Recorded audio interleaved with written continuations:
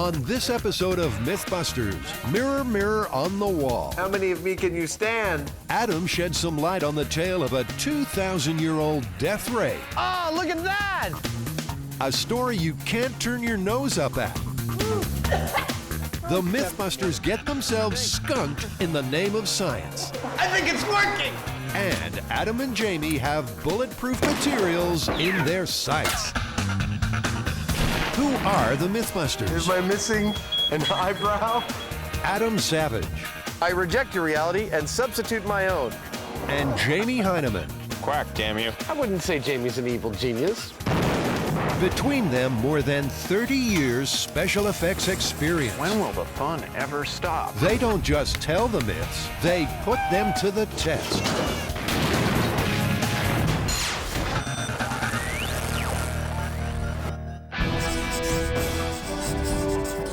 First up, a myth from the mists of antiquity. This time we have what I believe is the oldest myth that Mythbusters has tested. It comes from the 3rd century BC, right from the mind of the famous scientist Archimedes. And the idea is that Archimedes apparently utilized the sun's energy and mirrors to set fire to enemy ships during the Punic Wars. Making a solar-powered weapon? Sounds right up the Mythbusters' alley. Well, haven't people speculated that he got his warriors to use their shields to create the mirror? Absolutely, that's one of the main theories, and it is the very first theory that we're going to test, and that is ancient bronze shields. The plan: use sheets of bronze to focus the sun's rays on a Roman warship and see if they can set it on fire. Anyone spot the wrinkle in the plan? Roman warships, or triremes as they were known, no longer exist outside of Hollywood.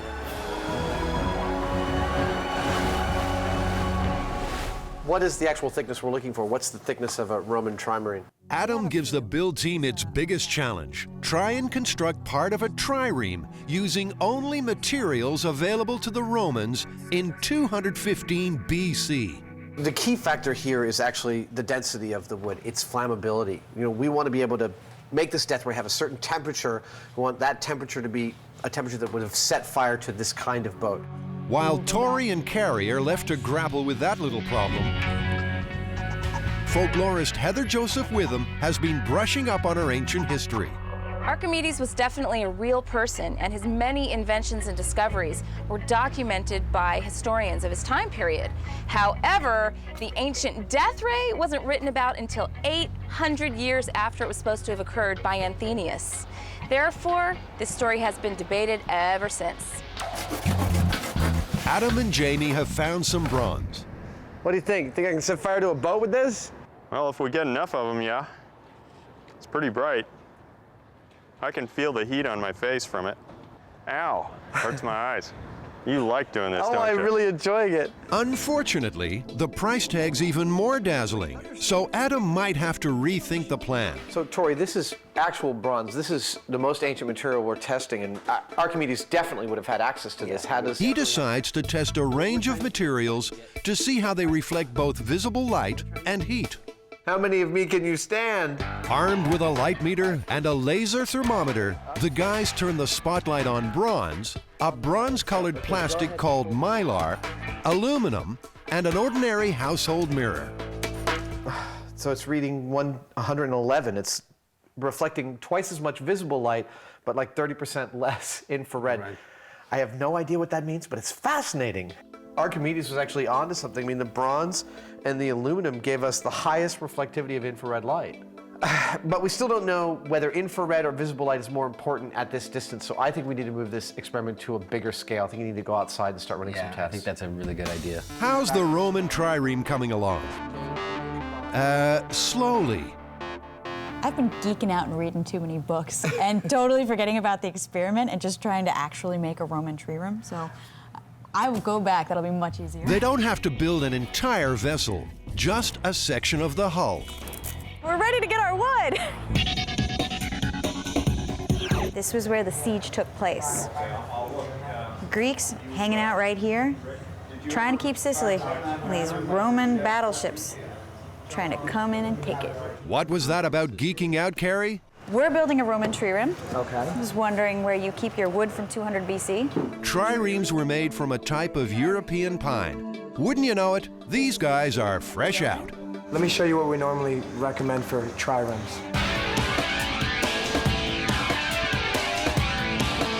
The nearest match is spruce. Not perfect, but short of going to Italy, it'll have to do. That doesn't seem too safe. Somewhat frightening. People didn't like driving behind me, I'll tell you that.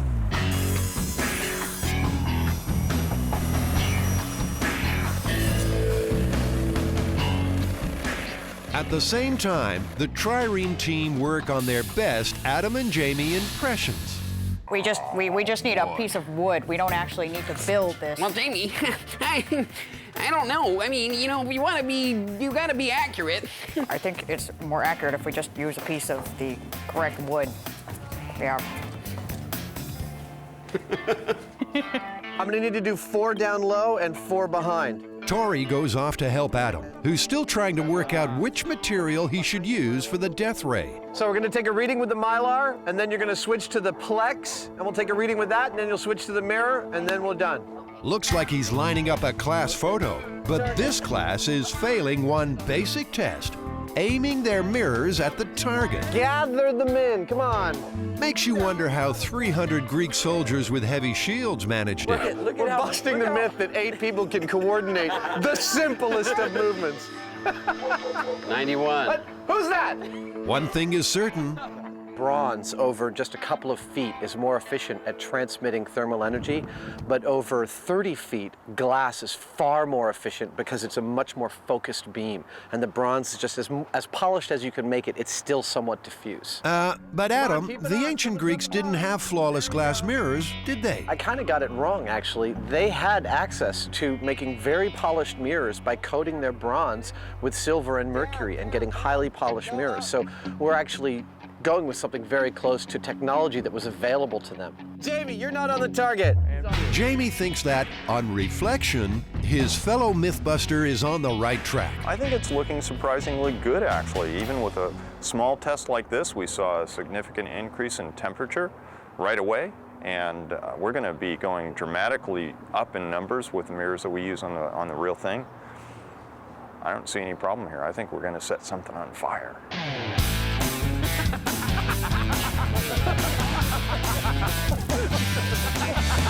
I'm looking forward to this because, you know, this is yet another common object, an everyday household object that's put to some kind of really destructive use, which is sort of fun somehow. Gotta worry about that guy. Good times. Later, we'll see if Adam can turn a bunch of mirrors into a death ray.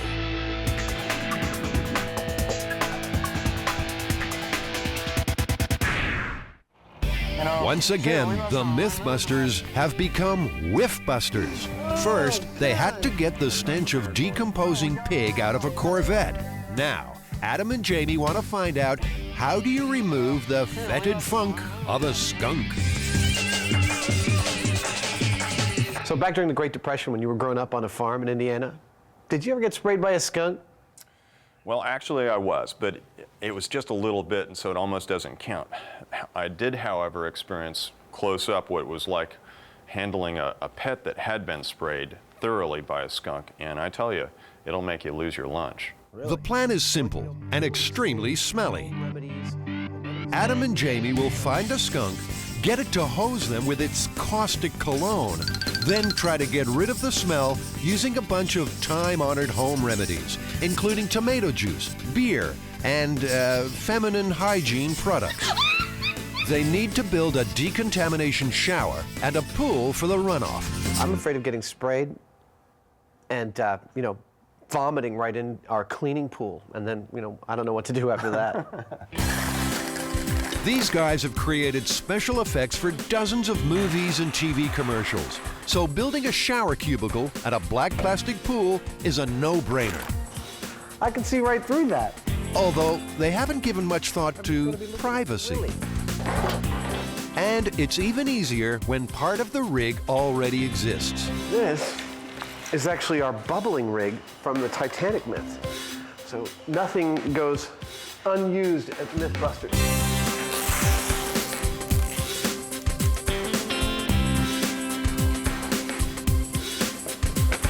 Look at that, pretty as a picture. Your very own decontamination chamber. So you want to hand me the hose over the top?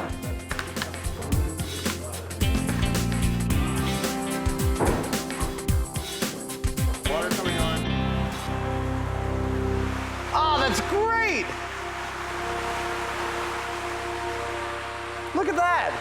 You gonna install one in your home? I don't need to, I just bring this one home. So we got a table full of home remedies for skunk smell right here. And some professional ones. Yeah, well, we got the tomato paste, we got your hydrogen peroxide, baking soda, vinegar mixture, we've got your feminine hygiene products, dish soap, beer. Are we drinking the beer or are we cleaning with it? Well, if we get clean with it, we'll have one later. It's one of those things I'm not looking forward to. Yeah, there's no excuse for getting out of this one, is there? It's like, it's not dangerous. Nope. As far as I'm aware, it's just unpleasant. In fact, that reminds me, we need a bucket in case, you know, my ham sandwich comes back The up. unpleasantness gets too much. Yeah, exactly. All right, I'm gonna get a bucket. Skunks, huh? I'm not looking forward to this. All we need is a skunk. Enter the guys from Critter Control. Jeff wrangles nuisance wildlife for a living, and skunks are high on the list. Amazingly, he has never been sprayed. But I mean, it's an occupational hazard, so you must know some of the many old wives' tales about how to get rid of the smell of a skunk. Well, yeah, there's one with the hydrogen peroxide and baking soda and liquid dish soap. That's probably pretty good for pets. Now, the most famous one that we've all heard all our lives is, of course, tomato juice. What, can you tell us about that? Well, if you like red dogs, you know. Until I'm wearing clothes that were bought by the production, I'm going to stand over here. That cage will stay somewhere dark and quiet while everyone prepares to do battle with the putrid smell. Does he look happy? The crew's taking no chances. It's wall-to-wall protective suits and nose plugs. Okay, I think I'm ready. Our stars, however, are going for a more relaxed, outdoorsy feel. You know, for some reason, I realize that we're going to get sprayed by a skunk somewhere in the very near future. But what I'm thinking about more is, wow, I'm just about to have like gallons of tomato sauce poured all over me. Is that appealing?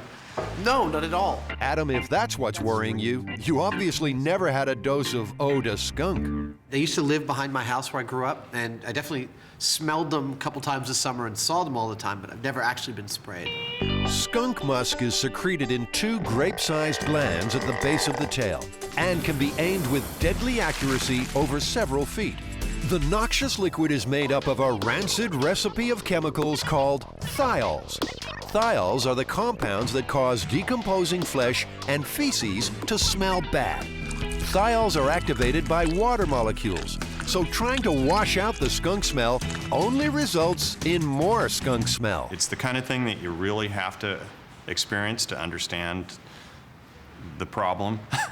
My vote is going to go for the home remedy of hydrogen peroxide, baking soda, and dish soap.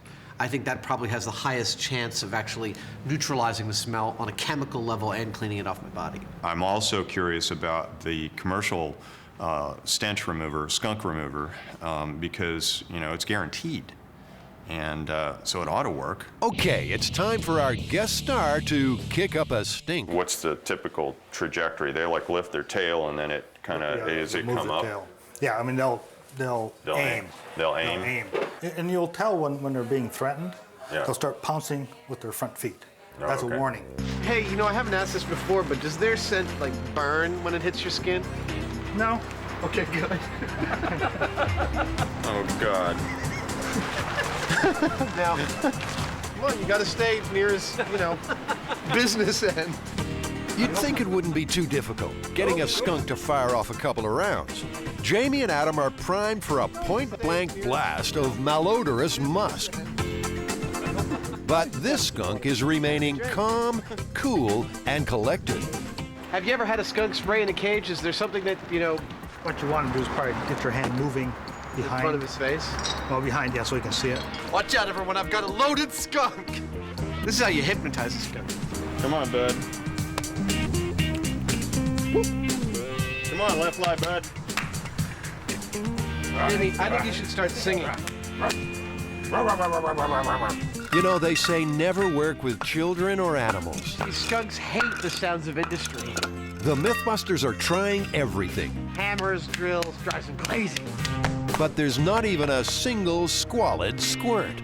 Do we have another skunk? We ended up with one of those friendly skunks.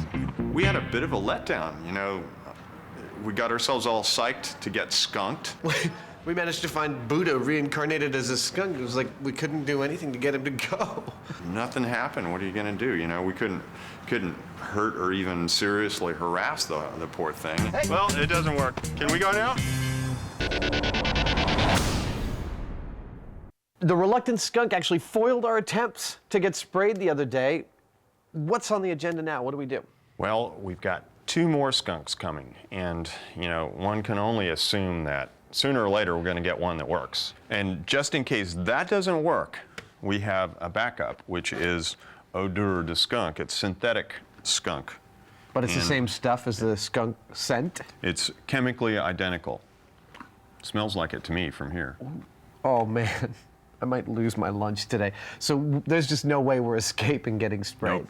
We're going to stink, no matter what. All in the name of science.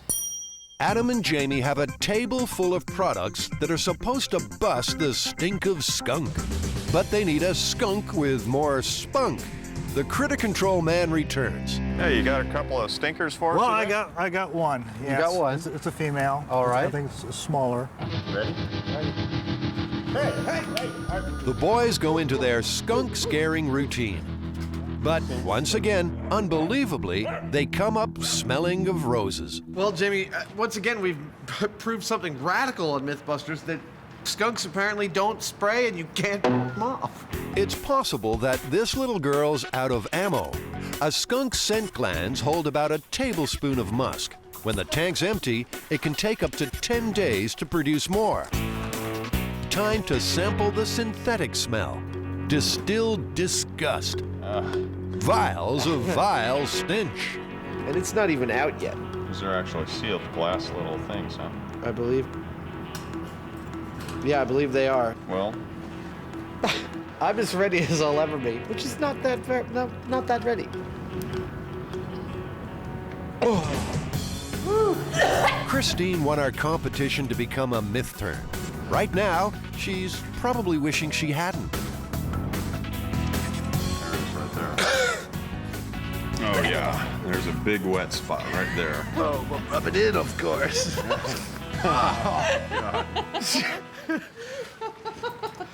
Man, that is the stuff. Maybe this might inspire our shy skunk to join in. What do you think, girl? Does it smell familiar, huh?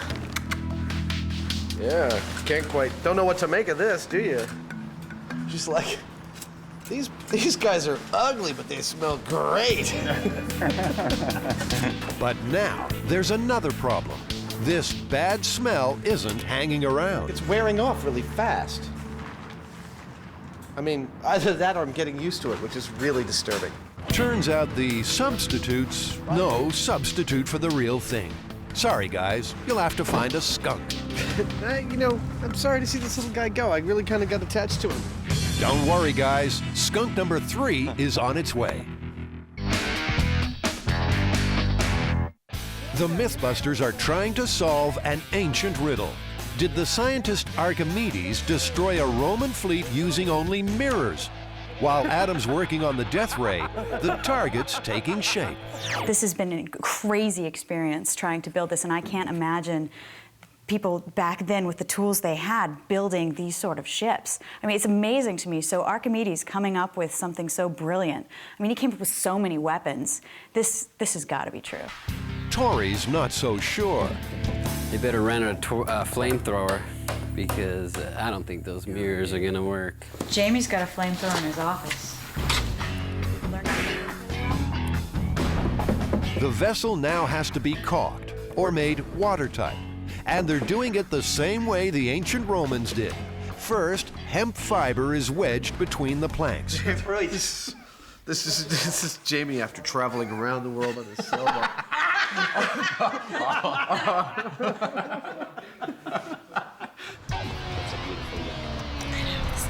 Freaks. Oh, I'm gonna be sick. I'm done with it. Then just add tar. And finally, you cover the raw wood with the beeswax to preserve it from the seawater. Hemp, tar, and wax. It's almost as if the Roman fleet chose the most flammable materials they could find. That's gonna be cool. And it's away, Rio, away, Rio. Now, it just so happens that Mythbusters safety officer, Jim Rockwell, is a bit of an old salt. He loves a sea shanty. Goodbye to Sally and goodbye to Sue, away, Rio. And if things go according to plan, he might have to learn a couple of verses of Smoke on the Water. There's not much on a boat that doesn't burn. In fact, fire is one of the biggest hazards at sea. And when you mix a light wood like pine or fir with wax and pitch and loosed up pieces of rope, unspun yarns of rope, it's just a tinderbox floating around. So the trireme section is shipshape. Adam's chosen the type of mirrors he wants for his death ray. Now he has to work out how many he'll need and how best to arrange them to harness the sun's boat-burning potential. All right, this right here represents a 1/12 scale model of the Archimedes death ray experiment we're going to actually do for real. Here's our miniature boat, and here's 13 Jamies focusing the sun's energy on a target. So we'll be able to aim all these guys up. So there are three methods that Archimedes could have used to actually focus sunlight and set fire to his enemies. The first and the simplest one is actually handing a mirror to every one of X number of soldiers on the shore. The problem with that is it takes a lot of soldiers to get a focused beam, to get something strong enough, and as we saw in our test with even 8 people, it's really hard to coordinate even that small number to focus their mirrors all at the same point. Gather them in, come on, hold it there, come on people, what's going on here? Focus! Attention deficit disorder. The second method is to have all the soldiers who are holding these mirrors actually point their mirrors at a secondary mirror, which then focuses on the source. The problem with this is, unless that mirror is curved, it sends out a scattering of beams, and you can see that up on the wall up here. There. You can see that it's not a focused beam, it's an array just like these guys. So that method's pretty much out. Adam builds a miniature rig. Did you know that Archimedes built the first disco ball? And the result is quite illuminating. The third approach, and the one we think that Archimedes was probably most likely to have stumbled upon, is holding all of the mirrors inside a common structure with a common focal point. Although this arrangement, which is called a Fresnel arrangement, wasn't invented for another 1,000 years, its concept would have been very clear to Archimedes. And that is that as each mirror gets farther away from center, its angle is increased, so it's still aiming at a common point. And in this way, you're actually able to get all of these mirrors, 61 of them, focused at one spot, and we're looking actually to make a whole bunch more mirrors than this. So I think this is the most likely arrangement we're going to go with. They tap solar power in a similar way.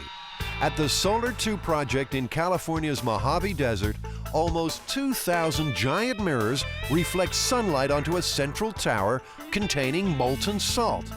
The superheated salt is then used to boil water, and the steam powers a generator. The result? Enough electricity to power 10,000 homes. Now, Adam knows the sun produces 100 watts of energy per square foot, so 300 mirrors should produce 30 kilowatts per square foot, and that's hot, about 600 degrees. How many mirrors have we got so far? Oh, about 250. Those mirrors will be screwed to a frame measuring more than 400 square feet.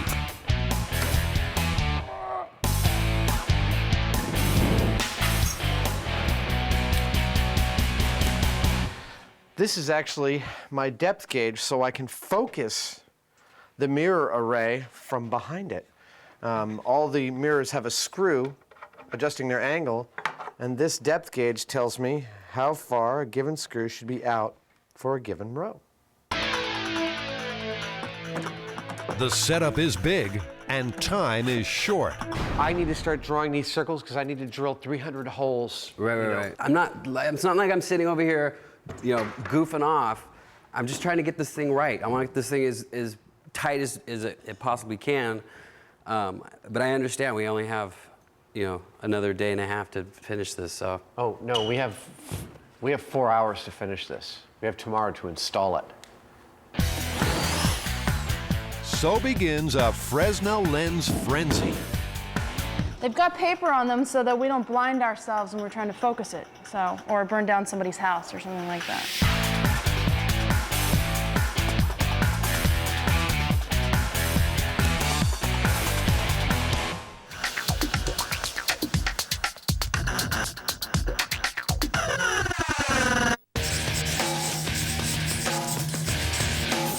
Adam, this looks like a small one, but a fun one. Oh, lots of fun. There's tons of myths out there about what is bulletproof and what isn't, and we're going to set out to test as many of them as we can. What do we got? We got playing cards. Books. Zippo lighters. It's off to the Chabot Gun Club to test this myth. The setup is simple. In place of a human body, one slab of ballistics gel, and a selection of mythical bullet-stopping items. Target number 1, a book, hardcover naturally. And the weapon of choice, a .22 caliber rifle. Dead center. Well, pull it out. Let's see if it went through. It did not. It did not.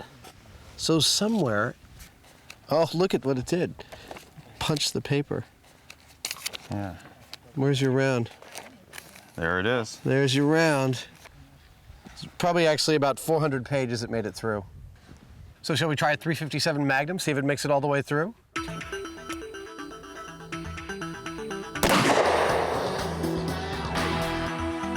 I even hit it? Over the top. Over the top. Well, that's pretty lame. Another round. This test reveals Adam would struggle to hit the side of a barn from the inside. Oh, I think it's your turn, sir. I can't seem to hit that damn thing. Okay.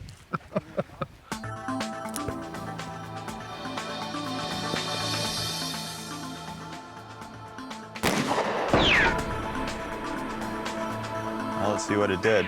All right. Oh, went all the way through. Okay, right. so a book won't stop at .357 Magnum, but I've never considered a book to be really body armor anyway. Our next target, a deck of cards.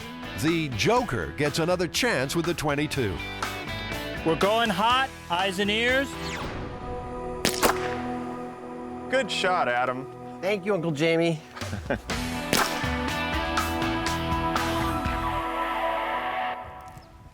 And it went through it. It did. It went all the way through it. But not through the ballistics gel. You can see it. Yeah, no, it made it about 6 inches into the ballistics gel. Still, if you had one of these in your pocket, it wouldn't do you any good at all. I think it's time to try the Zippo. Okay. Are you ready, Ace? Yeah. All right, let's do it.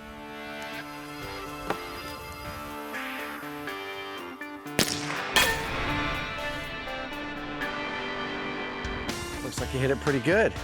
Books, cards, lighters. None will stop a bullet.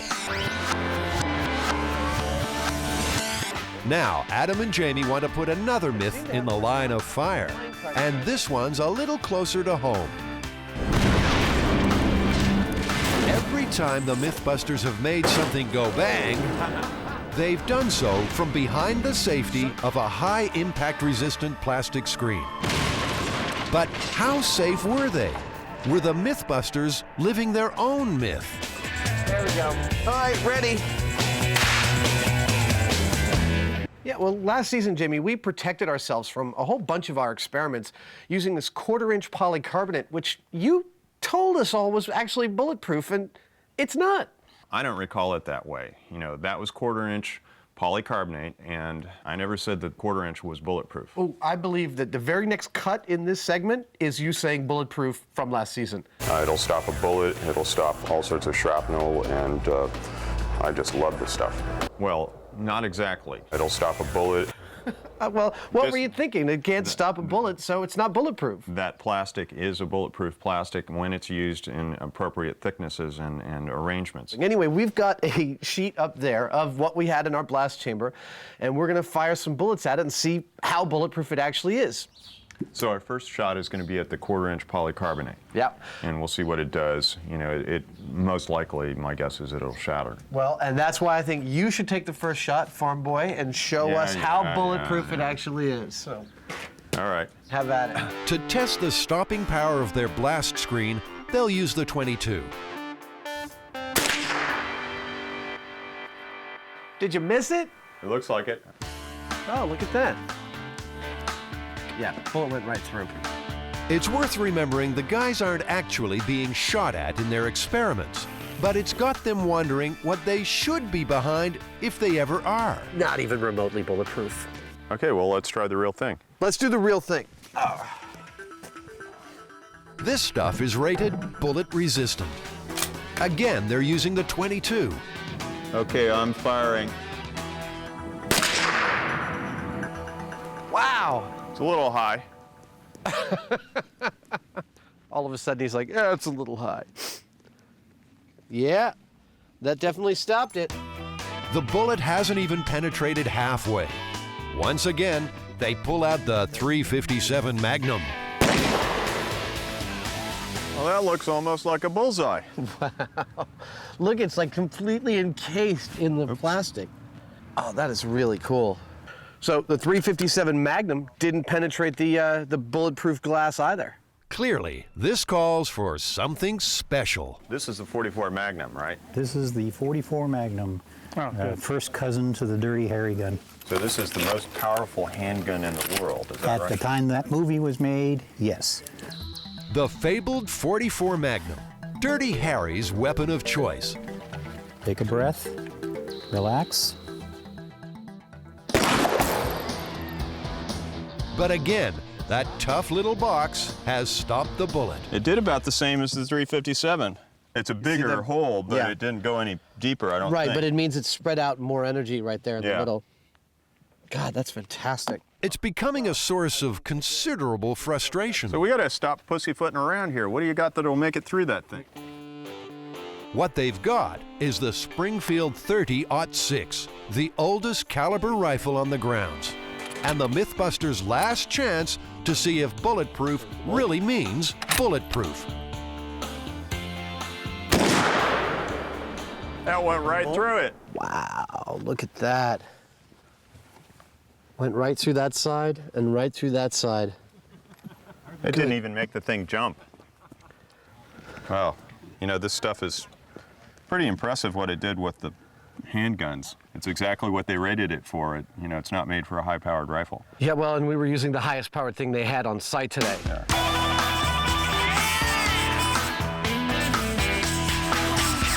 Well, we lined them up, we knocked them down, and we fired some big guns. What turned out to be bulletproof or not? Were playing cards bulletproof? Nope. Were books or Bibles? No. A Zippo lighter? No. And last year's blast chamber? No. So polycarbonate itself is not inherently bulletproof. It has to be laminated in a whole bunch of sheets, specially, and be really thick, right? Well, polycarbonate itself is not used as a bulletproof plastic. It's got to be laminated and specially put together as a bulletproof product, and it's actually just bullet resistant. So it depends on the circumstances whether it's going to resist the right bullet at the right time. Right. And all these other household objects and things that are supposed to stop bullets and famous stories about them stopping bullets, wrong, wrong, wrongity wrong. Rollity wrong? Wrongity wrong. You said rollity wrong. I did not. The challenge sounded simple. Get sprayed by a skunk and test a batch of home remedies for removing the smell. Trouble is, the Mythbusters just can't get sprayed. What we want is a little bit of this. This skunk's from a different supplier. Do you have some advice about the best way to bounce off a skunk?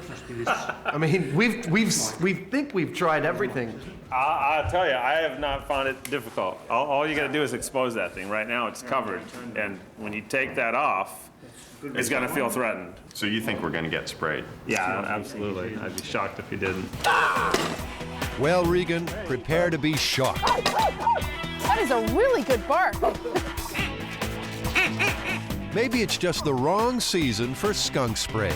I've never seen it happen this It's way. incredible. I Yeah, mean, it this is third time. There's only one option left. Let the skunk out of its cage and see if it will spray when cornered in a confined space. Thanks for putting it in the women's bathroom. Hey, oh my God, it's a guy, look out! Woo! Oh, loosen him up.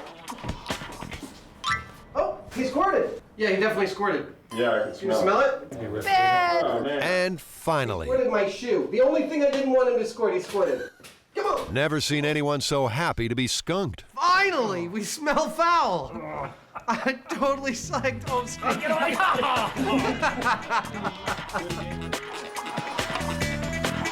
At last, a chance to test our skunk smell remedies. Remedy number 1, an old-time favorite, tomato juice. Jamie, marinade. Wow, this is like performance art. Now, not only do they stink, they're pink.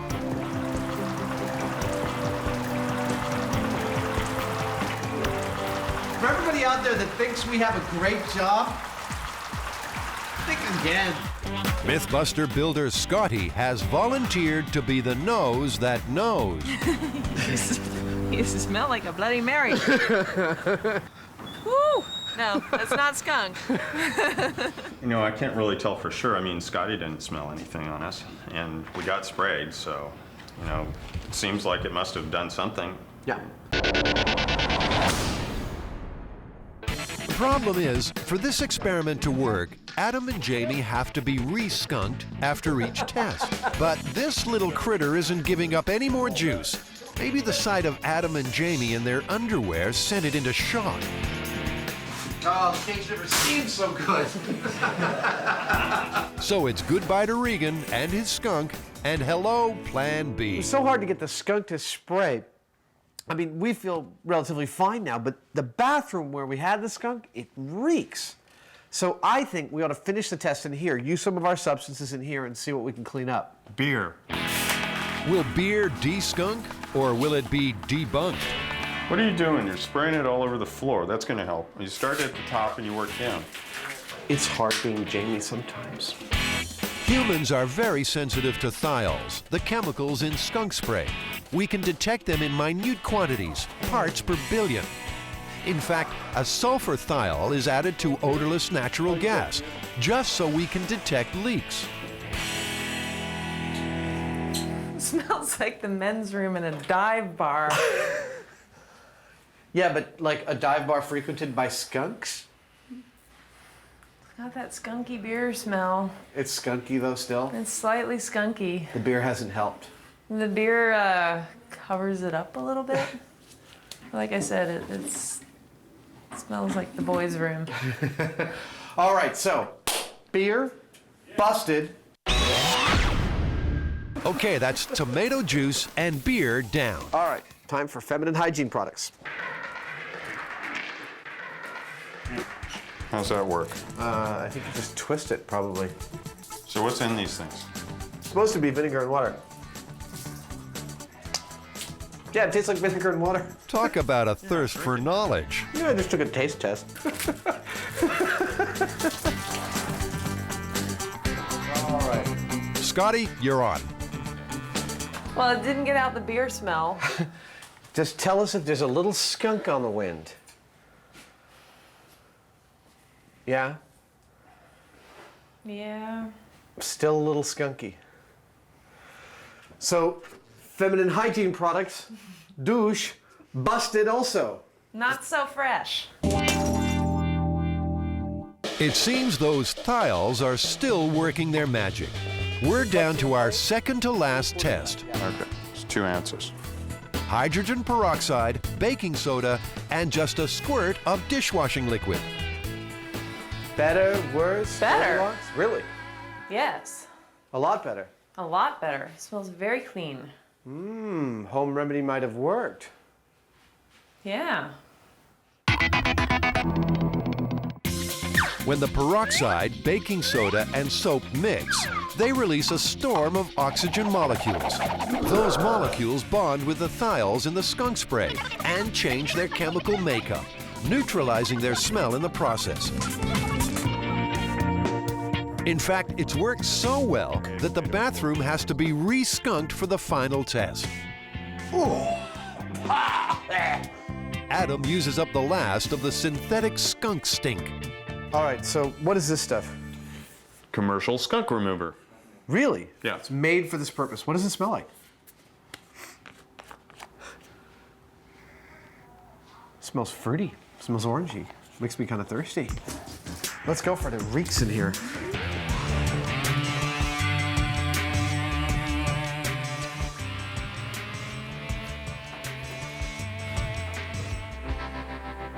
It's pretty good.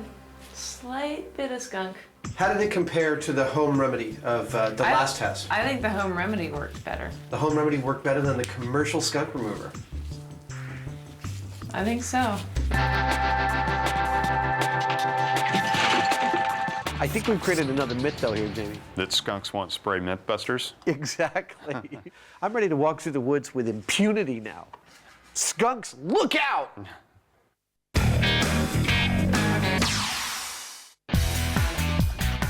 Turn your wheels this way. I want it angled slightly. It's D-Day for the Death Ray. Luckily, it's not overcast. Dude, you think it's gonna work? Oh, absolutely not. All right, let's get it floated.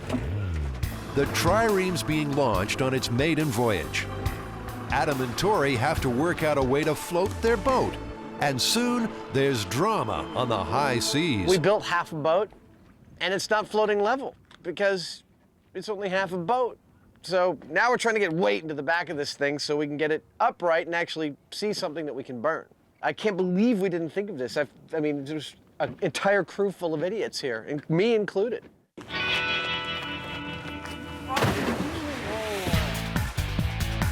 At the same time, Adam's Death Ray has arrived in sections, ready for assembly. These screws that I'm putting in are actually the aiming screws for all 300 of our mirrors. And once we get them in, we have a formula for what their position is, in or out, depending on the row and their position on the mirror. And then we'll get some fire.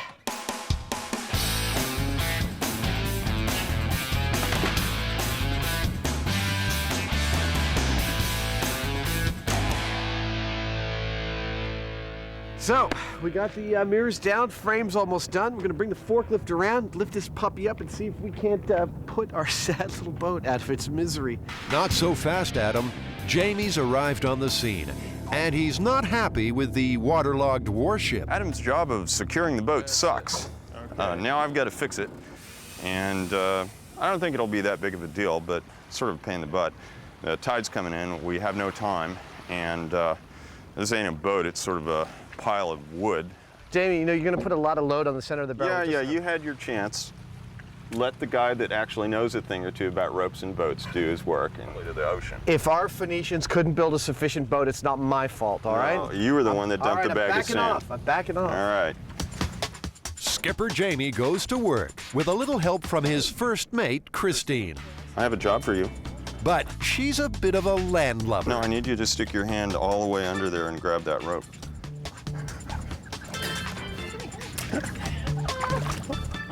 Wait. Oh!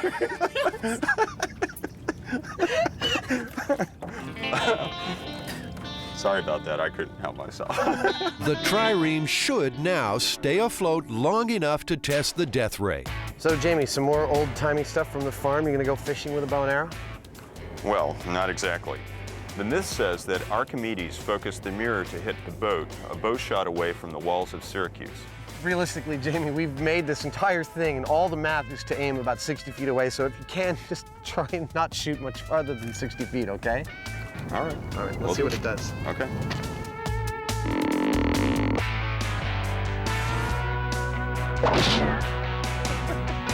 Gone. 60 feet is the hot zone, the point at which the 300 reflected rays will converge. 60 feet, right there. The mirror rig is exactly the kind of thing that Adam's good at. He really flew through this. It's a big, hard to build thing that he did in just like practically no time at all. I think it's actually quite brilliant. Despite that, he doesn't think it'll work. It's just so hard to imagine that something of this scale would actually set something on fire from 60 feet away. I just don't know. I'm actually really excited to see whether this works or not, but my guess is that it won't. The trickiest part of this challenge is raising the rig. The worst case scenario here is that the whole thing is just going to collapse somewhere in the middle of us trying to lift it. And if that happens, it's going to be like Humpty Dumpty, all the king's men can't put it back together again. Stop! We got it, Jamie! Oh, look at that! I can't help noticing that it's not on fire. 300 mirrors, it should be on fire. That's a pretty bright light you got going there, buddy. The Romans wouldn't know what hit them. Oh, bright light. Sail away. Jamie dons a fire suit. There he goes.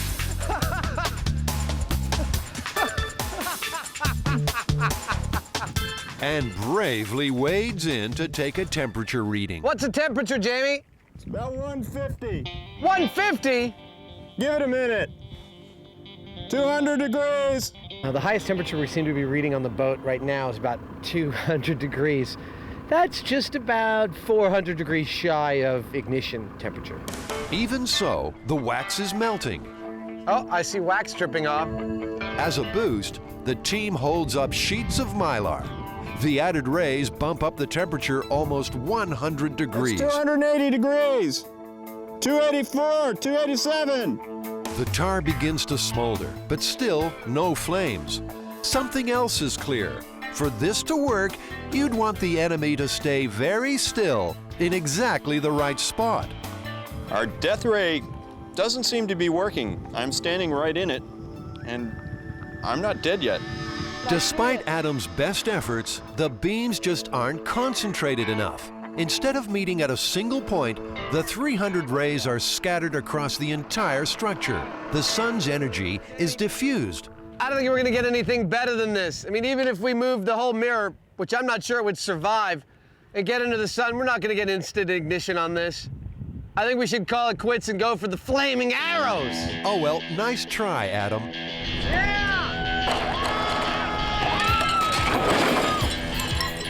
Now, that's about 2,000 years bad luck right there.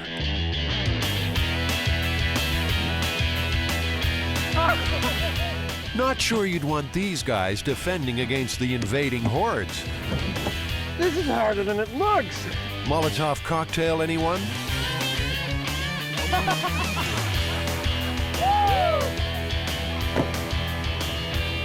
The waterlogged trireme just won't burn. Not even gasoline can provide that elusive spark.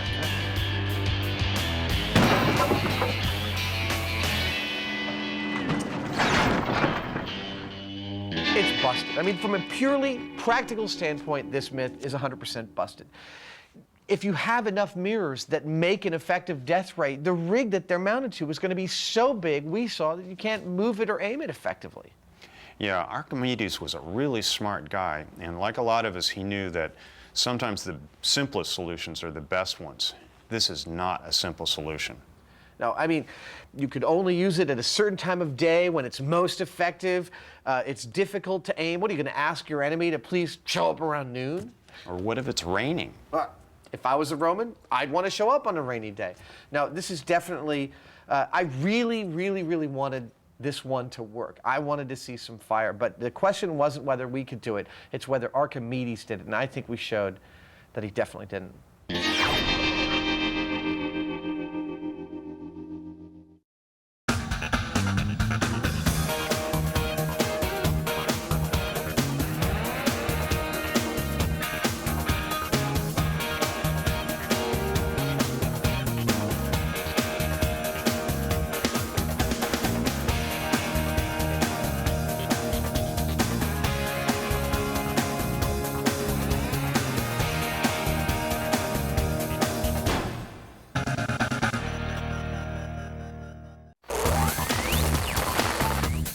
On this episode of Mythbusters, anyone for table tennis? Adam and Jamie plunge to new depths when they try to salvage a sunken sailboat in the silliest of fashions. Just how many ping pong balls would it take to float your boat? And how many balloons before you lose your kid at the carnival? I think my arm is about to be ripped out of its socket. Welcome to the Floatathon. Who are the Mythbusters? Am I missing an eyebrow? Adam Savage. I reject your reality and substitute my own. And Jamie Heineman. Quack, damn you. I wouldn't say Jamie's an evil genius. Between them, more than 30 years special effects experience. When will the fun ever stop? They don't just tell the myths, they put them to the test.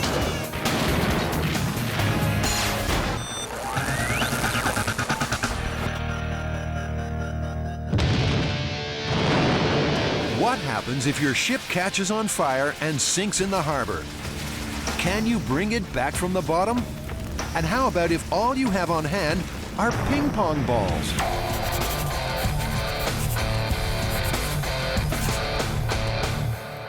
Well, Jamie, your years as a captain of a ship down in the Caribbean is going to serve you well for this myth, ping pong ball salvage. Yeah, it actually seems pretty familiar to me because in those days I formed a salvage company and we actually raised a sunken sailboat using garbage bags just by filling one bag up at a time. And this is actually pretty similar, except we're going to be using thousands and thousands of ping pong balls to do it. These, to raise a ship. Yeah. Off the bottom of the ocean. That's the myth. Salvage companies use large flotation bags, which are usually filled with air while on the ocean floor. A slightly different technique was used to raise a piece of Titanic's hull in 1998. The big piece weighed in at 20 tons and took 5 giant bags to lift, each filled with 6,000 gallons of lightweight propane. But in the 1940s, Donald Duck and his nephews had the comical idea of using ping pong balls for underwater salvage. Now, the Duck has made its way into the Mythbusters Hall of Fame. You know, one of the first questions that comes to my mind, Jamie, is how much buoyancy does a ping pong ball have? And actually, how much space a whole bunch of ping pong balls occupies. Huh. What he's trying to say is they need to know some numbers before they can even consider this wacky myth. Like precisely how many ping pong balls will lift how much weight in water. I'm going to zero out my digital scale. Then I'm going to fill this top cup with exactly 1 pound of buckshot and then see how many ping pong balls it takes to negate that 1 pound of buckshot. If it takes too many balls, this myth may have to remain in the realm of fantasy. Jamie's skeptical about Adam's rig. Are we going to get like a 30-foot long tong for the real thing? It takes a fair amount of force to push it down there. The math says 15 balls. So what's the problem? You don't believe the math? Well, we never believe the math on Mythbusters. Oh. That's great, Adam. I'll see you later. Let me know when you get that all worked out. Luckily, Adam is less fragile than his rig. He resets the experiment and tries again. When the cup containing the ping pong balls floats upwards, he has his answer. That actually confirms my math. I think that was exactly 15 balls to eliminate a pound of weight. Here comes that sinking feeling. That's a lot of balls for a lot of pounds. Experiment number 2 is designed to find out just how many ping pong balls will fit into a confined space. Adam adopts a questionable scientific method. Please, whatever you do, don't try this at home. So, 2, 4. Returning to his senses, he uses the fish tank to find out how efficiently ping pong balls pack together. So I've got just about 300 balls in here. My space is... Adam crunches the numbers, and they don't look pretty. 51%. 51% packing efficiency. That's crappy. What that means is that there's all this space between the balls where they can't go right up next to each other because of the fact that spheres are not very good at like stacking up against each other. So far, so bad. Is this myth sunk before it's even begun? While Adam and Jamie are getting bogged down, the build team are going up, up, and away. I love blowing these balloons up. It's fun. Hey, you can get a job at the carnival. I have too many teeth. Yeah, you do. Scotty, Tori, and Carrie may look like they're having fun, but this is what they call work. And That's the way this is gonna go today. They're testing a myth that has launched 1,000 Hollywood fairground gags. Mr. Bean demonstrates the classic routine. Kid begins to cry. Parent caves in. Kid gets handed a bunch of balloons. Distracted parent looks away. Kid drifts off into the wild blue yonder. But have you ever wondered, if you really did want to float little Elmer off into the next county, how many party balloons it would take? The Mythbusters build team is about to find out. They'll need a willing kid and a whole bunch of balloons. But will that bunch be implausibly large? First up, they find out how much weight 10 balloons of the standard 11-inch party variety can lift. Here's 10 balloons. there's 10 there, okay. The balloons lift 100 grams of easy-to-attach paper clips. And converting from metric, it should take 46 balloons to lift 1 pound. Let's try to get a really skinny kid. Yeah. There you go. How about a cute one? Well, it looks like 3 balloons won't fly you away. Don't follow his example, but the Mythbusters sound man has volunteered the flying services of his intrepid daughter, Maddie. Grab a scale. I got a kid. Let's see how heavy you are. About 44 pounds. Yeah. Maddie, you want to fly away in balloons? Up in the air? Yeah. Are you Yeah. afraid of heights? Nah. Good. That's gonna be you. Maddie may well scream. She's going to be holding on to the biggest bunch of balloons she's ever likely to see. Oh my God, we're coming up with 2,070 balloons. And we know we're probably gonna pop about 1,000 of them. Yeah, so we're gonna need to get a lot of balloons. Somewhere out there is an unsuspecting party store owner, and the Mythbusters builders are about to make his day. All right, let's go shopping. All right, let's go.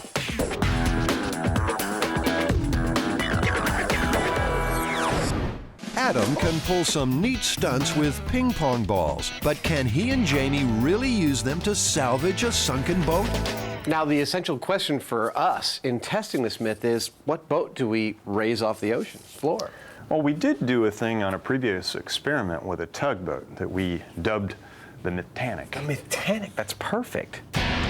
Previously on Mythbusters, the guys set out to scuttle the Mythtanic, and with it, the myth that a sinking ship will suck you under.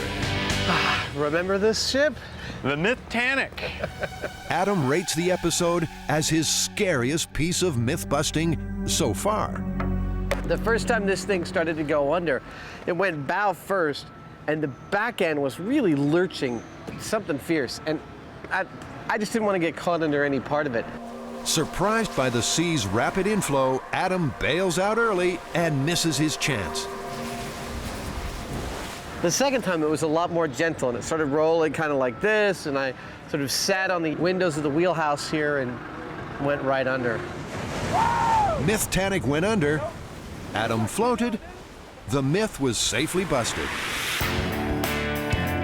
Now, the guys plan to sink Mythtanic again to see if they can bring her back to the surface using only ping pong balls. It all depends on how much Mythtanic weighs. Now, do you remember anything about how much it actually weighed? I don't have a clue, you know. We'll have to get a crane out here because I think they typically come with scales on them, and we can find out pretty quick. They know that 15 ping pong balls offset 1 pound of weight underwater. Mythtanic won't be sunk until the guys figure out how many balls they'll need to get her back. Minus the rigging, which is 3,300 pounds roughly, I came up with just under 28,000 pounds.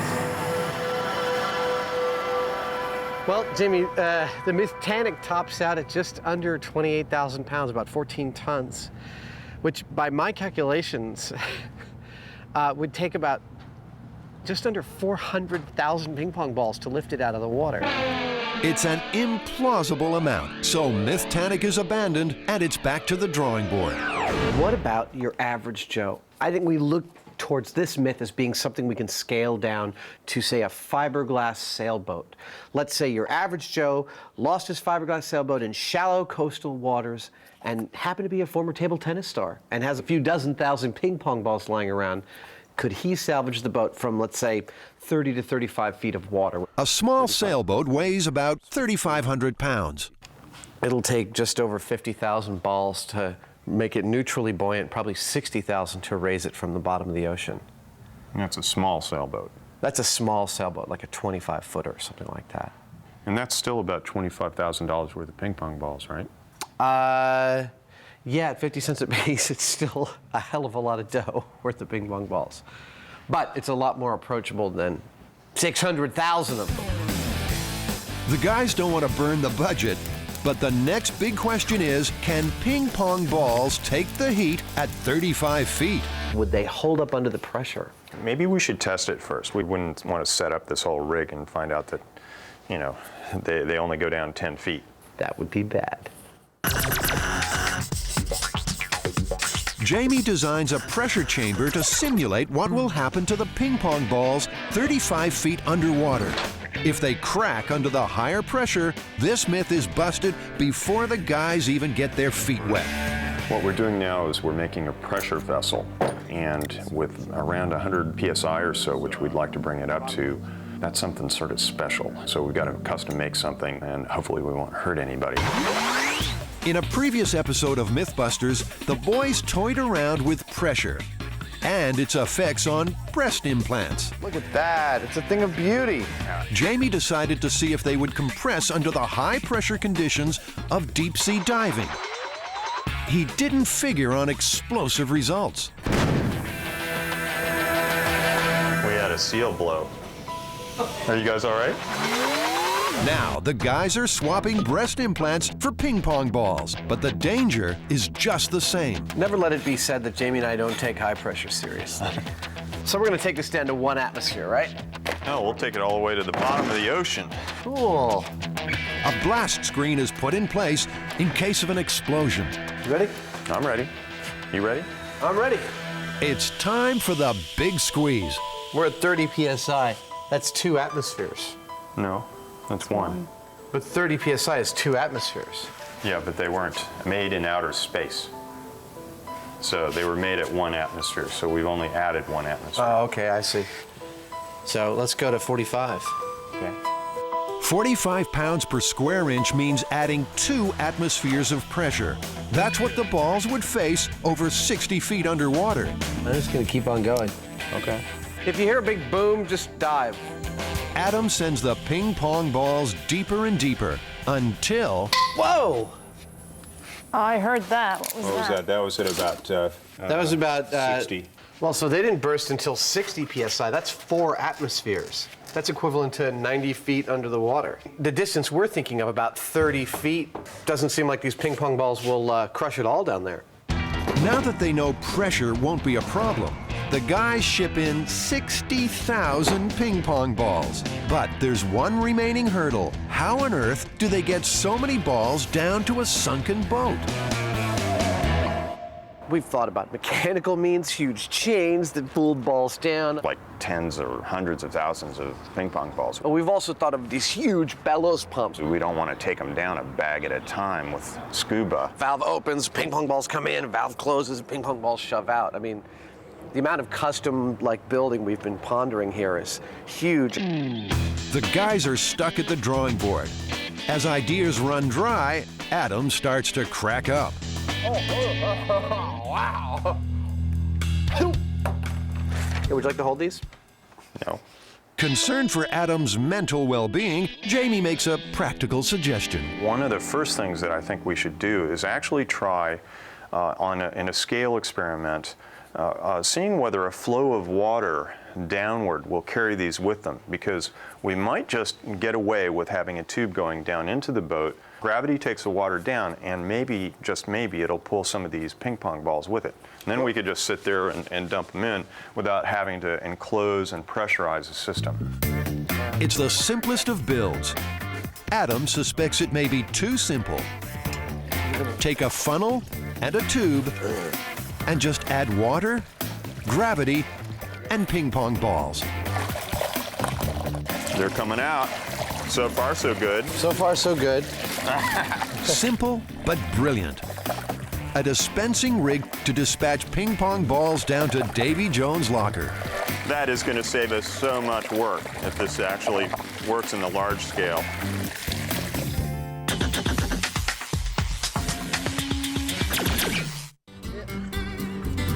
The Mythbusters are no strangers to unpowered flight. I'm very excited about this. We're starting to lift. In testing the myth of the lawn chair balloonist, Adam took to the air and took his life in his hands. I have to let you go. I'd rather just stay under 100 feet. Thank you, over. So they know you can fly beneath weather balloons if you have enough. There we go! Ah! Wow, look at this. But could a bunch of party balloons really carry a kid away from a carnival? The Mythbusters builders are on the case. At SF Party, they need at least 2,000 balloons, a stack of helium, and a speed lesson in tying. Okay, so you bring 2 balloons, about the same size, okay, and you tie them into each other. If Feliciano had $1 for every balloon he's tied, well, he wouldn't be tying balloons anymore. Do you got that? Yeah. Yeah, sure. Feliciano reveals the secret of making really big bunches of balloons. You've got to have columns, lots and lots of columns. All right, so Now I go like that. Great. You know, I don't usually admit this in public, but I used to be a face painting clown. Oh, you know how to tie little Balloon animals? Maybe.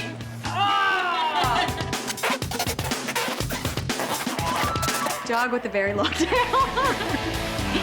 Beep, beep, beep. Hi. Bye-bye. Don't have too much fun in here. We'll try. I think he just saved us a ton of time. Originally, I had imagined that we were going to tie all these balloons to single strings, each balloon having a string going down to a point. But now what we're going to do is we're going to build columns. We're going to make columns of balloons, 250, and then we'll tie those together down to the kid. So it's going to save us a lot of time. Time could really burst their bubble on this experiment. How long does it take to inflate 2,000 balloons? Can you even do it in a day? Time for a time trial. Get set, go. 25 balloons, 3 sets of hands. This is easy. The clock is ticking and the team is pumped. Come on, Scotty! 2 minutes, 20 seconds. For 25 balloons. Okay. 2 minutes, 20 seconds. That was tough. 2 minutes. So, say 2,500 balloons means how long? I mean, we got 25. So that's 25. 2,500 times 2. That's 1,000 times 2.2. Wait, no, wait. Okay. I can't listen to you guys right now. 2. I got 2 women. I'm distracted. I mean, No. Eventually, they called a rocket scientist, and she came up with just under 4 hours. God, I used to be a teacher, and the kids are gonna be like, oh my God, she can't even do math anymore. I ain't never been one for book learning. Math will soon be the least of their worries. 4 hours is the absolute minimum inflation time. And they've only got 1 day to pull this off. It's really not going to be that bad. famous last words. Yes. Where better to test the fairground balloon myth than an abandoned aircraft hangar? All right, we don't have much time, guys. We've got our balloons, we got our helium tanks, and we don't have much time. We have to blow up 2,000 balloons and get a 4-year-old off the ground by the end of today. Fearless stunt kid Maddie is bubbling over with excitement. Yay! Bubbles! We have bubbles. We're in luck. 2,000 balloons should send Maddie on her maiden flight. So we were wondering, if a kid were to get carried away by balloons, where would they end up? So we've attached little notes to our balloons to see how far they go. If somebody gets them, they'll call us. Ready, Maddie? Let it go. Whee! If the power of wishful thinking counts for anything, there'll be news of those balloons again someday. The team makes like they're getting ready for the world's biggest carnival. Oh, look! You've got big, fumbly man hands. This balloon business is child's play. Whoa! Oh my God.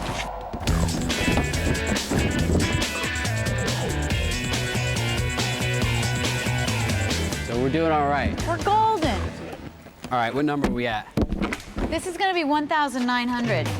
They're ahead of schedule, and with a little luck, ahead of the game in terms of lift. Time for a reality check. What do you got down there, Carrie? Oh, God.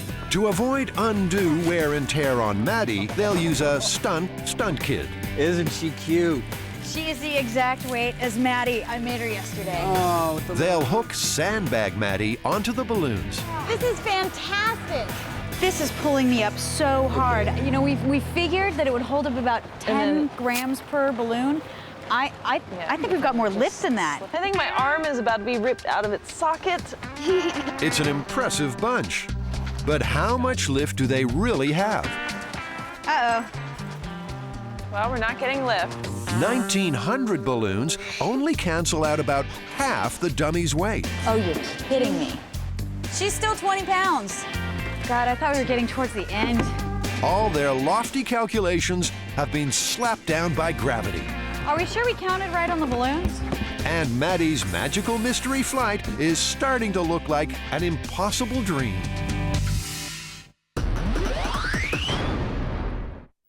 Jamie's dispensing rig is a neat way of shipping ping pong balls down to a sunken boat, as long as it's at the bottom of a bucket.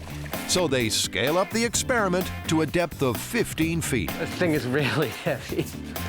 Jeez. We're about to stand up a like 15, 16 foot tall piece of PVC pipe here.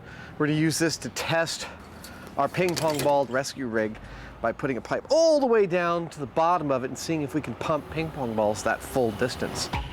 That's about half the depth they'll be working in when they try to raise the sunken boat for real. Okay, I'm gonna move the bottom over. Okay, good. Nicely done. The white PVC pipe is filled with water to create a 15-foot slice of ocean. Adam inserts a funnel into the hose, fires up a water pump, and pours in the ping pong balls, which travel to the ocean bottom before dutifully bobbing to the surface. That's what I like to see. I'd say that's a working thing, right? Yeah, that works. Okay, cut it. Well, let's wrap this up and figure out how to make one really big. Okay. The experiment has allayed some of Adam's doubts. He still can't find fault with Jamie's rig. I actually said it was a very successful test. We had about 8 feet of hose above a 15-foot reservoir, and we got ping pong balls coming up from underneath. Although the experiment works, Adam wants to double the depth, just to be sure. Jamie's seen enough. If you pour the water into the tube, it's going to go out the bottom. That's what it is. I mean, if you want to go without caution and put all our eggs in a single basket, we can, but I'm just advocating caution because I'm not sure. I'm happy to do a myth where we go out and have no caution and pick it up and have you eat it. You and big not baby, be upset about stop it. whining. He's such a pain in the ass about it. I mean, you're always whining about something. You're going to waste time on all sorts of crap. Off. A prediction. Adam's going to have to vent that anger. There you go. The pressure of this myth is starting to show. So, I guess I got to pull this rig down myself. I'm up here just letting off some steam right now. Adam needs a cookie. There are times during the day when, things just get all out of hand because Adam needs a little sugar in the system and he gets all cranky over nothing. I'm just livid. I'm exhausted of advocating caution. I'm not the uncautious one. I'm just thinking of all the what ifs. Why waste the time over this crap? if you don't think of all the what ifs, then you get boned out there. This is simple. We're running a hose down into the boat and pouring ping pong balls down it. That's probably not going to matter. That's probably not going to matter. And that's probably not going to matter. We just tested it. It works. And stop whining. Go have a cookie. It's a knockout. After a cookie cure, Adam's ready for more. His next opponent, a giant plastic funnel. Round 1. Round 2. Round 3. What? This funnel's got some fancy moves. Adam's on the ropes. Then, out of nowhere, a pile driver. Adam nails it, and he's back to normal. What's that you say, Sonny? I can't quite hear you. He applies the finishing touches to his high-tech funnel and completes a neat about-face in his opinion of Jamie's rig. I'm really actually pleased with this mechanism. This is a classic Jamie ultimate simplicity. No pumps, no mechanical operations to get the ping pong balls down. All we need is water coming up and over. My big funnel is connected to the hose that will go down and hopefully deliver the ping pong balls to our sunken ship, the Jalapeno. The Mythbusters are at Monterey Bay Marina to select a sailboat to sink and then salvage using ping pong balls. Thanks to the generosity of the harbor master, they find themselves the proud owners of the Jalapeno. Scott, what's been happening on this boat? Well, this boat has been neglected for several years, and it was invaded by sea lions last year during the kind of a 10-year cycle that we have with sea lion infestation here in the harbor. Over 1,000 sea lions decided to take their summer vacation at Monterey Bay, causing havoc at the marina. The invasion sank several boats, but one proved unsinkable, the Jalapeno. This one had at least 30 or 40 different animals. So somebody or something has already tried to sink this boat, is what you're telling me. Tried, and they but failed. Yeah, wow. Well, it sounds perfect. Scott, this is the perfect boat for us. I think we'll take it. Okay. Thank you. All right. Congratulations. Thanks. Good luck. Oh, man. What a piece of crap. What do you mean? This is a great boat. I think it's perfect. Oh, we just have to figure out where to drill the right holes. The Jalapeno makes the perfect boat for the ping pong salvage myth. Number 1, it's dirt cheap. Number 2, it's a piece of crap, so no one will mind us sinking it. Number 3, it's fiberglass and has actually a whole bunch of compartments which we can fill each with ping pong balls and then seal off and move on to the next. That's more ideal than we could have hoped for. A little rotten wood here and there, and a lot of chipped and peeling paint. Otherwise, I think it'll serve our purpose nicely. We have to clean it really well before we sink it in a protected wildlife sanctuary of Monterey Bay. Shall we start to try and clean this puppy?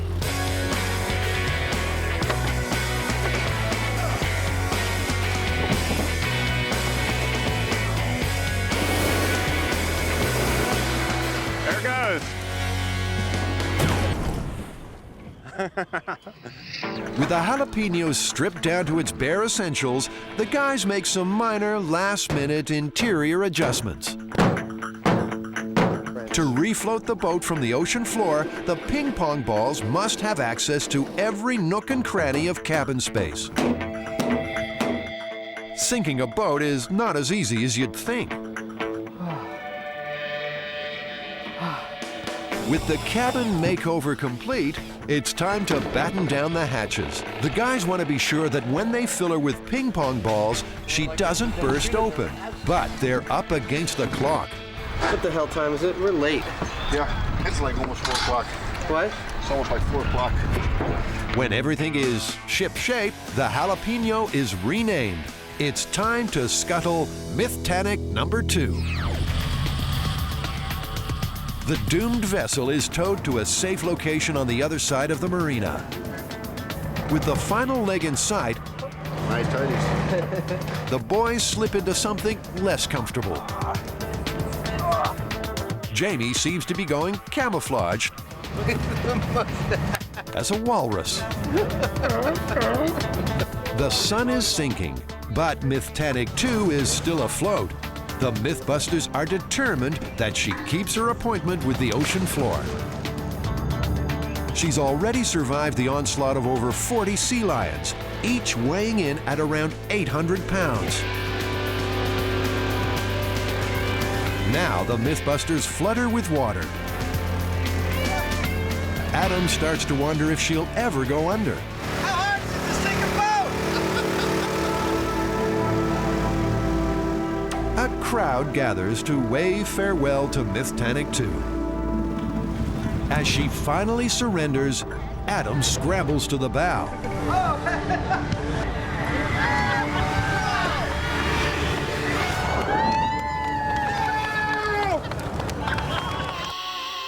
As Mythtanic 2 descends towards the ocean floor, up above, the guys are in Mythbusters heaven.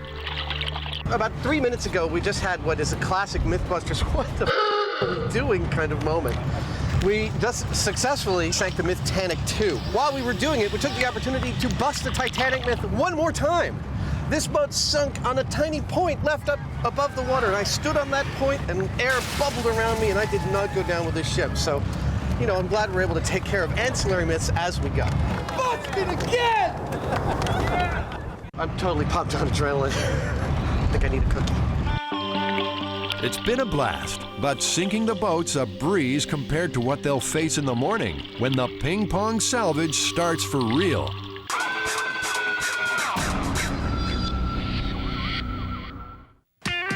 There's a little bit of lift, but not enough.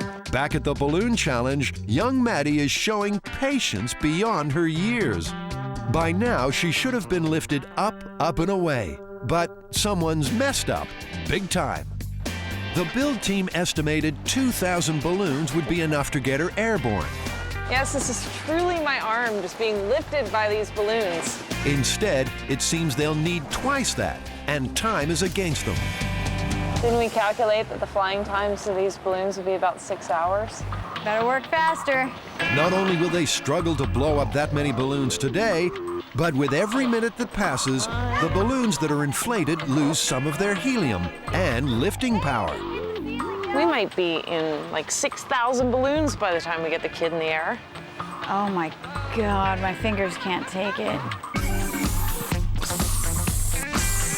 Suddenly, everything is going wrong. Balloons are popping.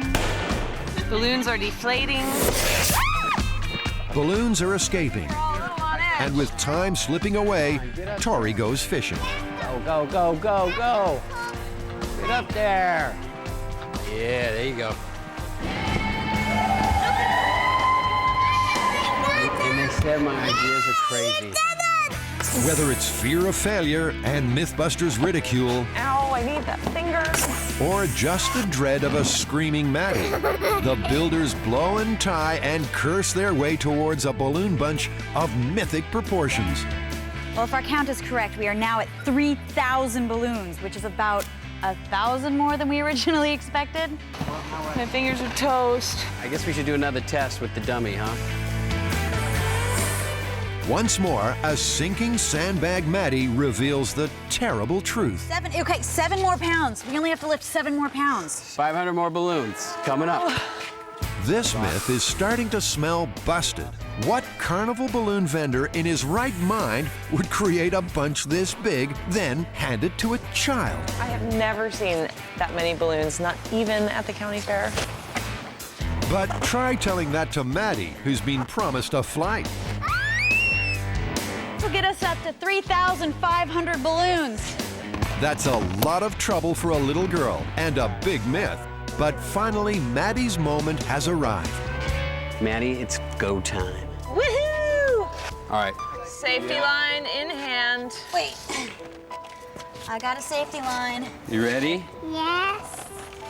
Look at that! Oh my gosh!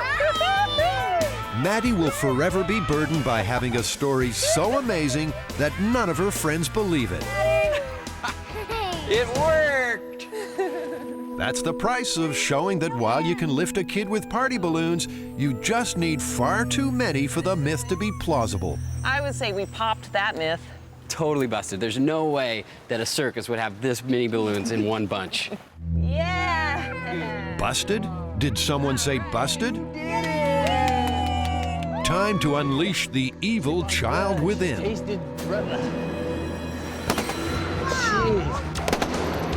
Sure, Freddie and Jason look scary, but for real bang for her buck, Scotty's flashing back to her street performing days. Oh, the humanity. Scotty, I think your method might be the most effective.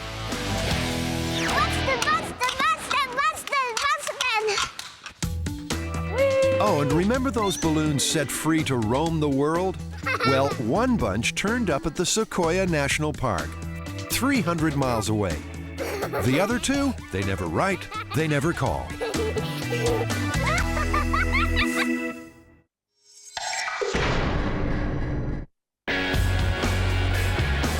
A truckload of ping pong balls rolls south to a rendezvous with the Mythbusters. Meanwhile, at a cold and foggy Monterey Bay, there's something very fishy going on. It seems that you can't plan for everything. There's a fish processing factory behind us, and they're unloading a few thousand pounds of squid, a good portion of which seems to be chumming the very water that we're going to be raising the Mythtanic in. We're emboldened by the fact that there's only been one shark attack in the recorded history of Monterey Bay. Gallons of squid juice are creating a stink. This myth is putting the Pong into ping pong. Well, the second problem is directly a result of the first, is that all this fish juice that is enticing marine animals to come and feed is also limiting our visibility a lot. So hopefully it'll wash away, but we'll just have to take it as it comes as we go today. Busting this myth is a tall order without the added perils of sharks and poor visibility. As they race the ping pong balls towards the bay, the guys call in expert help from Robert Flores, a professional salvage diver. Robert, have you heard the myth about somebody that tried to float a sunken boat with a bunch of ping pong balls? I've heard of it, but I've never seen it happen before. Oh, what do you think? Is it possible? If you can get the ping pong balls underwater and you get enough of them in there, I think you can get it to float. Robert, what are the dangers in doing this kind of salvage work? In this kind of a situation, you're going to be working inside of a vessel, so you got an overhead environment. You got to be particularly careful of your air consumption rate. And of course, a dramatic loss in buoyancy. For a hatch cover to blow open or the ping pong balls to escape dramatically would cause the vessel to immediately sink again. And if anybody's in it, underneath it, or near it and gets caught in any of the ribbing or ropes, it could be extremely dangerous. You feel like helping us? I'll be glad to give you a hand. I want to watch this one happen. The truck has arrived, and the team get to work unloading 60,000 ping pong balls. Moving this mountain falls to Myth-Turn Christine, and it's getting up her nose. They stink. Never imagined ping pong balls would smell so bad. The worst case scenario is actually going to happen to me today, which is to collect 60,000 ping pong balls and find a place to put them. First blood falls to the box cutter. Another Mythbuster injury. I've had candy exploded on my face, I've been shocked twice, I had scaffolding fall near me, and now this. Can she stay the distance? Yes, I think I will survive the series, but I think I'll probably use up 8 of my 9 lives. Christine can take care of herself, but the local wildlife need protecting. Adam and Jamie seek advice from Rachel Saunders of the Monterey Bay Marine Sanctuary. We're actually about to potentially release like 60,000 ping pong balls into this marine sanctuary. And what would be like a worst case scenario with those ping pong balls, do you think? Well, we would want to make sure that no marine animals swallowed them, for example, and hurt them in any way. So that would be the primary concern. If they swallowed it, it might get lodged in their throat, and they could choke. They might pass it through, but you don't know. You know, I think Jamie here actually possesses a certification in otter CPR, actually. Right. Well, hopefully that won't happen, and we won't have to learn how that would work. Forewarned is forearmed. The guys decide to seal off the salvage area to keep marine life and ping pong balls apart. Hey, Jamie, they're calling you. They saw the mustache. Yeah. While Adam feeds the rig up above, Jamie and Dive Master Robert will be down below at the business end, marshalling balls into Mythtanic 2. The rig works, and Jamie clocks in for the early shift on the ocean floor. They're off, and the first of an estimated 50,000 ping pong balls are pumped into Mythtanic 2. Things seem to be rolling along.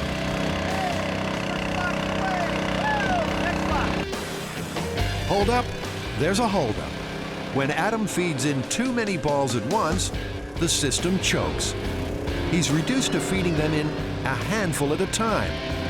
1 hour into this myth, and spirits are sinking. At this point, I've only emptied like 4 or 5 boxes. That's like 6,000 or 7,000 ping pong balls. I don't think that means that 50,000 needs to take 10 hours, but we're gonna have to pick up the pace in order for us to get a reasonable amount of balls into there in a reasonable amount of time. Then Robert pops up with a suggestion. I think the hose is still too long. I got all this slack and I've got all the photos. If you can take about another 10 or 12 feet off of this thing. I can take 10 feet off in 5 seconds. The long hose is looping in the water, and the downward flow of ping pong balls is being reversed on the uphill sections. So the balls aren't reaching the boat in large enough numbers. The Mythbusters hope that by cutting the hose to length, the flow from funnel to boat will be smoother and faster. Adam lops the hose in half, and they try again, with dramatic results. With one simple modification, the dispensing rig runs like clockwork, and they're having a ball. Soon, Mythtanic 2 contains enough ping pong balls to become neutrally buoyant. Her stern remains on the bottom, but her bow is floating free, and she's still only half filled with balls. News reaches the surface, and Adam's on top of the world. Oh, that's cool. The most critical phase of the salvage is approaching, and it's also the most dangerous by far.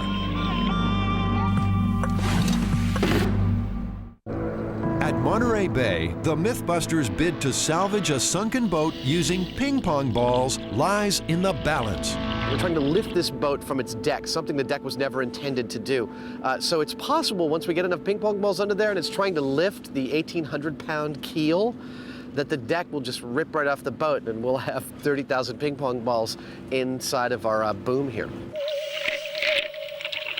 As the upward pressure in the Mythtanic reaches critical, Adam continues to feed balls into the funnel. Suddenly, hundreds of them bob up from below. That could be hours of work floating to the surface. Oh no, they're coming up. Jamie? Hold on. Can you hear me? Over. Robert surfaces with a damage report. He's okay, but Mythtanic 2 has ruptured. Here's somebody. There we go. What's going on down there? There's a window on top. We didn't even see it. A piece of wood glued in that blew out. Shoot. We need to find a way to put it up underneath and then fill it with ping pong balls again. On the front of the boat, there was this hatch on the bow that we screwed down. That hole blew out, it seems, from pressure of the ping pong balls, because we were up here pumping the balls down, and all of a sudden ping pong balls are shooting up out of the water. A new hatch cover is quickly improvised. Robert fits it from the inside. So as the ping pong balls pack in behind it, they'll force shut the hole. The dispensing rig swings into high gear, and the Mythbusters are back in business. Oh yeah, they're going. The ping pong balls fly into the depths, and before long, there's 26,000 of them inside Mythtanic 2. That's just over half the number they estimate they'll need to raise her. Suddenly, Robert hits the surface with unexpected news. Now she's standing straight up. She's getting kind of close, ready to float up. So I'm low on air. Jamie, it's your turn. Go finish her up. This is the moment of truth. Either this gag is going to work or it's not. Just in case you were wondering, Jamie isn't referring to the gag about the diver and the beret. The boat is upright, it's teetering. So we know we've got a lot of flotation in there. It's a question of overcoming the weight of the keel in this boat. These boats have a lead keel. So it's anybody's guess whether it's actually going to work. The good news is that the main cabin is still empty, so there's plenty of room for more balls. The bad news is that according to their calculations, they need to pump at least another 24,000 of them to get Mythtanic 2 out of the mud. I think it's going to work. It's going to be close. Jamie goes below for what looks like another long shift. But before long, Mythtanic 2 seems to be straining at the leash. A premature resurrection may be imminent. Up top, the excitement mounts. I'm cautiously optimistic that it's maybe an hour until this boat breaks the surface and confirms this myth. Take that caution and throw it to the wind. Because even as Adam speaks, Mythtanic 2 stirs, then slowly rises from her watery grave.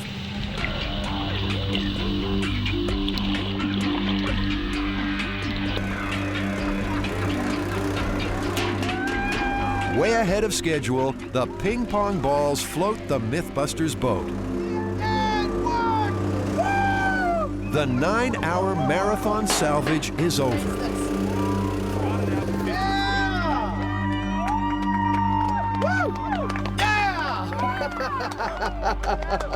Raise the Mythtanic 2. We succeeded, of all things. We got the Mythtanic to the surface using about 27,000 ping pong balls all told, which is a lot less than I thought we'd need. But she's on the surface. We did it. The guys had calculated that it would take at least 50,000 ping pong balls to raise Mythtanic 2. But they did it with just over half that number. Mythtanic 2 is winched onto the dock, and the guys gather for a post-mortem. Oh, you're the man. Got it. Okay. I thought we were going to do it, Jimmy, but I didn't realize we were going to do it that easily. It didn't really seem like it took that many. None of the compartments were packed like I thought we were going to need to really get every last nook and cranny filled for this to work. Well, we had to use less because the fiberglass was more buoyant. And the wood. And something the wood. we didn't take into account at the beginning. Adam, the pump, did it work well? What's the deal?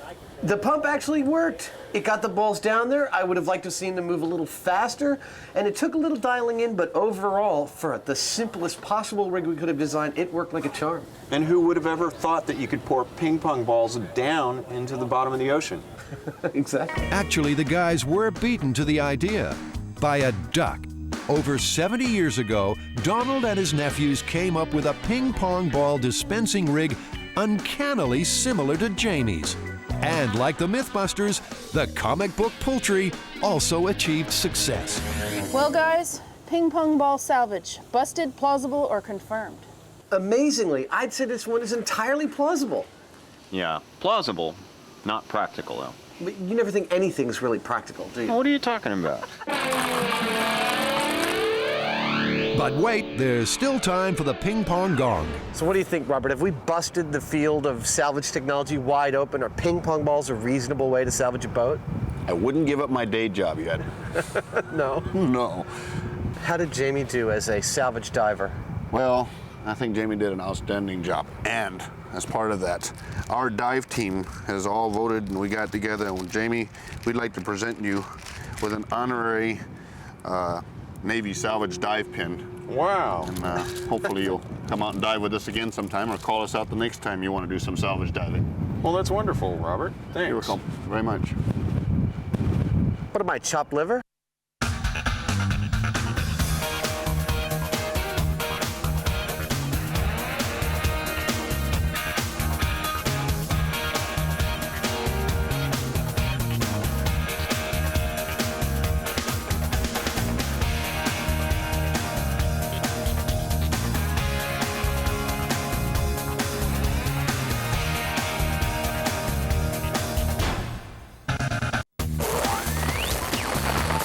On this episode of Mythbusters, it's a shocking state of affairs.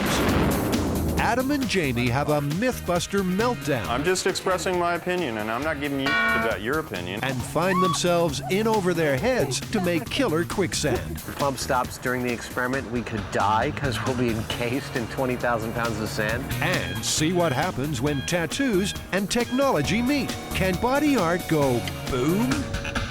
Who are the Mythbusters? Am I missing an eyebrow? Adam Savage. I reject your reality and substitute my own. And Jamie Heineman.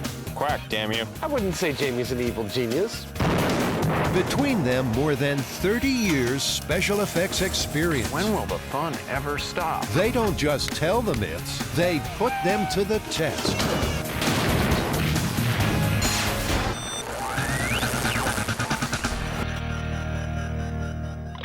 Few things are more shocking than Adam in a bathrobe, but the first myth gets close.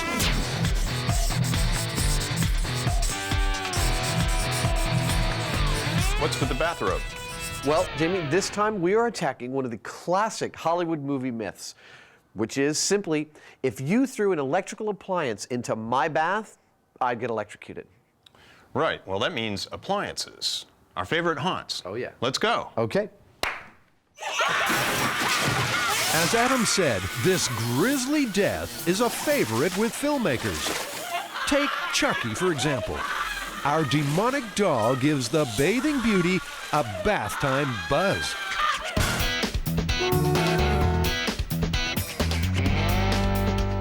Lots of appliances. And I see some ground fault interrupters on them. So there's a rule here about these?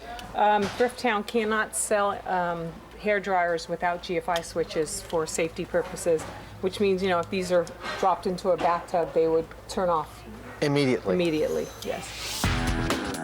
A ground fault interrupter detects any sudden change in the flow of electricity and immediately shuts off the current.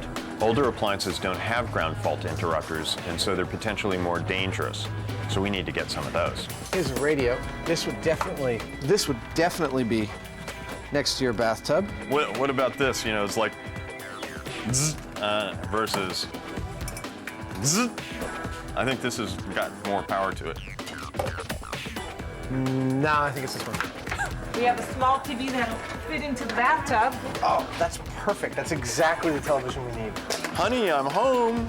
The Mythbusters have wildly differing ideas about what will happen when these pre-loved appliances hit the water. Jamie's negative. The analogy that I have about what would happen would be about like lowering a light bulb into the water of the bathtub after you put the toaster in and expecting the light bulb to light up. Now, I know that's not going to happen. Adam's positive. He doesn't realize that the live power of the AC is going to come through one leg. The bathtub with the drain pipe is going to ground to earth, and you will be a very fabulous conductor of electricity in that short journey the electricity is making from the appliance to the ground, and it will kill you very quickly, I believe. Do I know that you won't get electrocuted? I'm not so sure that I'm ready to jump in the tub quite yet, but I don't think so. To be honest, if Jamie doesn't think anything's going to happen, I have no problem dropping a hairdryer in the bathtub while he's sitting in it. But something tells me he won't.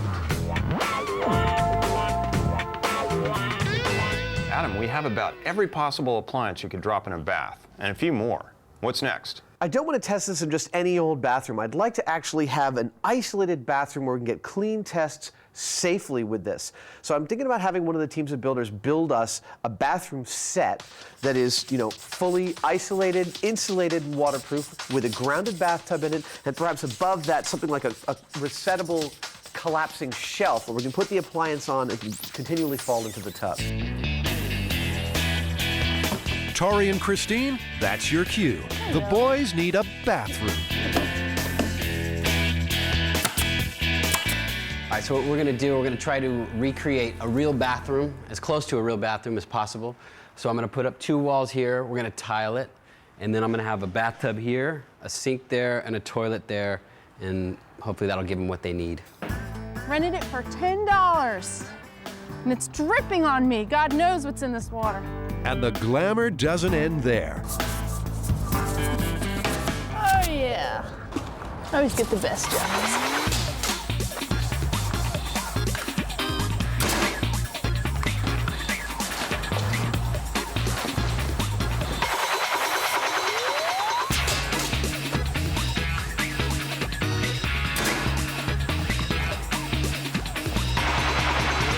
Of course, they'll need to know how much current is flowing through the water. This is an amp reader going through, the ground is going to go through that so we can read our amps. And then this is going to go attached to the drain of the bathtub to ground the bathtub. Now, according to Adam, amperage, not voltage, is the killer. And the lethal limit? He says 70 milliamps. Right. Pump somebody with 1,000,000 volts and it's going to hurt him, but if it's under 70 milliamps, You're not it's gonna not kill going him. to kill him. Your average static electricity shock that you can feel is Yeah. like 10 to 30,000 volts. Now, the basic idea is this. There's a body in the bath, in this case, a dummy made from ballistics gel. 2 copper paddles in the dummy's chest represent the heart. The paddles are wired up to a relay, which will trip when the current passing between them hits 70 milliamps. That means death. The bathtub's insulated and ready to go. Now, they need someone to get in it. So what we've got to do is we've got to make a full ballistic gel body for the appliances in the bathtub myth. And we're going to use this old mold that Jamie has, which is a beautiful fiberglass mold. We're going to have to seal this puppy because ballistics gel filling all the way up, if it starts to leak, we're absolutely screwed. And we ran into trouble on that last season. This time, he's taking no chances. Once the mold has been well greased with lard, Jamie's built entire special effects sets out of lard. It's sealed tight with silicone and aluminum tape. Just for safety's sake, double. We do it double. Once we do the whole scene, we'll go back and do it again. Okay. Now, just pack ice around the mold.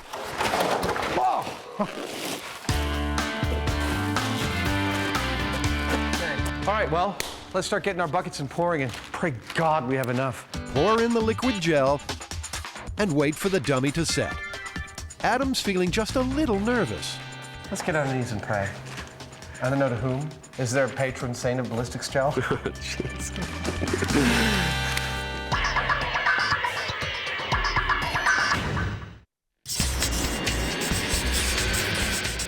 Killer quicksand. Is that why I'm standing here in this stupid pith helmet? No, you're standing there in a stupid pith helmet because you're an idiot. The myth on this one is not whether quicksand exists, it's whether killer quicksand exists. Like you see in the movies, the stuff that actually sucks you down. So we're going to try and replicate a killer quicksand that would have some kind of suction effect or something that would drag someone all the way under. Exactly. It's another classic Hollywood horror. Johnny Weissmuller could always rely on killer quicksand to swallow Tarzan's enemies.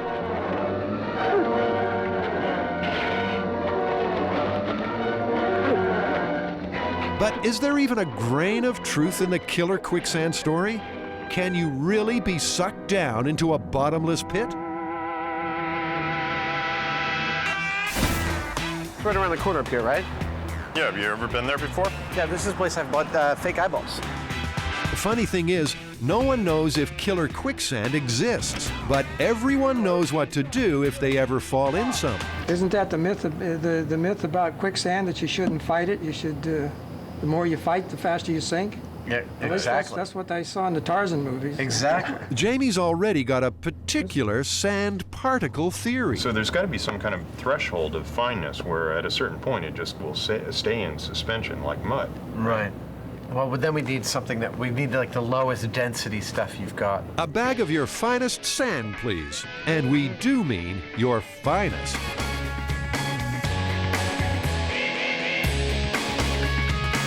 The guys settled on 2 types of fine-grained sand and some clay powder. So, Bob, if we come up with some killer quicksand, we'll give you the recipe so you can, and keep your patrons I informed. probably have customers that would like to have it. So yeah, that'd be great. The question isn't whether quicksand is real. It's real, all right. Just ask Gerald Gray. I was horseback riding with my family. I was about 8 years old. It was on the Santa Ana River in Southern California, which is a very sandy bottomed river. And we knew it had quicksand, but we never could tell where that was going to be. Their horses missed it and got to shore. My horse went down. He sank to his belly, and I was afraid to get off, and I was warned not to get off because there was quicksand between me and shore. But we managed to get ropes from the horses on shore to my horse and pull him out. Otherwise, he would have perished. if he'd been alone. Quicksand is the result of a process called liquefaction. Water rising from under the ground oversaturates the sand or soil, reducing the friction between the particles until they can no longer bear any weight. When it comes to the full-scale test, Adam and Jamie will need to know the density of their quicksand mix. If it's more dense than normal water, it might be a little difficult to sink. So myth-turned Christine is sent off to make a hydrometer, an instrument which measures the liquid density. A hydrometer is a float with a calibrated stem. Lead shot acts as ballast, keeping the float vertical. You take the reading at the point where stem and liquid meet. Unfortunately, one little slip and Christine's up to her neck in trouble. Now you've just ruined my threaded rod. This is trash. So I'll give you the $1.50 later, okay? chuck it onto the nut. Think before doing. Yes. See, that's not a big mistake on that thing over there. $30,000 machine. So don't do anything without thinking. You know, just stop and think again before you turn anything on or do anything with this until you're really at home with it. Christine's a really hard worker, which is a good place to start. Unfortunately, she doesn't know anything. Jamie is a very good teacher, actually. He'll pick things that are just out of my range of ability, show me how to do them, and then go away.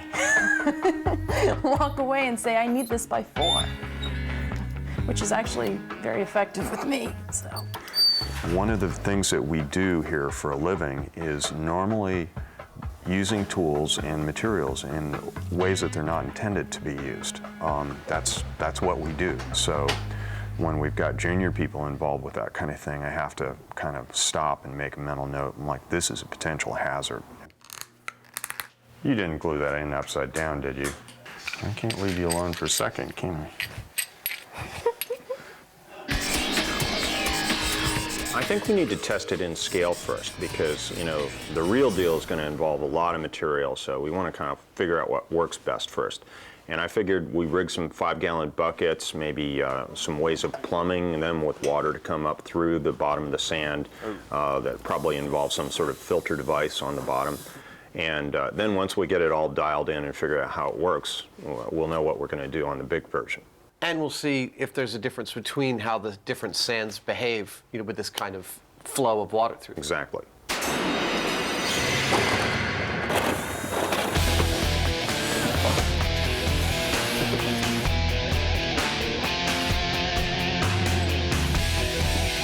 Time for a small-scale test.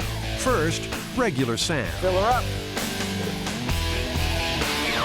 Ah, cool.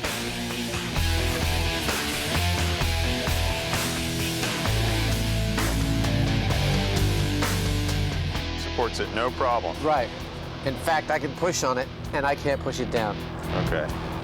That's not moving anywhere. The sand Okay. is totally compacted. Okay. So turn it on really low. Okay. But what happens when water starts to rise through the sand? Look at that. It's sucking it up like a cowboy's horse. But Jamie thinks the water needs to be diffused more evenly through the sand.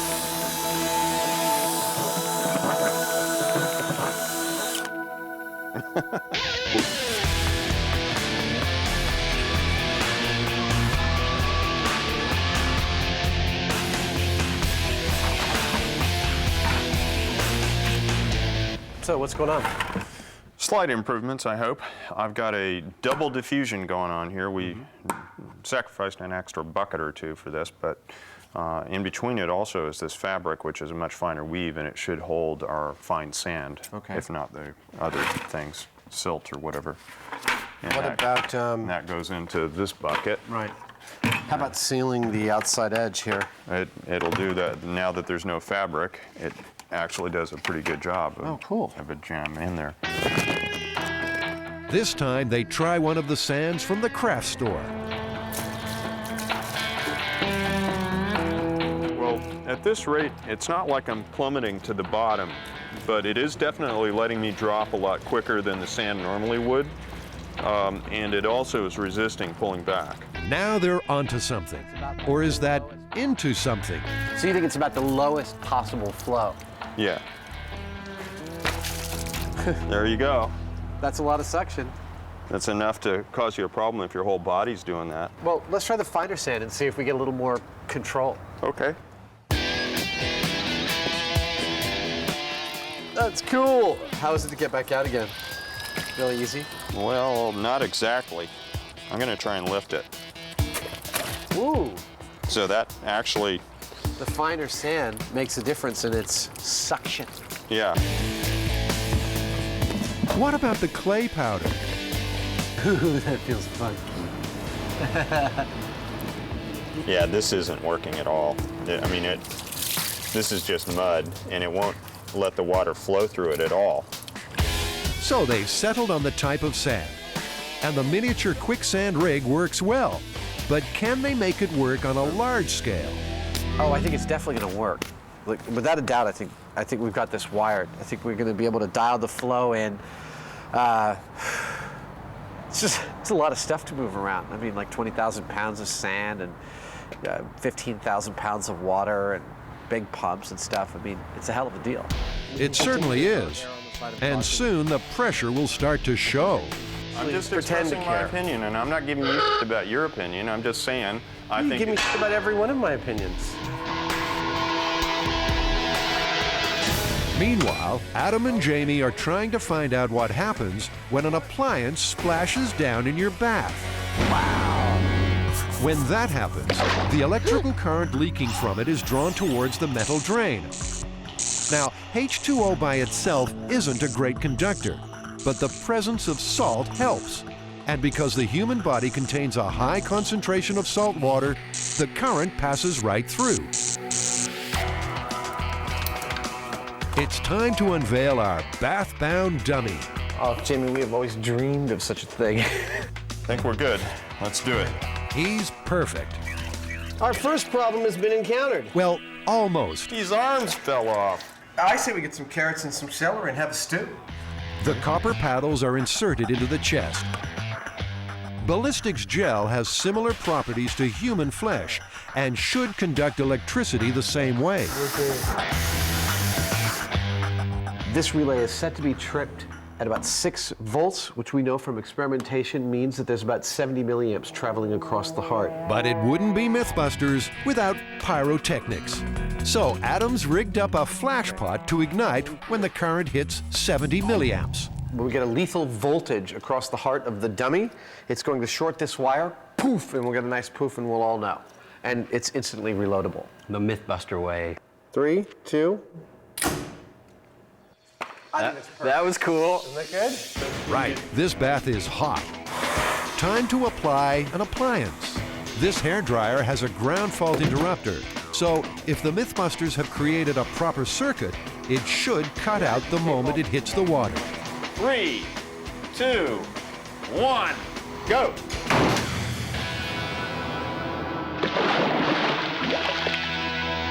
Uh-oh, something's not right. Oh, look at the water flowing. It's pumping. What is our amperage? What's our amperage?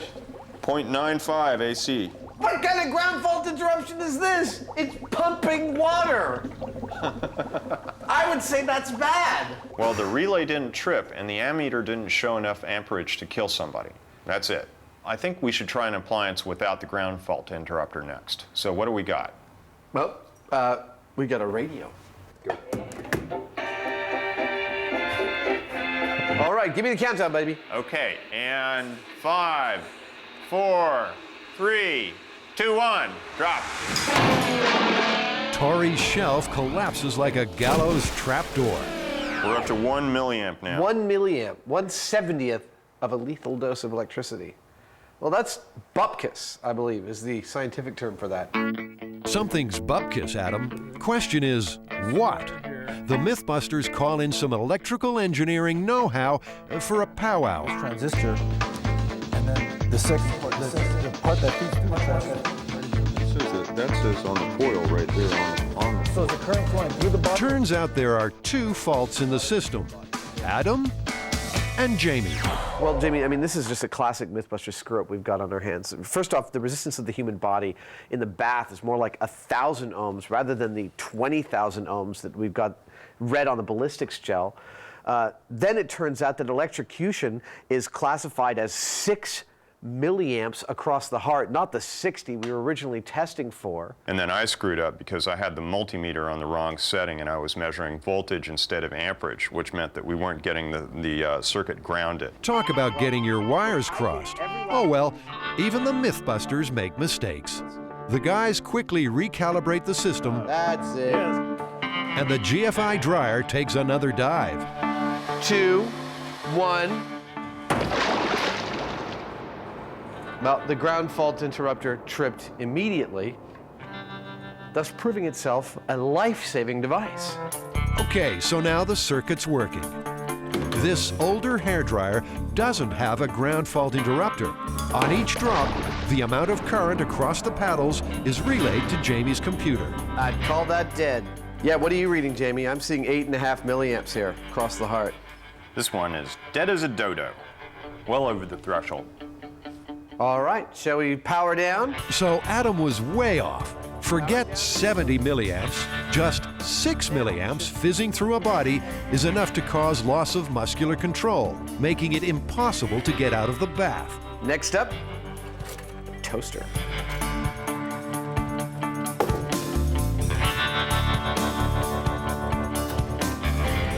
Smell the danger. All right, you ready? Recording. Okay, pulling in 3, 2, 1.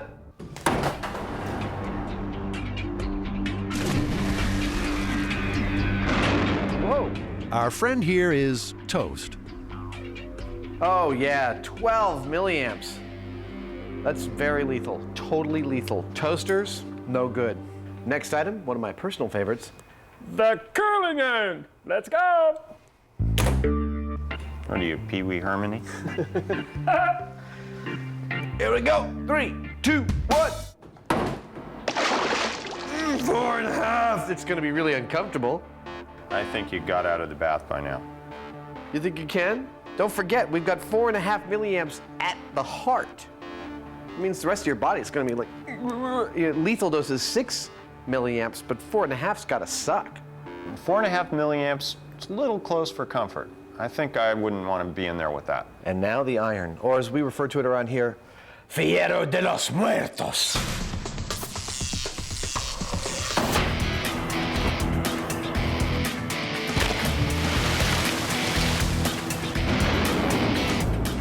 Wow, that's the highest spike yet. We got 32 milliamps. This thing is literally pumping death into our subject here.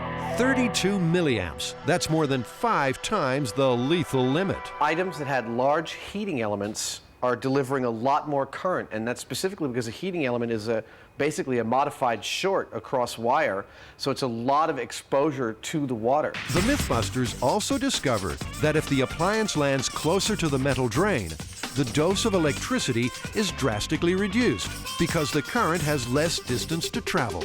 We know that you can be electrocuted. Now we'd like to find out what would happen if you added something like bubble bath to the water. Will the water's conductivity be changed? Nope, that's not as much as it was last time. It's only about 11 milliamps. Last time it was 18, I believe. The soap suds don't help it at all. In fact, it seems like it cut it down. Next up, we're going to try 200 mils of fake urine in the bath. Our urine is just water with salt and food dye added. Fake wee test in 3, 2, 1. Well, that's got it. It's just right in the death zone. And finally, Epsom salts. Remember, salt normally increases water's conductivity. Big spike. Wow! That was over an amp. That'd be huge. You'd be toast. You'd fry. You'd boil. This from the guy who thought nothing would happen. I really liked this one. We learned a lot on this. You can definitely die if you drop an appliance into the tub. Oh, absolutely. Surprisingly, it actually turns out that the location of where the appliance falls in the bathtub really has a strong effect on the severity of the shock you'd get. And what's in the water will determine how quickly you die. Everyone always wants to know if we're just busting myths or if we're actually confirming them. And this one, 100% confirmed. Yeah, we're done. The Mythbusters are trying to create quicksand. Not ordinary quicksand, killer quicksand. Stuff that'll suck you right under. I'm pretty sure it's going to work. It's just a question of how well, because while I know that we can sink in there, I don't know how fast we're going to get it. The ideal would be to get so you plummet in there, but then you get stuck. For this one, the guys are going to need one mighty big bucket. Whoa! Stop!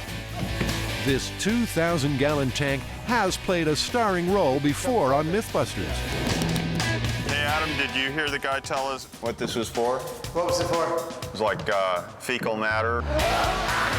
So I'm going to cut this tank down to just over 8 feet from the inside.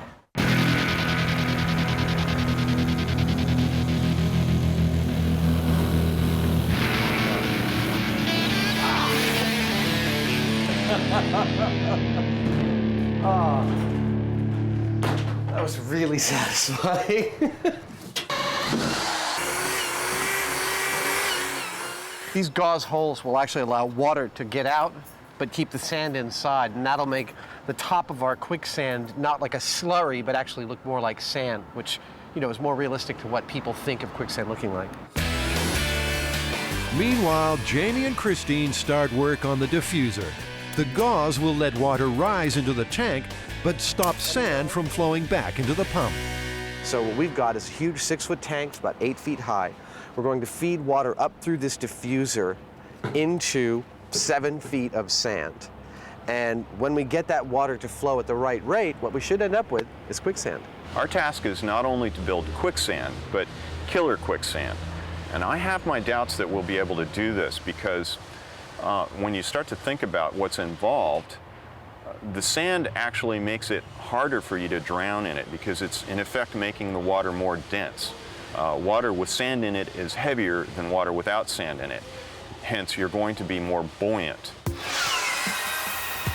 This pool will serve as the catch basin and reciprocating tank for our quicksand rig.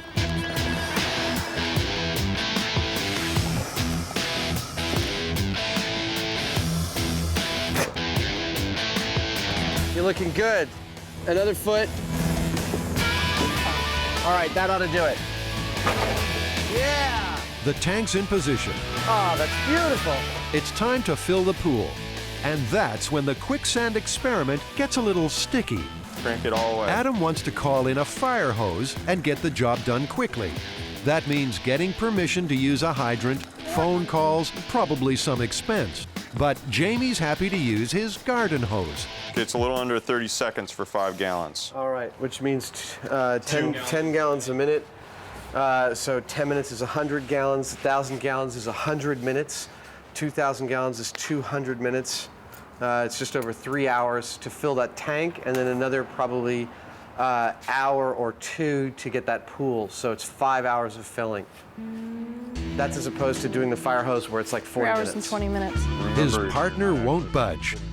Under that beret is one stubborn Mythbuster. But we can continue to not err on the side of caution and just waste time because you're cheap. I'm just expressing my opinion, and I'm not giving you your opinion. I'm just saying I think it's a about every one of my opinions. Every last single one of them. Yeah. You have a different one, and you talk until I can't stand to hear you talk anymore, and then we go with your idea. Yeah, you baby. You know, now I got to listen to you whine about it all the time, and you know, the whole time it's filling, it's like, wah, wah, wah. I like to do things efficiently and kind of fast, and Jamie is always looking for the kind of lowest amount of, I don't even know how to describe it. It's just like the least amount of effort involved. So he wants to go with just the garden hose, where I like to go with the fire hose. The fire hose, I know the whole thing's full inside of like 15, 20 minutes, you know, but the garden hose is going to take several hours. But there's no time for tantrums. I'm going to go turn on the water. 20,000 pounds of sand have just arrived. That's a lot of sand!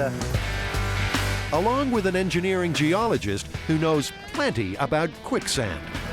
more easily forms in a situation where you have very fine sand. In fact, geologists sometimes call it sugar sand. So most of your quicksand is in really fine-grained sand. So Tom, the 20,000 pounds of sand we've got here, is this great for quicksand? Oh, this is probably as good as it gets because it's very fine-grained and there's so much surface area here that when the water flows through it, it means the water can grab onto that and that'll create the quick condition.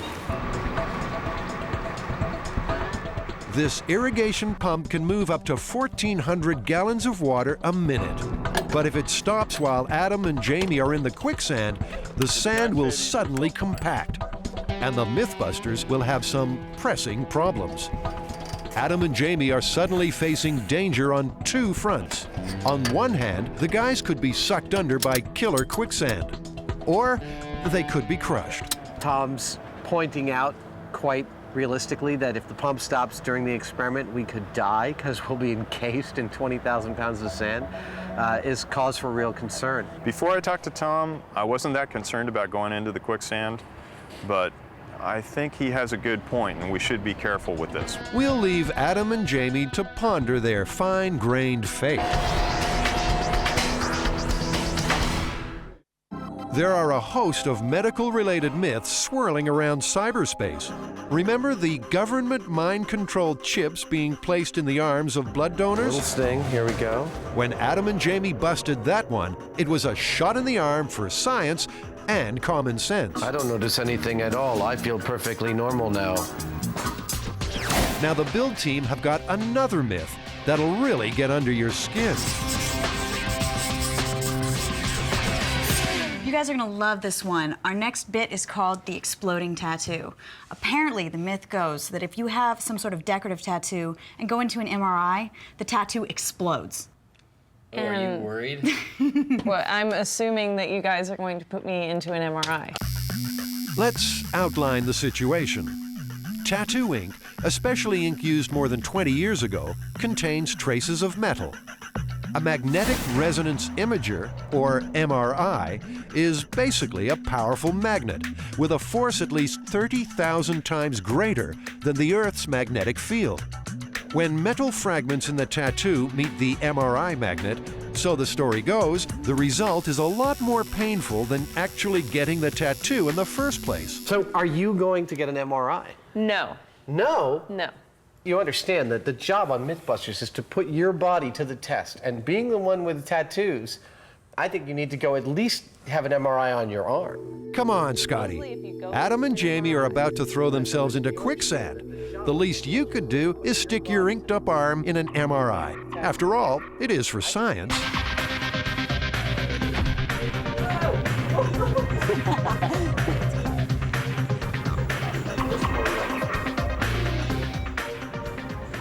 My ghost dog.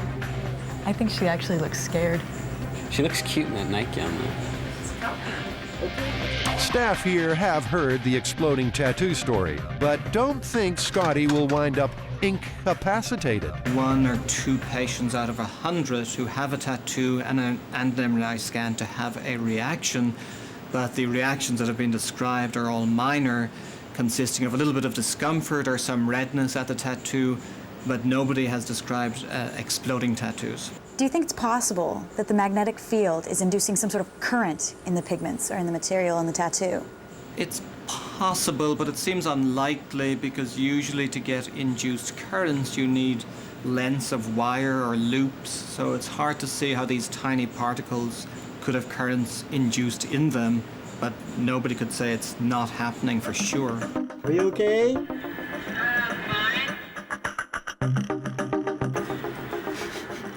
What's that smell? It smells like sizzling bacon.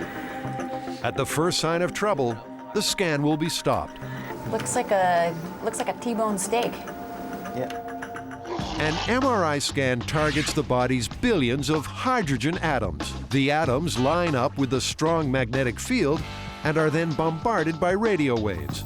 The radio waves are absorbed by the atoms and the resulting signal sent to a computer, which turns the data into a 2D image. Is there any distortion in the image or sign of the tattoo? No. No? Scotty's arm full of ink is still intact. No pain, no discomfort, no explosion. No, you're looking all right. But of course, the tattoo myth ain't busted yet. The build teams barely scratched the surface. We still have to bust this myth. It looks like we're gonna have to do some experiments. We're gonna have to get the compounds that go into all of these pigments and test them individually to find out what could cause any sort of irritation or explosion. So what goes into tattoo ink? The pigments are a potpourri of chemical compound, including iron oxide, zinc oxide, and titanium dioxide. So the theory is the metallic components that are used in tattoo pigments have been having some reactions with the MRI magnetic field. So what we have here are a couple of those components. We have iron oxide, we have the copper and the zinc, and the mercury. So what we're going to do is we're going to try to expose some of these materials to a strong electromagnetic field. We can see if the pigments line up with the magnetic field. Secondly, if the theory is that there's sort of a current being induced, we have a voltmeter to check for that. And of course, if the pigments are creating some sort of excitation in the skin and heating it, we have a thermometer to check and see if there's any temperature difference. Which compound is the culprit? One by one, they're tested. Okay. Copper and zinc.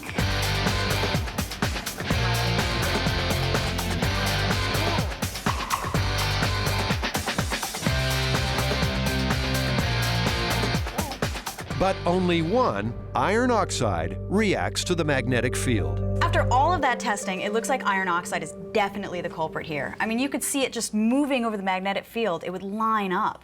Well, we still need to make a tattoo explode. So what I'm thinking is we'll make our own ink.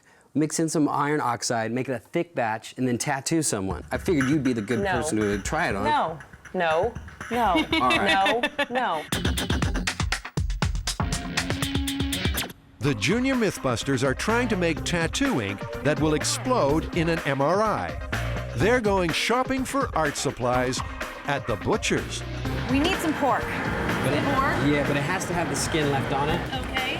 Oh, look at that. We can cut the meat off the skin. So what's it gonna be, the leg or the belly? Don't ask me, I'm a vegetarian. I would say we should go with the belly. I mean, it's like a nice big canvas that we can draw all over. It's probably a little more tender as well. Hey, look, it still has little hairs on it. This is my old friend Maddie, and he is responsible for the new ink on my arm. Welcome, Maddie. How you doing? How you doing? Nice to meet you. Nice to meet you. And he's here today. He's gonna show us how to tattoo on our pig. All right. Hey, Maddie, you ever tattoo a pig before? Nah, I never tattooed a pig. I was told to try pig ears when I was learning how to tattoo, but I never tried a pig. I used my own leg. Matty's heard the MRI myth too. I don't think that it's true because I would hear a lot more about people coming back to the tattoo parlors and being like, what happened to my tattoo? But I've never heard anybody come into a tattoo parlor and say, I went and got an MRI and my tattoo exploded. You know, I think that would be pretty big news. The pork is cut into portions. Matty will use 2 different inks, a regular tattooing pigment and a special brew full of iron oxide, the one compound that reacted to the electromagnet. So, Maddie, here's the ultra metallic pigment. Check it out, see if you think the consistency is good enough. Yeah, I think that's pretty good. Yeah. Right, it's time to get some pigment into this pig.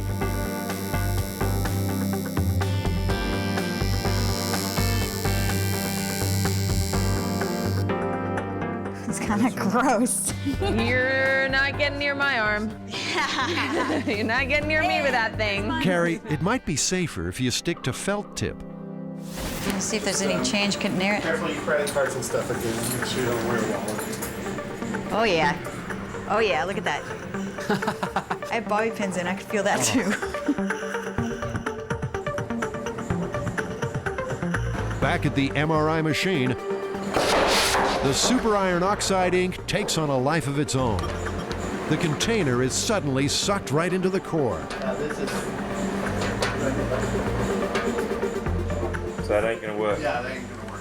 That was completely nutty. The iron oxide got completely sucked into the magnet. Yeah, the box flew right off, and that was pretty cool. Thank goodness we taped the top. Otherwise, I don't think they'd let us come back. The pork bellies are primed for scanning. Okay, so this is our special Mythbusters Super Iron Oxide ink.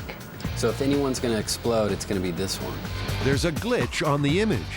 The heavy iron oxide content seems to be having an effect. So you think that what we tattooed is actually making an interference on your scan? Definitely. But it's not explosive. Well, it didn't explode, so go ahead and blot it and see if any of the pigments came up. No? No.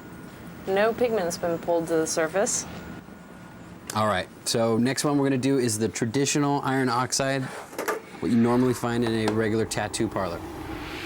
The iron oxide in the regular ink also interferes with the scan, but the effect is much smaller. But in the end, Scotty, Tori, and Carrie are left with chunks of unexploded tattooed pork. All right, Scotty, exploding tattoos, tell us what you came up with. Well, clearly iron oxide is the culprit here. Iron oxide definitely reacts to the magnetic field, and it's very common in a lot of tattoo inks. But at most, it's going to cause heating. There was one case of a blister with the operators that we talked to, but it's not going to explode. So you're telling us there was no exploding tattoo? No, Jamie, I know that disappoints you, but I'm a little relieved about that. So myth confirmed, plausible? Myth busted, I'm saying.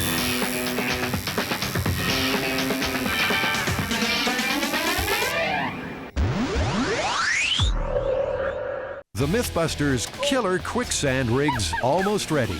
Push up, push up. My foot was stuck under it, sorry. Well, you know, we make this stuff up as we go, and it's always surprising when it actually works like we thought it would, and that's kind of the way this looks like it's doing. Everything's coming together relatively quickly. Very good. Oh, look at that, that's beautiful. Just gotta hope it works. If this valve right here failed, the pump would cease to put water into the tank and our sand would become a deadly solid mass of sand that we would be in. There's nothing like a huge piece of earth-moving equipment to bring out the boy in Adam.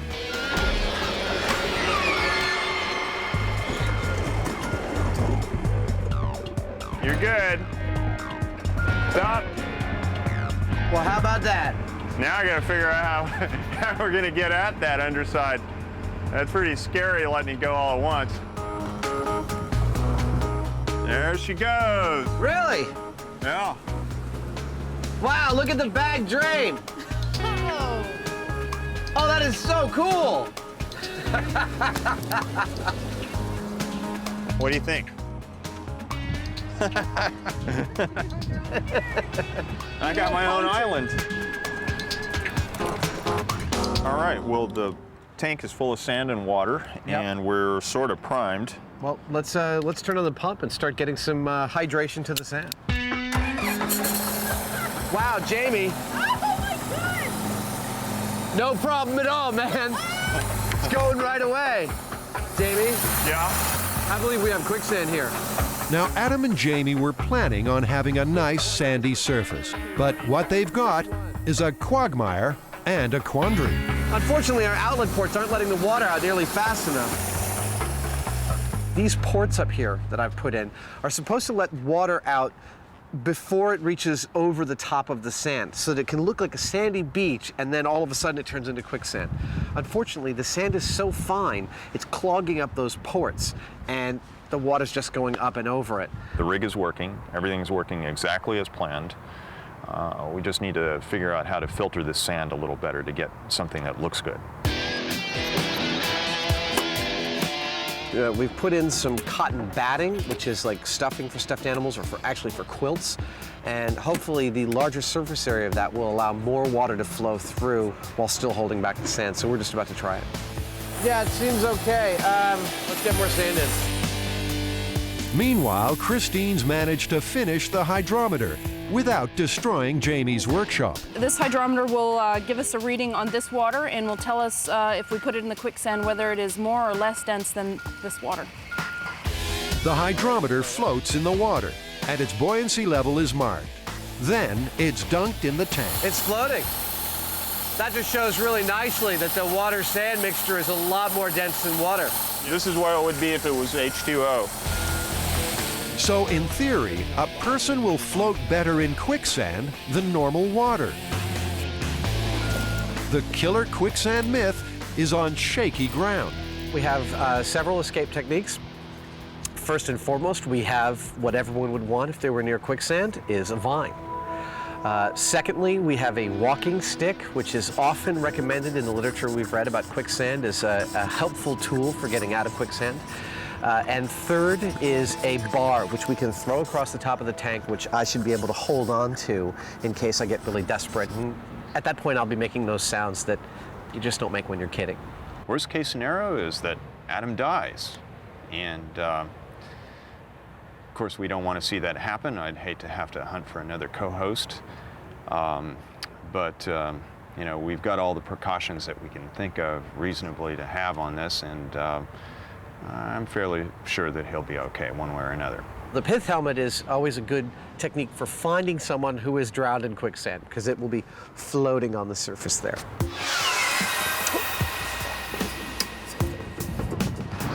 Oh, look, it's a white sandy beach. I don't feel any danger at all. You will, Adam, you will. The pump switched on. Water begins to rise through the sand. As liquefaction occurs, Adam gets that sinking feeling. You know, it feels more dangerous now than I thought. Whoa! Woo, let's go! Well, I started going down really slowly, and then when the water got up to my chest in the sand and water mixture, I kind of felt where I hit my buoyant point, which is just probably right about here. Now we've turned the pump off, and I'll tell you, I'm not going to be able to get back out of here until we turn the pump back on. Adam is far less dense than the quicksand, and so he's suspended. I think we've created a very realistic scenario for a worst-case scenario quicksand. Drown, you bastard. We're using incredibly fine sand, usually called sugar sand. We've got water bubbling up through it like an artesian well, and you know, when we get it working, we definitely go down in it. I got one leg almost. This vine is great. Oh my God. Now it's Jamie's turn in the tank.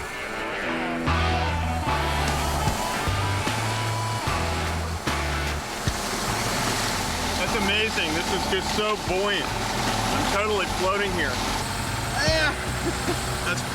And I'm not touching the bottom, so look at the buoyancy on that. I'm like a piece of styrofoam in here.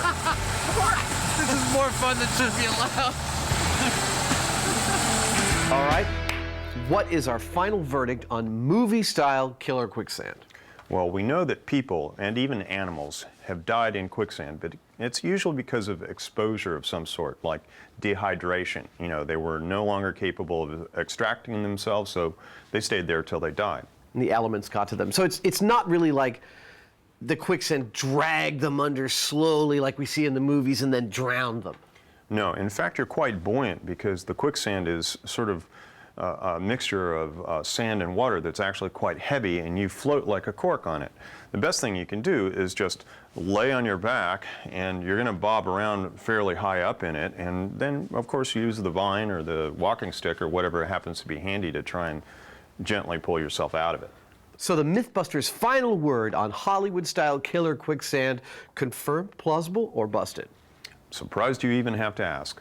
It's absolutely busted. No such thing. I agree. Completely busted.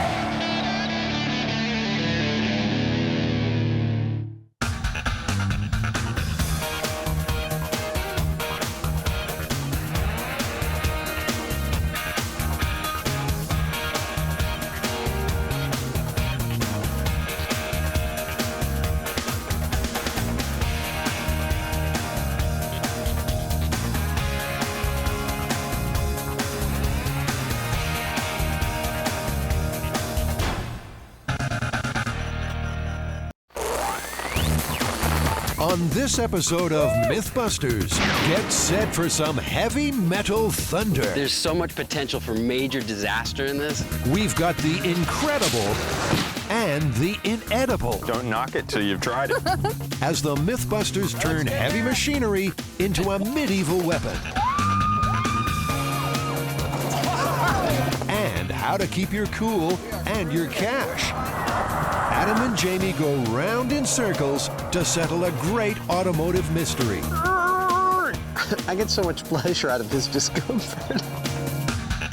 Who are the Mythbusters? Am I missing an eyebrow? Adam Savage. I reject your reality and substitute my own. And Jamie Heineman. Quack, damn you. I wouldn't say Jamie's an evil genius. Between them, more than 30 years special effects experience. When will the fun ever stop? They don't just tell the myths, they put them to the test.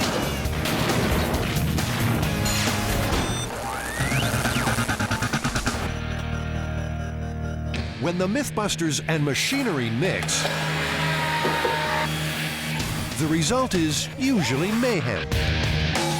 So, what have we here? Let's see. A big crane, some shipping containers, Cranes and forklifts and everything's all running at once. and Buster in a boom lift. I think Buster's about to be annihilated. Looks like we're in for some big-scale myth-busting. In fact, they don't come much bigger than this one. There's so much potential for major disaster in this. That's what's exciting. No matter what happens, something cool is it's gonna look cool.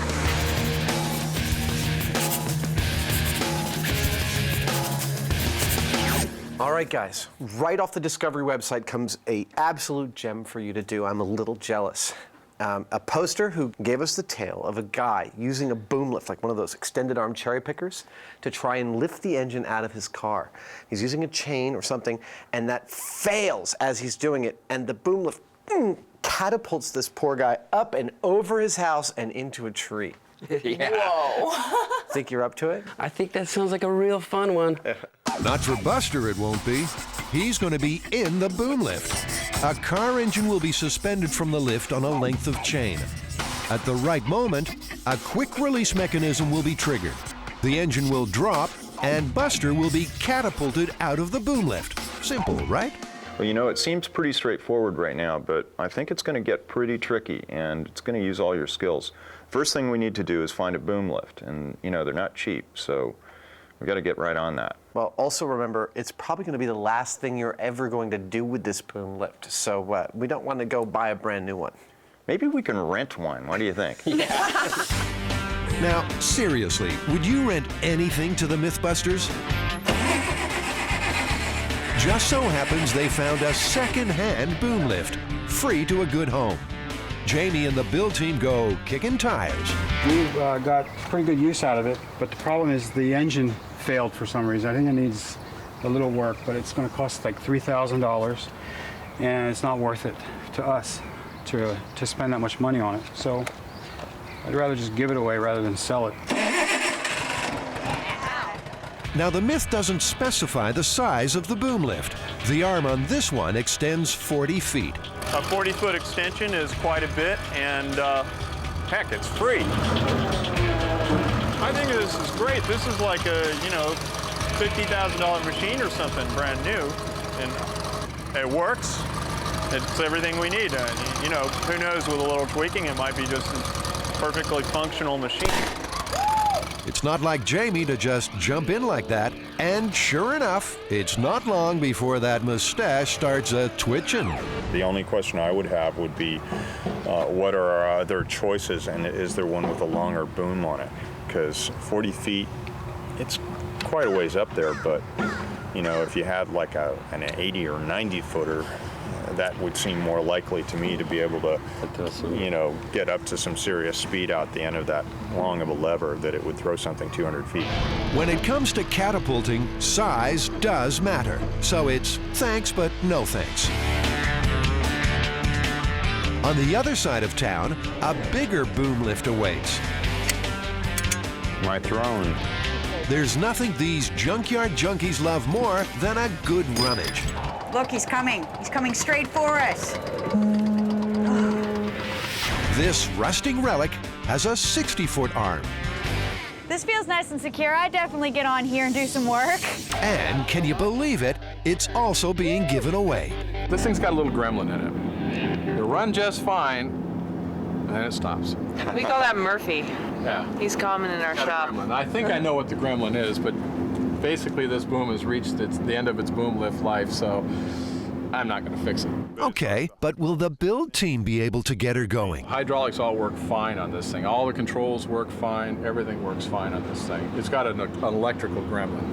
And I do believe that it's either that solenoid or it's that one there. Okay. The business end still works without the engine. Carrie takes it for a test drive. They used to call these booms bang bang lifts. See what happens? Yeah. Put your foot here. You feel how it jerks? Okay, feel that? Extraordinarily bouncy. Yeah, you can imagine 60 feet out. Oh boy. It's like the end of being on the end of a fishing rod. Yeah. Right. And that's what they're talking about. I could see someone having a lot of fun with this and getting into trouble. It can be very dangerous very quick. My friend, that is music to the Mythbusters' ears. This bouncy boom lift is bringing out Carrie's sadistic side. Oh, guys, this is gonna be incredible.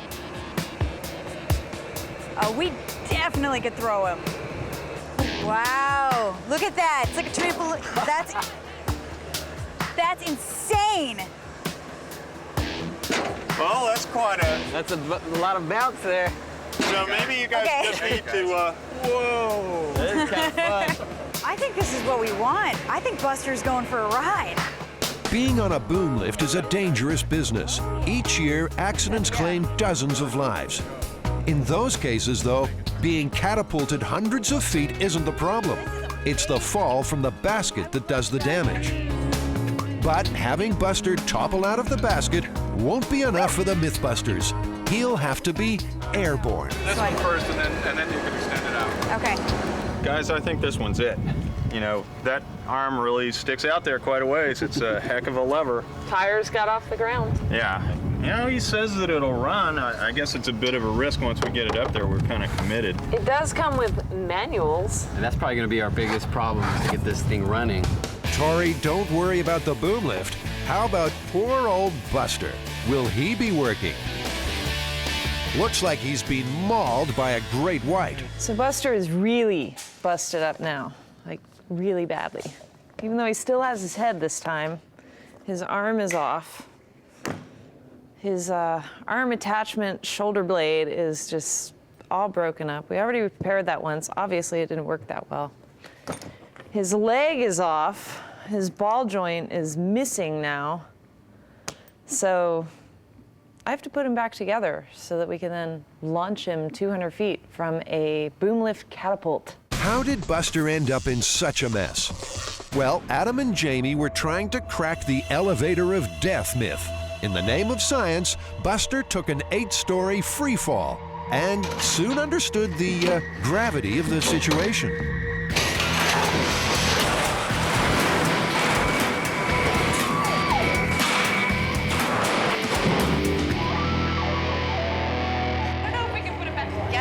Yeah, Scotty can do it. He's still smiling though. He always has that little smile.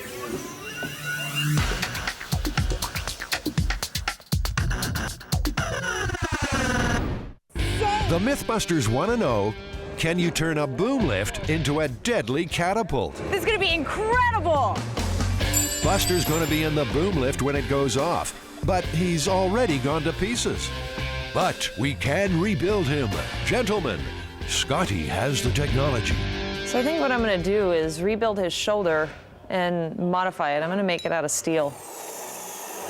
The steel is a lot stronger than aluminum for impact. Right, Buster? Scotty begins the delicate surgery.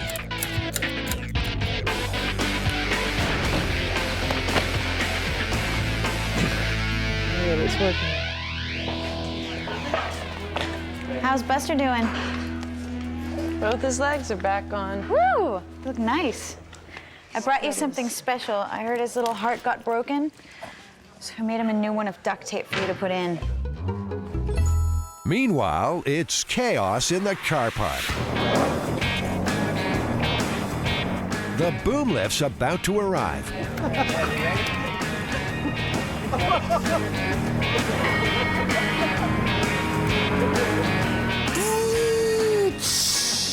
Like that. Isn't that great? You should just trick it out.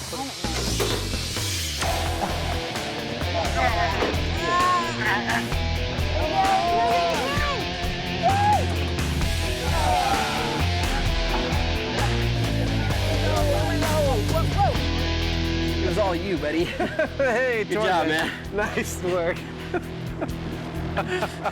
You can actually operate this thing almost entirely just off battery power, and so you don't need the engine to run. But doing it that way sucks up a lot of juice, and the battery will need constant recharging. It'll be better if the engine's running. But first things first, it's touch and go, but it looks like Buster's gonna pull through. So is that it? Is he ready for action again? He is ready. You've done a good Raring job, to go. Scotty. Look at that, brand new hips. What is that, roll pins?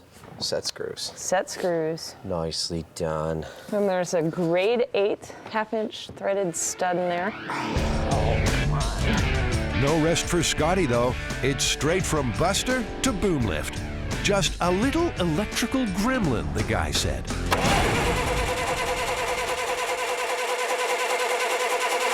Dry. It's totally dry. Got a hole in the gas line, so Scotty's gonna go see if she can find some new hose, and we're gonna try this again.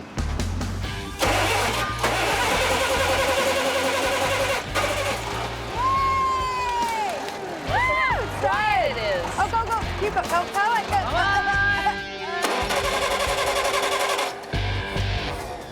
Let's let it sit. Maybe it's flooded. It smells kind of gassy. That's the thing with free stuff. You get what you pay for.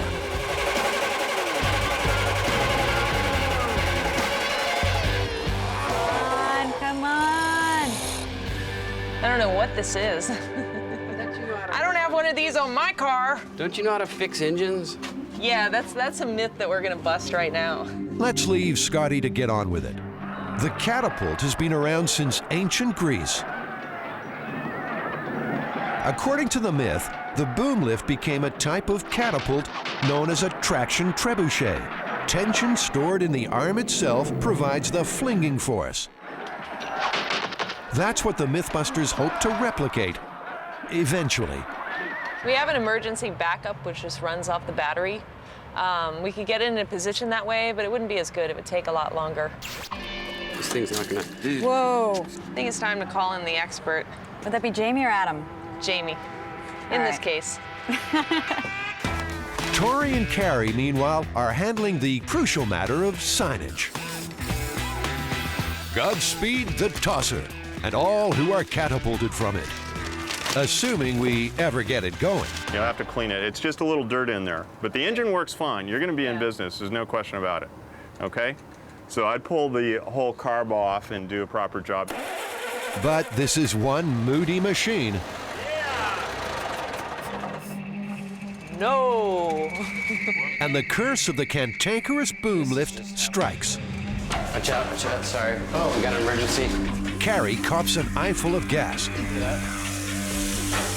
Let's go down. Tastes like the ocean. Here. How long do you do this before it's out? You're gonna do it for at least 15 minutes. Carrie will be okay. Well, it's a little red. A little red. As for the tosser, We thought the float bowls and the carburetor were stuck, so I took that apart and got those working. The distributor cap, we took that off. That looked fine. We then went to, Jamie noticed that the points were hot, and I thought maybe then it's not opening, which was the case. Those were stuck together, so we got those open. it only works in fits and starts. Want to push that button? Still, that might be enough to test this myth. Okay, so our next step is to attach a chain between the engine and the basket with a quick release, and then we'll pull the quick release when we have it under tension and see how far Buster goes. Ride. Not surprisingly, Buster seems a little reluctant to get on the boom lift. Buster! Come on, stop clowning around. God, he's wet his pants.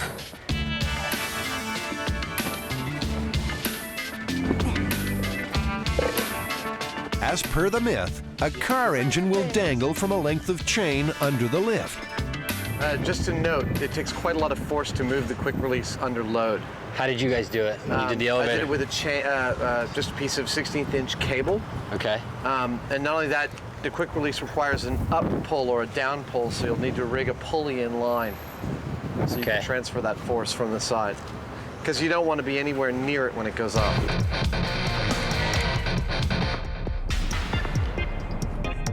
You're not doing it the Jamie way, obviously. I know, I'm doing it the Adam way. Quick and dirty, but it gets done. It looks like these kind of accidents happen all the time. It's actually more of a question with this myth whether Buster's gonna be shot over a house or if he's just gonna tumble out of the basket onto the ground. We have a quick release at the bottom of that chain that we can pull a pin out and make this chain snap as if it had broken on its own. Get the same effect, see if we can make a catapult. For the first test, the tosser's arm won't be extended. Now, just gotta work out who's going to operate the quick release. Rochambeau. Odd man out. All right. Whoa. It's a face-off. Me and Scotty.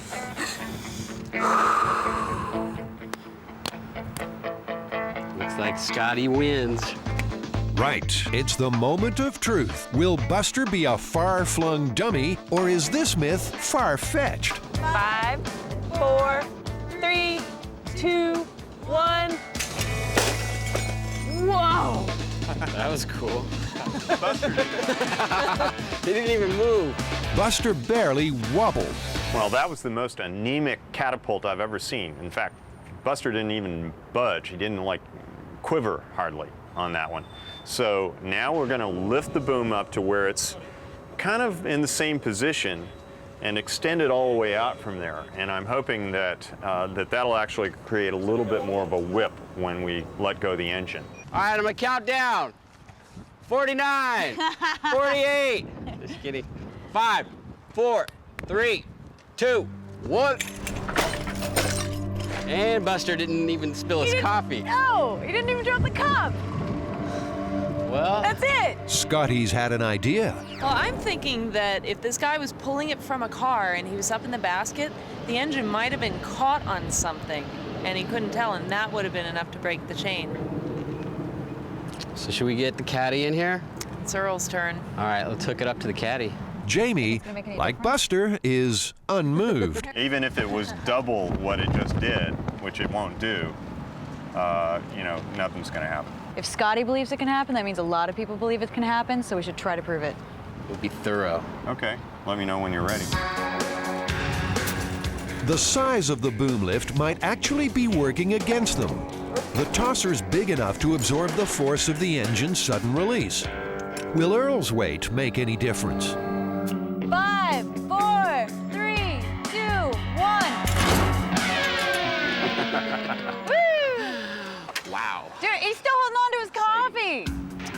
Well, there you go. We're going to have to elaborate on the myth. Yeah. We're going to have to do this Mythbusters way? Yeah. Doing things the Mythbusters way usually spells trouble on a titanic scale.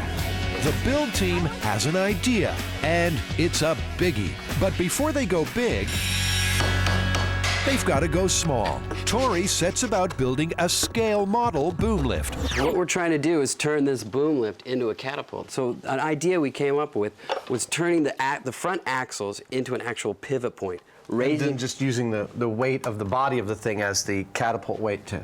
Exactly. And what we're going to do is we're going to raise it up, grab these points here, and then let the actual thing swing forward, just like that. So this is a scale model. Mm-hmm. And then we have scale model truck containers that we're going to use to put this on and use it to lift it up. Do you think those will be strong enough? The truck containers? Yeah. I don't know. I mean, how much does this thing weigh? This thing actually weighs around 25,000 pounds. I can reinforce those. Well, it also looks like it's not quite high enough to get a full swing. If you wanted to catapult something, you need it to go all the way over, right? Yeah, right now we're hitting right there, so we got to go up higher. We'll probably have to get 2 containers. Well, stack them. They're totally stacked. You can stack them and lock them together, right? Yeah.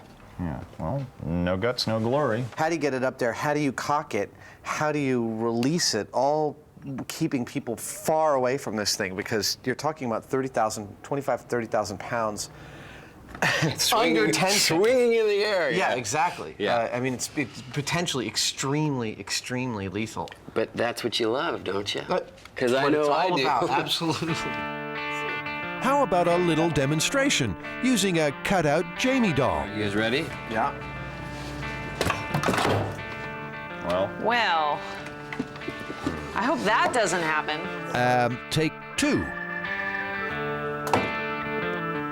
Well, that's not too bad. That might have made him, you know, like 80, 100 feet or something like I that. think that's pretty good. That's, you know. What Tori's proposing to build is called a counterweight trebuchet.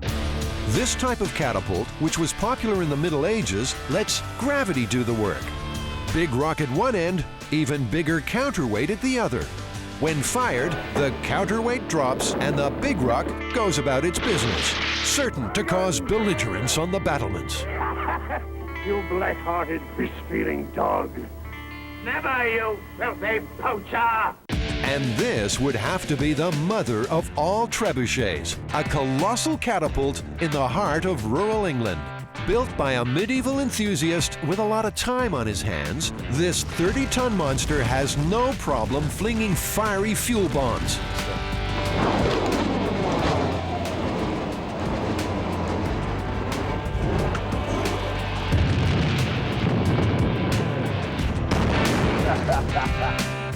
Oh, and if you're in the area, don't leave your vehicle unattended.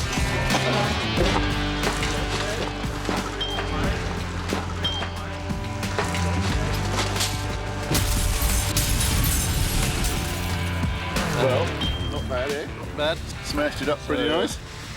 It won't drive again anyway, I don't think. Not very well, no. Will the tosser be able to wreak similar havoc?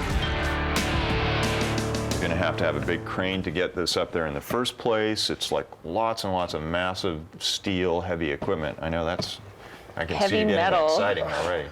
Love it. This is a big build. Are you sure you're up for it? It's a big, big build, a lot of elements to get it together, but it absolutely looks doable. Turning heavy machinery into a medieval weapon. Wow, that was actually fantastic. It doesn't get any more Mythbusters than that.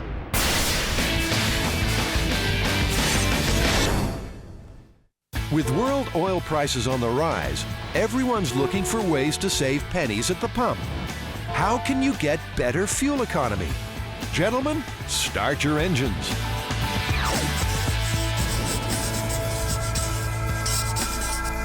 So is this really an urban legend, Jamie? No, it's more of an urban puzzle. Like one of those things you would discuss endlessly sitting in traffic or debate on a road trip. Yeah, the idea is that on a really hot day, it's more efficient to run with your air conditioning on full blast and your windows up than it is to drive with the windows down and the AC off. Well, that seems pretty logical. That seems right to me.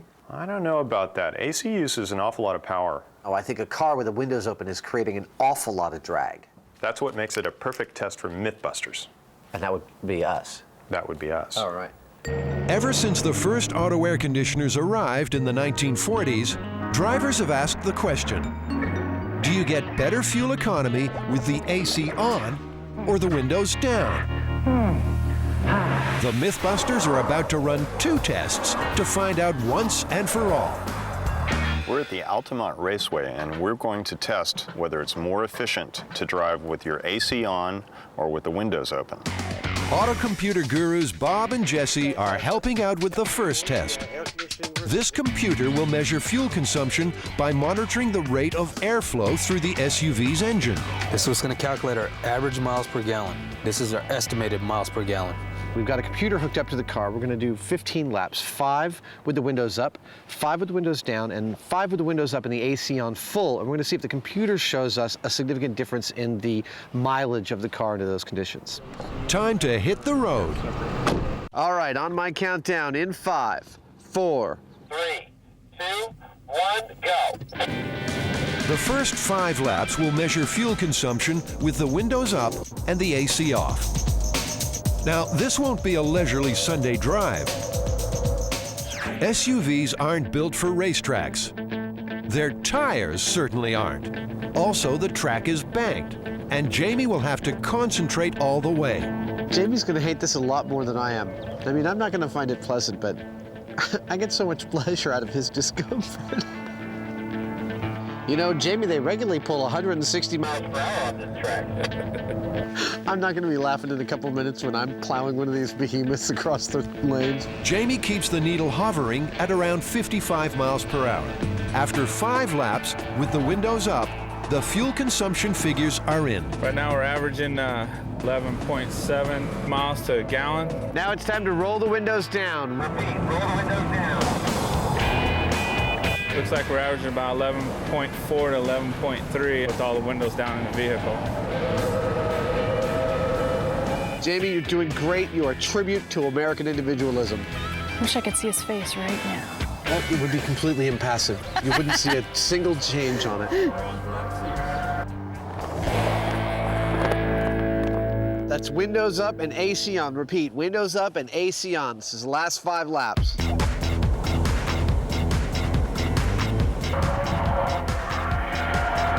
We're averaging 11.7.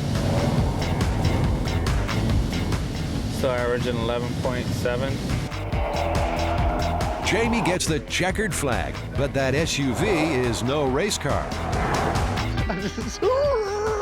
I gotta say, it's pretty intense, and I'm gonna be ill. We are going to be dead after this is over, as far from exhaustion. Yeah. Because, I mean, I was starting to get a little more relaxed in it, trying just, you know, kind of laying back and kind of, you know, no big deal. But you have to focus. I mean, it was a real stretch for me even to open and close the windows doing that. All right, so what was the difference in actual miles per gallon?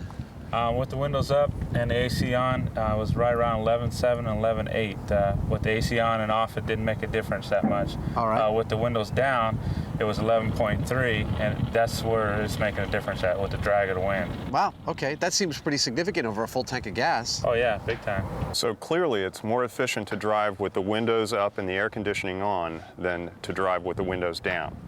Yeah, definitely. That's what the computer said. So that's that all figured out. Not quite. There's still a question mark. See, those figures are based on a computer model. That model assumes ideal conditions. Adam and Jamie like to test things out for themselves. That's why they're doing the Average Joe test. Okay, everybody from Jamie's car, come on, get on the scale. 2 identical SUVs, 2 full tanks, and 2 identical payloads. Everybody in Adam's car, let's get weighed in. Come on. One SUV has the AC on, and the other has the window down.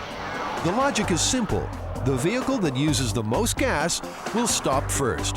It'll be a 7-hour marathon, and the boys have to be prepared. I got a whole regimen. I got bananas, I got cookies, I got candies, I got lots of coffee, and I got lots of music. Say, bring on Jamie and the sludge.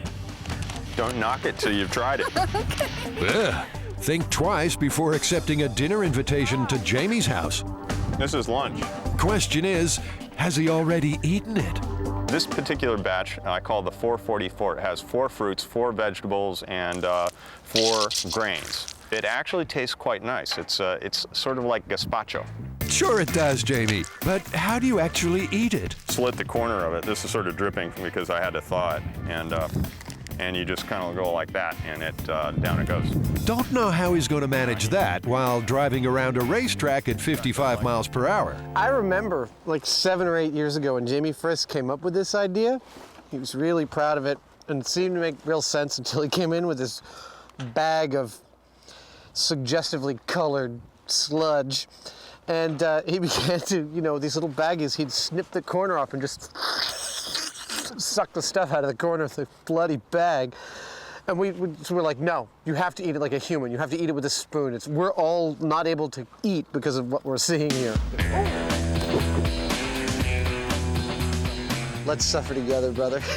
Well, you know, and also remember, going at that speed on this track, if you have a blowout, it may not be a safe thing.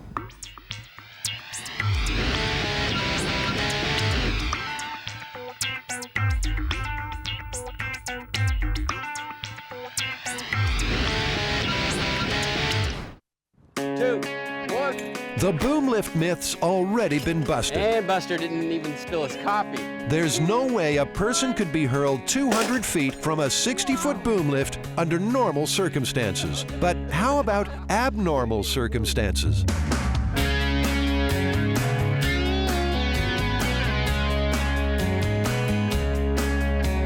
I'm getting my forklift lesson for the day.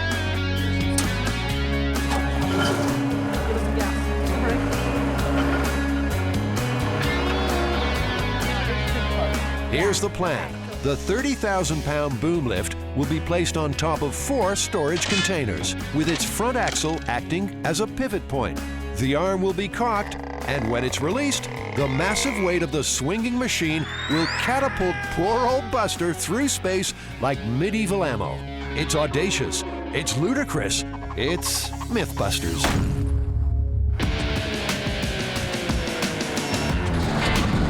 First, the containers have to be stacked.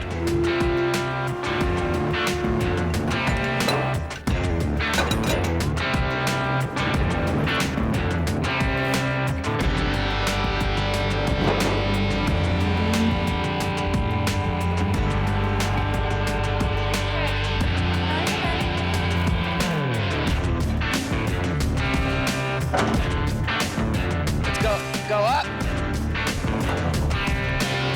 Pull. You need to pull it so we get parallel. Yeah. Okay.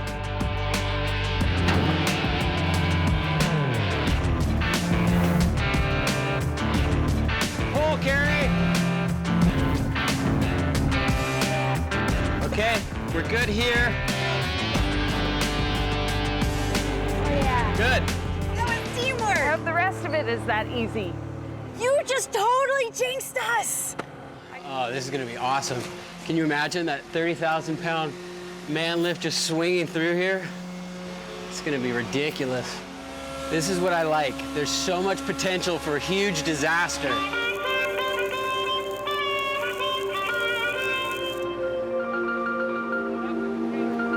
I would clamp it from the top. The containers will have to be reinforced to take the weight of the boom lift.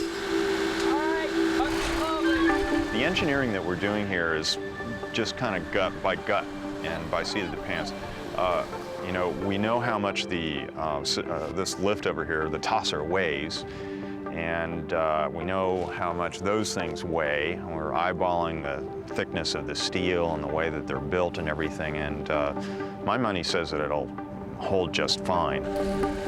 This whole thing is just really one of the more extravagant stunts that we've done, I think. Hey, Carrie, make sure we extend it all the way out. No problem. Yeah, and now let's see whether we can do the same thing here. The boom arm will be cocked by anchoring it to a weight. I gotta say, you know, I don't think anybody's ever done this before. You know, this has to be a world first. Either that or it's just stupid.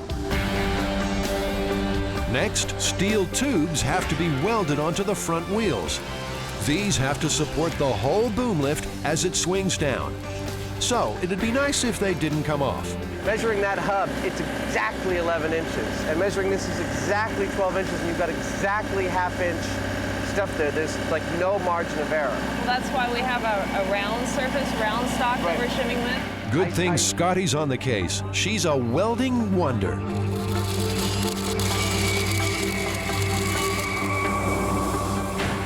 He's getting through it.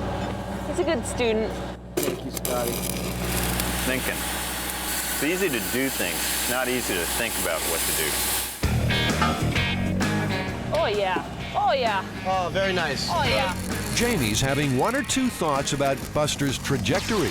We want to get the basket tilted forward as much as it'll go, unless it totally like dumps out, because as this comes over, he wants to, you know, if it's like ends up like this, it's more likely that he's going to get slammed down into the ground instead of the centrifugal force slinging him out as he goes up. Okay, I got it.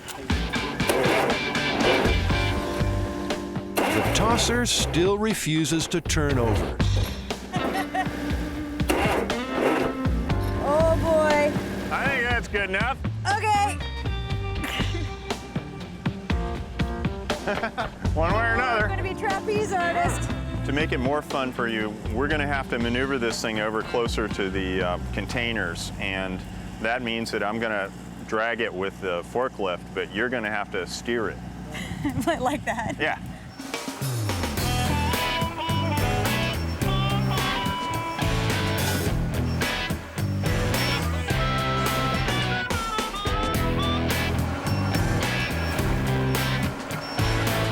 We're nearing launch. Where's our catapultee? All right, Buster, no more yoga.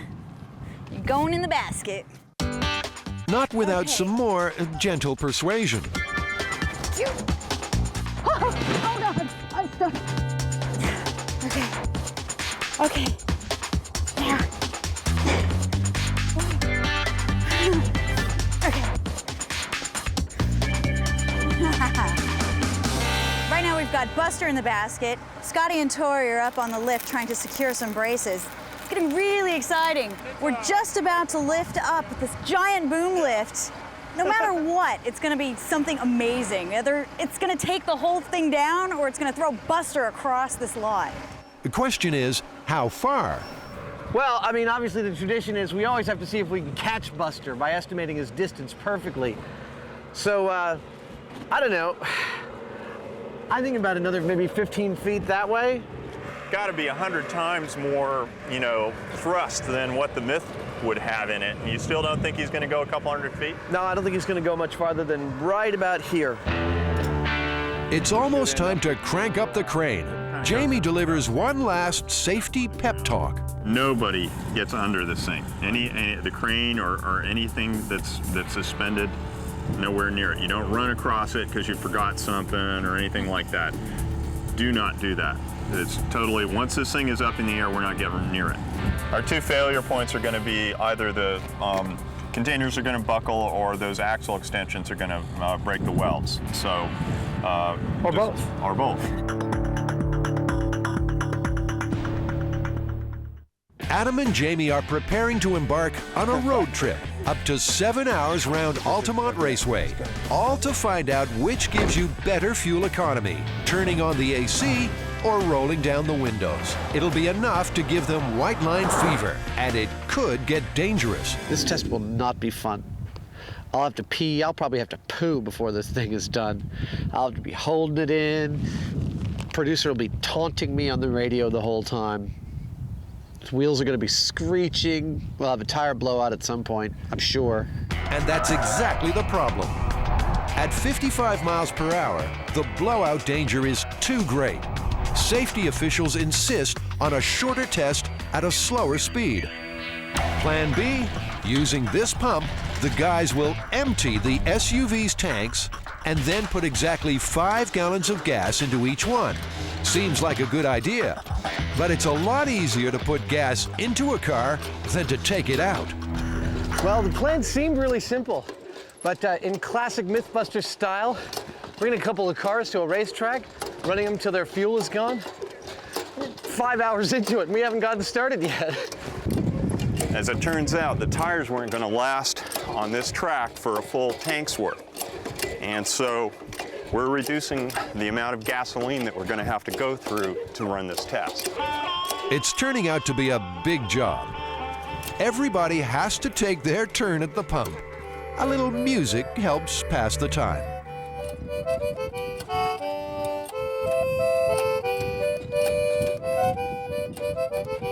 Finally, the gray SUV's empty. So it all starts again with the white one. At last, both tanks are dry. Well, we're finally ready to do this bloody test. These cars are out of gas. We're putting in exactly 5 gallons in each car, and we're gonna drive them until they run out. Looks like we're ready to roll. Well, almost ready. Okay, there you go. Ah, there we go. Ready to go. It's going to be cold in here. Gentlemen, start your engines. Roger that, starting now. Roger, starting. Now running. And away we go. Remember, these are identical vehicles carrying identical amounts of fuel and identical payloads. Because of safety concerns, Adam and Jamie will stick to 45 miles per hour. Jamie's gray SUV has the AC on full and the windows up. Adam's vehicle has the AC off and the windows down. 5 gallons of gas in each. Which will stop first? We are cruising at 45 miles per hour. Round and round they go. Where they stop, nobody knows. It's getting pretty chilly in here. Glad I brought my coat. I pity the poor cameraman who doesn't have one on.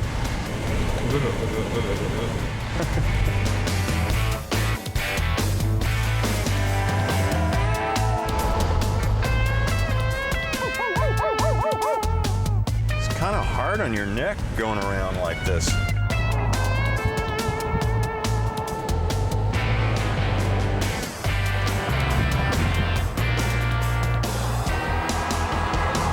Remember, kids, this test is being done by professional drivers on a closed track. Your results may differ. The computer test showed that blasting the AC was more fuel efficient than driving with the windows down. But what's this? Jamie's AC-cooled SUV is slowing down. Yeah, I'm coasting now. Jamie's car just crapped out, and mine's still going strong at 45 miles per hour. Looks like it's more fuel efficient to drive with your windows down than with your AC on. I don't get it. So Adam, what do you think? Are you gonna keep running for another half hour or what? I don't know. When I come in, I think we're just going to have to bust this myth and say that the fuel efficiency's better with your windows down than with your AC on. Yeah, that's sort of what the test says, isn't it? Over. I would not have called that at all. I'm really surprised. I'm shocked, even. 30 laps later, Adam's naturally ventilated vehicle finally runs out of gas. Oh, man. I feel like I'm leaning like this. That totally confounded my expectations. There's no other way of interpreting it. We've gone over all of the facts of what went on here. I ran out first by running the AC. Yeah, 15 miles ago. That's 30 laps that I did that you didn't do. I mean, I'm just like, I'm totally surprised, and I hope we've answered it once and for all. Yeah, that's a significant difference in consumption, isn't it? Let's go. All right.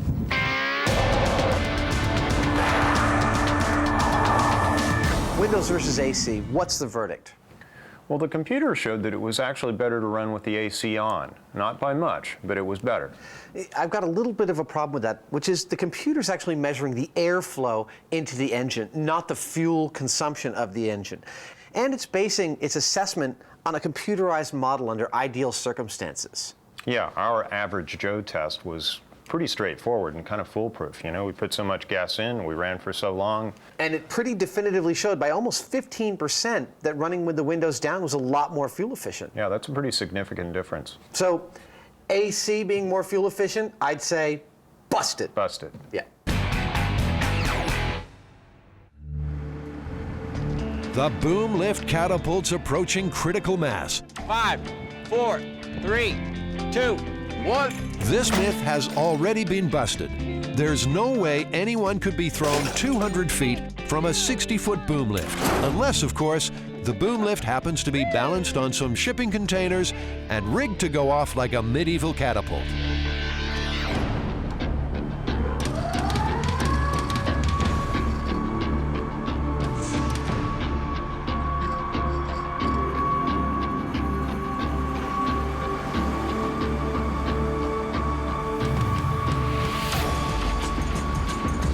Busters hanging on for dear life. It's looking good, man. This is gonna be pretty awesome. He was just touching that post. Oh, okay.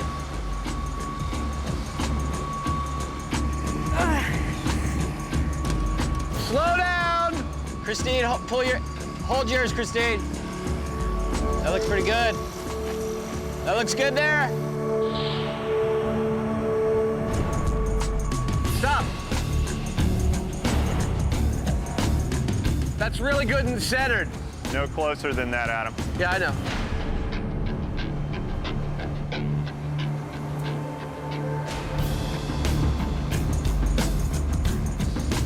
Mine's in.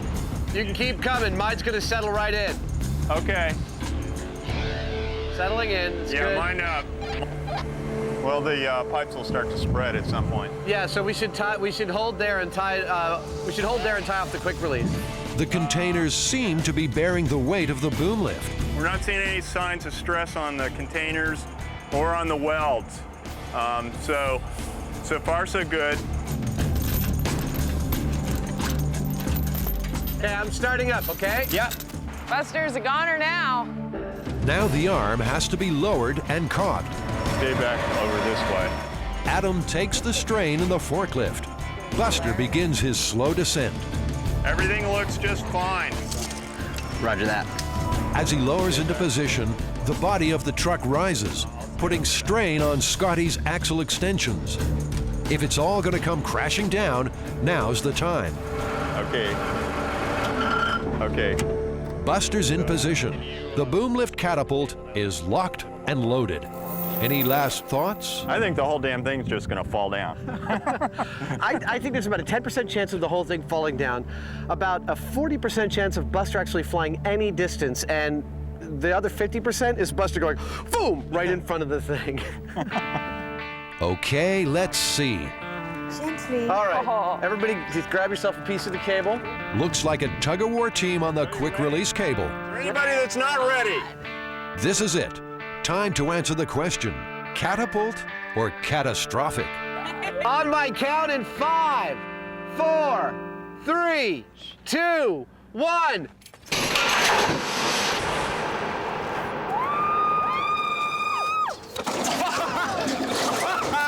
Whoops. Yeah!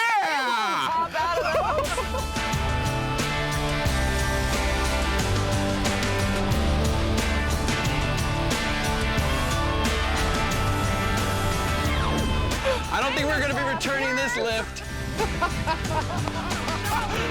Oh my God! Destruction.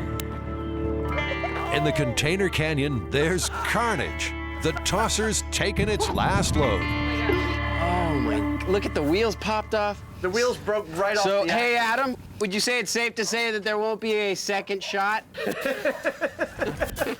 Buster isn't feeling 100% either. He really suffered at the end of the long arm of the law of gravity. He lost both legs. His one leg separated and his hand ended up, 20 feet away. Guys, congratulations. That's the most destruction Buster's taken in a single drop on any man.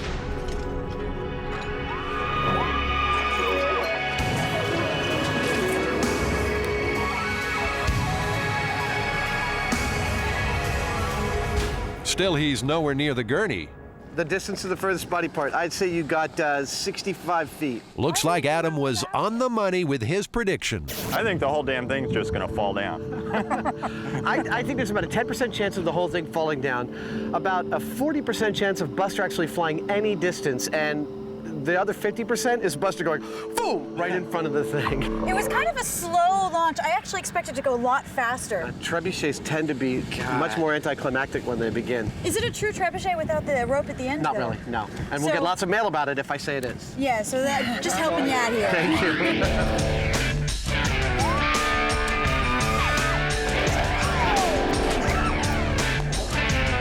What do you think, guys? Is the myth busted? Oh, myth totally failed. Completely busted. Totally, completely busted. And Buster, busted. And boom lift, busted. Everything's busted. To the ground, busted. So are you guys gonna stick around for the cleanup? No, we're gonna go have some lunch this evening. Great. Bye, thanks for helping with the fun part. Mythbusters. Breaking big things for science every day. Oh. All right, still rolling.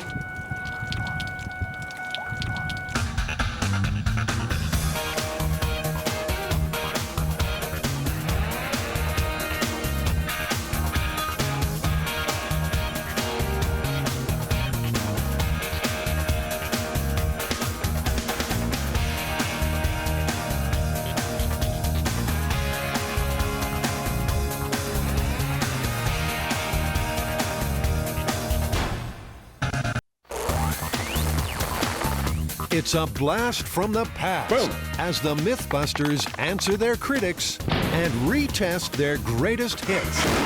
The chicken gun. I'm not going to debate this endlessly. You fought for this. Ice bullet. Exploding implants. I wish we could get in there and feel it. I'm sure you do.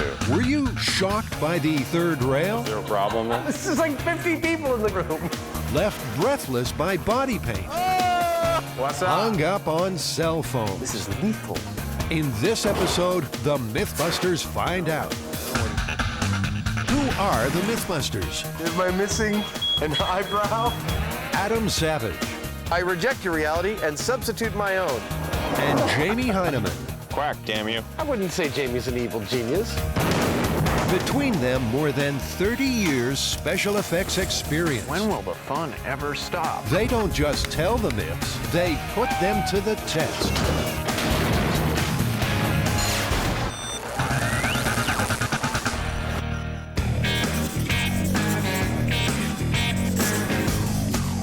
Well, it seems that we have to revisit the story peeing on the third rail. We thought we did a great job with it. We tested it. We thought we busted the myth.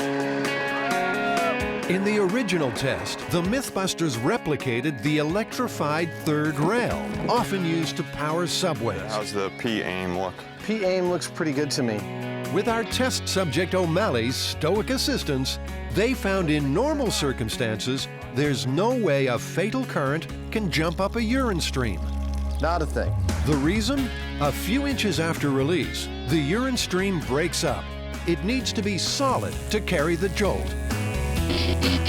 But a lot of people are sending us emails saying that, well, I peed on an electric fence on the farm and I got a shock. Okay.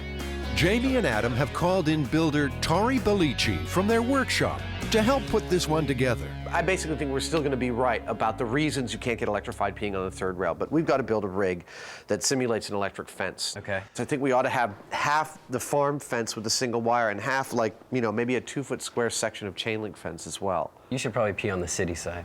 The cyclone fence. Farm boy, city boy. Yeah, I think that would be good. To recreate those viewers' adventures down on the farm, the Mythbusters need a fence. It'll be half chain link and half single wire, and they'll hook it up to an electric fence energizer. Then they'll do what comes naturally. It just doesn't seem right. To prevent killing livestock, the energizer delivers a low current in very short pulses. It's not going to continue to zap you. It's only going to be in a pulse. So, you know, it's just enough to give you a serious jolt. The build team starts making the fence, while Jamie's got to make a decision. Well, I still haven't decided whether I actually want to do this or not. It's like that. He's so boring. Well, I don't want to do this anymore. Come on! All that time you spent as a political prisoner in South America and they never once attached a battery to your nuts? Well, why do you think I don't want to do it?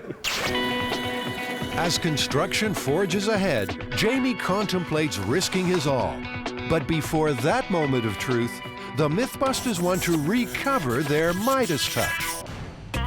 In one of the Mythbusters' first ever experiments, Jamie stepped into the skin of Goldfinger's famous painted woman. Go Adam. I'm having so much fun.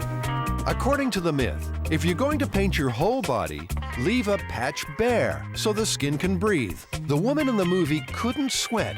She overheated and died. In the myth, that actress, Shirley Eaton, died too. But in reality, she made it out without a scratch. Well, as you can see, I'm very much alive. Myth busted. Or is it? Jamie left a little skin clear, just in case, but strangely, the paint seemed to affect him anyway. We got some anomalous readings. You know, the blood pressure, I don't really understand it all, but neither did the EMTs or the doctors at the time. The hairs. So if Jamie's blood pressure went crazy, will Adam's? They'll try again with one small difference. They took Jamie's temperature with an ear probe. Push so hard. The ear probe temperature would not be very accurate. You do need a core temperature, and that's where the rectal probe comes in. Rectal probe? The rectal temperature probe. I'll get the lard. Oh, no. Let the humiliation begin. The latex paint will pull every hair off Adam's body if he doesn't shave first. If I shave both the goatee and my hair, my head looks like a grape.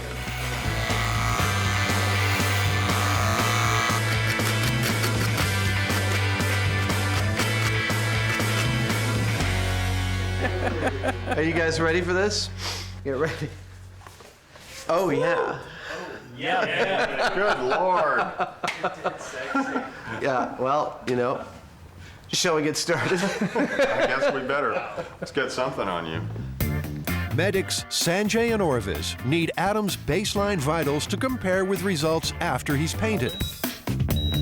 Heart rate, blood pressure, and of course, temperature. Before the paint goes on, Adam can handle that part himself in the privacy of the bathroom. Okay. Embarrassment and pain and humiliation are, you know, a good thing for Adam to experience on the show, yes. 99. Came out at 99 even. Blood pressure about 128/80. That's reasonably good. Under the circumstance, I'm surprised that it's quite so normal. Heart rate 57. It means he's pretty relaxed with what he's doing. He was relaxed, but now it's time to gild his lily white hide. It's a memorable first day on the job for new Myth-tern Christine Chamberlain. I am now ready to mix a gold paint sample to make sure that it is the right consistency for human flesh. She's only got herself to blame. She's an artist and builder and answered our call for a Myth-tern to join the team. This is her prize. Christine, when you sent in your tape to Mythbusters, those many weeks ago. This is totally what I had in mind. It's amazing. You know, I think in some countries I might be, you know, ordained as the, supreme ruler after a ceremony like this.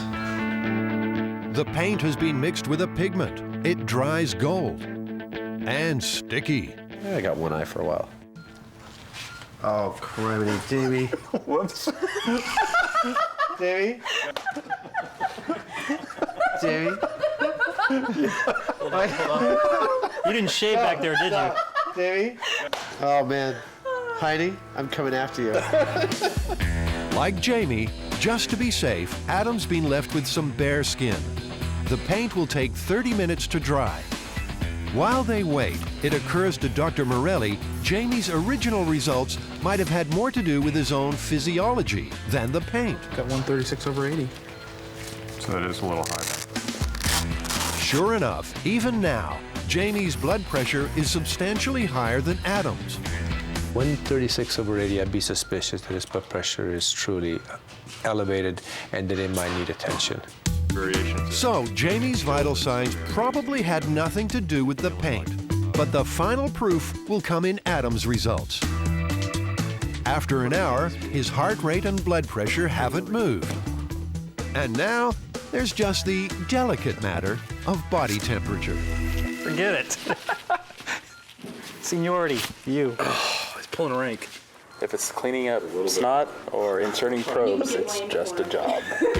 Adam seems to be taking it all a little more personally. Oh, Sanjay. Sanjay, will you respect me tomorrow?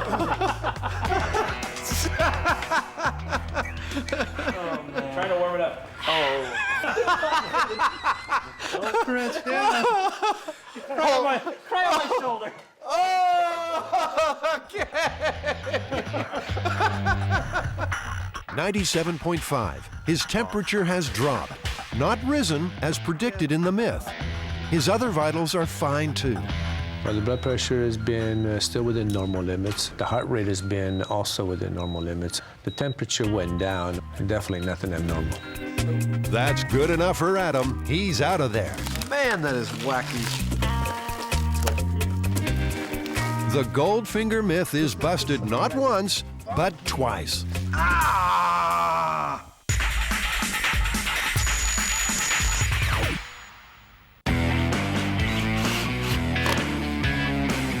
Builders Tori and Carrie Byron are finishing the electric fence.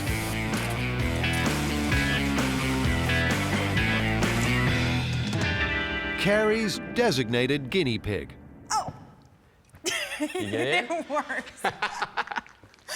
So, Tori, what do you got for us?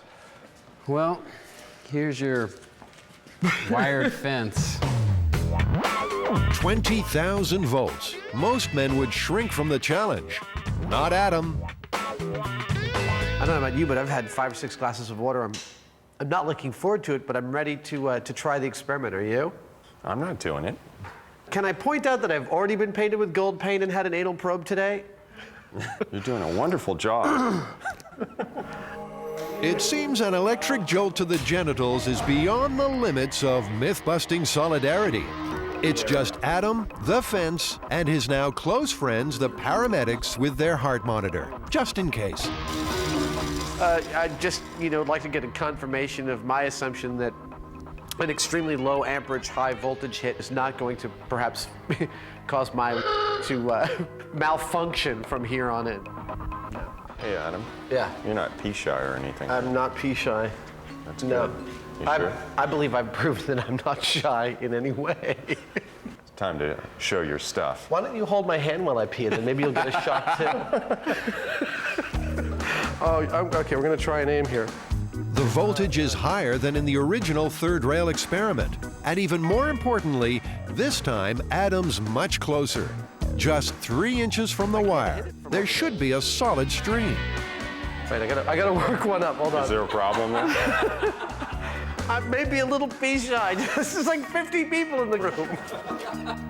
All right, here we go. Are you ready?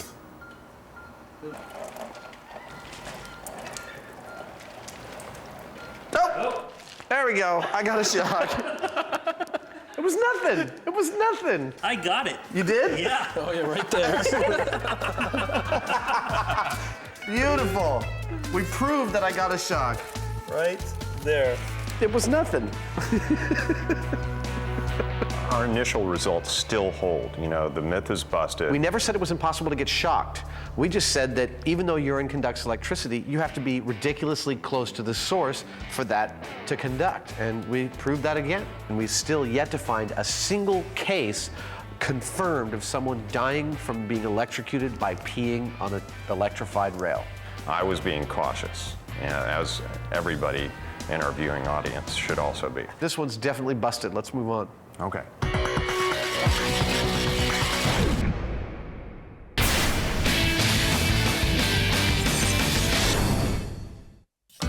It sounded like such an easy myth to bust. The chicken gun, the foul-firing cannon NASA uses to test aircraft's ability to withstand bird strike. According to the myth, they lent the gun to British Rail to test high-speed trains. But they ran into a problem, and the problem was that the chickens were going right through the windshields of the trains and even embedding themselves in the seats. And they sent a tape back to NASA asking for help. NASA replied, saying, "Gentlemen, thaw your chickens." To test if indeed a frozen chicken does cause more damage than a thawed one, Jamie and Adam built their own chicken gun, using compressed air to shoot birds at a light aircraft, with spectacular results. Both frozen and thawed smashed through the windshield with equal ease. I think that would mean that the myth is definitely busted. Or maybe not.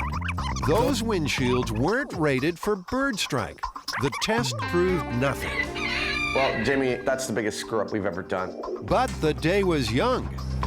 They tried to salvage things by carefully timing the impact. Same time, argued the Mythbusters, equals same force. At these speeds, frozen or thawed chicken, myth busted, no difference at all. Not according to viewers, who complained that's like comparing a cannonball to a lemon cream pie. What counts is penetration. So it's back to the drawing board. This time, the Mythbusters will fire the chickens into blocks of foam. If the myth is true, the frozen birds should penetrate deeper. Okay, good. Lower it down. Lower it down. Once again, they're breaking out the big guns. Adam happy to leave the heavy work to builder Scotty Chapman. Of all the things we built last year, this was my favorite. Yeah. Like building, like using 1-inch bolts. Yeah. Big tools for big bolts and big nuts. Walking away. They're taking no chances with compressed air. Jamie's rigged up the scissor lift to fire the cannon while they're behind a blast screen. Well, that seemed like that worked. They'll be firing the cannon inside the workshop at 2-foot square foam blocks. Again, the chickens will be encased in foam sabots to ensure a snug fit in the barrel. Chicken doesn't fit!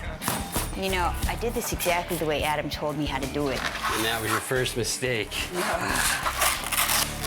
It's time to let chickens fly. Look at that. The first shot will be with a thawed bird. 3, 2, 1. It's a hit, but Jamie's not happy. This went right through. This was the thawed chicken. Yeah. The other one's going to do the same thing. Plus, I don't like the way that it's going off to one side, because it's like, who knows, a leg was hanging out over here and kind of made it go off to one angle. It depends on how exactly it impacts. It's not going to give us consistent data. Despite Jamie's reservations, they keep working. This time, a frozen bird. 3, 2, 1.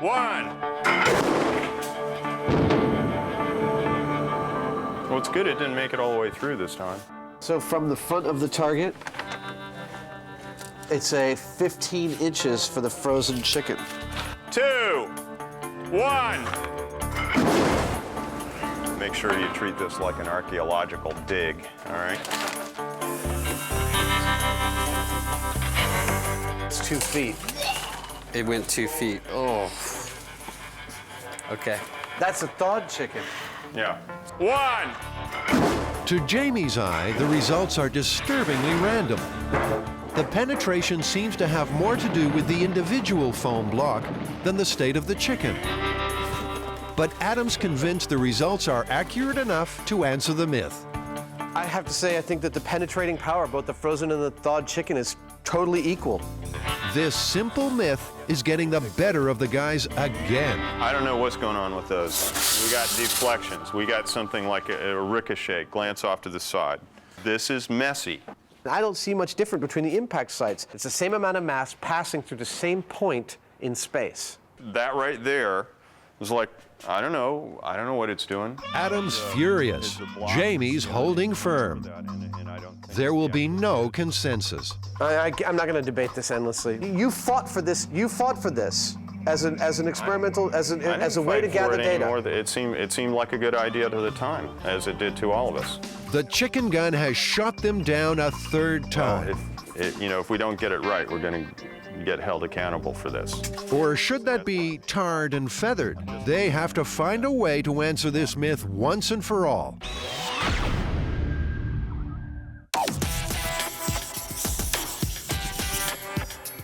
This is definitely one that caused a lot of stir when we aired it the first time. The ice bullet, that amazing vanishing projectile. Preferred ordnance for Kennedy conspiracy theorists and Hollywood producers alike. The myth sounds reasonable. Replace lead with ice, which melts in the body. No clues for the cops, see? Looks good. Looks like a bullet to me. But when the Mythbusters tried, all they got was a puff of steam. The hot gases in the chamber melted the ice as it left the barrel. The problem that they said was that we weren't freezing it right. We were freezing it too quickly by dropping it into liquid nitrogen. So what we've done is we've figured out a way of very methodically freezing the ice for the ice bullet so that it forms a very carefully formed crystal that's much harder and stronger. The trick here is to get the ice to form bullet-shaped inside the casing. And to do that over a period of several hours to ensure it's as strong as possible. To do it, they'll need dry ice, an aluminum plate, bullets, and a silicone mold. We only got one night to get this right, and if it's not frozen, we're screwed. You know? All right, well, if you guys are ready, let's get to it. All right. The build team has been given its challenge, and the clock is ticking. This is the aluminum plate that we're gonna make a bullet mold on. I'm gonna zap these in with some glue. We're gonna have a row of 10, and then I'll build a box around it and then fill it with silicone. When the silicone sets up, then we'll have a mold for the bullets. It'll take several hours for the silicone to set. In the meantime, Jamie and Adam have to make a phone call or two.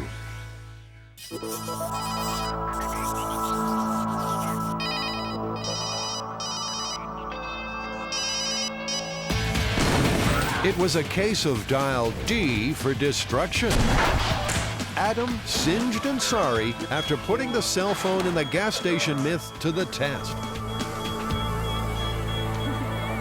Well, an early story that we did involving a cell phone and an explosion at a gas station caused a lot of controversy, apparently. Well, they felt that we had abandoned certain aspects of the myth too early. It's a modern-day myth that using your cell phone while filling your car can spark an explosion. Certainly, gas station fires happen, but the Mythbusters just couldn't start one with a cell phone. Nada. Niente. No explosion. According to the experts, most gas station fires are triggered by static electricity sparks, often when the person gets in and out of their car while filling. Pure and simple, we don't have any accidents involving a cell phone at a service station. It just doesn't happen. Some viewers still weren't happy. They felt that we hadn't gotten the right time for when the cell phone's actually putting out the maximum amount of electromagnetic energy. Secondly, they suggested that we could possibly get a spark off of the aerial to something that was metal. And third was actually there was some brand new information that some aftermarket batteries were actually shorting out, exploding, and causing these explosions. So, 3 tests to try. Find the time when the phone is outputting the most energy. Second, put the antenna near metal to see if it sparks. And third, try to short out a battery and cause an explosion that way. You know, it's really easy to put to rest the first part of this criticism, and all we had to do is get this electromagnetic field meter and test the highest output coming out of this cell phone. Okay, so you want to try calling it from your cell phone? Okay. Let's see what that does. These meters are often used to test for leaks in microwave ovens. It'll show when the electromagnetic field is strongest. Oh, big spike. All right, it went up to 94 as a spike, and now it's going back and forth between like 3 and 7. It's kind of going up and down. Okay, let's see here. I'm going to answer it. Hello? Hello. What's up? Hello? Wow, that's really far out. Let me try and call your cell phone. Yeah, there we go. Oh, bump to 97. There we go. 97. Basically did the same thing as it did when it was answering the phone. There was an initial spike, and now it's going back and forth between like 3 and 20.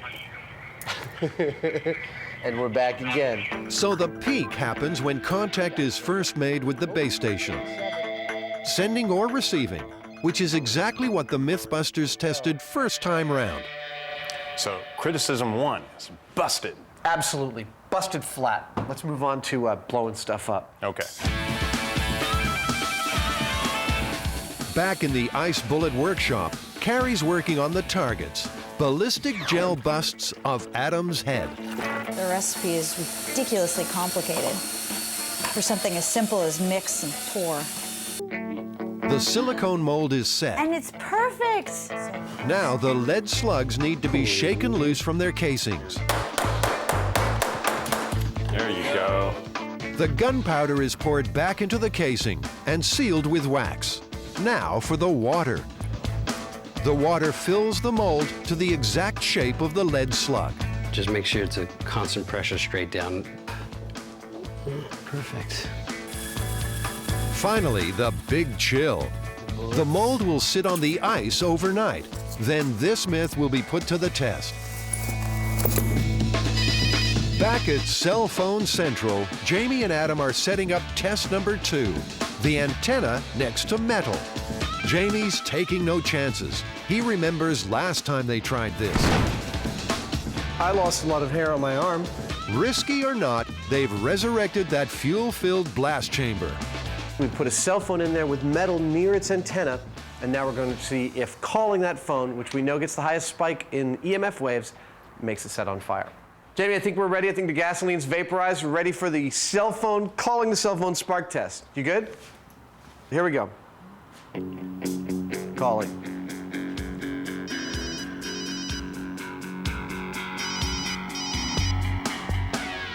Imagine this. Nothing is happening. Now, given the idea that somebody may have a damaged cell phone, we're going to peel off some of the insulation off of the antenna of the phone, and then we're going to do the same test again. That's it. Look at that. So the antenna is bare metal. This is lethal. If it can spark, it definitely will. I'm calling now. Oh, it's ringing. And still, nothing happens. The antenna spark theory looks busted too. To ensure the problem isn't with the chamber, Jamie uses an electric igniter. Ready? Ready. We got it down to a science. Oh, I missed a call apparently. Jamie and Adam's last hope of cell phone destruction lies in the exploding battery test. There have been instances of non-name brand batteries exploding, but can the Mythbusters make it happen? This is really exciting. I mean, not only do we get to short out a battery, but we get to do it in a gasoline-rich environment. I mean, I can't think of a better way to spend a Monday afternoon. A better way would be with a spontaneous explosion. Well, I'm trying to short the battery out with a clip lead and get a spark out of it, and I'm not getting anything. High-quality batteries come with an electronic safeguard against shorting. In one last desperate attempt, Adams ripped that off. I mean, we're doing everything you possibly can do to get a spark off a battery in a scenario that absolutely wouldn't happen with any phone, and we're still not getting anything. What they are getting is a hot battery. There's no melting, and certainly no cell phone explosion. Last time, neither the phone nor static electricity worked. In the end, they resorted to ignition by neon transformer.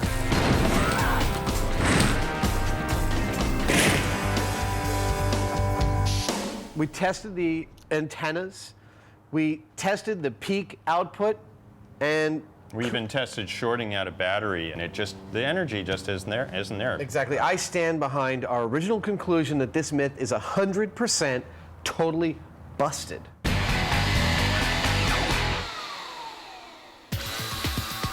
After such a letdown, what better way to relieve the disappointment than to shoot something? It's time to put the ice bullets to the test at the firing range. They've been frozen overnight and should be harder than the ones used unsuccessfully in the original attempt. All right, so as soon as one comes out, we're going to spray it with a little Teflon spray. But will they be a lethal weapon? Do it lightly because it may melt it. This is what it looks like when a real bullet hits a ballistics gel head. It's exactly the effect the guys want to see with the new improved ice bullets. All right, here we go. But will they? You first. Eyes and ears. Ready, here we go.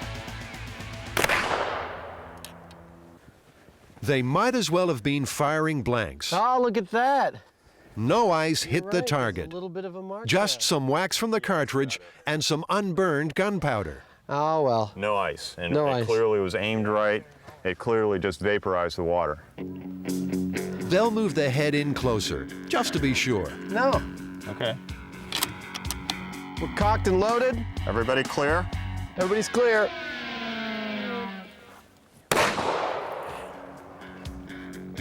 Doesn't look like anything came out. Even at point-blank range, the only danger to the victim would be a nasty steam burn. Well, Jamie, you know, we actually did the ice bullet again here. We froze it slowly. We froze it from the tip. We coated it in Teflon. We got it in fast. And there's nothing here. No penetration at all. No. So we finally put this one to rest. Yes. You cannot shoot a frozen water bullet from a rifle like they do in the movies. It just can't be done. You're going to end up with vaporized water. All right? So stop emailing me.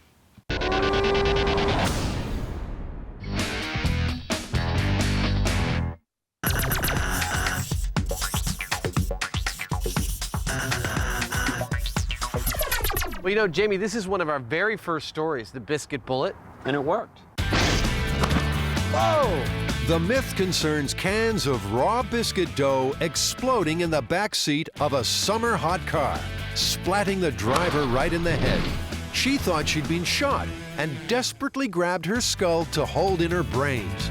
And when the paramedics pry the woman's fingers off the back of her head, they find that she's hanging on to this mass of raw biscuit dough. Oh, no! Maybe it didn't happen. That just went everywhere. But by heating up Adam's car, the Mythbusters proved beyond doubt that it could have. It's definitely brains. This isn't a correction so much as actually an update. There was a story about aerosol cans under pressure sitting in a hot car, actually exploding and embedding themselves in the upholstery of the car. So on an 85-degree day, Earl the Mythbusters Cadillac gets customized. All right, bring it on. Mechanical lubricant. Check. Hairspray. Spray paint. Spray cooking oil. Whipped cream. Spray glue. Starter fluid. There's no doubt Earl will be one hot caddy in this sun.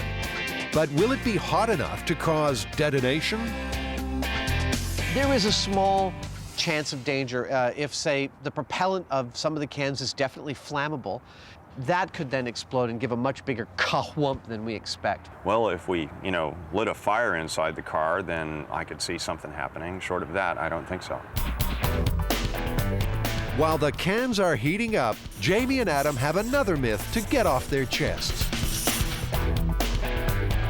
It's the sky-high drama of exploding implants. Oh, God! There's a woman with silicone implants on an airplane, and as the plane goes higher, the implants get bigger and bigger and bigger and bigger until finally they explode. Using a vacuum chamber to simulate high altitude, they couldn't even make an implant expand significantly, let alone explode. I didn't really notice any difference at all. Myth busted, or so they thought. We had some irate viewers that indicated that there was an aspect of this story that we didn't touch at all, and that was surrounding inflatable brassieres. And like this, the air pockets. They have inflatable pockets in them. What are you doing? Sure enough, back in the 50s, inflatable bras were the biggest thing in town. They're worth testing. So the Mythbusters have built a new chamber. A vacuum pump sucks out the air, and an aircraft altimeter shows what height they're simulating as the pressure drops. A blast screen will protect them from an unplanned implosion. All right, I'm gonna hit the switch over here. It's coming up really fast. Yeah. Boom! The brassieres are going to inflate. We know this, just like a balloon will inflate in a vacuum. And the only question is whether they'll inflate enough, to explode. All right, Heine, you want to put that on? The bras will be fitted to a cut-down mannequin for their flight. We'll call her Janet. First bra up, this version, with non-removable air pockets. Pretty as a picture. I'd say we're good to go. Shall we power this puppy up? Yeah. As the air is sucked out of the chamber, there's less pressure on the inflatable pouches, and they'll expand. We're at 10,000 feet right now, and there's definitely some real expansion from that thing. It just knocked the shoulder strap off. Altitude? Altitude now is coming up on 40,000 feet. By now, Janet would have expired in the thin atmosphere, but her expanding bra lives on. And they're still climbing. We've actually gone beyond what the altimeter can read. I mean, it's above 70,000 feet elevation. Yeah, this is over twice as high as what a normal airliner would fly at. I wish we could get in there and feel it. I'm sure you do. I mean, for scientific reasons. Unfortunately, I think we're gonna have to call this. The black brassiere is not gonna blow. Let's go for the white brassiere. All right. It's a disappointment, but the Mythbusters are nothing if not persistent. This bra has removable cups. With less support, maybe they'll blow. Oh yeah, look, the air pocket one is horribly distended down here. Yeah. I mean, you can just see it's just like pushing down there. My God, it's gonna blow. Come on, baby. They've passed 30,000 feet, but grow as it might, Janet's bra just won't explode. Come on, can we just shoot this thing with a BB or something? Again, Mythbusters Flight 1 has soared beyond 70,000 feet. I mean, it's amazing how much the pulses expand if you happen to find yourself in the vacuum of space. As Janet descends from the heavens, she brings with her a reassuring message. The flying public need have no fear of inflatable wardrobe malfunction. You'd be dead long before you'd be worrying about, you know, some tightness on your breasts. So 100% busted still. Back at the Biscuit Bullet, those cans have spent several hours in the hot car and just won't explode. It's only 120 degrees inside. The Mythbusters were hoping for at least 150. I think you can take your hood off, Jamie, because I don't think it's going to do anything. What do you think whipped cream is like if it's been in your car for all day? No, it's not even warm. You know, once again, we've tested the circumstances of the myth, and we don't duplicate the results. So obviously, we have to build an oven or some such heating device and see what temperature these things are actually going to blow at. You want to take off your hood and participate in this conversation? I kind of like it in here. It's private.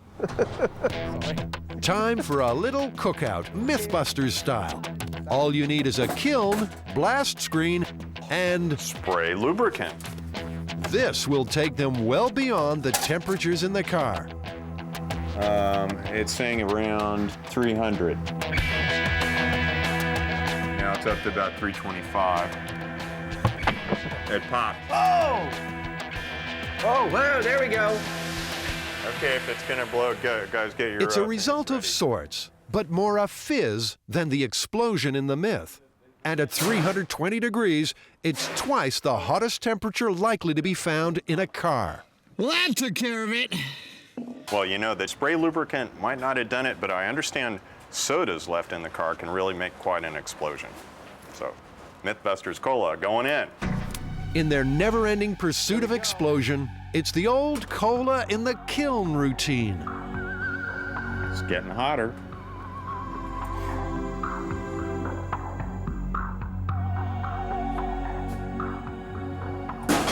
Oh, yeah! That was great! On the Mythbusters explosion scale of 1 to 10, this one rates as amusing. Stir the pot, baby. And occurring at well over 300 degrees, there's no way it could happen in your car. The revisit, we got to see something blow up, but we busted it again. Yep, busted.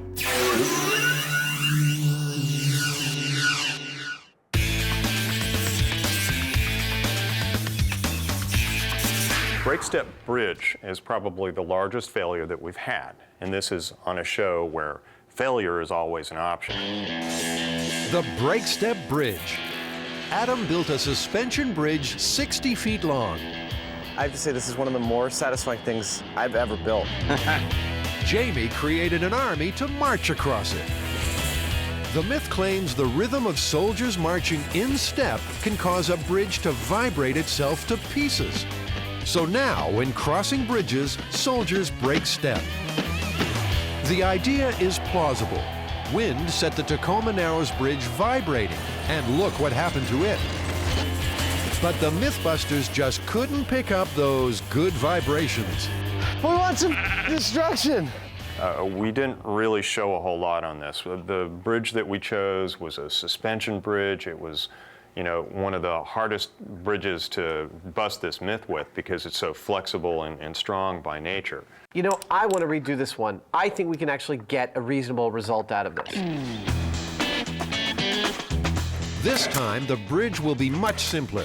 A pier at each end and boards across the middle. They'll be able to tune the bridge by taking boards out or adding more in. We want to show that it's not the weight, which is what most people think when a platoon walks over a bridge, that it's the weight, but we want to show that it is possible to introduce a fatal resonant frequency to a structure.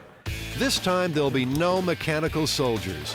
Adam will do the job himself so he can feel the bridge's rhythm. I'm going to be hanging from the ceiling on a harness so that I won't hit the ground when it breaks. But, you know, as I bounce, it'll break and I'll... That's chicken.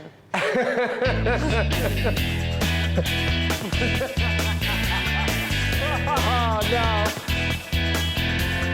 In no time, Jamie and Adam have a new bridge to bust. I know for a fact that it is going to break one way or another, and it's going to break dramatically. It's going to like snap. It's just a question of whether we can do this in such a way that seems like it's related to some harmonic. They'll start with all 10 beams in place. First, they need to test if the bridge is strong enough to hold Adam's weight. Can you like sing a little marching song while you're doing it? I don't know, but I'm in dog. Mythbusters bridge just won't hold. It's holding his weight. Now the test. Adam needs to gently spring the bridge deck up and down in time with its natural harmonics. Adam, remember, you can't leave the bridge surface. You know, no jumping. No impact. No jumping. Okay. Yeah. That's about as much as you can do. Your heels are leaving the ground, and you know it's more like you're pounding on it than creating a bounce. Yeah, no, I agree. I think it's time to detune the bridge. Okay. Let's pull out a slot. I don't think I can. That one's going to actually pull pretty easily, I think. And so begins a game of Mythbusters bridge-busting Russian roulette. Let's pull out one more, and I'll run another march and bounce. Now they're down to 8 planks. I definitely feel that it moves more. As far as possible, Adam's trying not to exert any more force on the bridge. He's just moving in time with its natural bounce. That's about as much as you can do. You're starting to get off the ground. Yeah, I feel like I'm really close to the edge. Let's pull out one. Okay. Oh, Jesus. I think that's enough, Adam. So, Jamie, shall I go goose step?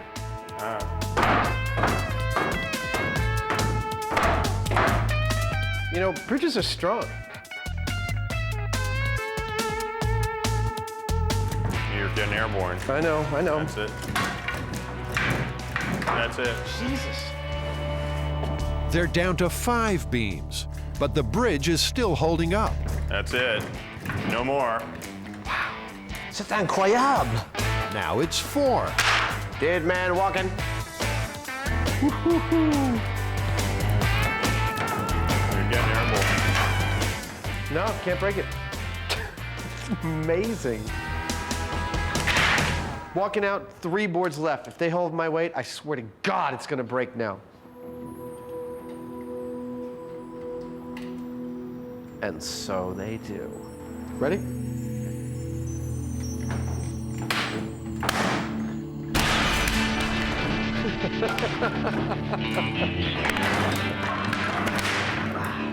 Finally broke this damn thing. Adam, I think this was really successful because the bridge held your weight stationary, no problem at all. Yeah. Once you started to oscillate, it broke. We tuned it to exactly that point. If it did it on this bridge, it'll do it on a real bridge. Yeah. So, can you get me down from here? Because I can't touch the ground. You don't want to swing around a little bit?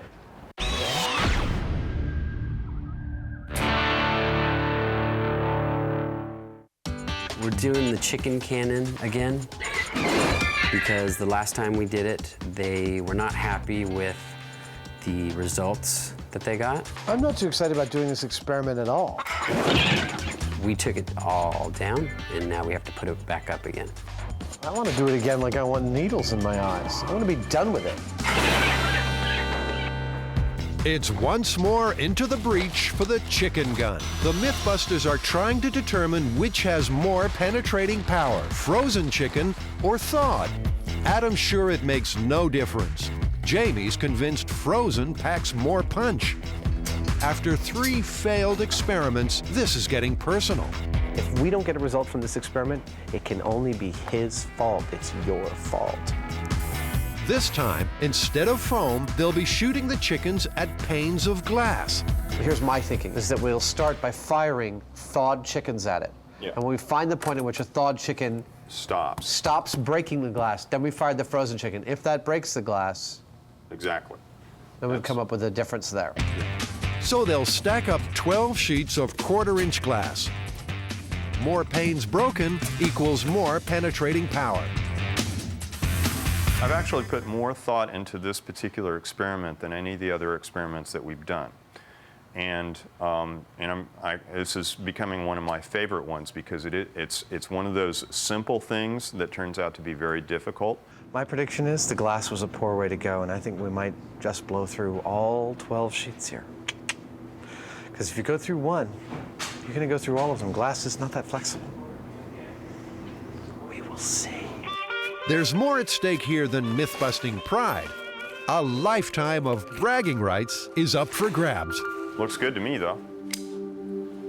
Maybe we'll finally be done with this experiment. All right, well, shall we fire away? Sure. All right, let's go.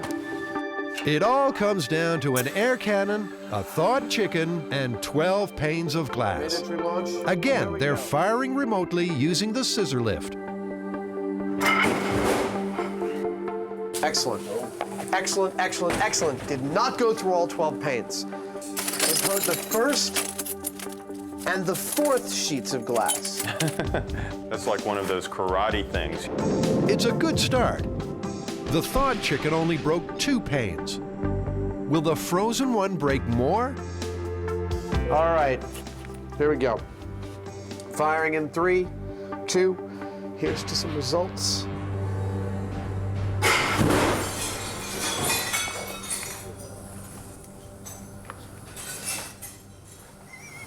That would be a result. The frozen chicken hasn't just cracked a couple of panes. It's blasted a hole right through the glass. And Adam's theory. No, this is not nearly the outcome I expected. If we can repeat this, it appears the frozen chicken has far more penetrating power than the thawed chicken. To ensure they didn't have a super strong chicken or weak glass, they'll repeat both shots. First, the thawed. 3, 2.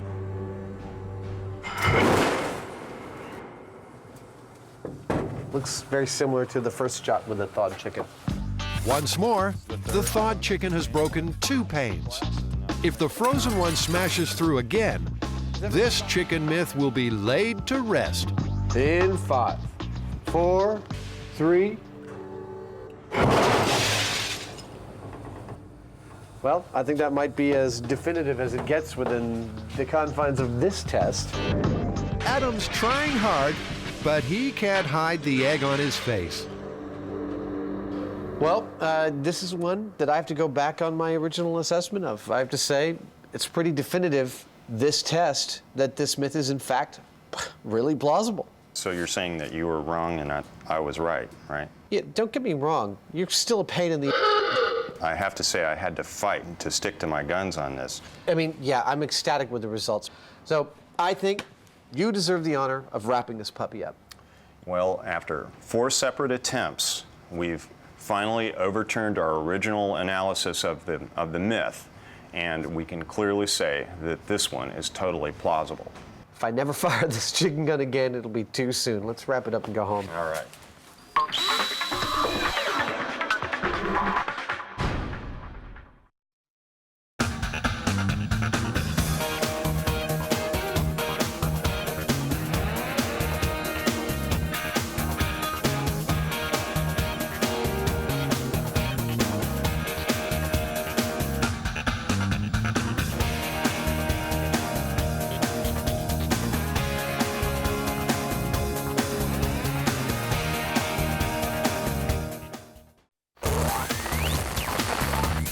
On this episode, whoa! The Mythbusters indulge their sweet tooth. Okay. But will they be burned by an exploding Jawbreaker?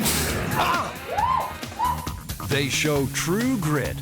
I'm gonna go. Finding out if a sandblaster can really create a deadly static cannon. Stop smudging my... And it's the deal of a lifetime as they play a hand with the killer deck. Hey, we drew blood! Who are the Mythbusters? Adam Savage. I reject your reality and substitute my own. And Jamie Heineman. I kind of like it in here. It's private. Between them, more than 30 years special effects experience. That was intense. They don't just tell the myths, They put them to the test.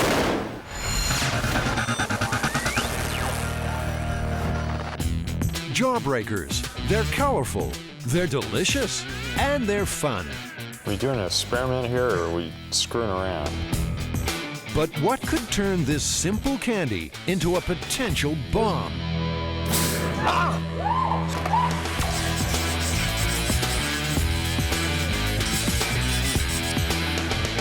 The exploding Jawbreaker. We know this happened, we just don't know why. Yeah, we have the police reports and everything. A treat for 5-year-old Cameron D. Hall turned into a scary moment after just one lick. And it just blew. That fast. Boom. And he had this Jawbreaker in his hand, and he went down to lick it. When he did, it exploded. The child heated the candy in the microwave. There's another exploding Jawbreaker story in Florida. The story of 9-year-old Taquandra Digg was burned when her Jawbuster exploded in 2003. Hot liquid burned her face. It hurts. It hurts a bunch. She went to lick it, and at that point, the Jawbreaker exploded in her face, leaving really severe burns on her face and on her arm that were described later as chemical burns. Jawbreakers start life as a solid candy center. Then they grow like a snowball as sugar syrup is applied layer after layer in a process that takes 5 days. This is the perfect Mythbusters story. A hint of truth, sweet things to play with, and an excuse to do really stupid, dangerous experiments. Don't try this at home. We have to come up with a heating and cooling regimen to determine which scenario, if any, would make these Jawbreakers explode. And really the first place to start is to try and superheat it and see what happens to the insides. And superheating means microwaves. It's obviously a bad idea to put a Jawbreaker into your microwave at home, but the Mythbusters are willing to do it for science. Look at that. God, look at that. There's a hole right in the side of it. When you're dealing with superheated sugar, going hot. You don't take any chances. Nope, nothing explosive there. To suck through a Jawbreaker this size could take 5 days. So Jamie and Christine use a shortcut to see what's inside. That's pretty. The first thing that I noticed when I cut this open is that there's a potential for a temperature differential. Temperature differential means a layer inside the Jawbreaker could heat more rapidly than the hard outer shell. The layer would then expand, creating internal pressure and instability. If somebody nibbled on a Jawbreaker in this state, it could crack. The molten candy would burst out and cause painful burns. With the slightest, messing with it, it would go off like a bomb. The Mythbusters don't really want a mouthful of boiling candy. So Adam comes up with a toothy solution for Tari to construct. We have to build a fake mouth to chew on a gobstopper. Okay. We want it to be able to chew, which means the lower jaw will be the hinged part. The upper jaw will be fixed, okay, like in the head. If you're building an artificial mouth, the first thing you need is teeth. Let's hope Adam's granny doesn't miss those dentures too much. As Adam plays dentist, Tari constructs a steel frame to support the test jaws. Anyone got any candy? The average human has a maximum bite force of about 170 pounds. This guy's not average, but our artificial mouth has to be. So, how do we measure its bite force? What I've done is I've hooked up this force gauge to this device, and this will give us an accurate reading of how much the jaw exerts. The digital force gauge measures and displays the peak amount of force applied to it. Time to test the artificial jaws. By pushing down on the flexible steel rod, Tari can apply tremendous force onto the dentures. Maybe too much. What is that? Busted a tooth. Busted a tooth? Melted, and I heard it go over here somewhere. You shouldn't eat hard candy. This job calls for teeth of steel. I'm about to cut some canine. Varying diameter steel rods are cut into tooth-sized pieces. They're shaped on a grinder and welded onto a steel jaw. They might not get you a Hollywood contract, but these steel choppers will be able to replicate the bite pressure of a real mouth. I finished the teeth. I hope they work. Meanwhile, the microwave's getting a workout. Now look at this. The one light green layer in the middle there started to bubble, and nothing else did. I'm gonna put this piece back in there without the core in the middle of it and see whether it just kind of pools and nothing else happens. Okay. Christine uses an infrared thermometer to measure the temperature of the candy's molten inner core. 25 degrees. Yeah, I went up to 225. Well, you know, this is actually pretty interesting because it's clear that it is reacting in that layer a lot more than the surrounding areas. And that's where we get some kind of an explosion. Ow, really retains the heat. You could get seriously burned with this. In fact, I think I did. So, heating a Jawbreaker in the microwave can create a dangerous molten sugar center. Now to apply pressure. Want to get me a Jawbreaker to test? Jamie loads up, Adam pushes down, and the steel teeth start chomping. All right, that's a full bite. Nothing's going on. They try again, but the Jawbreakers just won't crack. Maybe the boys are heating the candies too fast. What's the solution? Defrost cycle. See if we can figure it out on this machine. Okay, so... You could do, I think it might be power level 1. Oh. All they have to do is figure out how to program the microwave. It's too smart. 0.1 pound. That's probably a good bet. We don't have the manual for this anywhere. Probably somewhere, but I think that's sort of what it does. 30 years special effects experience finally pays off. There we go. Start. That was crazy. It's like watching paint dry. Nope. After all that, the defrost setting doesn't do it either. They test combination after combination of heating, cooling, and pressure. Until, eureka, finally, they think they have it. Going hot on the candy. Okay. A highly unstable Jawbreaker with a core of molten sugar is about to be crushed. 2. What? Ah! Ice water over here. I got it on my arm. Christine's being hit in the face.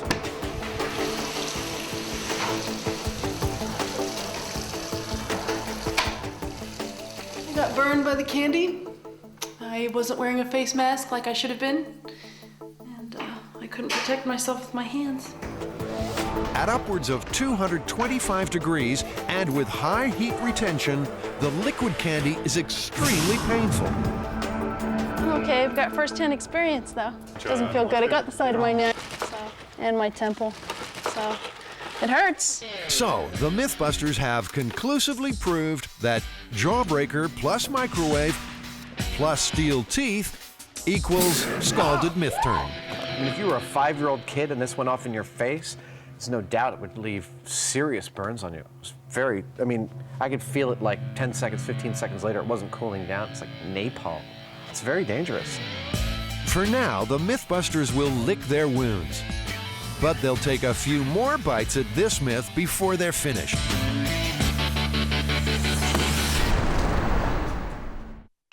It's a myth to make your hair stand on end. You think you're just sandblasting a plain old pipe. But are you really creating a massive cannon fueled by static electricity?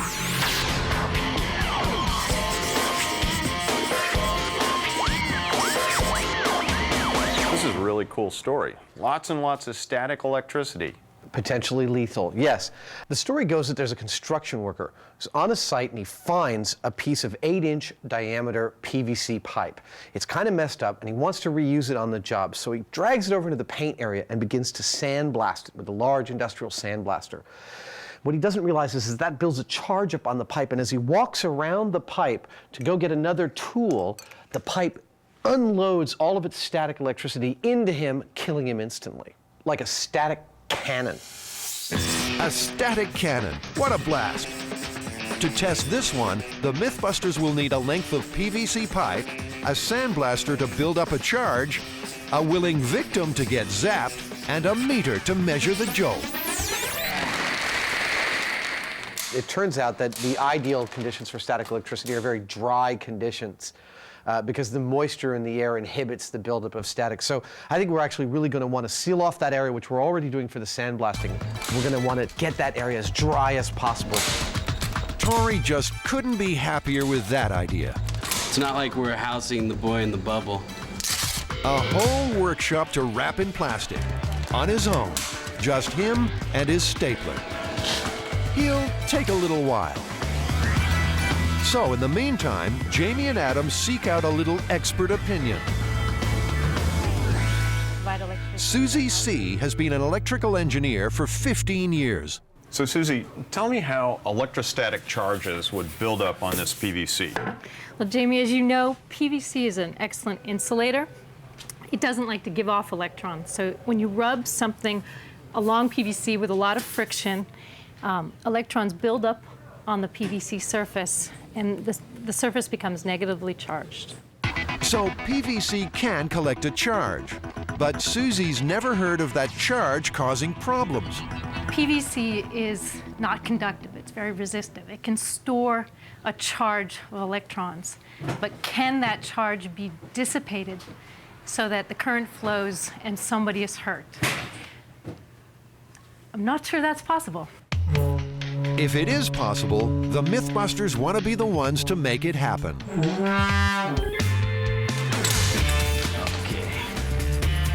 Back in the workshop, Tori's plastic tent is done, and they're spreading painter's desiccant. It draws moisture out of the air. Now, the pipe. Nothing like a little PVC overkill to get the sparks flying. Jamie, I see a problem right away with this myth. I mean, they said he put it up on jack stands, but the problem is we're trying to build up a static charge on something that's grounded to metal. Yeah, I agree. This wouldn't work at all this way. What they need is a little insulation inspiration. Best I can come up with is to put it on these glass blocks, so I'm going to make a brace to hold them like so. This is the size of the tube. Hopefully that'll work.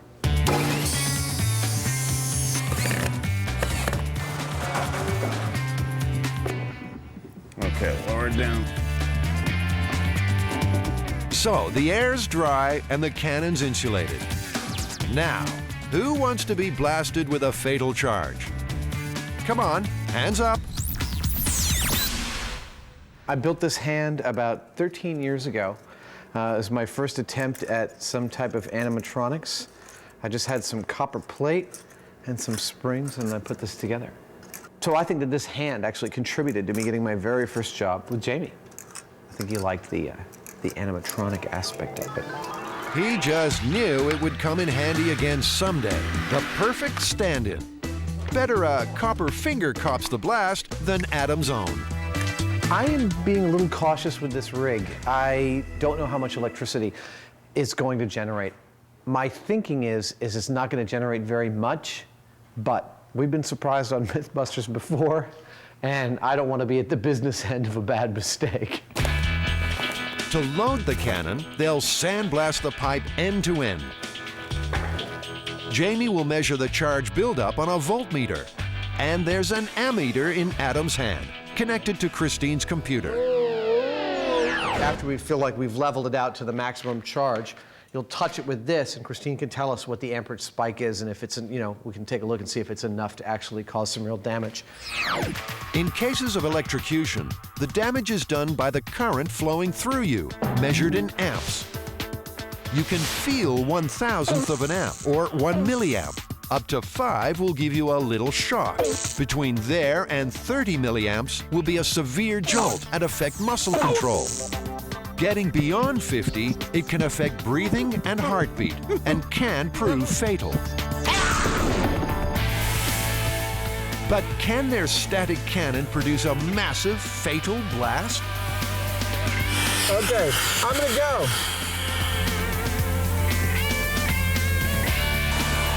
By bombarding the pipe with sand, Adam is loading it up with millions of electrons. It could discharge when they touch it with the copper hand, or, as in the myth, completely at random.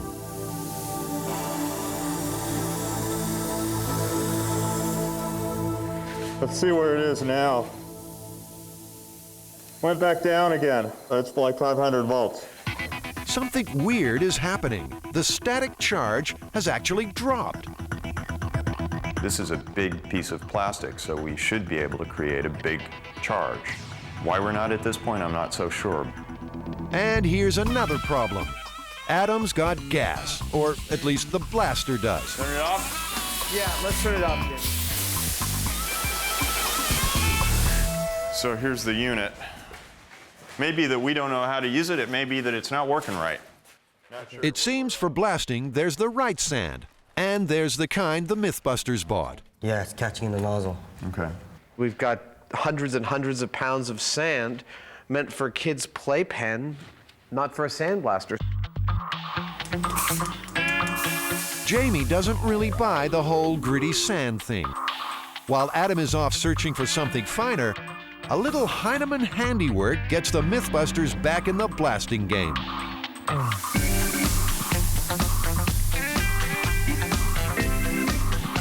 Jamie's done something right.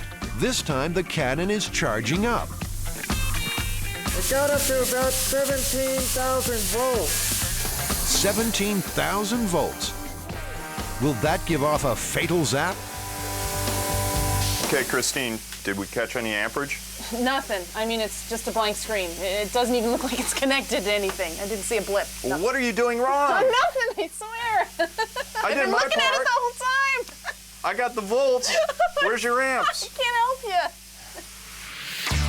There's no current, no spark, not even a blip on the screen. Unless Jamie and Adam can think of something fast, the only thing this static cannon will blow away will be the myth.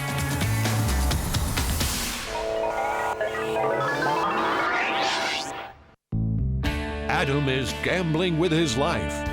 You wimp. He is an apprentice before the master. Are you ready? I'm ready. This ain't old maid. It's the biggest deal of all when you're playing with the killer deck. This is real.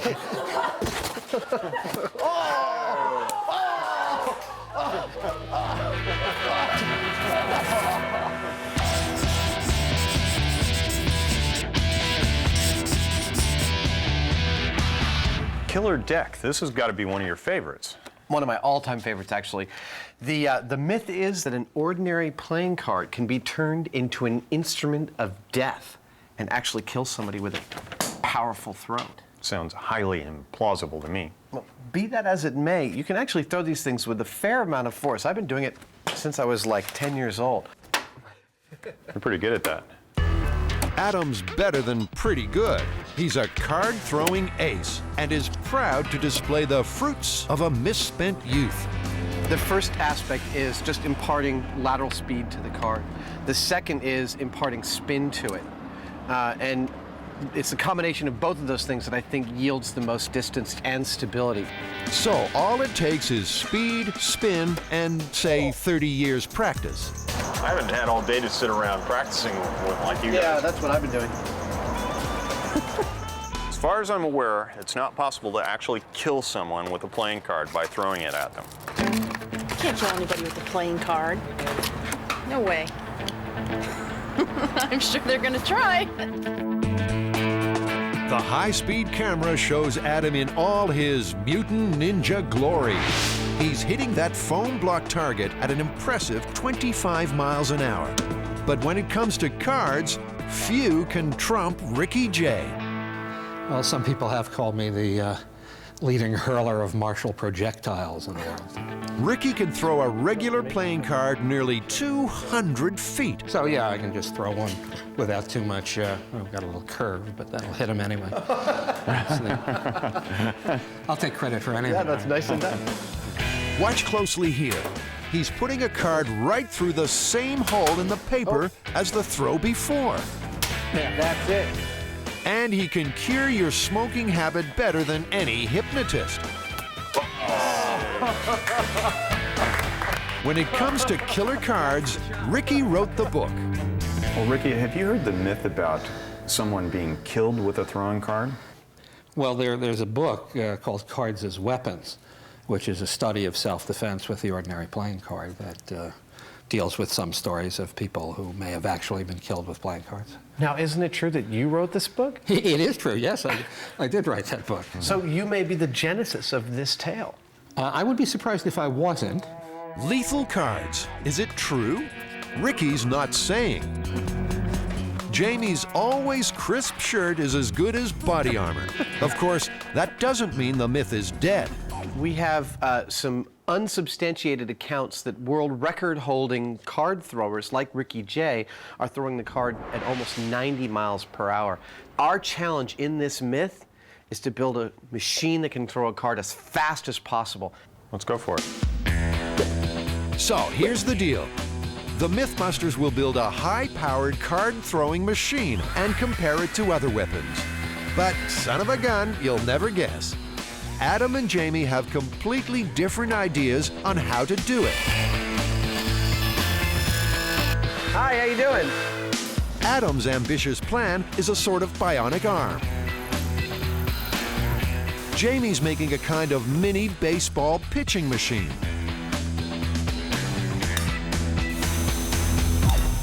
Whenever an engineer builds something that's overcomplicated, that's the mark of an inferior designer. Simpler is always better. This pulls all the way back, comes like this, spreads, and the card flies out. It's complicated, but just maybe Adam's gizmo will work. That's actually pretty clever.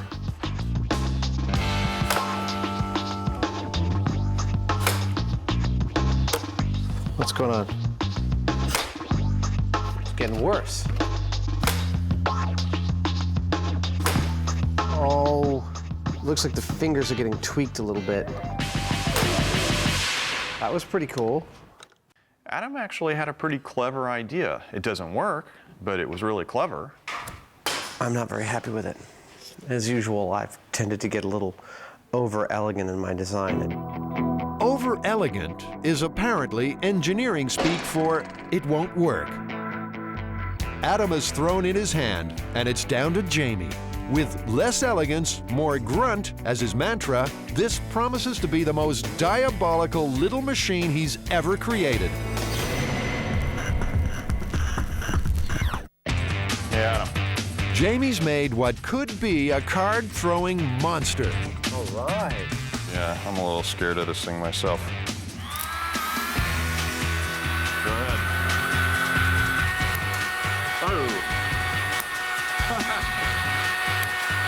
I'm tickled with my design, actually. You know, it came together really quickly. It's really simple.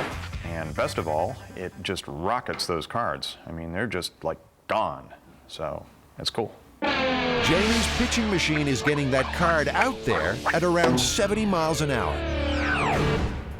Look at that. I mean, I can definitely say you're going a lot deeper than I can go. I mean, look, even from here, you know, yeah, you're going like burying half the card. That's an intense amount of speed. Yeah. This is becoming quite a dangerous little card-throwing machine. Wow! But maybe for the wrong reasons. What was that?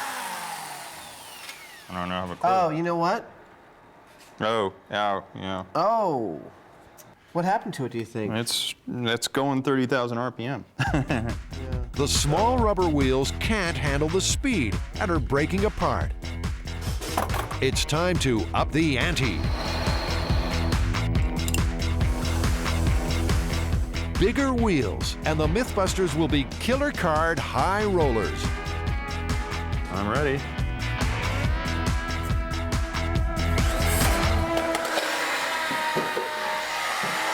Pull the plug. That might be the fastest failure we've ever had. Whoops. I wouldn't have called that.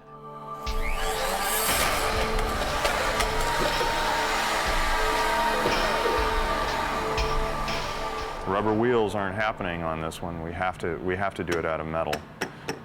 In fact, you know, I have some things that I can I'll bring you out right now to show you an example of what we can try. I use these when I Made the first Chef Boyardee commercial in 1948 for the Henny Youngman Radio Hour. It is fair to say Jamie's not known for throwing anything away. I'm not sure that this is the right one, but, you know, because it's a little too weak in there. We're going to have to make a metal drive wheel this time that hopefully won't fly apart. Even that, you know, we're playing around with some really high forces on this thing, and it just, it's scary.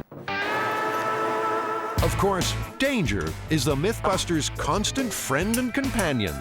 And now they have a new toy, the mother of all card chuckers. All right, let's try that. Let's go. Everybody eyes open, we're spinning up a big, fast thing. Go.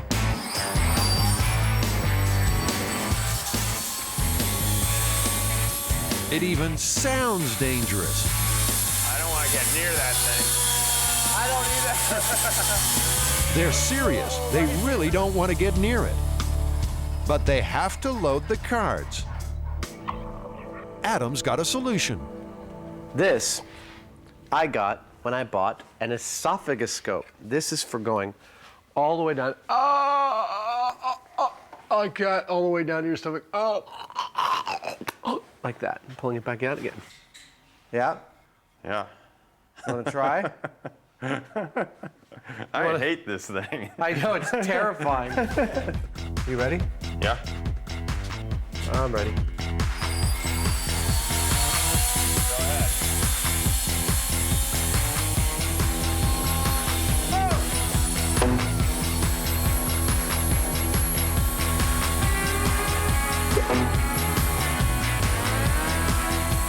That went beautiful. Oh my God. That's one that I did. Here's ours. Embedded like half the card. Well, we got to see what kind of speed that is. Yeah. The high speed tracks that card at a blistering 150 miles an hour. But even at that speed, Jamie isn't convinced the card is lethal. You know, creating a killer playing card isn't just about the speed, it also involves the mass. They found out all about the importance of mass in the penny drop myth. I'm scared. Jamie built a gun to fire a penny at high speed. Looks pretty good. Are we ready? Ready, Adam? The light coin didn't have any penetrating power. You hit me in the same exact place. It didn't hurt that much before, but now it really hurts. Oh, you baby. I mean, in looking at the mass of a penny here on the scale, the penny comes out at just a little over 3 grams, and a card comes out at just about 1.7 grams. Yeah, well, nevertheless, I think we need to put this up against some things that we know can penetrate human flesh. So out comes the Mythbusters' old friend, ballistics gel. I'm going to open up a brand new deck of cards, so I've got some nice sharp cards for this one. Right, here we go. Nope. Hey! Adam's best effort can only penetrate 1/4 of an inch. But how will the killer deck cut it? Okay. Ready when you are.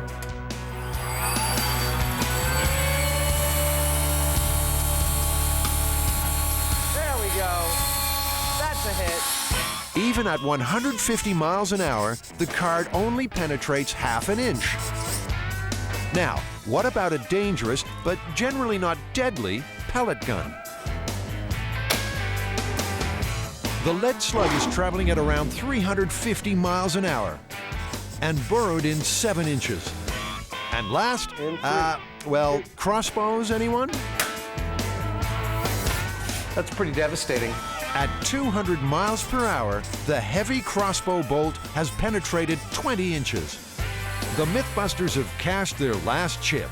The fastest card they can throw lacks the penetrating power of even a humble pellet gun.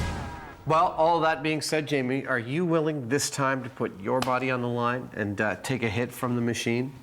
Yeah, sure, I don't mind. Well, I think it's only fair to give Adam a chance once in a while to inflict some damage on me. So it's shirt off, It's so nice that Jamie's finally doing this instead of me. Eye protection on. Look at what a fine specimen of manhood he is for 83. Here we go. Jamie is putting his body where his myth-busting mouth is.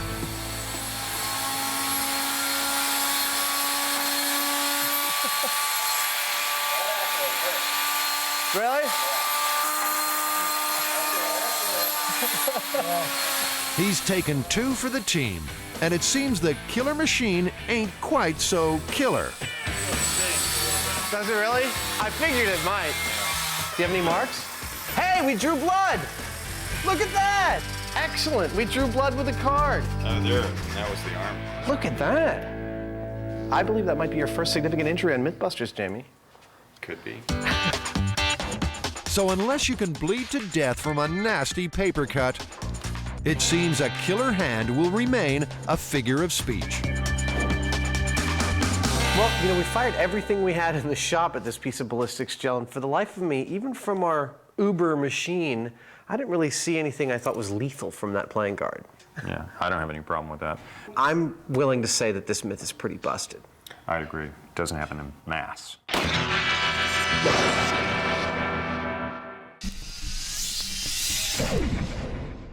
A treat for 5-year-old Cameron D. Hall turned into a scary moment after just one lick.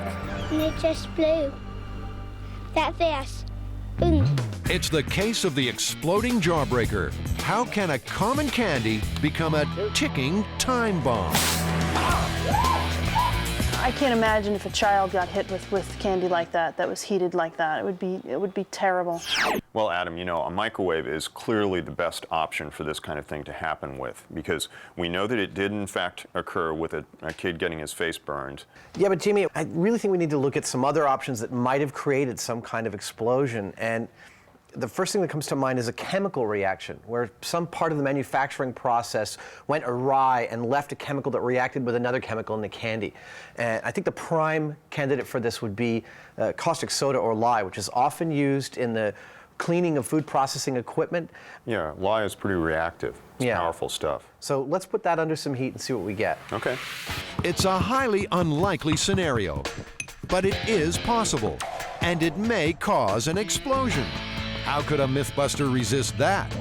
4 samples are prepared. 2 contain caustic soda and ground-up Jawbreaker.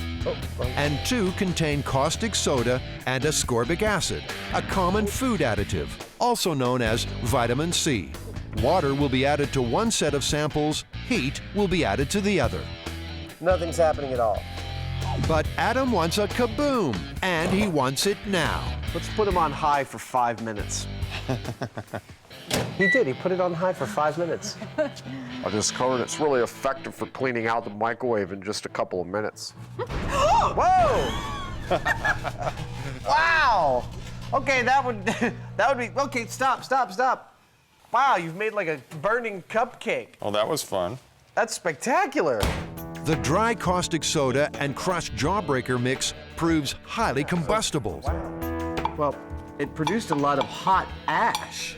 The caustic soda, ascorbic acid, and water mix also proves to be a surprise. Whoa, that's super hot. Yes, it is. I think we should take this last mixture of the caustic soda and the candy powder and put it at the same temperature the Jawbreaker was at in the oven at the radiant heat. Okay. This will approximate a caustic soda contaminated candy being left out in the sun. Whoa! And the result is dramatic. All right, well. Glove.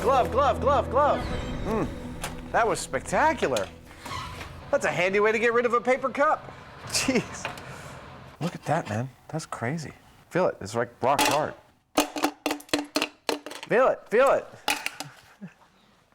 Are you convinced? I mean, that radiant heat was enough within just 5 minutes to make the caustic soda react with the powdered candy and create like an incredible expansion, explosion, flames, everything.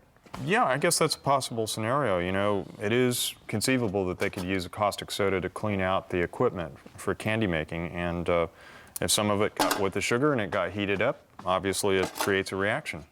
Although it's far less likely to occur because manufacturers in the food industry are held to much higher standards than 5-year-olds with microwaves, I think this is still a very plausible scenario for exploding Jawbreaker. So the Mythbusters have created Jawbreaker explosions with microwaves and with chemicals. But what if neither of those were involved? So a key element that keeps popping up in the stories about the exploding Jawbreakers is the plastic packaging. And on the off chance that the packaging itself will somehow focus heat and make the Jawbreaker more explosive, I think we should place it under a radiant heat source like a toaster oven and leave it there for a while, see if it actually has any significant effect on the Jawbreaker. Putting the Jawbreaker in the toaster oven is like leaving it in the sunshine for a couple of hours. Something any kid could accidentally do. Anything happening yet? Not yet. But leaving a candy in the sun couldn't really have any effect. Or could it? Oh, look, it's like the bag's almost like pillow-like. All right, well, let's put them in the jaws. Okay. In the bag, right? Yeah. Are you ready? Is Yeah. everybody clear? Nope, that's as hard as a human can bite, and I'm getting squat. Okay. When he removes the Jawbreaker from its plastic wrapper, Jamie is in for a surprise. Well, actually, it is still hard on the outside, and it's molten in the middle. That's interesting. I never would have thought it would do that. I thought the only way we could get that was with the microwave. Well, under radiant heat, it got molten in the middle and stayed crispy outside. I think we've come up with 3 possible scenarios for candy destruction. There you go. This is confirmed, confirmed, confirmed. Maybe, but what about that other scenario? You know, the one about the evil genius 5-year-old with a bag of gunpowder. It's kind of cute. Cute, but deadly. The Jawbreaker from hell.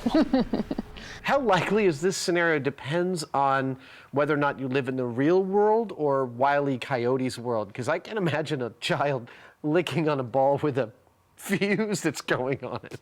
This scenario doesn't really have anything to do with this, with what we understand happened in the stories. We're just doing it for fun. Let the fun begin. 3, 2, 1. Just chat amongst yourselves a moment. Nothing's happening. Can we get a fresh battery? Take 2. Okay, we're ready? Give a countdown, please. And 3, 2, 1.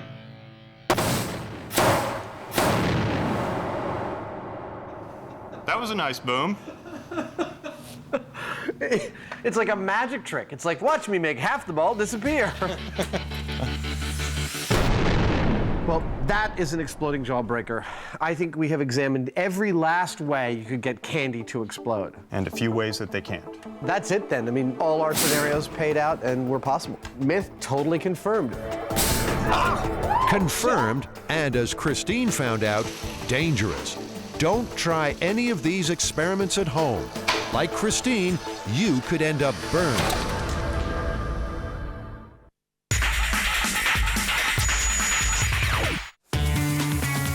The static cannon myth seems to have short-circuited. The Mythbusters can't generate a fatal shock out of their PVC pipe, no matter how much sand they blast it with. They need to find a way to create a much bigger static charge. And Jamie and Adam have very different ideas about how to do it. You know, I didn't get any satisfaction out of the last thing with the static cannon. Now we're going to have some real fun. We're going to make a Van de Graaff generator and see whether we can make some big static electricity out of it. A Van de Graaff generator uses a spinning belt to carry a charge picked up from a brush at the bottom of a long tube to another brush at the top, where the charge is distributed onto a metal sphere. It's a simple machine, but can generate in excess of 100,000 volts. So on top of this is going to go an aluminum sphere, and basically all we have to do is put a belt in the middle of this, and that'll probably be the hardest part. This belt we have to custom make. So the build team will try to create a Van de Graaff generator and a bigger kick than the static cannon. Scotty starts on the rollers for the belt. Oh, Happy New Year. The belt itself is Carrie's job.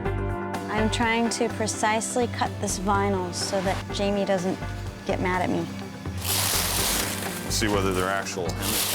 Incredibly, Jamie didn't have a huge metal globe lying around the workshop. They've had to order one in.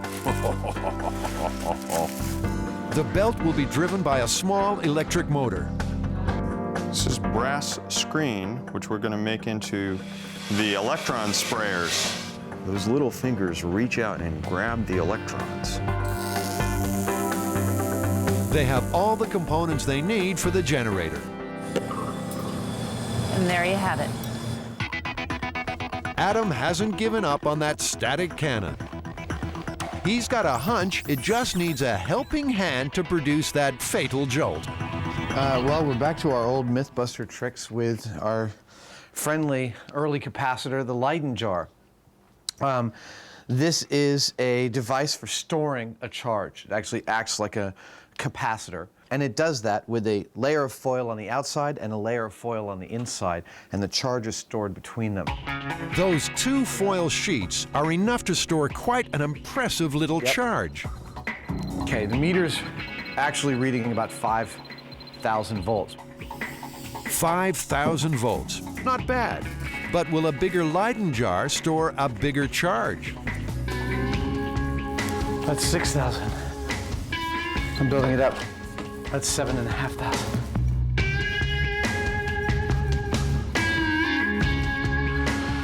9,500. So bigger is better when it comes to storing static. And out in the workshop, there's a very big pipe indeed. Hello! Sandblasting our big PVC pipe didn't actually yield a very large charge, and it's mainly because we've been finding out through our research that PVC is actually quite poor at storing a high voltage charge. Part of the myth says that he was cleaning paint off the pipe, and I know that metallic paint is actually somewhat conductive. So I'm going to paint the end of this pipe and the inside and outside with a chrome spray paint to see if I can create, in fact, a modified Leyden jar, something that can actually store a charge and perhaps discharge it all at once out at the end. So the cannon is becoming a Leyden jar, one end sprayed inside and out with a metallic paint. The tape is a key part of the Leyden jar's construction in that the outer and the inner surfaces, the metallic surfaces, can't actually be in contact with each other. Only when they're close but not in contact are they able to store a small charge between them. This could prove a stroke of genius, or maybe it's just desperation. When the paint dries, Adam's pipe will certainly look more like a cannon. But that will mean nothing if it doesn't pack a killer punch. Back in the land of Van der Graaf, the generator is coming together. Things are going well. Here's a sentence you don't hear too often on a Mythbusters build. Well, that was a lot easier than I thought it'd be. It's actually kind of scary. I'm a little concerned as to whether we could actually hurt somebody with this, because the only people that I know that have played around with these things have played around with little ones that you can put on a desktop. This is not a little one.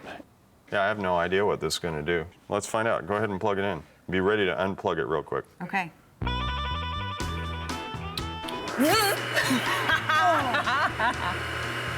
Gotcha. That hurt. If it's working, there should be a static field around the dome.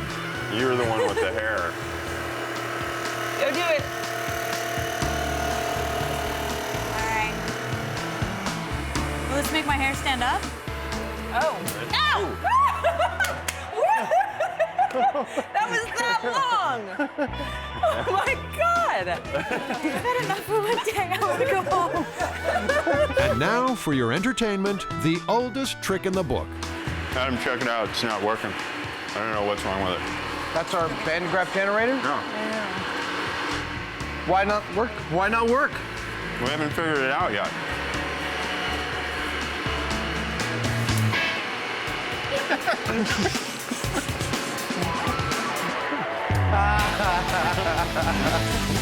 That's not that spectacular.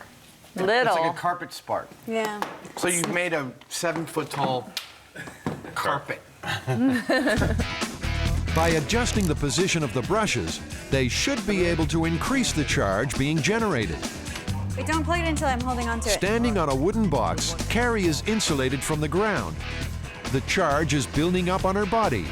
repeating that hair-raising old school science lab trick. Feel it. And your hair is standing up a little Going better. up. Yeah, here it goes. We're at 50,000 volts. Unexpectedly, it turns out that's a charge big enough to suck all the power out of Jamie's legs. Whoa. Jamie, you want to run in and get a shot? Do it, do it. Come on, baby. Touch it. Show those big cars. Adam will give you mouth to mouth if you pass out. Go.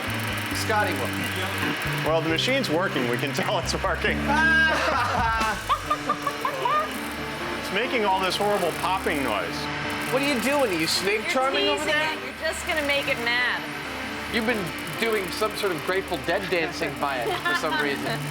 Come on, let's do it. I'm feeling it. My arm hairs are standing up out here. Ow. Did you get that one? Now it's time for Adam to step up. Oh, wow. God, I feel the power. I feel the power. Oh! Ah! Stop sparking my... Ow! This is doing nothing for the myth's credibility. Even with that big charge, the current is so small and the pulse so short that no one is getting hurt. It's the full God-giving knowledge to Adam. Oh! Well, Jamie, according to our instruments, I've got a couple of 100,000 volts heading through my body. And even with this amount, it still, it hurts, but it's not killing us, and it doesn't sound like a thunderclap. That's true. Can I go away now? You can go away now. No one's going anywhere until they finally lay this myth, or Adam, to rest. Has he created a deadly weapon with his static cannon come Leyden jar?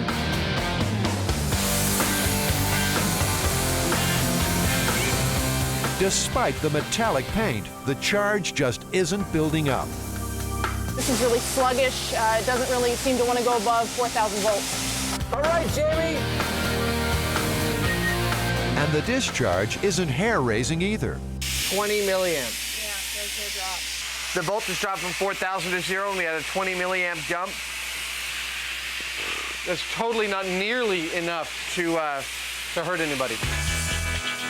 It seems PVC pipe just isn't very good at storing a big charge. And there's another problem. Like humidity, dust in the air can help dissipate a static charge. So the sandblasting in the myth could well have doomed it from the start. Well, Jamie, Christine was recording the entire time, and although the paint actually acted like a Leyden jar and it did store a small charge, that charge never got above 6,000 volts. And then when you did a discharge and the amperage dump was like 20 milliamps. I mean, it's not nearly enough to cause you any real damage through your skin. I think this myth is totally busted. Yeah. Okay.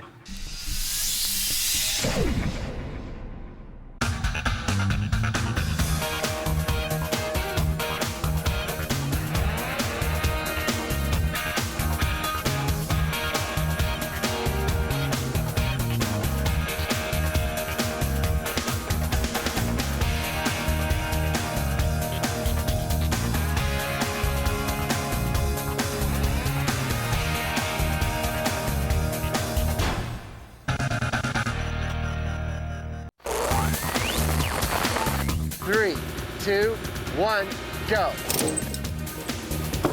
The Mythbusters are defying death in the quest for flight. It's not a question of whether we'll get badly hurt, it's how badly hurt. And we're busy busting myths about ways to legally beat the police speed radar. Well, it didn't disappear. Are you surprised? Absolutely. Who are the Mythbusters? Am I missing an eyebrow? Adam Savage. I reject your reality and substitute my own. And Jamie Heineman. Quack, damn you. I wouldn't say Jamie's an evil genius. Between them, more than 30 years special effects experience. When will the fun ever stop? They don't just tell the myths, they put them to the test.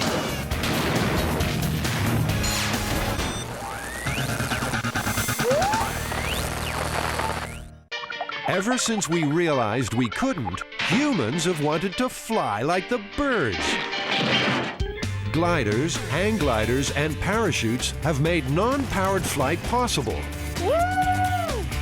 I fart on you! But is it possible for a man to fly accidentally?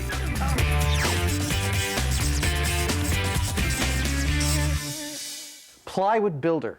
Walk me through this one. Apparently a construction worker up on the top of a building was holding on to a 4x8 sheet of plywood on a windy day, and the wind picks him up off the top of the building over the edge. Not only does he manage to hold on to the plywood, but he controls it well enough to be able to land several floors below in the building unharmed. Cool, flying myth. Yeah. What's the overall plan here? What are we going to end up doing? Well, I think Buster's going for a ride with a sheet of plywood, but ultimately, if we can, one of us should take a ride. You know, if I'm going to take that leap with a sheet of plywood as my only safety, I want to do some very serious testing before we do that. I mean, I'm thinking scale plywood and figure correct weights to scale and really see what kind of lift ratios we get out of this thing before we take that leap. No matter what you're searching for, you'll probably find it in Jamie's M5 storage system. Toys, excavator. If you look hard enough, you might even find a mini Buster. Jamie, there's a guy here who seems kind of perfect. It's a toy prototype built by Jamie. I think we should go for the goatee, but that's just because I like a goatee.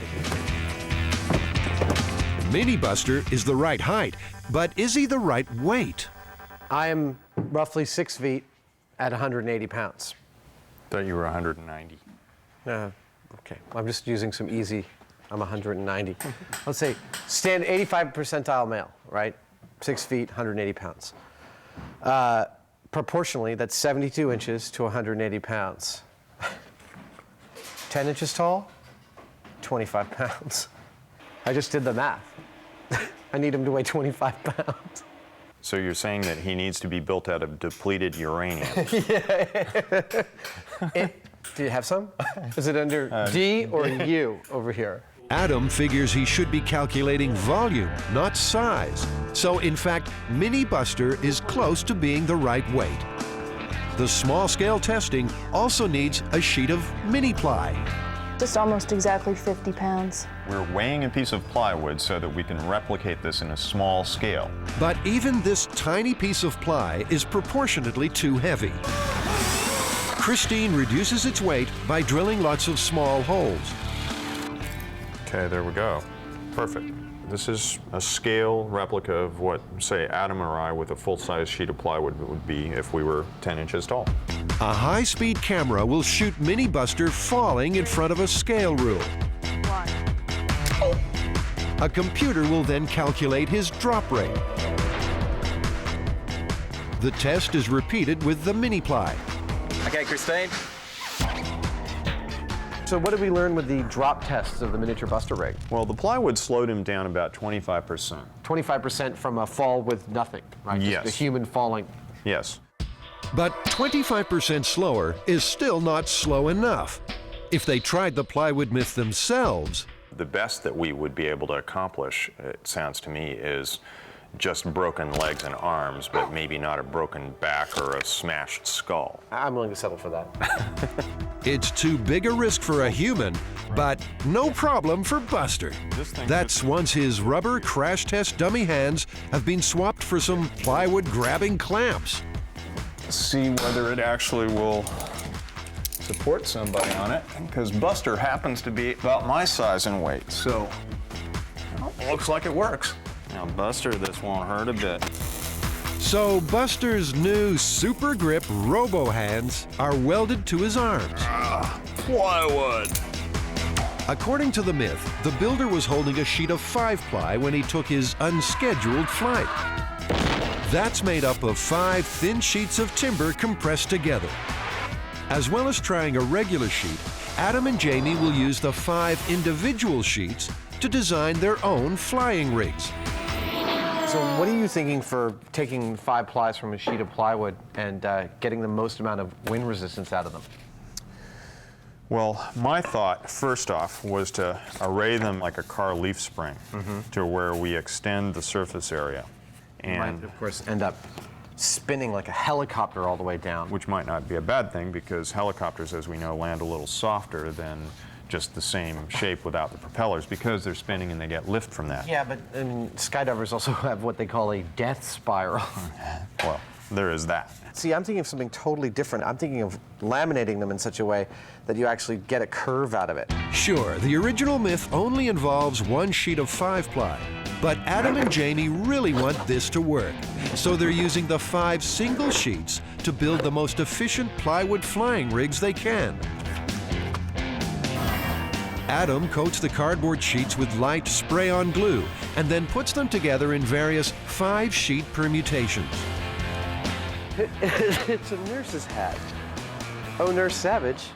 So these two represent Jamie and my first ideas about the best ways to slow your descent using 5 plies of plywood. I went with the air scoop idea, but Jamie is trying to make the most square profile to the air going down. And then I started to think, could you just have a little hole in the center and get a lot more square footage? I'll try this. Then I started moving towards the scoop, like this, so it's a kind of bridge between Jamie and I. And then we get to these like radical scoops, all of which can be done out of plywood. I've developed a feeding bag because I find lunch just takes too long and I'd rather just eat while I'm working. Adam prefers the parachute approach, so he and Myth-tern Christine decide to check out Jamie's old army chute. Maybe it works by the top being bigger than the bottom, and so air is scooped into it. I think we need to inflate it to actually see how it's constructed. Because this is a little confusing. Where's that fan? Let's see what we got. This parachute is about 12 feet wide, 28 feet long. That's almost 300 square feet of area working against the wind. Turned off my fan. 300 square feet, and not much weight. 168, it's about a 10-pound parachute. I feel like I'm caught in an unruly evening gown. All right, so it's about a 10-pound bag. The parachute weighs 5 times less and has more than double the surface area of the 50-pound plywood. I guess it might work. So what have you been thinking? I'm not sure which approach is best. Should we be going towards a parachute or an actual airfoil? You know. Well, I mean, I think we want to do one of each. I think we want to do one parachute design, like my flying nun thing, and one wing design. Using the cardboard sheets to design his wing, Jamie attempts to maximize surface area while not compromising strength. The scale prototypes for Jamie's wing and Adam's parachute are complete. Time for a test run. We're going to do some drop tests with some of the first mock-ups of these flying rigs. I've got one that kind of looks like the flying nun's habit, and Jamie's got one that's just a broad piece of as much material as he could get with a couple of stringers. Hopefully we'll have at least some idea what this is going to do before we actually go out and do it in full scale. First off, Mythbusters gets no help at all. 0.9 seconds. Go. Then some combination wing parachute designs slow his fall. Go. A little. 1.11 seconds. What's Is our this next the Jamie one? wing? Yeah. Jamie wing. 3, 2, 1, go. 1.05 seconds. Back to the old drawing board. Now for Adam's pentagonal parachute design. That actually wasn't too bad. That was the best one yet. That was 1.48 seconds. But Jamie won't take this lying down. He refines his wing prototype. Ready when you are. 3, 2... He twists his wing to make it spin.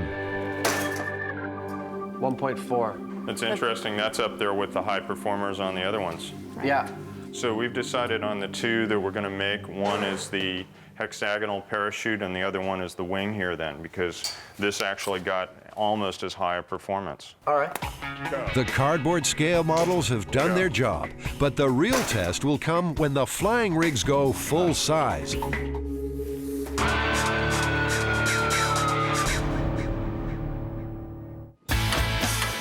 Scotty, Carrie, and Tori have been like little Santa's helpers. Oh, I'm gonna be sick. Whenever Adam and Jamie have devised some myth-busting mayhem, it's often been this trio's job to make their boss's twisted visions a reality. This time, however, they're going to be in the driver's seat. That doesn't look right.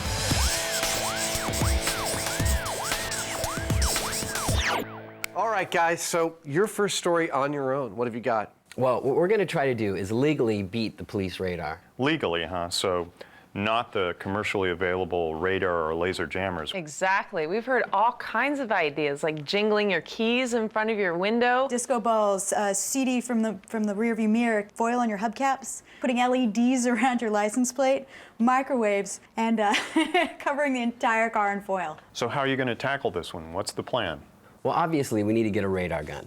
We're also going to try the LiDAR, which is a laser system. Lift it up a little bit more. And to test them, the first thing they're going to need is a car. Earl, the Mythbusters Cadillac, should do the job. You remember Earl. He's the car the guys use for target practice. Oh, man. Our resident grease monkey, Scotty, has to get him back on the road to recovery. It's going to be stubborn. While Scotty coaxes the caddy back to life, Tori and Carrie do a little radar research. You're not working fast enough, dude.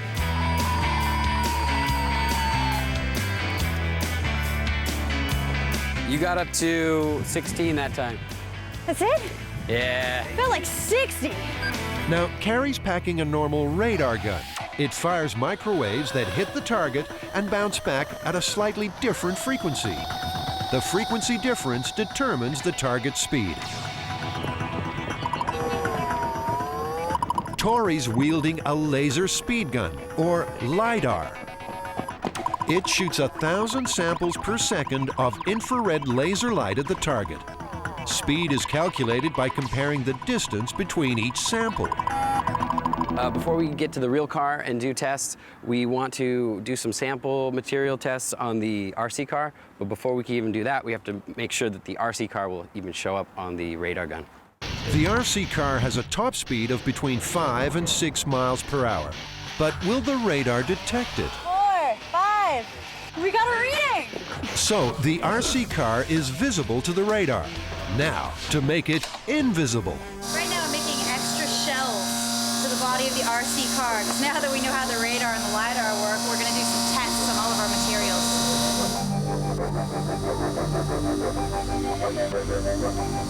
Beautiful. It came out perfectly. The game of radar hide and seek has been played out since World War II and has sparked the growth of stealth technology. Modern stealth aircraft have flat surfaces and sharp edges. They're also coated with materials that absorb radar. So every foot? It'll take way too long to coat Earl in all the materials the myths mention. The remote-controlled car is a much simpler option. But why the blue paint? Theoretically, it's supposed to change the wavelength of the reflective light on the LiDAR. So we'll see if we can pick this up at a different distance. Are you ready? I'm always ready. Okay, go! How fast? 5 miles an hour, 6 topping out when you get to the finish line. We'll never get pulled over for going 6 miles an hour.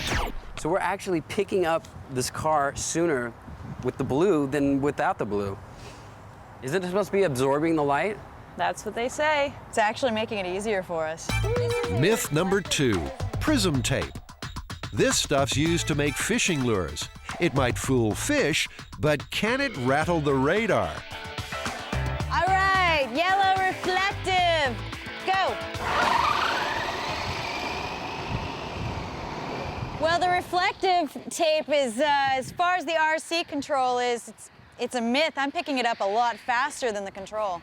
And I have no change at all. It's the same thing. I'm picking it up just at 50 feet. So far, no good.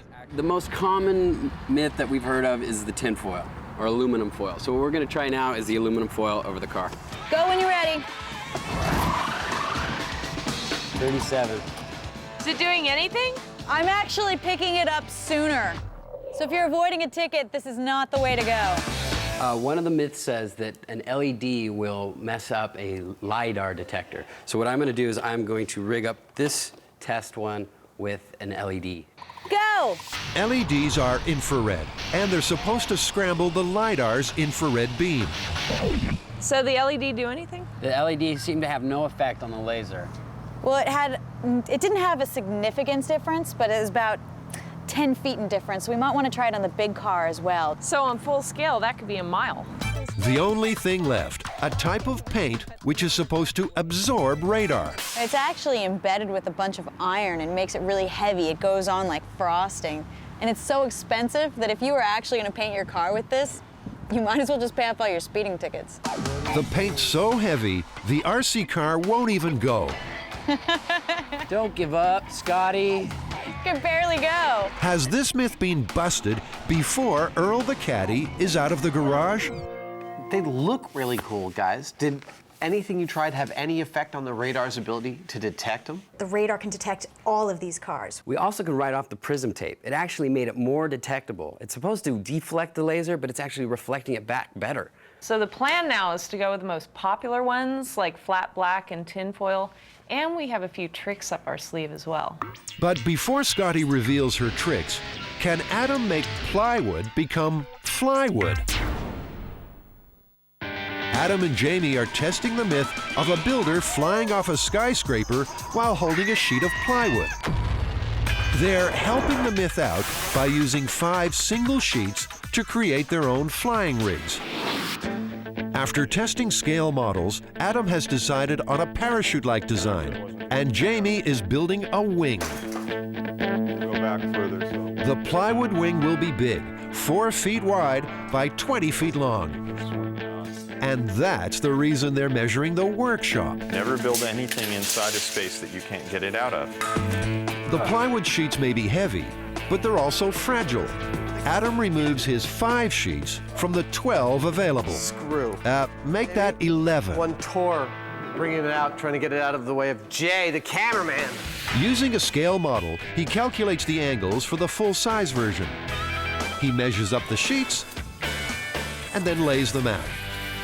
Meanwhile, Jamie is placing the sheets for his wing on a cradle made from 2x4s. Well, look at what you're doing. You're going to laminate it up on the curve. Yeah, you know, I figure we'll get the glue to actually help it hold its shape before we put the struts in. Jamie's plan is simple but effective. He'll achieve a curve in his wing by placing weights in the center of the plywood sheets. When the ply is glued, the curve should remain. Meanwhile, Adam glues his plywood using a Jackson Pollock impersonation. Then, to press the sheets together, Adam uses a Fred Astaire impersonation. Adam's pentagonal plywood parachute is taking shape. He's just got to remember those sheets are really fragile. Now they're down to 10 sheets, and there's no room for error. I need one more piece. The last sheet of ply is found and slid into place carefully. Got it? All right, cool. You can let that down. Thanks, honey. Boy, that was a pain in the ass. Jamie's wing is looking good. Oh, and I want to put the strip down. Narrow strips of ply are used as strengtheners. Yeah, charm. Okay, now we go out and bring the pipe in. Finally, the curve is achieved by adding whatever weights Jamie and Christine can find. There we go. Cool. I'm actually really happy how this came out. And tomorrow when the glue is set, we'll remove all the wood, and hopefully this will retain as much as possible of this curve.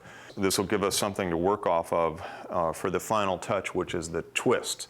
Because I'm going to put a diagonal on this that'll torque this thing a little bit and create a propeller shape, which gives us the spin, and the spin gives us the lift, which slows us down. Could a builder fly through the air on a sheet of plywood? Adam and Jamie have glued together 2 plywood flying rigs for Buster to find out. But how will they know if Buster survives? Jamie, a key part of this myth is going to be how lethal is Buster's impact when he lands. And We have installed auto industry computer accelerometers in him before with greater and lesser degrees of success. I mean, we're always entering Mythbusters meter hell. I think it's time that we build our own G-force meter. Yeah, you know, if we can't find it, we'll build it ourselves. Exactly. Inspiration comes to Adam in the form of a light bulb. I'm hoping that these light bulbs will end up being the sort of soul of Mythbusters' home-built G-meter. We're going to put these inside a ball so that they break at a fatal amount of G-force. And to add a little drama and realism, the bulbs are filled with fake blood. If they break, we'll know it. This is a nice thing. Isn't that cool?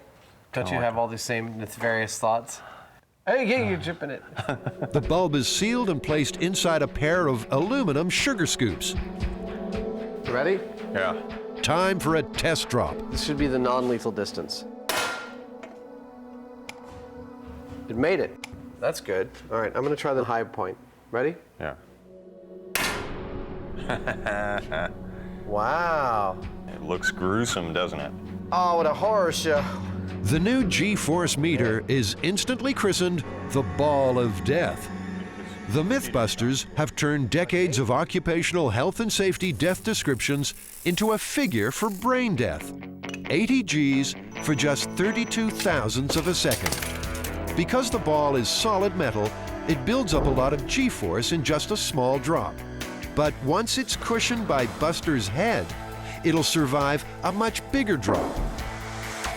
Jamie has used weights to curve the plywood for his wing. But what will happen when the weights are removed? Jamie, this looks great, man. It looks like it held its curve quite nicely. It was pretty darn rigid. Yeah, it actually is holding its shape quite nicely. It racks like a monster. Which is what we want. Twisting the plywood wing will turn it into a spinning propeller. This will further slow its descent, in theory. So we can rack it this way or rack it this way, depending on whether I want clockwise or counterclockwise rotation when we go down. Which way you want to vomit? In fact, have fun flying with it. Yeah. Hopefully, Adam's plywood parachute will cause a little motion sickness. He's left one section unglued so as it can be pulled together to form the plywood into a dish shape. Hey, Jamie. I'm gonna need some help with this. Now be careful, in a blink you're gonna end up with a split right along that line. Jamie and Adam's plywood creations are nearly done. Jamie uses a diagonal cord to increase the twist on his wing. Okay, now let it go. That's more like it. Yeah, that's a lot better. And Adam, well, he's just Adam. Whoa! It comes as no surprise that Adam didn't measure up to see if his creation could actually exit the building. Wait, you're caught. Snap. Okay. Jamie's wing made it outside and into the truck easily. But Adam's plywood parachute is a pretty close shave. God, that just barely fit in there. The Flying Plywood test site is at Hamilton Base in Novato, an hour north of San Francisco. I want one of these for myself. After 47 years as an Air Force bomber and fighter base, Hamilton closed in 1976. The old control tower will be the ideal place to drop Buster. I think we're gonna need to use the crane to get up here. Well, that's what the crane's for. Shouldn't be a problem. That's perfect. We're actually gonna do some drop tests with Buster and some various things that are mythically held to be able to help you survive a fall from several stories. I'll just move this over here. Nothing much has changed in the last 100 years. Hey, can someone let me out? Our project today is mounting up the high-speed camera gauge right here on my right. The tests will take place in front of a scale ruler. A computer attached to the high-speed camera will then be able to determine the exact drop rates. And it's all for this guy. But does he care? He's a very relaxed dude. He doesn't know what's about to happen to him. Human transport. When Buster drops, the Ball of Death G-force meter will tell us whether he survives or not. Okay, be careful with this guy now. He has a brain. Buster will be raised up on the crane and then dropped on cue via a cable quick release. Once you get up in position, push the blue button and pull out the safety pin. Okay. When you pull out the safety pin, it's live, and when you yank on this, he'll drop. I got it. And to make sure Buster's the only one who drops, Jamie attaches himself to the crane with a safety harness. This is so when the machine tips over, I'm held firmly in place and can't escape the destruction. Those go under your butt. That was great. That was worth the whole season to watch that. There you go. Up goes Buster, 60 feet up. Oh man, Buster is toast. So they can work out if the flying aids do slow him down, Buster's first drop will be totally unassisted and very painful. 3, 2, 1, go. I was laying on the ground when he hit, and I felt the ground move a little bit. I never get tired of doing that. The high-speed camera reveals Buster is traveling between 34 and 35 miles per hour when he hits the ground. What's the verdict, Christine? I think he's dead. That's a shocker. Buster kind of looked like a baby bird that just fell out of the nest.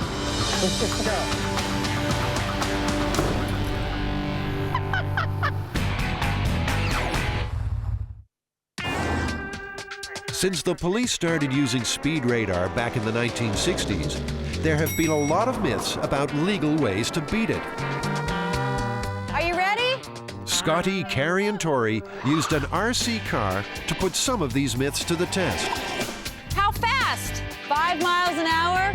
Now they're rigging up Earl, the Mythbusters caddy, for a full-scale speed radar assault. We're making a wheel made of mirrors that catches the wind. As the mirrors get to the back side of this wheel, they should reflect the radar back and fool the radar into thinking we're going slower than we actually are. They plan to attach an array of mirrors to a bicycle wheel, which will spin on top of the car. But Jamie's got other ideas. You get that thing spinning at 20 miles an hour, it's going to just, the glass is going to shatter, the thing's going to vibrate itself apart. I think you should get some 3/4-inch birch ply, a big rod compass. Draw yourself your 3-foot diameter circle and facet it off. Suddenly, this radar rig isn't so simple. Jamie's just turned it into a big, complicated build. Still, it gives Scotty a bit more time to work on the caddy. Come on! It looks like she might need it. Meanwhile, Carrie's working on another myth. I'm making a chaff gun that we can explode out the side of the caddy right now. I'm cutting up the foil into little pieces, loading it up like a potato gun, and shooting it off a fire extinguisher. During World War II, aircraft under attack dropped large clouds of chaff to confuse enemy radar. The chaff was just small pieces of foil, which hid the plane's exact location. Oh, I love it when things fit perfectly. The chaff gun is powered by a modified fire extinguisher. And the test firing is a success. So glad I gave up my desk job. Did you ever have a desk job? Second floor reception. The revolving rig is also taking shape. Theoretically, the radar will hit in here and it'll send a stronger signal to the receiver. And if this is moving slower than the car, then hopefully it'll read that instead of the car speed. Carrie's also heard a myth about microwaves messing with radar. I'm stripping the magnetron out of this microwave so we can mount it in the front of the caddy. And that way we shoot microwaves back at the radar and the LiDAR.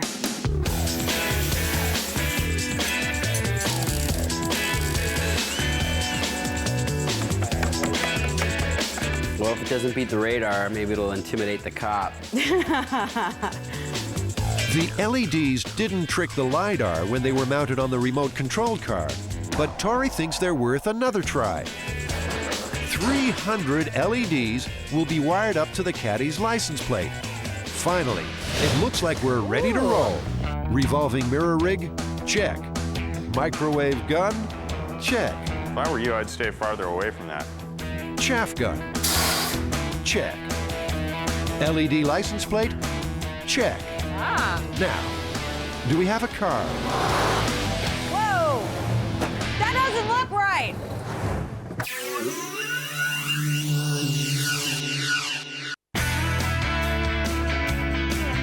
This is the California Highway Patrol Academy training course, and it's the ideal place to see if our Cadillac can slip underneath the radar. A few of the guys from CHIPS are on hand to oversee the experiment. If anything does beat the radar, they want to know about it.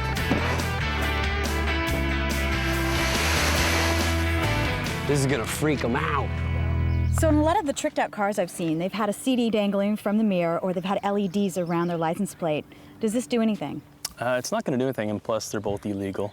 It's illegal? You can't have anything hanging down from your rearview mirror. It's going to obstruct the driver's view. So if you're gonna pull over somebody who has a CD hanging from their rearview mirror, I'm betting that you would pull over somebody that had a giant disco ball hanging from their rearview mirror. Absolutely. I'd love to see that. We're gonna try to get through the techniques that we think are kind of dumb first, so we're gonna do them all together. CD, can attach that to the mirror. All these shiny accessories are supposed to bounce back the radar's rays and confuse it. Which, by the way, that's illegal. But it looks so cool. Lastly, can you jiggle these keys? Make sure it hits the radar. That is so stupid. On each pass, Scotty will keep the caddy steady at just under 50 miles per hour. We're about to do a test. You ready? Okay, the Disco DeVille is locked, loaded, and ready to freak out the radar. Over. Whenever you're ready, over. On my way. Ooh, got it on radar. 39, 40. 48, up to speed. 49. All right, I love that sound. So keys, disco ball, CD, busted. No effect whatsoever. Are you surprised? Absolutely. All right, next let's do foil on the hubcaps. Done. The next radar myth, tin foil on the hubcaps. Scotty, hit it.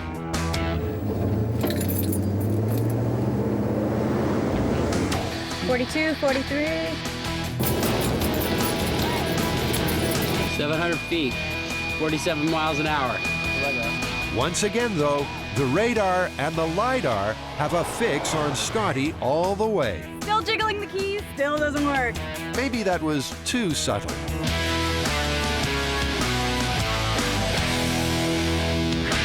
I think maybe people think that because it's kind of crumbly, that the radar will shoot at the crumbles and maybe dissipate. But it's just one giant reflector, if you ask me.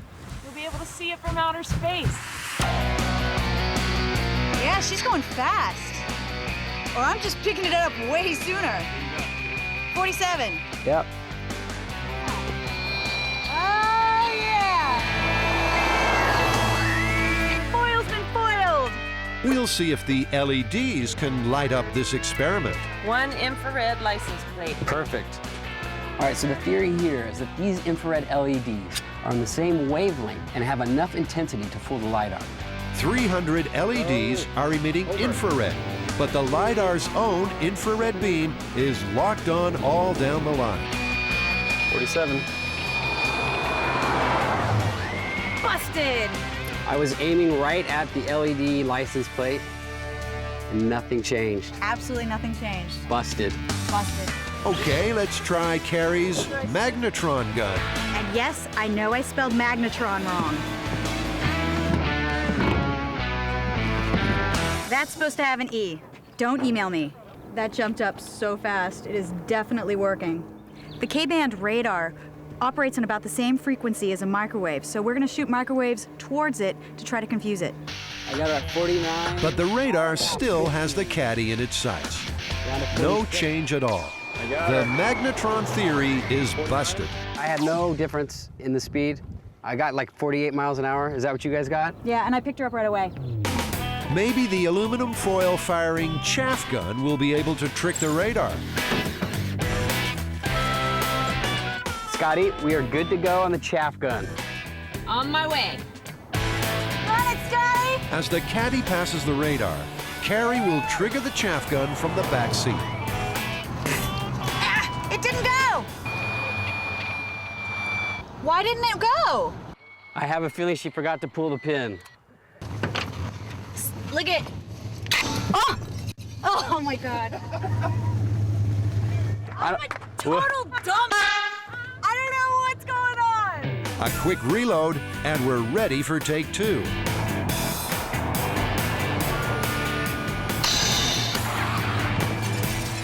This time, Carrie's right on cue. But again, the radar is unaffected. It all blew to the side. Which is going to be more expensive, the speeding ticket or the littering ticket? The littering ticket. All right, now my favorite, the Wheel of Death. The mirrors on the Wheel of Death are supposed to be revolving at a slower speed than Earl is traveling. Will the radar detect the speed of the mirrors or the speed of the caddy? 46, 47. The radar result is exactly the same. 44, 42, 40. Carrie detects an anomaly. It's giving a weird Doppler reading, but overall, it's not really making it look like it's going any slower. In fact, the only surprise is that you wouldn't be pulled over for having this on your car. It definitely catch my attention, but it's not over height. There's nothing against it. There's only one thing left to do to try and make the caddy stealthy. Cover the car with matte black paint. Will the matte finish reduce the car's reflectivity and absorb the radar signal? It's like a 60s gang car. We're gonna pile in and go to a rumble. Well, it sort of looks like a stealth fighter. This is it. This is the one. This is the one where we think we may have the edge. What do you got? I got 48. 47. 47. Okay. Got it right away. That was our best bet, and it's busted. Time for the guys to report back to Adam and Jamie. Well, we tried almost every theory that we heard. Disco ball, CD, keys. Busted. The ever popular foil in the hubcaps. Busted. LED. Busted. Microwaves. My favorite. Busted. Chaff gun. Surprisingly busted. And black paint and tinfoil all over your car. Busted. Totally out. Amazing. The only thing that gave us any result, but just barely, is my favorite, and I think you're gonna like this one, Adam. The radar Wheel of Death. Oh my God. What did this actually do? Hardly anything at all. It just varied the audio tone that the radar sent back that let you know how fast the car was going. I think if you're gonna get out of a ticket, short skirts and crying is still the way to go.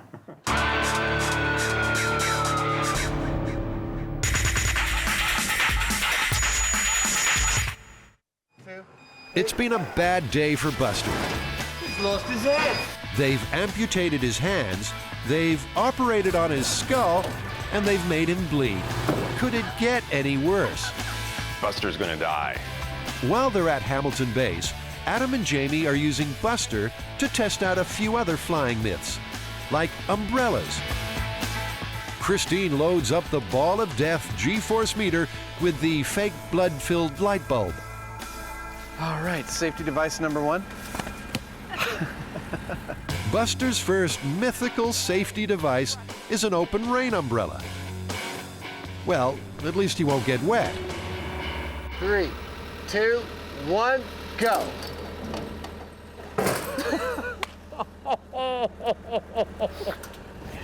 That was great, Jimmy. Come on down.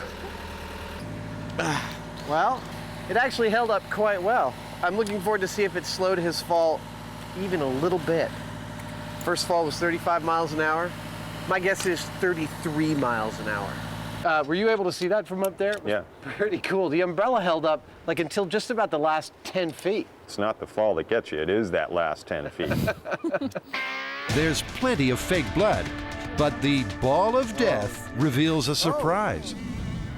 That's not that broken at all. There's one of two conclusions we can draw from this.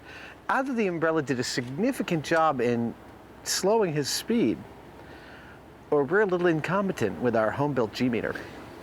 And personally, I'd vote for the second one. The high-speed camera reveals what really happened. Feet first. So, because the umbrella held him upright, he actually fell faster this time, 38 miles per hour. Yeah, but what about the impact? Speed isn't the only factor in a fall. How you impact also affects survivability. In his free fall, Buster's head and body hit the ground at the same time.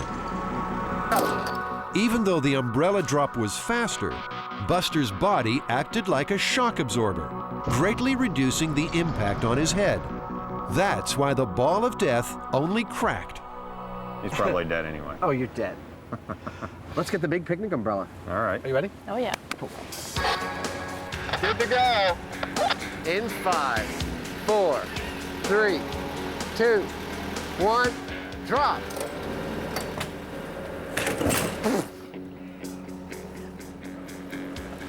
That was pretty cool. That didn't look entirely unsuccessful. I'm trying to keep a straight face, but I can't. The picnic umbrella reduces Buster's speed to 29 miles per hour. Slower, but not slow enough. He's dead. It's no myth that a parachute is designed for this purpose, but can it open in only 60 feet? On my mark, in 5, 4, 3, 2, 1, go.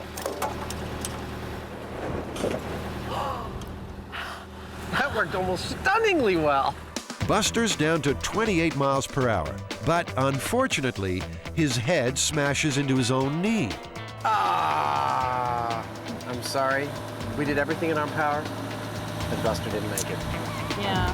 Get off him, you pervert. He's a poor, defenseless dummy, and look what she's doing. As well as being killed 4 times already, Buster has sustained some pretty serious injuries. Time for some in-the-field surgery. All right. Let's get him up. Let's fly this guy. But sometimes even a crash test dummy needs a little positive affirmation.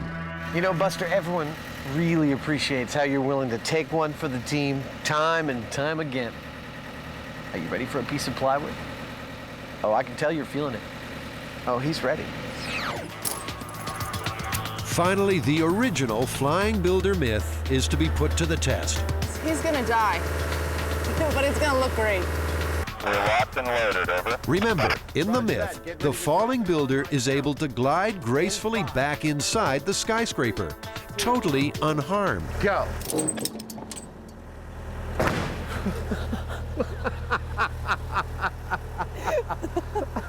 Buster was such a good dummy. Rather than slowing him down, the plywood increases Buster's velocity to over 36 miles per hour. His body snaps the 5-ply sheet in half.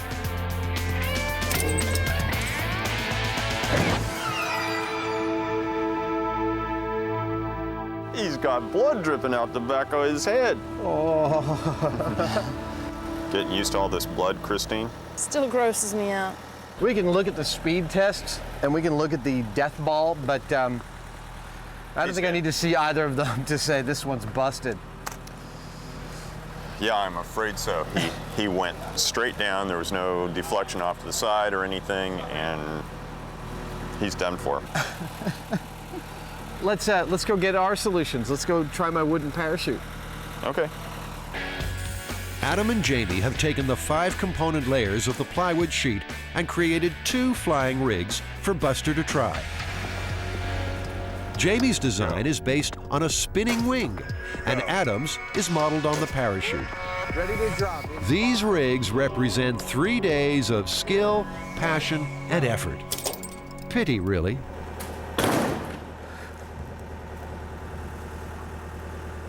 Well, fat lot of good that did. And that's why they don't make parachutes out of wood. Oh well, the best laid plans. It was a nice idea. Nice try. It worked most of the way. I'm taking solace in the fact that your wing is going to fail so utterly spectacularly. You're probably right. But then you never know. Then you never know. Jamie is quietly confident his rig will do the job. 4, 3, 2, 1, go!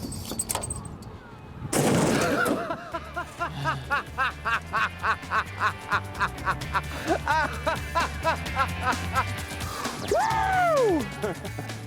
Do you feel better now? I do. I feel a lot better. All this buster dropping has created an impromptu Mythbusters fan club.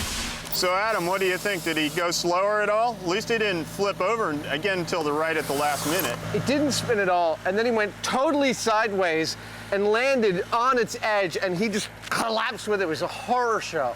And unfortunately, he was off center, and the high-speed camera caught none of it. Bummer. Oh man, poor guy.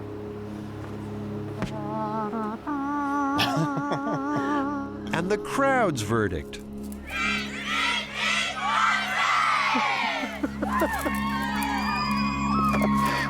That was better than I could have ever hoped. Buster's day has come to an end. Now it's time to see if a Mythbuster can fly. Adam and Jamie rig up the zip line from the control tower to the crane. The crane backs away to tighten the cable. Stop! Oh, I'm totally looking forward to flying with a piece of ply. I mean, even though Buster took a hard hit from it, we're doing a more controlled test so that hopefully Jamie and I won't get horrible head trouble while doing it. We're ready to go. But it is always a strange thing to throw yourself out over the edge of a 60-foot drop. Your body resists it. But this is the only way to find out if it's possible to control the plywood sheet in flight. We have liftoff.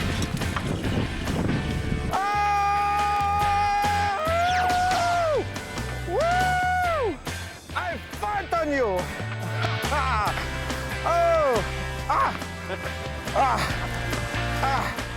Forget about controlling this thing. There's no control. I mean, I tried pushing my head up against it. At the peak, I could not get it. It's just like all over the place. And I was holding it dead center. Huh. Well, that's the most interesting thing about this whole thing so far. I mean, we've tested everything we could, but short of actually jumping off a building and seeing whether you die or not. What? Jamie has even less control over the plywood. There's just no way you can steer this thing.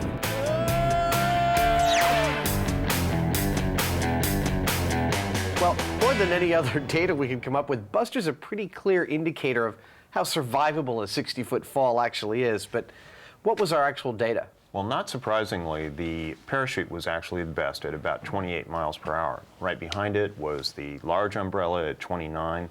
What really surprised me was that the plywood was no use at all. In fact, it broke over Buster's back upon impact. And our rigs didn't do anything at all, didn't help either. From a controllability standpoint and from a velocity hitting the ground standpoint, this is one of those myths that's just unequivocally busted. Yeah, absolutely.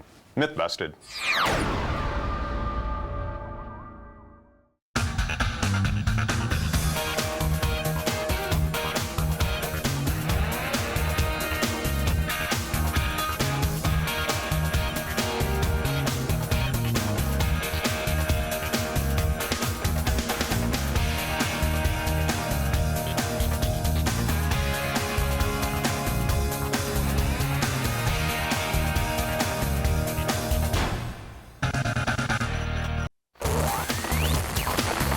On this episode of Mythbusters, we're about to drop an elevator. I'm beside myself. Going down in the elevator of death. 92 feet. If something goes wrong, somebody could get killed here. Can a well-timed leap of faith save your skin? And the myth of homemade flight. Jamie and Adam take wing in a levitation machine build-off. How did I know Adam was going to cheat? Who are the Mythbusters? Adam Savage. I reject your reality and substitute my own. And Jamie Heineman. I kind of like it in here. It's private. Between them, more than 30 years special effects experience. Anything to say to the ducks back home? They don't just tell the myths, they put them to the test.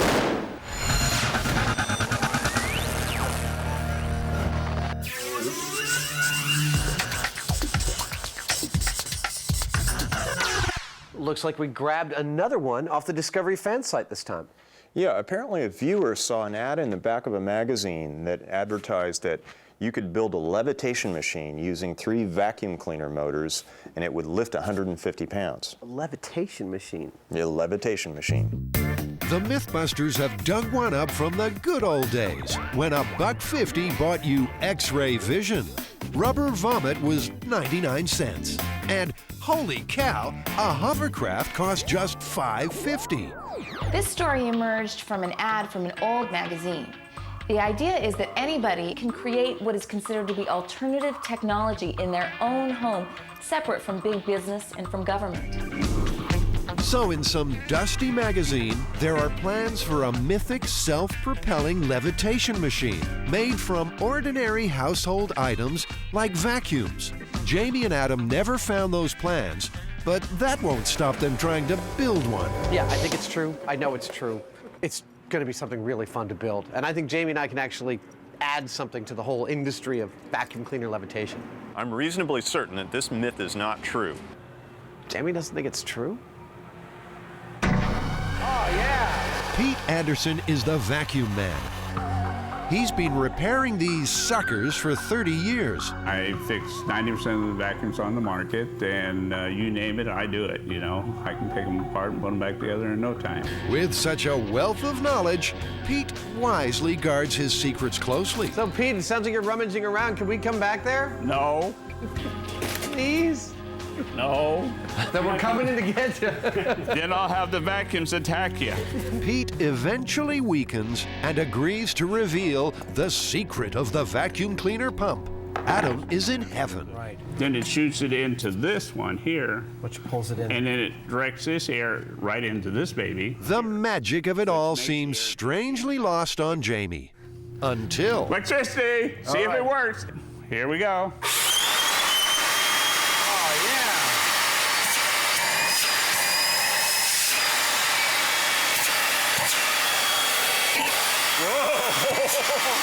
Got his tongue. Got his tongue. I got bit. He got his tongue. You're bleeding. Am I? Yeah. Yeah. Oh, that was the stupidest thing I've ever done.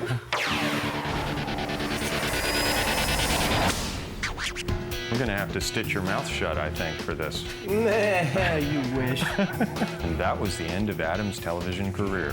No. Dude, this is a show. It's like 4 minutes of science and then 10 minutes of me hurting myself. Pete has seen a lot, but he's never seen anyone bitten by a pump before. This is clearly a once-in-a-lifetime opportunity. This is not enough. Come back and get some more. Pete sold them as many of his old junkers as they can carry. The Mythbusters are now officially in the levitation business. Do we suck or what?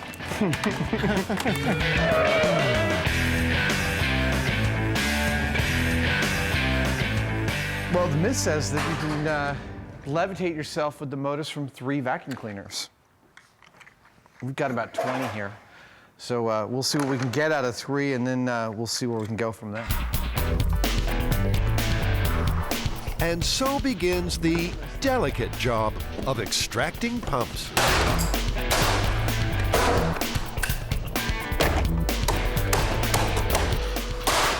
I'm not destructive by nature.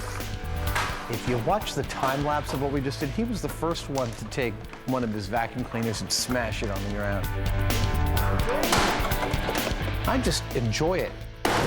Do you ever see Jamie enjoy anything? Now the Mythbusters have to turn destruction into construction. Whoa, that's hardcore.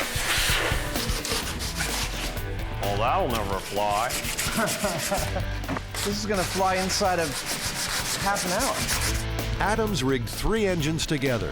They'll glue a bag to the base to harness the blowing power, cutting holes so it doesn't burst like a balloon. It all seems too easy. Oh, look at that. Oh, yeah. Let's try it. Yeah, baby! Whoa!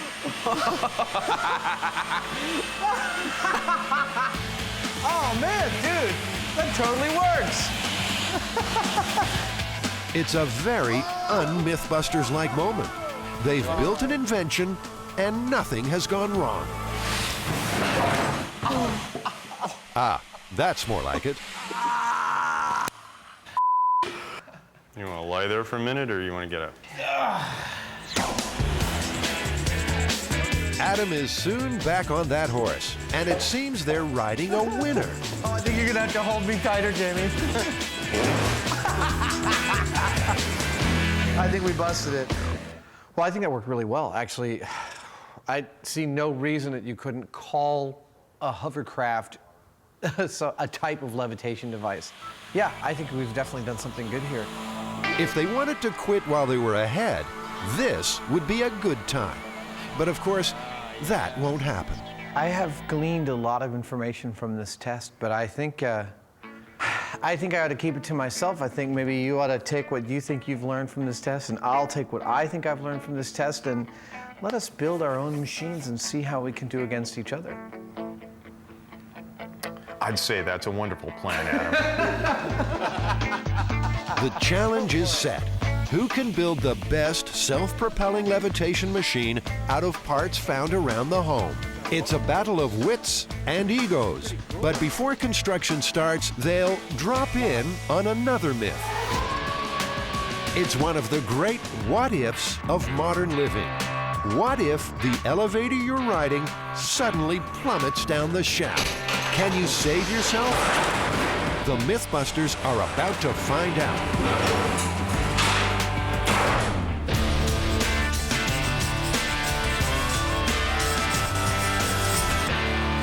We're here investigating the elevator of death. Now, the myth goes that you're in an elevator, the cables are cut or something, you're plummeting rapidly towards the bottom of the elevator shaft, and right at the very last second, you jump as hard as you can, and that saves your life. Oh yeah, I've been looking forward to this for a long time. The Mythbusters need to drop an elevator down a shaft.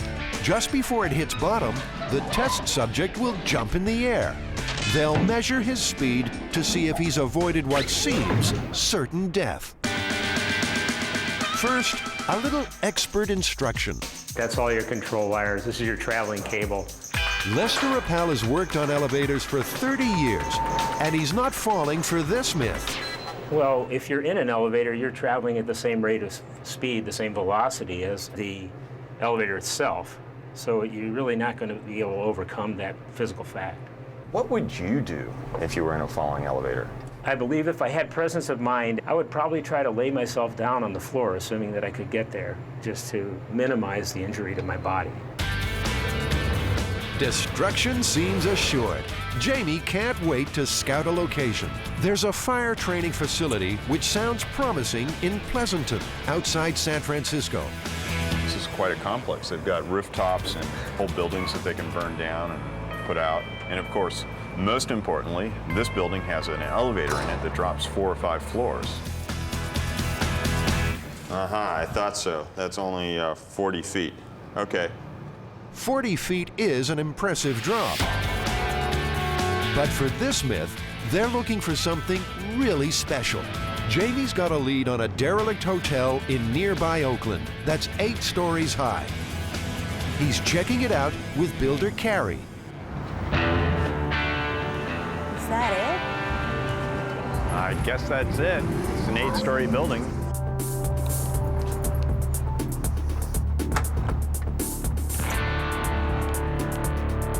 Thank you, sir. The grand old Hotel Royal was built around 1910. She ain't so grand anymore and is scheduled for demolition. Oh my God. Since we're here anyway, can we film a horror movie? Yeah. They've found the elevator, but it's not going anywhere fast. There's the motor. What's left of it. It's an elevator. Yeah. Yeah, that feels like steel. I don't know whether it'll stand up to a 8-story drop without crushing. Getting the elevator working will be no small task. The cables haven't moved in years, and the motor is a wreck. In theory, if we could tie power onto that, we would have a working elevator. The cables and everything are here. It's a little rusty, but if we can get it to work, it's going to be perfect. Barry, we're going to go on up to the top, I think. Don't leave me alone. Oh my God. It's a long, long way to the top of the shaft. 8 floors, 9 counting the basement. 92 feet to the top of the pulleys. 92 feet to the dead bird. A 92-foot drop, 1,500 pounds of elevator car. It looks like they have their location, but have the Mythbusters bitten off more than they can chew? I don't know. It's kind of scary. The levitation machine challenge is a go. In the red corner, Team Savage, Adam, Tori, and Christine. In the blue, Heinemann's heroes, Jamie, Scotty, and Carrie. Each has a budget of $500 and 2 days to build a flying, self-propelling levitation machine out of household items. Then they race for glory. The secret plans are, we're gonna do 3 pads like this. We're gonna have a leaf blower back here. I got a whole bunch So we're not using any of the vacuum motors? Okay. No. To improve stability, Adam's craft will have 3 connected bases, like lily pads. He'll mount the seat and engines on top. Check it out. And it will have a little more kick than your standard vacuum cleaner. 180 miles per hour, 360 cubic feet per minute. Leaf blowers, 2 big, expensive ones. Adam's blown away his entire budget. And possibly Jamie, too. Adam's plan is for one blower to provide lift and the other propulsion. The question is how to mount these puppies up so that 1, there's control, 2, there's some aerodynamics, 3, there's some stability. Like, I want to be here. Okay. Christine's come up with a new, stronger skirt to capture the air. Come on, machine, don't jam up on me. I feel like I'm doing crafts in kindergarten. In just 2 hours, Team Savage has the first pad ready to test. All right. You ready?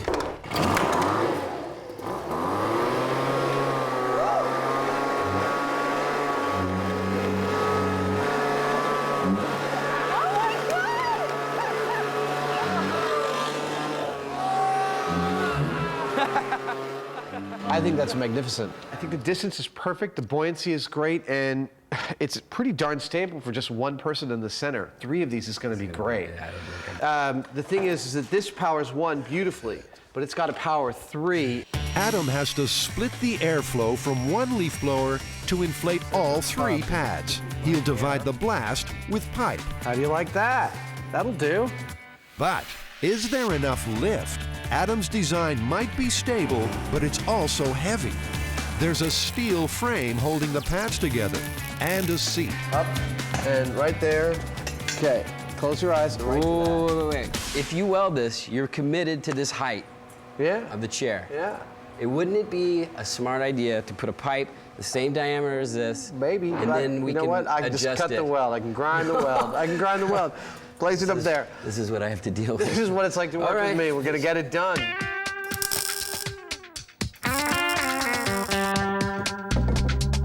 Oh, you are good. Not that good. The seat is not adjustable, and it's a little too low. See, look at all that extra room. All right, let's tilt it on its back. Oh man, it's really heavy. But could it be too much weight to levitate? The big race will be held on the beach. Before lifting a tool, Jamie's scouting the location. And he's inspired. Have you ever heard of a thing called a hoverboard? Jamie, the non-surfer, explains to Rob, the non-geek, what he has in mind. So we're looking for a large board that we can mount some leaf blowers on the back for forward thrust and 1 on the top and the front to fill the airbag that lifts the thing. And we also want it to look cool. Yeah. Okay. It's clear Surfer Rob doesn't share Jamie's definition of cool, but a sail's a sail, dude. How about this one? Well, that's kind of hot looking. It's 22 inches wide, 7'10". I like it. It's a bittersweet moment. Old Yella here will never see a wave. But Jamie couldn't be happier. Thank you. We've destroyed a lot of really nice things on this show. You know, Corvettes, home appliances, power tools, and now we're about to destroy a surfboard. Jamie is planning the Heinemann hoverboard, a surfboard, blowers at the back for thrust, more at the front for lift, and the inflatable skirt.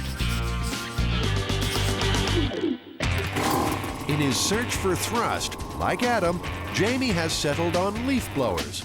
After the surfboard, he can only afford cheaper models and needs to check their propulsion power. It's exciting. Get through. Well, that ought to work. So let's fuel it up. This is easier than I thought.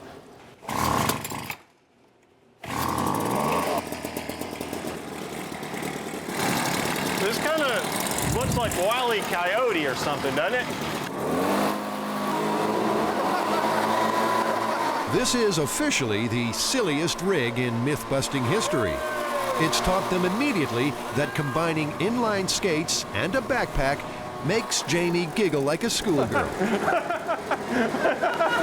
The second lesson, this simple rig actually works.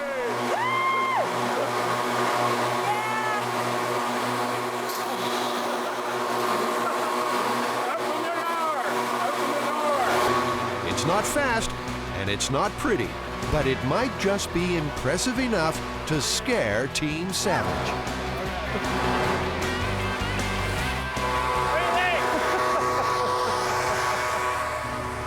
Well, you know, I'm glad he's not wasting his time or anything. I've got a nearly completed hovercraft in there. Jamie's like cruising with the girls. Look, he's just cruising with women. That's all he's doing. I don't have a damn thing to worry about. His silly little backpack thing? He's like the hunchback of M5. Jamie's team's already lost. They just haven't been informed yet. To Adam's mind, propulsion will be a breeze. Basically, I would be holding on to this thing, pointing it behind me. When I need to turn, I just turn it this way. I turn it that way. It's really simple. Of course, the lily pad flyer is still heavy and still earthbound. It's time to rise and shine if they can.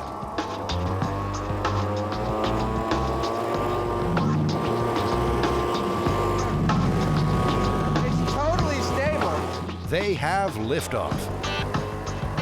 It was actually very successful. I'm very pleased with it. Weight does not seem to be an issue with the leaf blower. It's got plenty of power to lift the weight we wanted to lift. The hard part seems over for Team Savage. They're levitating like David Copperfield, and now just need to conjure up a little backdraft to get things moving.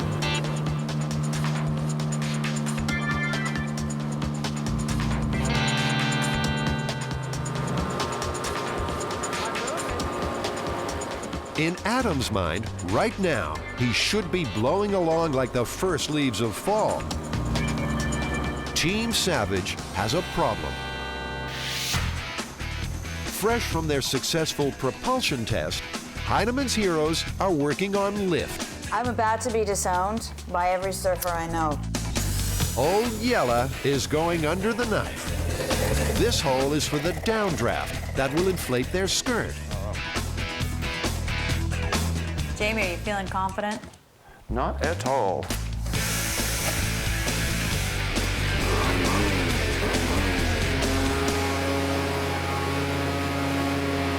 It works. They have liftoff. But they also have a problem. It's like practically impossible to keep it stable. It's less hoverboard than wobbleboard.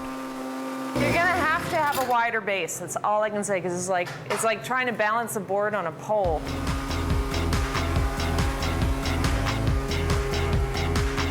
Jamie has a hunch he can steady the ship by adding an outrigger.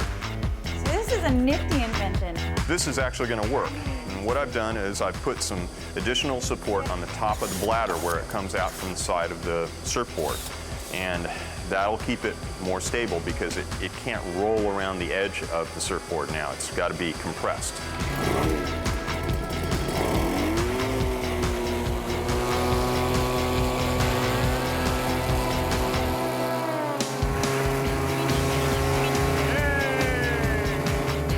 Still is a little bit tippy, but I think when we get a little practice, I should be able to kind of get nice and stabilized, and I think we're good to go.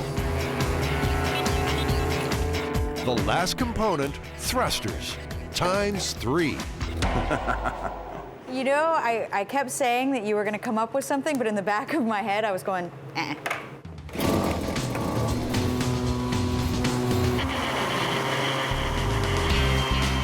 Surf's up for Heineman's heroes. At the end of the first work day of the challenge, they have a flying, self-propelling levitation machine.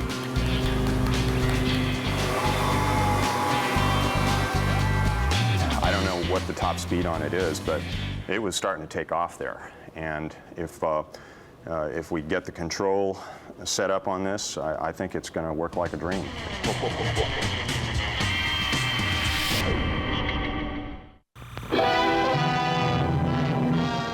In July 1945, a terrible tragedy at the Empire State Building gave rise to a miraculous survival story. And an elevator plunged down 80 floors, cables and debris tumbling over it. It was a drop of 1,000 feet, and inside, a young elevator operator.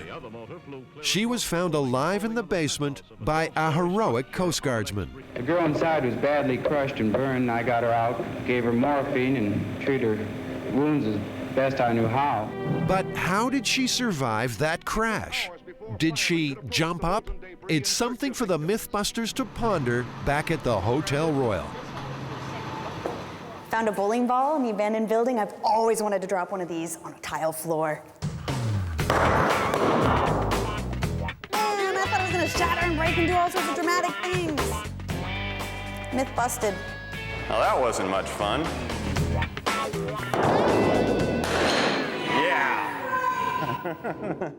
We've got the location, we've got our elevator shaft. I'm gonna go out and get all the rigging equipment that I need so that we can pull it to the top and drop it.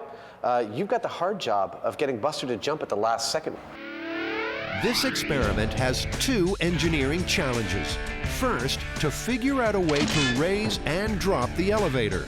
Second, to rig the victim to jump up at just the right moment. Jamie, Carrie, and Scotty are dissecting the human jump. All right. In the short moment of acceleration, the average top speed generated was just over 8 feet per second. Now, they need the victim to replicate that. And here's the victim now. I need to figure out how to make Buster jump. I think I'm going to have to use some kind of spring because I don't want to go for the gunpowder. No gunpowder, good news for Buster. Instead, a kind of turbocharged pogo stick, a car spring inside overlapping tubes with a quick release catch.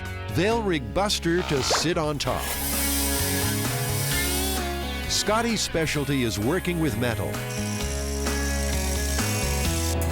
So in no time, she's created Buster's launcher. Giant industrial pogo stick! Nice! The spring is tensioned, and the quick release set. There we go. There, okay. Then Buster is lowered into place. Now that looks like a good jump to me. I'm not sure, but I think we have a pretty good shot at actually launching Buster up in the air pretty good. It's a powerful spring. It's time for Buster to fly. Okay, here we go.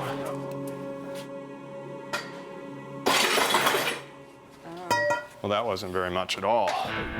Okay. Attempt one was more a jiggle than a jump.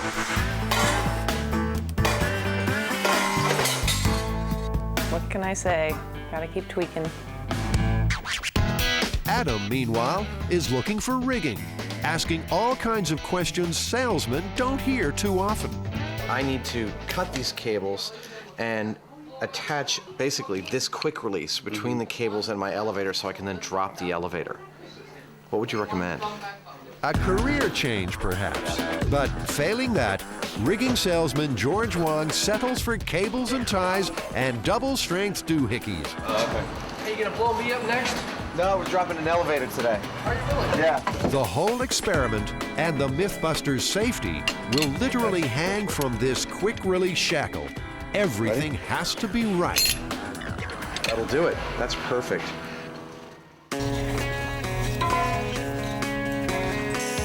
To reduce the pogo stick's weight, Scotty's cutting out as much of the heavy metal cylinder as possible. She's adding a second spring for extra power. And smearing the whole assembly with lard to cut friction. Tastes like French fries. It's like about a ½ pound of lard on there. Well, when you have a giant box of lard, it's just so darn tempting. Are we ready?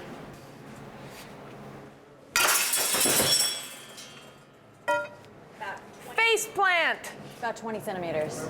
It's better, but still not near enough to a human jump. About, I would say about here, which is low. Well, one thing that I can see is that we want to get our gravity kind of directly above the spring a little bit. Balance is one thing, but the real problem is power. Buster needs more spring in his step.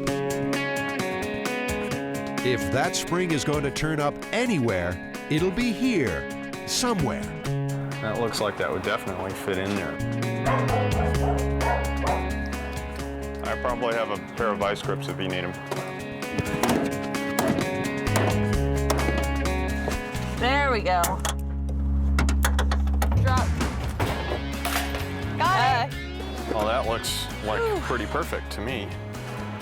You like it? I love it. Did I do something good today? You did great. Thank you. Good catch. Oh, yeah. Just fits. Yeah. Buster may at last be ready for his great leap forward. All right. Well, that was a good jump. Spirits are soaring.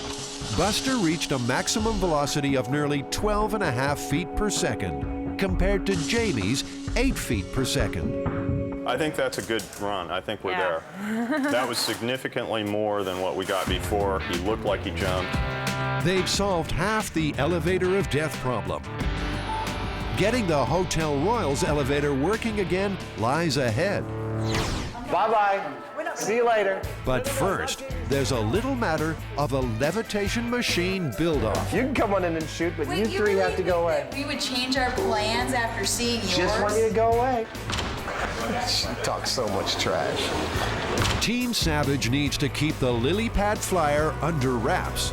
It's showing all the mobility of a 2x4. Today's task is to work on the propulsion of the hovercraft. You're going to start working on the pads, and I'm going to start working on the fan blades. After laughing at Jamie's propulsion fixation, Adam needs to get his craft moving, and fast. That's it. That's all that's moving the air. His leaf blower needs more bite. Something like this. The fan will sit inside a metal shroud. Its blast directed by rudders at the back. That's not dangerous. Oh my God. It's fair to say this is not strictly design intent for a leaf blower. Adam's created a monster. Or is it just a monster problem?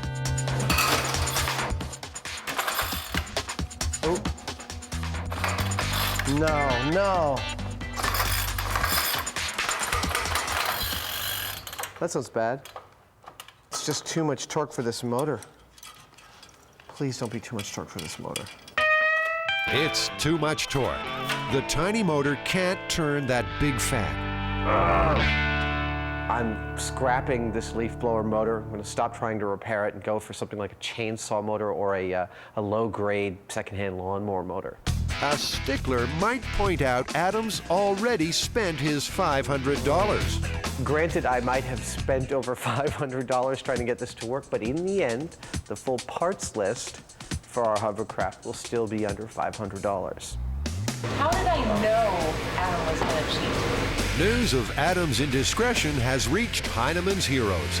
I think we can count on the fact that Adam's handicapped is probably Adam, and just because he gets the lawnmower doesn't mean he's actually going to make it work. We've got to If design Jamie's mad, he's not telling. You have the wrong show if you want to see backbiting and sniping. On Mythbusters, we actually cooperate and enjoy working with each other. For Heinemann's heroes, it would be all too easy to abandon the high road and stoop to cheating themselves. So that's exactly what they do. Quicker than you can say, dastardly scoundrel, they've bought and fitted another blower to help with lift. Now, if this works the way I plan, the extra lift that we're getting from the extra leaf blower will actually also make the thrust from the 3 leaf blowers more effective. The new improved Heinemann hoverboard is a hit and ready to race. That's it. That was the difference. Let's go home. Yeah. Adam will be here all night anyway. For his replacement motor, Adam has settled on a 1-horsepower leaf trimmer. Dude, this is just gonna plug right into the fan. I don't have to modify anything. Again, Adam's pushing the motor's limits. Guys ready?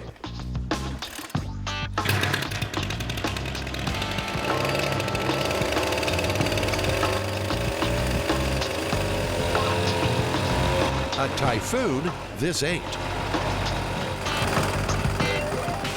The new weed whacker is actually working fine. It's whacking away. It's my propeller that is lacking some balance. Adam's looking a little unbalanced too. His grand plan is running out of puff, and so is his team. You got something to say? I'm thinking about it. It's just been like one disaster after the next. It's the beautiful thing. We put so much time and love into it, and it's not working. And I'm brokenhearted, and so is everybody else, and Adam's pouting. There's nothing for it. They have to mount the engine and hope for the best.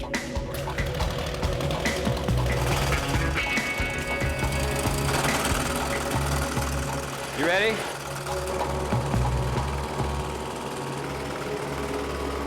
The lily pad flyer is going nowhere in a hurry, and Adam's in the fast lane to Palookaville.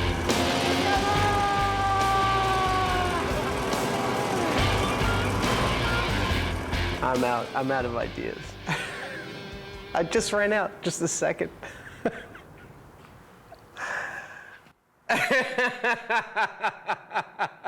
Oh, when a pat comes from the cameraman, you know it's really, really bad. But then, out of desperation, a plan. Pizza box wings. This is great. I'm really high. We're at the Icarus part of the evening, and I think you know what happened to Icarus.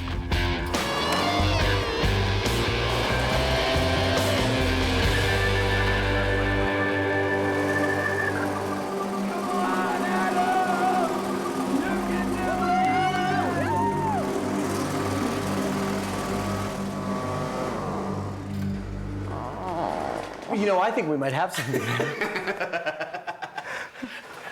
I can only pray for one thing, and that is a total failure of Jamie's rig. Confident to the last.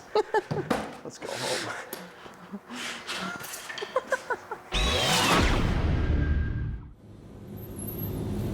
2 words. Nasty. Ugh. It's nasty enough inside the Hotel Royal for the Mythbusters to cover up with dust masks. There's the cleanup to be done, and Jamie's got to get the elevator working again. Oh, it's going up. It went up. Did the car go up? Yep. Well, that's a good sign. It is awfully stiff, but it is moving. So where there's movement, there can be improved movement. And I had an idea that I might be able to modify an electric vehicle that I built. It's a prototype that I have back at the shop. Product gets to the consumer fast. It's the same electrical vehicle Jamie used in the 7-Up commercial, but extensively modified. He calls it the Life and Death Machine, or LAD for short. I built a multi-purpose platform that has the electric motors, the gear reduction for them, speed controllers and electronics, and batteries all compacted into as tight of a unit as I could come up with, and then we put these treads on it. Jamie sees the LAD as having applications in firefighting and law enforcement. But today, it's got to lift an elevator.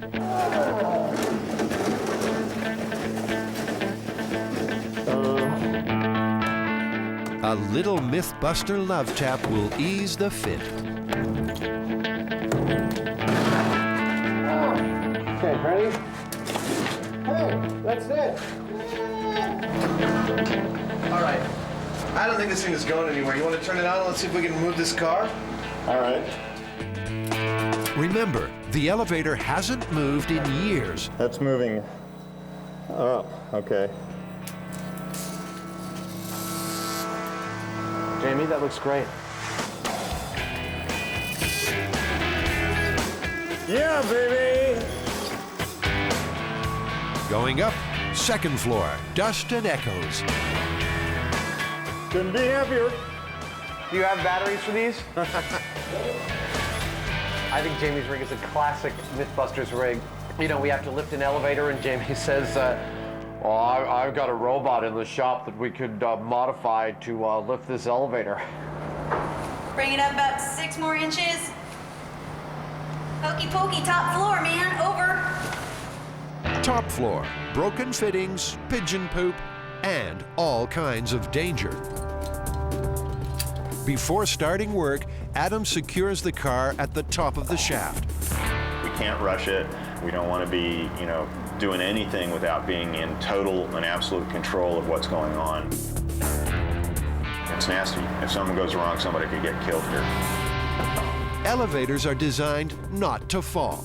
Fortunately, the Mythbusters wrote the book on disabling safety systems. First up, the emergency brake. When the balls spin around too fast, if the elevator's falling, they lift up and drive out the 2 brakes. So what you're trying to say is you take the balls off, it don't work no more, right? You got it. Let's see.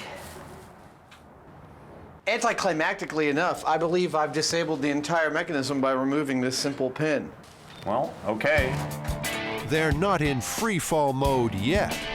As well as being cabled to a winch, elevator cars are also linked to a counterweight, which weighs about the same as the car when half full. That keeps the system in balance and the car won't fall.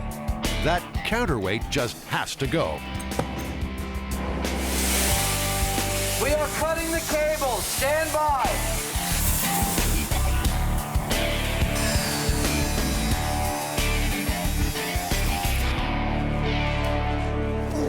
That is so much heavier than it looks.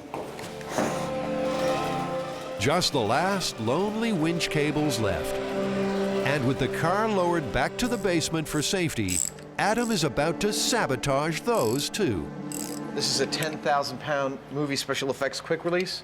Going to attach it to this really big shackle. And when we get upstairs, we'll be able to pull a pin and this whole car will drop. You know, working with these dirty cables, I can't tell you how hard it is not to touch Jamie's white shirt. I just want to touch it, make it dirty. All right. You're ready to take tension on this, Jamie. Okay. The quick release is attached and holding. Beautiful. The star of the show has been roused from his luxury trailer. This promises to be the sorriest chapter in Buster's tragically accident-prone life. He'll ride that car down 9 floors, sitting on a pogo stick. Okay, Buster, this won't hurt a bit. Adam's tying off a trip line at the top of the shaft. That will pull the release on the launcher when the elevator's 6 feet from the bottom. Looks about perfect to me. Okay, the rig is stationary. It's ready for... The Mythbusters are ready. They've built a giant pogo stick and made a death trap out of a previously safe elevator. As Buster rises towards the penthouse, he surely knows the outhouse will follow. But could he somehow survive? We're about to drop an elevator. I'm beside myself. It's all going to be over in a few seconds. And with a big boom, what else can we ask for? I think Buster's toast, but then that's his job.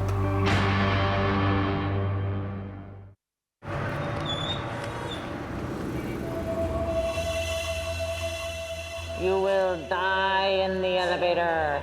You will die. It is not a good omen, but it's time for the great elevator drop.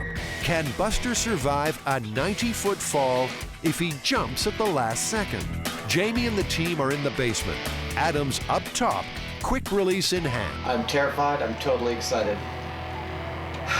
All right, here we go.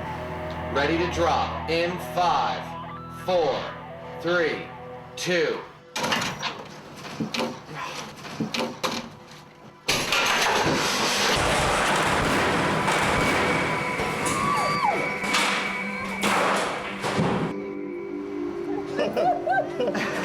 Oh my God!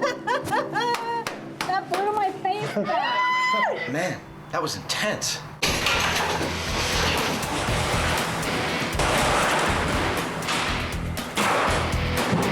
That was such a rush. It was just like this enormous blast of air. Oh no. The overhead camera shows Buster's pogo stick launched right on cue. But did it save him? Talk about a gust of air. Yeah. His head's gone. We've got an arm. I believe this is more damage than we've ever done to Buster in one myth before. Hey, Adam. I think Buster feels good about a job well done, and he just hopes that we don't put his head on backwards. By the bottom of the shaft, the elevator and Buster were falling at 53 miles an hour. Buster jumped up at 3 feet per second, or 2 miles an hour. Enough to hit the roof, but he still hit the ground at a fatal 51 miles an hour. I don't know if we can put him back together. Yeah, Scotty can do it. We can rebuild him. We have the technology.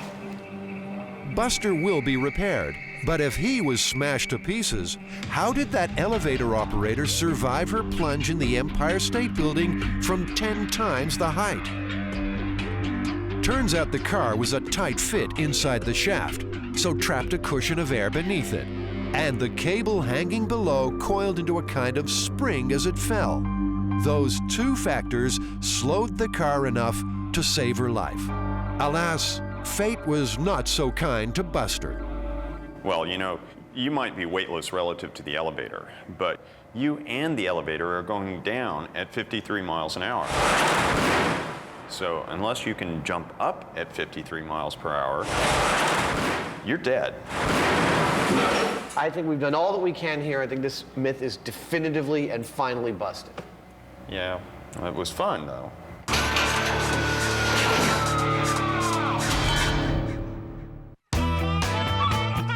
Ocean Beach, San Francisco, a field of dreams. Good day for kicking. For hovercraft builders, it promises triumph. Or the sand of defeat kicked in their face. But Adam has a secret weapon waiting in the wings, and he can certainly hold his own in the pre-match psych out. It certainly is pretty, isn't it? I like the flame decoration on the, what is that, the garbage can, or is that the cowl? Sorry, that would be the ducted fan cowling. Well, Jamie's rig is magnificent in its simplicity. I mean, there is not a wasted piece of wood or anything in this thing. He's got 2 motors, and I've got 5. I'm not sure what that means, but I think it means that I'm going to go faster. The course is 200 yards out and back across sand and water. A grueling test. But by mutual agreement, there's a last-minute concession. Team members can push, but Scotty is homesick. And there's Adam's secret weapon. This race is suddenly wide open. 3, 2, 1, go!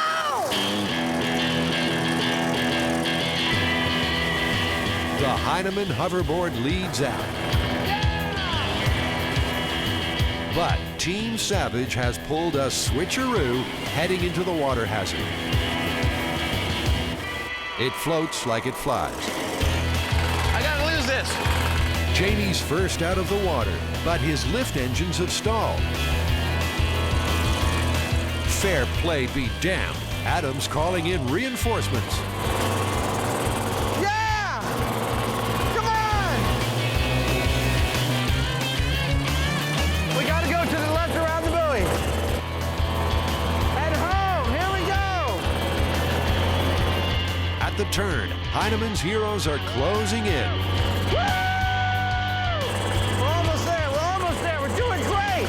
Pushing Adam's heavy craft is taking its toll.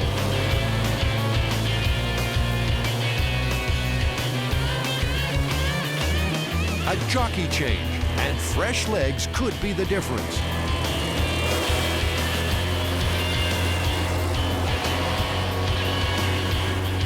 After doing everything in his power to fail, Adam has somehow won.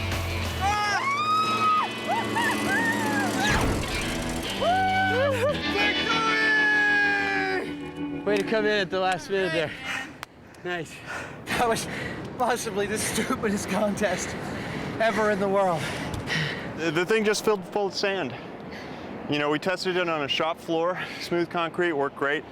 I'm fairly confident we would have easily won the race, but it's a big scoop. It may be academic, but Jamie calls a rematch, just to see who would have won without assistance. On dry land, it's no contest. This time, it's all Jamie. The Heinemann hoverboard leads the lily pad flyer in its wake, and a little pride is restored.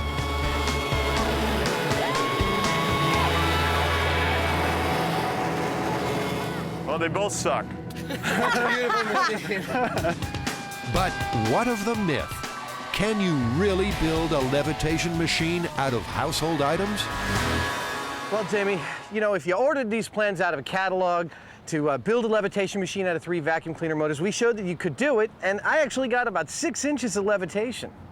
Yeah, but in my mind, it's not really levitation. This is a hovercraft. Well, I'd say, for the record, this myth is plausible, but totally impractical. Yeah, plausible, but impractical.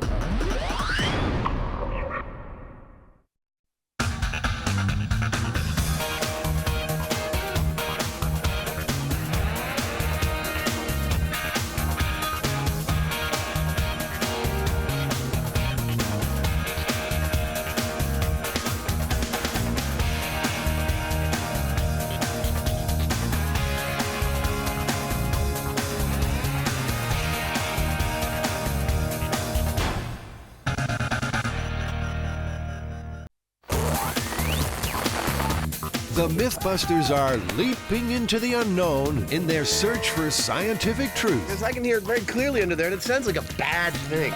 Could a scuba diver be sucked up by a firefighting helicopter and dropped into the middle of the flames? What really happens when you add mothballs to your gas tank? It does say, warning, flammable. And is Hollywood telling us the truth? Will a car really explode if you shoot the gas tank? You may commence firing.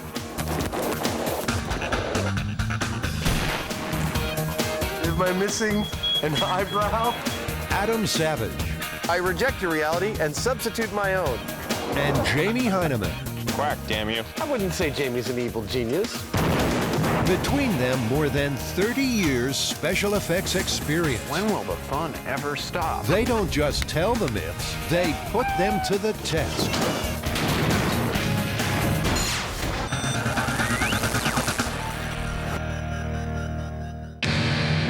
It's big, it's red, It's dangerous, and it's got Adam really excited. God, this is good feeling. But what's it got to do with scuba divers and forest fires?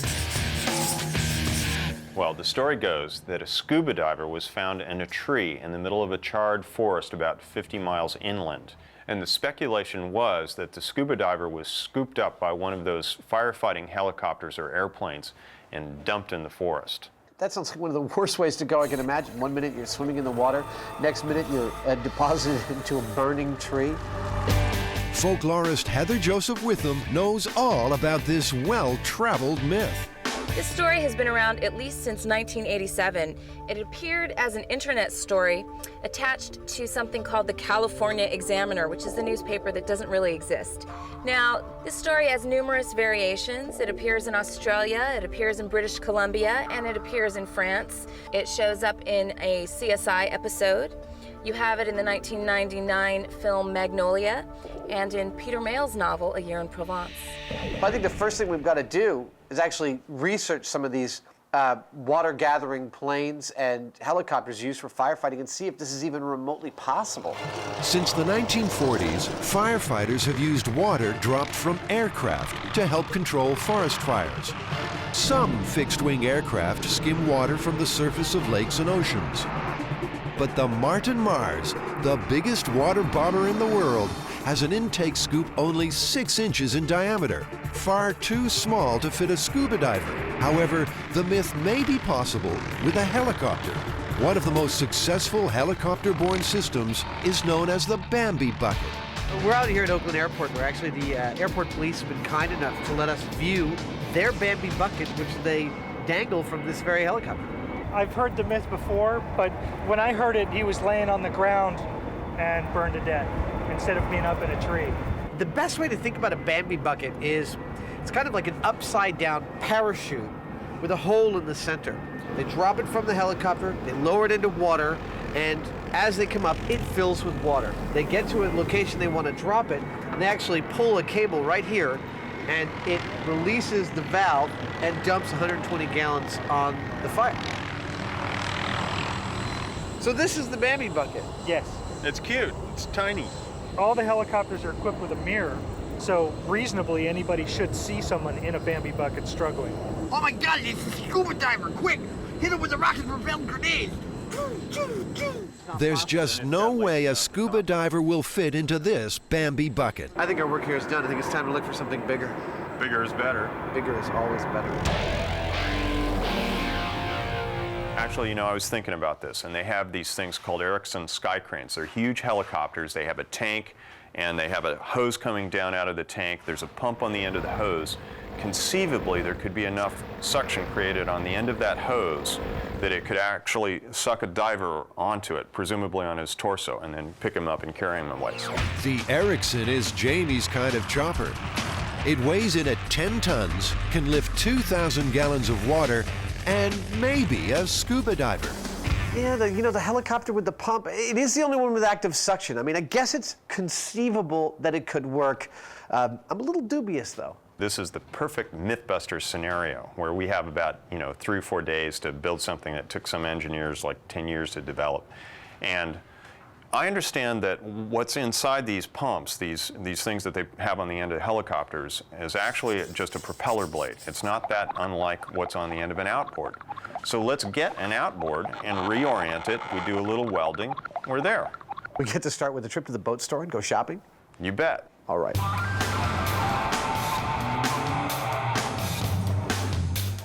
Now there's one that would suit us. Whoa! That's a 225.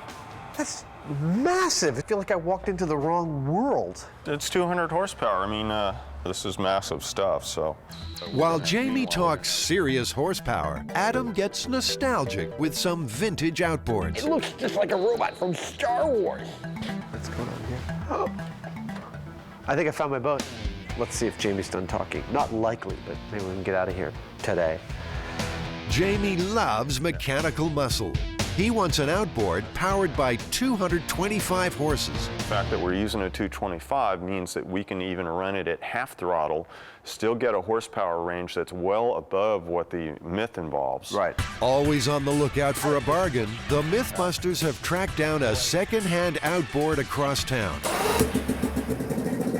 225 horsepower is a lot of horsepower. Turning a 13 or 14-inch propeller. Yeah, that's a lot of horsepower. Yeah, look, he giggles like a schoolgirl. It's so cute.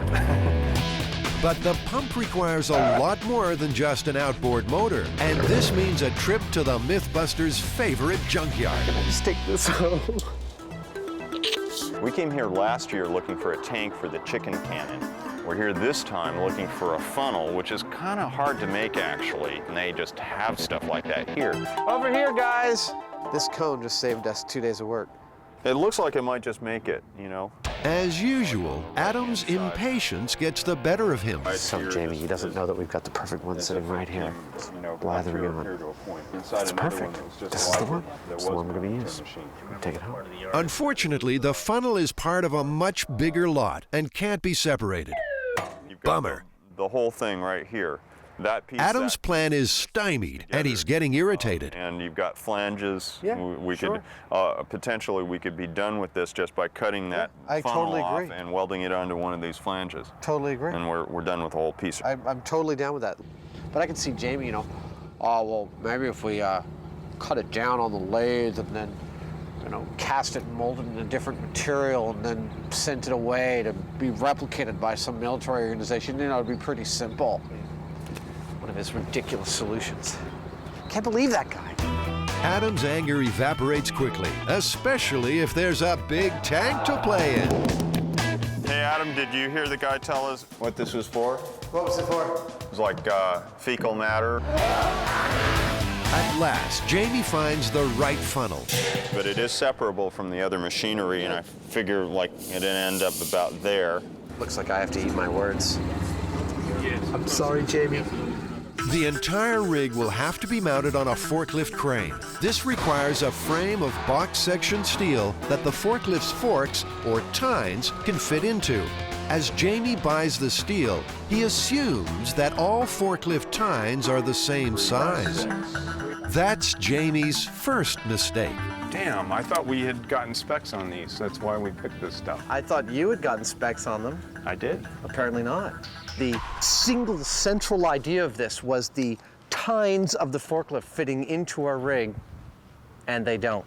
But before the Mythbusters build their scuba pump, it's time to hit the road. There are more than 600 million cars in the world today, and almost as many myths about them. Sounds like fertile ground for a pair of myth-busting motor mouths.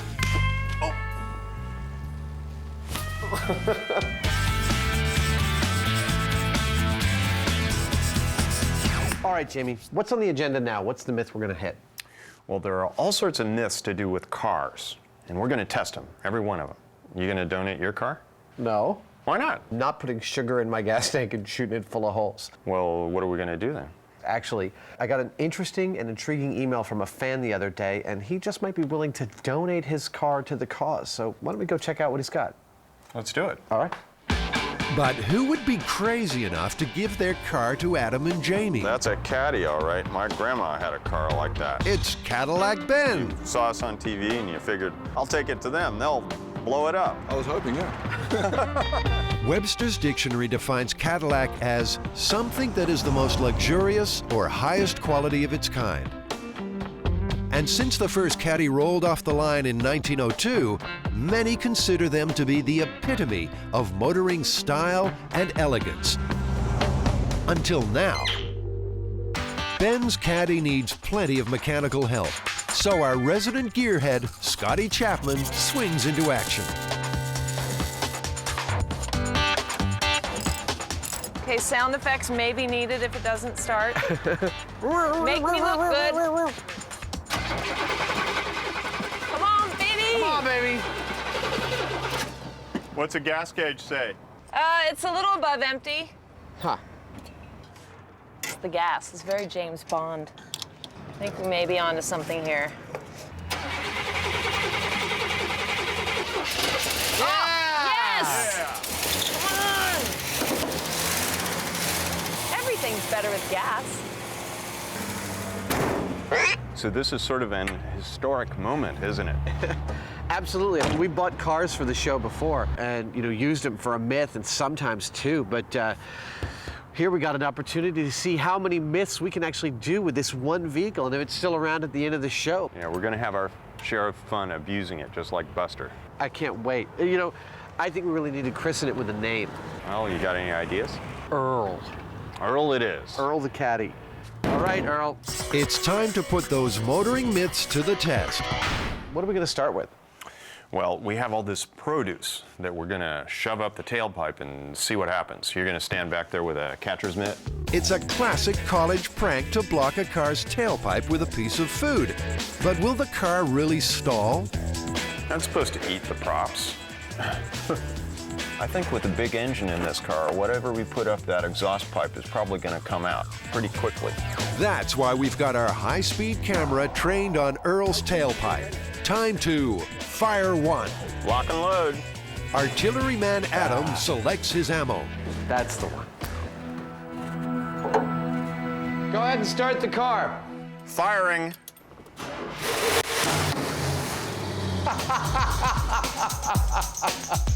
That was magnificent. That spud is out of there.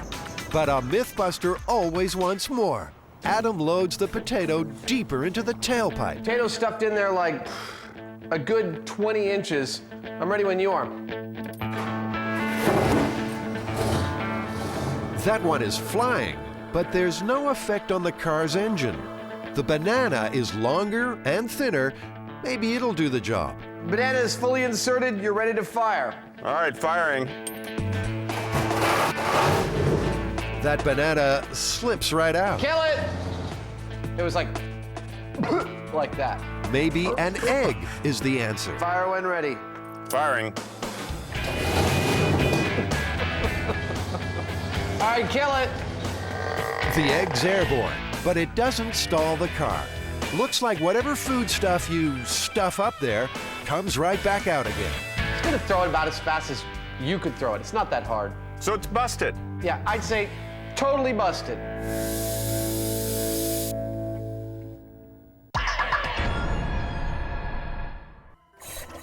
Can a firefighting helicopter actually suck up a scuba diver? An air crane helitanker is the chief suspect. The Mythbusters are recreating the helitanker's scuba sucking power by using a 225 horsepower outboard motor and a funny hat. The outboard weighs 500 pounds, so just moving it around is a major headache. We could try and pick this up by with the forks, like tip it up. We get 6 people on this and we just manhandle it up on there. Many hands make light work. It's possible. Jamie doesn't like to do anything hastily, and I like to do everything incredibly hastily. So therein you have the dichotomy of our patterns. After the manhandling, perfect. A frame for the outboard is welded together. Go for it. Then, the original drive shaft is removed from the outboard. For the scuba diver pump, they'll have to build a new and much longer drive shaft. Because it'll be spinning at high RPM, the shaft must be accurately machined on a lathe. A sealed U-joint is really quite a beautiful thing. The propeller is cut down and carefully balanced to avoid vibrations. We're mounting the propeller the wrong way around. That's so that rather than pushing the water down, it'll be sucked up toward the outboard. To control the water flow, the shaft must be encased in a heavy steel pipe. What we need to finish the scuba diver rig is a pipe with a 10-inch ID, an inside diameter. We happen to have the leftover chicken gun barrel, which is just the perfect size, and I want to cut it up. It takes up too much damn room. 2, 1. But Adam loves his chicken cannon. I don't think that cutting up the chicken cannon is a good idea. We're never going to get around to rebuilding it. No one's ever going to give us the time to do it, and it's gone. It's gone forever. There's chicken guts in here. Well, so much for Adam's feelings. The chicken cannon is carved up in the quest for the super scuba pump. Adam gets his chicken cannon revenge by playing around with Jamie's crisp white shirt. I'm differentiating myself from Jamie. Come on. Did you mess? Is that your shirt? What are you doing with my clothes? How come you're not wearing your crisp white shirt? You're supposed to differentiate yourself. Now I got to wear it until you put it back on. Is that your shirt? What are you doing? You know, mess with your own clothes. Take it off. Put it back where you got it. I think he's serious. Now that the shirt thing is sorted out, we can get back to work. The shaft is fitted inside the pipe, and Adam describes in detail what will happen to the pumped water. Shoot up that way. Like that. Just a godly torrent of water. That torrent will be vented away from the motor by angling the pipe. Scotty welds the two cut halves of the pipe together. She knows there's something not quite right. Oh, I know what it is. It's the chicken that I'm burning that's messing with my weld. Getting little bubbles of chicken vapor. I have several problems to solve before I start to triangulate. Man, it never ends. Just a ton of little things. A host of little things to solve. In his rush to problem solve, Adam makes a key mistake. He suspends both the outboard and the pipe from the forklift. So when he moves the motor, the pipe shifts too. Hey, Scotty, I need your help. Really? Yeah. Oh, is this what the crash in the was? Yeah. Oh. The problem grows worse when the temporary stand collapses. The build team shifts into high gear. Yeah. I'm trying to make sure the drive shaft doesn't get tweaked. Right. If it's not already. Adam knows the shaft is vulnerable. If it bends, then 3 days' work will be lost. Any luck? It's a tense moment for the entire team. Grab this one and cut it. Come on. It's whatever it takes. I know. I'm getting it. Stick that under there when I lift the thing up. Okay, lower the forklift, please. Crisis averted. The shaft is okay, and pump construction can continue. That's what I wanted to hear. Done? We're good, yes. Okay. Oblivious to the drama, Jamie finds a water tub for the rig's test run. This thing, if it works well, is going to launch something like a Volkswagen out the end of that tube every few seconds. The funnel from the junkyard has to be measured and cut down to fit the pipe. Boy, I tell you, if you turn this thing on, that would be a hell of a cleansing. I can't gnaw on my arm. Ow! Finally, the pump is ready for its maiden voyage. It's like a pageant for my baby. Mounted on a forklift and weighing close to 1,000 pounds, the Mythbusters rig is a recreation of the water pump on a firefighting helicopter. It's made from a second-hand outboard motor and a cut-up chicken cannon. What are the odds this thing will actually work? I would say we have about a 25% chance of nothing whatsoever happening, about a 50% chance of something bad happening, and then the other 50% chance is that it's going to work. Jamie, that's 125%. Well, so sue me. Just in case nothing does happen, Adam is quite happy to pretend. And the crowd is puzzled. Are you on the throttle? Can we just get on with it? Go for it! It's just a simple matter of turning the ignition key. Maybe not that simple. What's going on? Push key in for full choke. He had one job to do on this whole thing.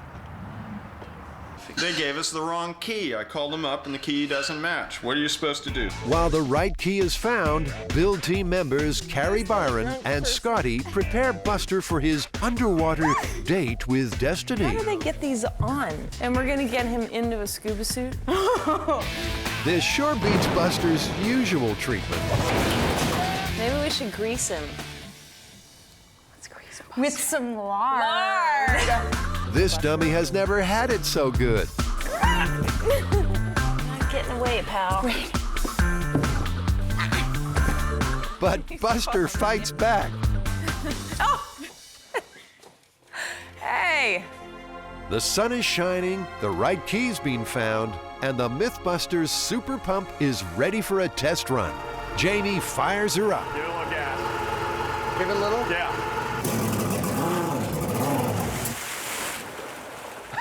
Ready again? Yeah, let's do that again.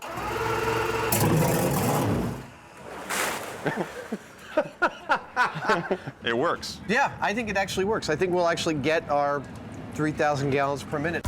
The pump works, but it's still not finished. What we have left to do is that we have to make a rig to hold a big hose for the output, and that's going to be a tough job, actually.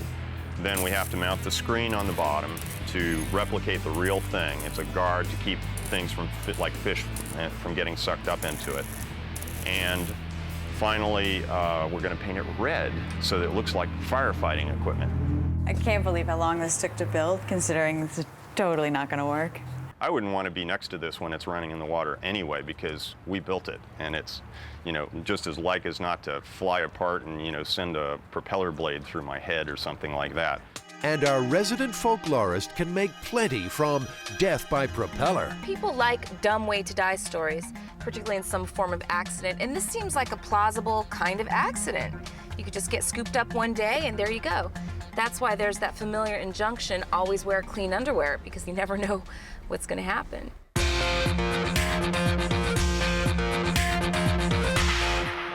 Adam and Jamie have been given a car. That's a caddy, all right. My grandma had a car like that. And now they're trying to destroy it. Firing. Inserting potatoes didn't stall the engine. Time for something more hardcore. A cracked engine block can cost you hundreds of dollars in repairs. Engine additives are designed to improve your car's performance, but Mythbusters additives are a little different. Don't let winter freeze-up happen to you. So now it's time to move on to putting stuff in the gas tank. Yeah, and we really want to see what's going on. So, you know, I don't think it's going to work to just do it in the car. I think we either need to pull the engine out of the car or get another engine. It'll help to have a see-through gas tank, too. Because of the fire risk, the gas tank must remain separate from the engine. So Adam welds together a gas tank stand. And in case one of the explosive myths turns out to be dangerously on target, blast screens are erected around the engine. Scotty starts her up. Cool. Nicely done. So the first myth is that drain clog remover poured into the gas tank will make the engine explode. Shall we do it? Yeah. The drain clog remover goes in. Time passes, and the engine's still purring. It definitely has to have sucked it up by now, and I don't notice a darn thing. I mean, the idle speed hasn't changed at all. And then suddenly, nothing happened. I'm noticing a distinct lack of an explosion. Other than the internal combustion. Okay. Maybe revving the engine will do the trick. Come on, Jamie, use that aim.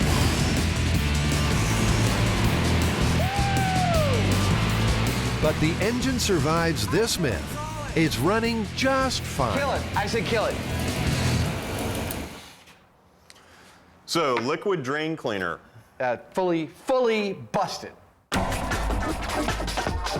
Before the next test can start, the gas tank must be drained and every last trace of drain clog remover removed. Thank you. The tank is carefully resealed and filled with fresh gasoline. Time for some myth busting. Okay, Al. He never learns, does he? Let's move on to bleach. Cool. All right. Contact. Oh, it starts up, purrs like a kitten. Must be clean. Nice work on that. And in goes the Mythbusters brand bleach. Jamie revs it up. Adam hams it up. And everything's fine. Until... There we go. We got it cut out? Yeah. All right, so the bleach just stopped the car from running, did it? I mean, it just cut out? Yeah. I'd say it's plausible. And the bleach has another trick up its white sleeve. Next morning, the boys discover the hard way that bleach is an oxidizing agent. In other words, it makes steel rust. Next time you start your engine, you're going to be sucking a whole lot of rust and particles from the tank as a result of all that corrosion down into the engine, and then you're done. On to the next test. And Jamie doesn't sound too enthusiastic. I'm getting ready to put sugar in the gas tank. So wannabe director Adam tries to get some more emotion. All right, Jamie, here's your motivation. It's the middle of the night. You hate your neighbor because he's always throwing loud parties. You're gonna go to his car, you're gonna pour sugar in it. Go! Action! Method actor Jamie passionately pours sugar into the tank. He'll stop throwing parties now. Let's start the engine. All right. Ready? Ready?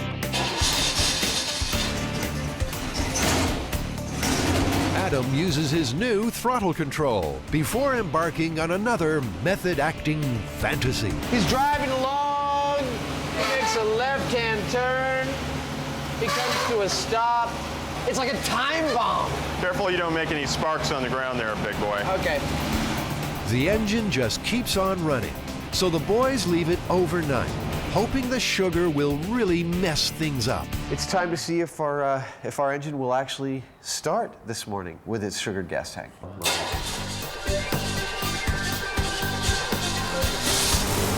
Well, what do you know? There's more sugar in that tank than gas, but it works. Go figure. I'd say sugar in the gas tank, totally busted. Gas tank myths. Drain clog remover, busted. Bleach, plausible. Sugar, busted. What's next? Well, there's a myth going around that putting mothballs in your gasoline will be like putting high-octane fuel in your engine. Really? It does say, warning, flammable. Adam pours his gas and mothball highball into the tank. Seems steady to me. Gradually, the Mythbusters notice a change in the engine note. It's starting to sputter. Yeah, it doesn't seem like it likes it. Just to be certain, Adam revs the engine. The transformation is amazing. The engine sounds great. Actually, that does sound kind of good, doesn't it? It sounds much better than before. Hear for yourself. This is before mothballs. And this is after mothballs.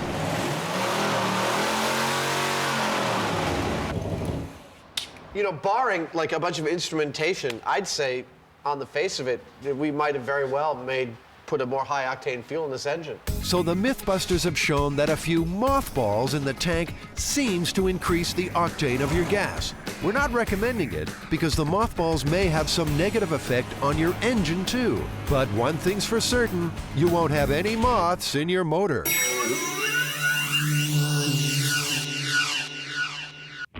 When Cadillac Ben gave Adam and Jamie his car, the Mythbusters made a solemn promise.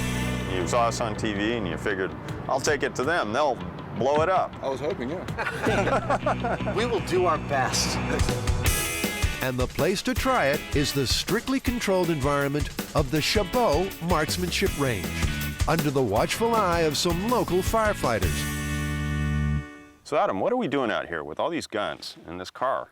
Well, the Mythbusters Caddy is actually going to help us put a very famous myth to rest, one that is constantly perpetuated by Hollywood, which is, if you shoot a car in its gas tank, will it actually explode?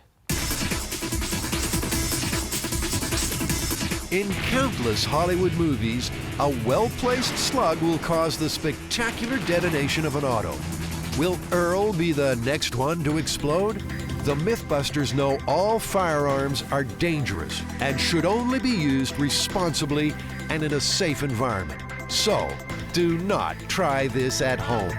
To test this myth, Jamie will have to shoot the Cadillac's gas tank. Commence fire.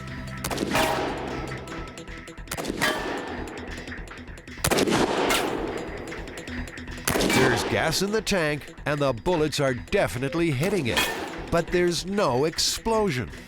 The waiting firefighters look almost disappointed. Look at that, 1, 2, 3, 4, 5, all right in a row.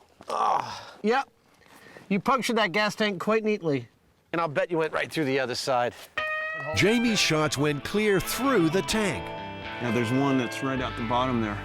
Ah, so you're right. So will shooting a car's gas tank actually set it on fire? Actually, not like in the movies, it won't explode. You did a really nice cluster there right through the gas tank. No problem at all. Went in, came out the other side. Nothing. No explosion. There you go. Take the safeties off. Time to put car shooting myth number 2 to the test. You may commence firing. And the reason for this target practice? The Hollywood myth that hiding behind a car door will stop you from getting shot. The myth is thoroughly tested when 50 rounds are fired into the driver's door. I suspect that we went all the way through the car, Jamie. What makes you think that, Adam? Earl's door resembles Swiss cheese, and it'll take some major detailing to fix his interior. You know, Jimmy, I think we can safely say that unlike the movies, being behind a car door if you're in a gunfight is not a safe place to be. Every bullet that came through here came out here. It's pretty obvious. This is not where you'd want to be. I think the best advice is just don't get in a gunfight. I'd agree.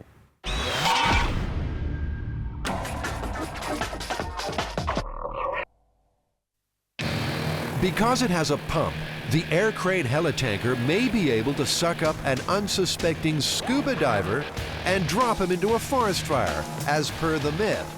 Adam and Jamie have built a pump and are about to test it out on Buster. We're at one of our regular testing facilities in Senal High School out in Alameda has allowed us to use their pool before, and we've dunked some things in it and done some tests, and we're about to do another one. We're about to pump 3,000 gallons a minute out of this pool, actually. Come on forward. Go ahead and lower it down.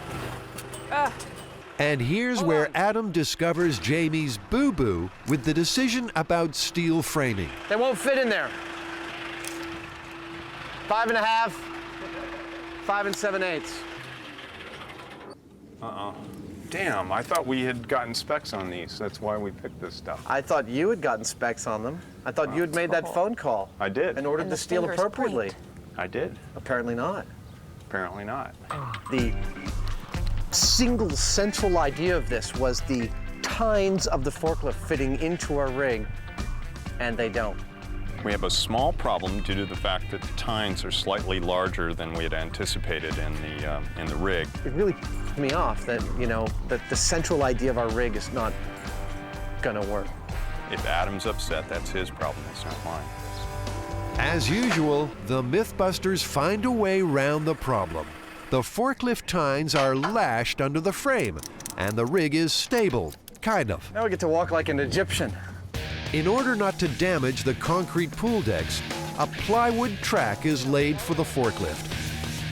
It's a back-breaking job. Boring. Next to be unloaded is the tank for testing the pump's capacity. Drag away. And it's the same deal with the plywood again. Meanwhile, the star of the show waits patiently. Outboard motor expert Jay is drafted onto the Mythbusters team. Finally, it's time for a full-scale test run. The pump is lowered into position.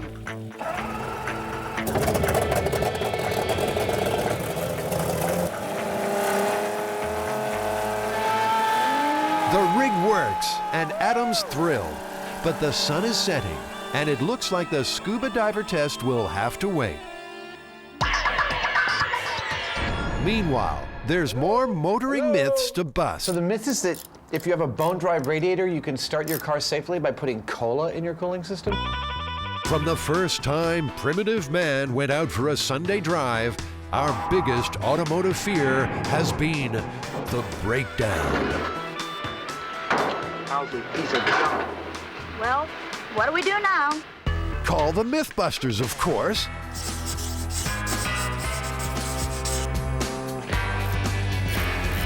Cola in your radiator? What's your prediction? And I think it'll be fine. It'll probably foam up a bit, and it probably isn't very good on it because the sugar's going to caramelize from the heat.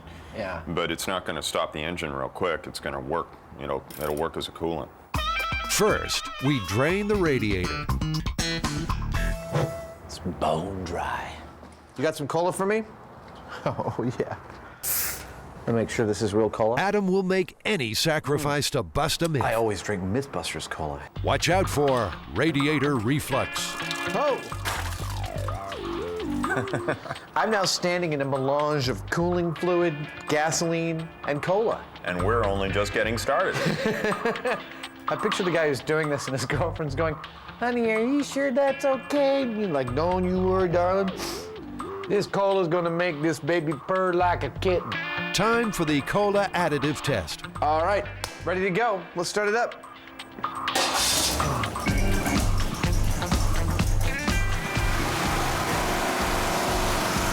We'll let it run for a while. So far, the engine seems to be enjoying its cola refreshment, but Adam has obviously sampled too I'm gonna go much. to the bathroom. Those cola bubbles are really building up. Maybe it's time to quit.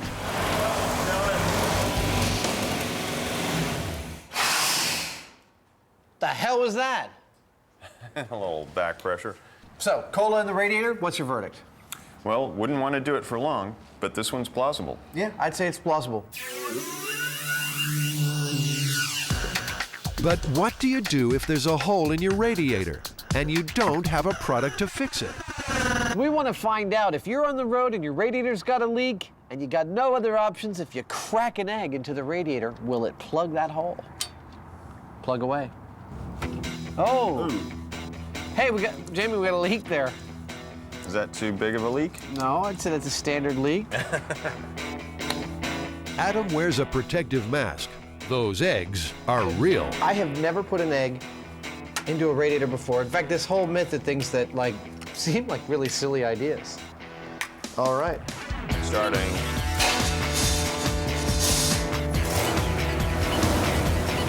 All right. Gotta give it a little time. Yeah, we'll give it some time and see what it does. I mean, I can see it's still leaking.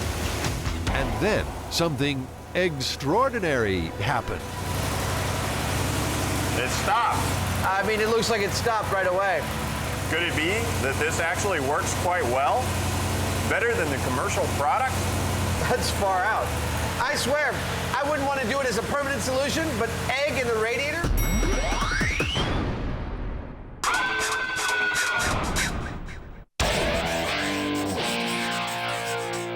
Most engines eat gas, water, and oil. The Mythbusters test engine has a diet of drain clog remover, bleach, mothballs, sugar, cola, and eggs. And it's still running. Our next motor myth states, if a piece of metal as tiny as a penny is dropped into an engine's carburetor, it will fall deep inside the engine and destroy it. Penny in the carburetor, only because you asked for it. Here we go. Oh yeah, he's tossing a penny into the carb. All right, I'm gonna rev it a little bit. The increased rev should move the penny even deeper. Will the engine slow down or blow up? Nothing happened. Well, I'm gonna go in there and look. Yeah, why don't you go in there and look? Take a look. Take a look. Take a look for that penny. It's just, the penny's just sitting there. You gonna shove it in further, honey? Down she goes. Okay, we're good to go. All right, here we go.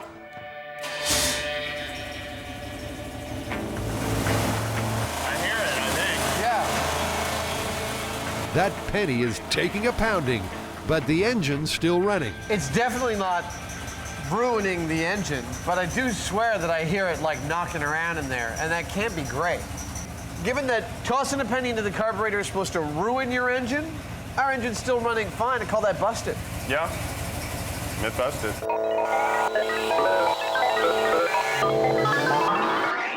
Well, we did a lot to this engine, but I think we might have saved the worst for last. Yeah, bleach in the engine oil. It's supposed to ruin the lubrication. It'll, make the thing heat up really quickly and seize up, is the myth. Putting bleach in the gas tank was meant to stop the engine, but putting bleach in the oil is meant to destroy it. Feel like that's enough? That's nasty. That can't be good for that engine. Look at the breather. Yeah, the breather's shooting out lots of smoke. Come on! That's got to be some nasty stuff coming out of that tube right now. Things are starting to heat up. Like a pair of evil geniuses, Adam and Jamie gloat over the engine's It demise. doesn't sound good. I mean, it's smoking all over the place. This engine's overheating. The steam is just shooting out of the radiator. It's singing its death song. As usual, the prospect of imminent destruction gets Adam totally wired. Only a couple more miles, man. We gotta get home. And the fumes are getting worse. The noise and smell are incredible. Wouldn't the Mythbusters make great neighbors? This is the last revolutions this engine will ever make.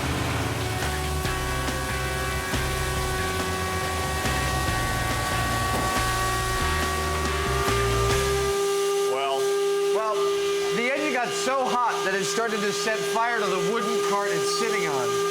It's still probably pumping oil around, but it's probably pretty well screwed. It may well, be seizing itself in place right now from overheat. I think that was really hard on the engine at the very least. You think? Looks like they finally killed it. And to prove just how hot an engine can get with bleach in its oil, You can fry an egg on the exhaust of this thing. Well, Jamie, we've got an engine here with bleach in its engine oil. And there's a penny in the carburetor. We got an egg in the radiator. And we put sugar in the gas last night. Yeah. Gotta love the American small block. It's a fitting end to car capers.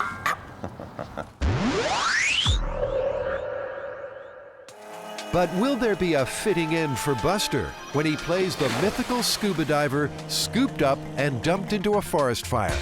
Adam will be right there with him, but first he needs a wetsuit. Have you ever heard of anything that might lead you to believe this myth is possible? First time I heard it, I didn't believe it, and I heard it subsequently happening in other places, like in Canada or in the Midwest, and I never believed it. Believe it or not, the Mythbusters are putting this underwater myth to the test.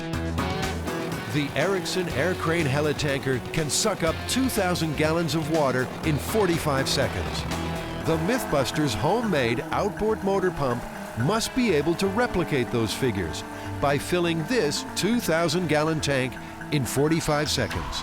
Based on what we've seen so far, it's pretty promising that we'll fill the tank in the required time, in 45 seconds or less. The water must get from the pump to the tank via a very heavy 10-inch diameter hose. What about irrigation pipe? Didn't we talk about irrigation pipe? Like it's really light, I could lift a length this long? How are you going to hold it on there? I would consider that solving the problem of holding it on there vastly simpler than lifting a 500-pound sweaty donkey. Tensions are gonna run high, claws are gonna come out, steam is gonna come out of ears. Worldwide wrestling of nerds. Oh, it's great. Look at that. Adam, you should probably not stand underneath that right now. I'm not sure why, but... Our first task is to hook up the pump to the big hose and try to fill the tank and see how fast it goes. If we get it going really quickly and it fills up according to the specs on the real device, on the real firefighting device, then we know that we're going to have a valid test here, even if we're in the ballpark. And for all we know, it may actually outperform the real one. As Adam hangs off the end of the forklift boom, build team member Tori makes a shocking discovery. Warning, do not lift personnel. Do not use boom or attachment for lifting personnel. Lifting personnel may result in death or serious injury. It's the Mythbuster way. Adam ties the pipe to the tank, but how's he going to get down from there? Time to find out if the Mythbusters pump will measure up to the helicopter original. You ready? Go for it. They need to fill this 2,000-gallon tank in under 45 seconds. But the effort of pushing the water up the extra 15 feet is too much for the outboard. Keep it up! What was that? Come on! What happened? She died. So where were we? That was 18 seconds it got halfway there. That's way ahead of 3,000 gallons per minute. Would totally beat 3,000 gallons a minute. Who's going to do it in like 30 seconds? A quick test to check that the outboard is okay. All right. Yeah, I think that's good. Ooh, God, this is good feeling. Yeah, that's why you... The tank and hose are removed, and Buster steps up to the plate. We know our pump is at least as strong as the Erickson air crane. But can either of them suck a scuba diver out of the water and hold him long enough to get to a forest fire? Let's find out.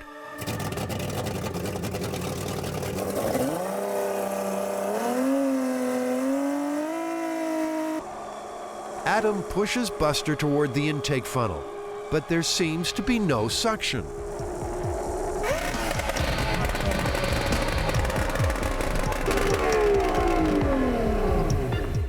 I got him right up under that thing, under its full pressure. He like lazily delayed a little bit and then sunk right back down. There was just not enough suction to hold him. I mean, his tank was in the way, everything was in the way. That was a lot of water coming out the other end, though. And I have to tell you, if you were a diver and you heard that sound, You'd go the other direction. I think you'd go in the other direction, because I can hear it very clearly under there, and it sounds like a bad thing. But the Mythbusters are determined to see Buster firmly attached to that pump. The funnel and guard are removed from the pipe, and Buster is stripped of his tank. So we're pulling off the cowling, and we're gonna try him right on the end of the pipe. That's the worst case scenario. They don't run those machines like that, but that's what we're gonna try and see if there's enough suction at all. Is Buster about to make the ultimate Mythbusters sacrifice?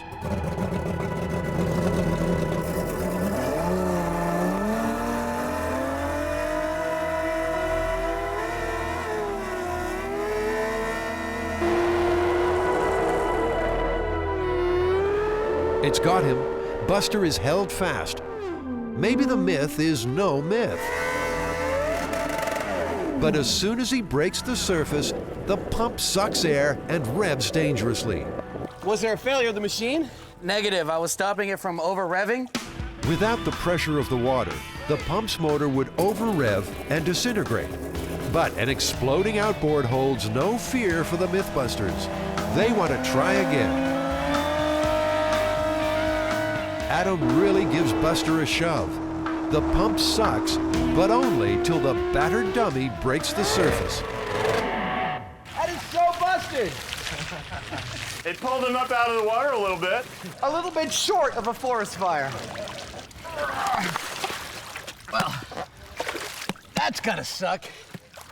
I'm glad I didn't try it. There's pieces of his wetsuit all over the pool. Well, that's a hell of a hickey he's got going there. I have to say the amount of suction under the pool was actually pretty impressive. I'm looking up in the mouth of this just like satanic swirling thing of death, and I just kind of got him near it, and he went like this. I mean, it was just like a magnet. It was incredible. There's no way that suction's going to carry him above the water. It's going to suck onto him under the water, but once it leaves, that pump needs to be primed the whole time with water, and he'll cavitate it, and he'll just drop off. Yeah, absolutely. Well, I think this ends the debate once and for all. This one's busted. Okay.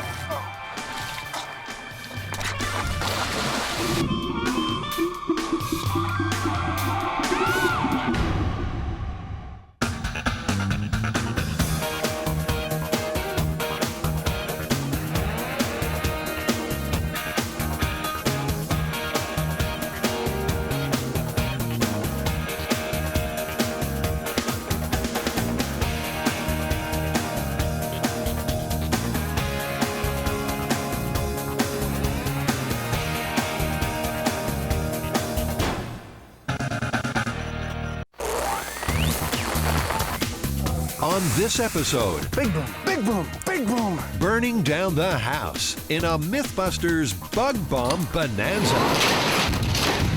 Will this be the straw that breaks Jamie and Adam's backs? Adam's kind of looking pale. As they search for a needle in a haystack. My back is killing me. I am soaked to the bone. Whoa! Oh, yeah! And strange voices in their heads. The build teams talking to plants. I hate you! Who are the Mythbusters? Adam Savage. I reject your reality and substitute my own. And Jamie Heineman. I kind of like it in here. It's private. Between them, more than 30 years special effects experience. That was intense. They don't just tell the myths, they put them to the test.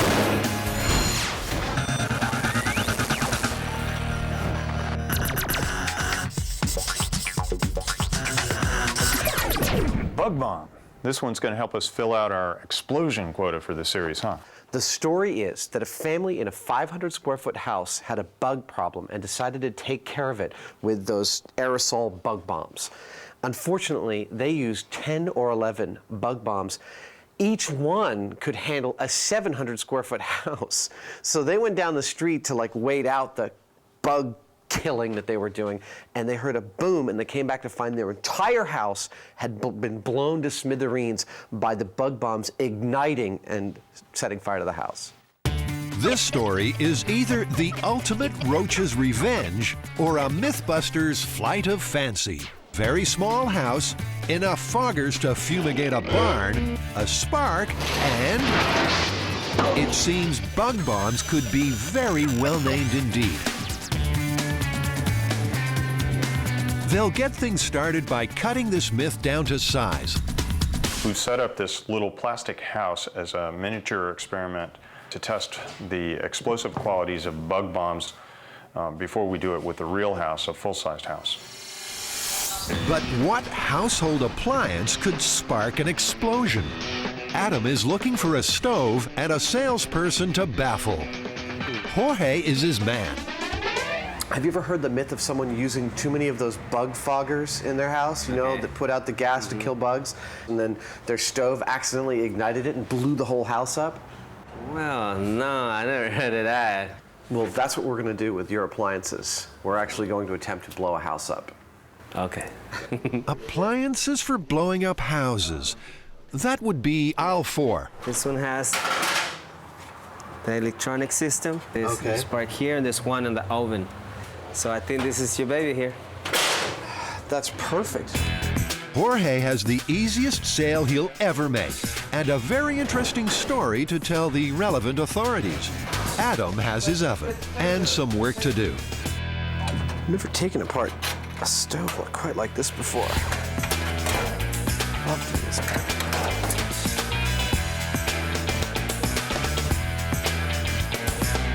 So these are the actual sparkers, the things that go.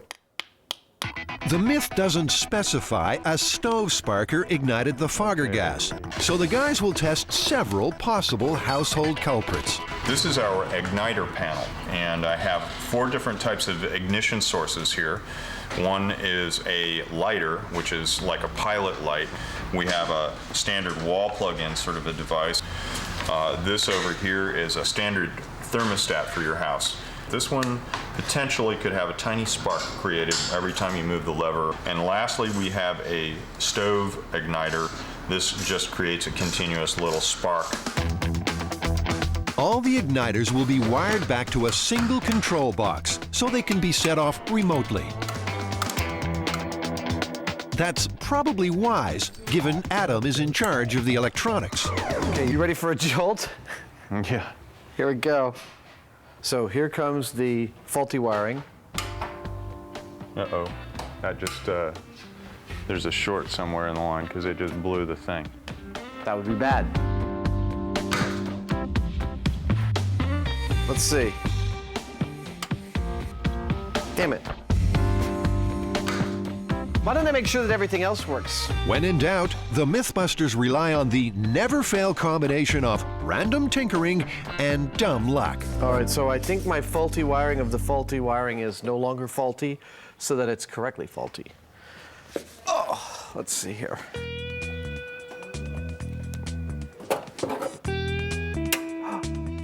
No short? Let's test the circuit.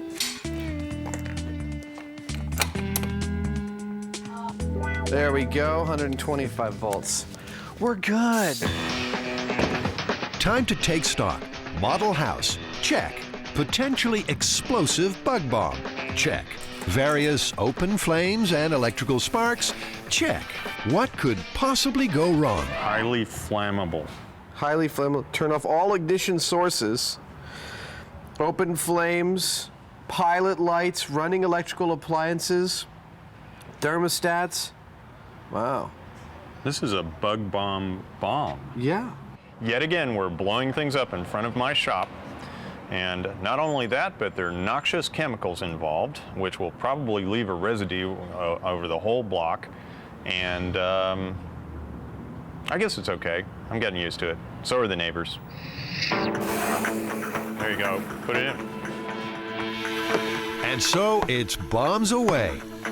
A fogger is designed for an area 3,000 times bigger than this box.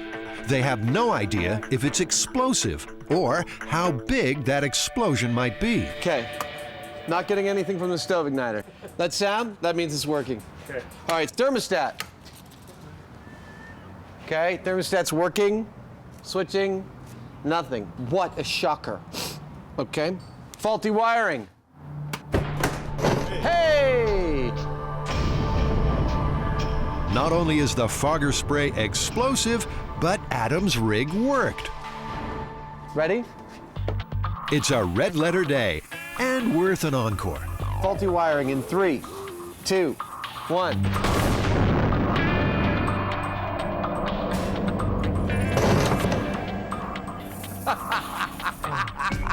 That was fantastic. I had no idea it would work like that. Oh, that was a rousing success. It turns out the propellant in many aerosols has a petroleum or propane base and burns in the right conditions. The Mythbusters Demolition Service is open for business. So do we get to go to full scale now? Now we go to full scale.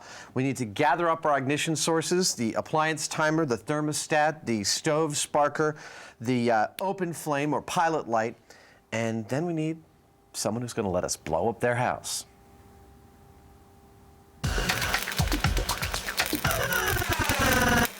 I hate you, you pathetic little plants. The Mythbusters build team has something to say. I don't like you. I think you look fat in that green, horrible shell. Is this the end of a beautiful friendship or the start of something else? I love you, love you, love you, love you, sweet, adorable pea.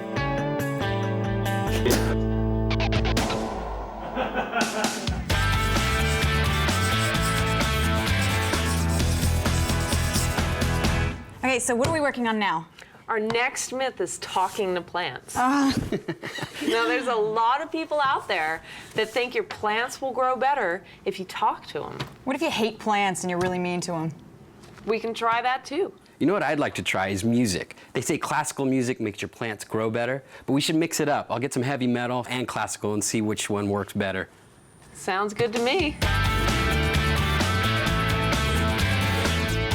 Sweet talking plants. Normally the domain of eccentric old ladies with lots of cats. But anything for science. So we're doing a little experiment.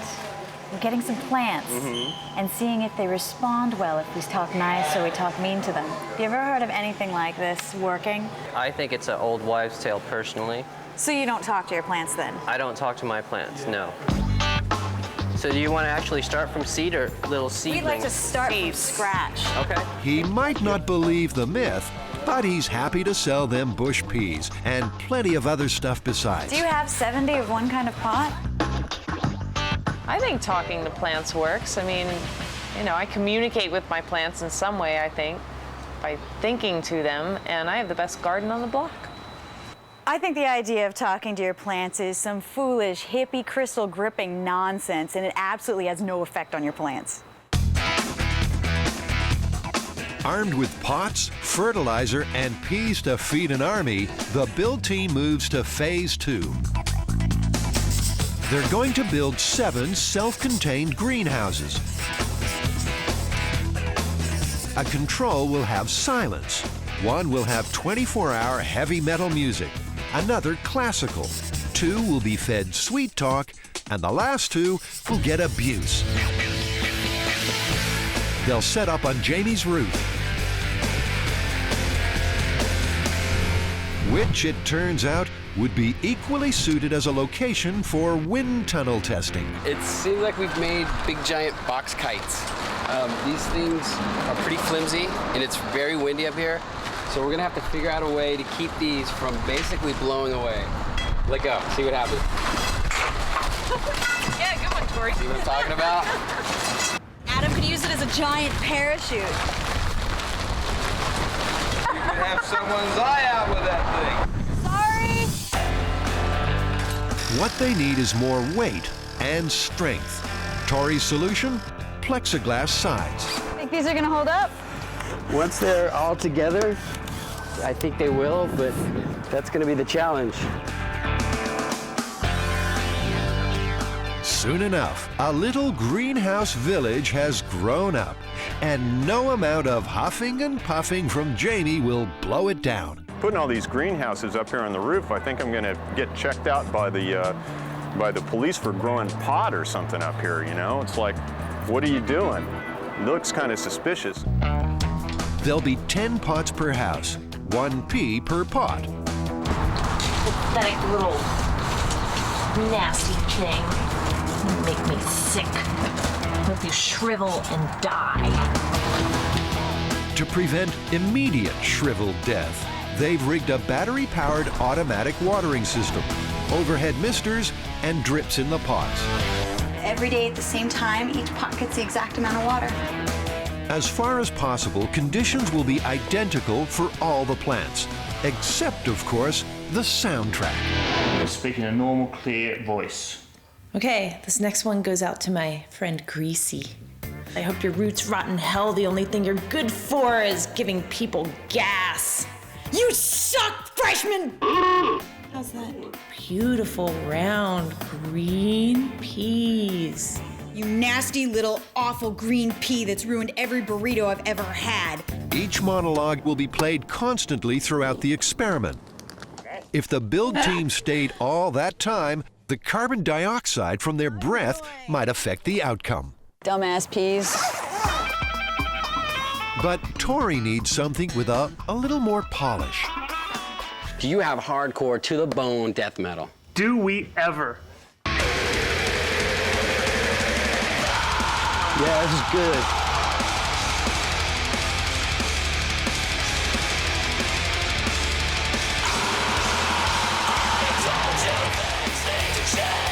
I think it's gonna work. Cool.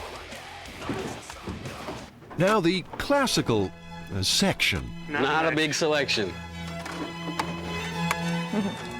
Everything's ready. The greenhouses are built, the peas are in their pots and watered, the CDs are playing.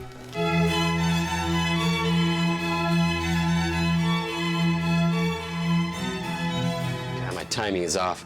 It's been a while since I've conducted. This myth now lies in nature's gentle hands.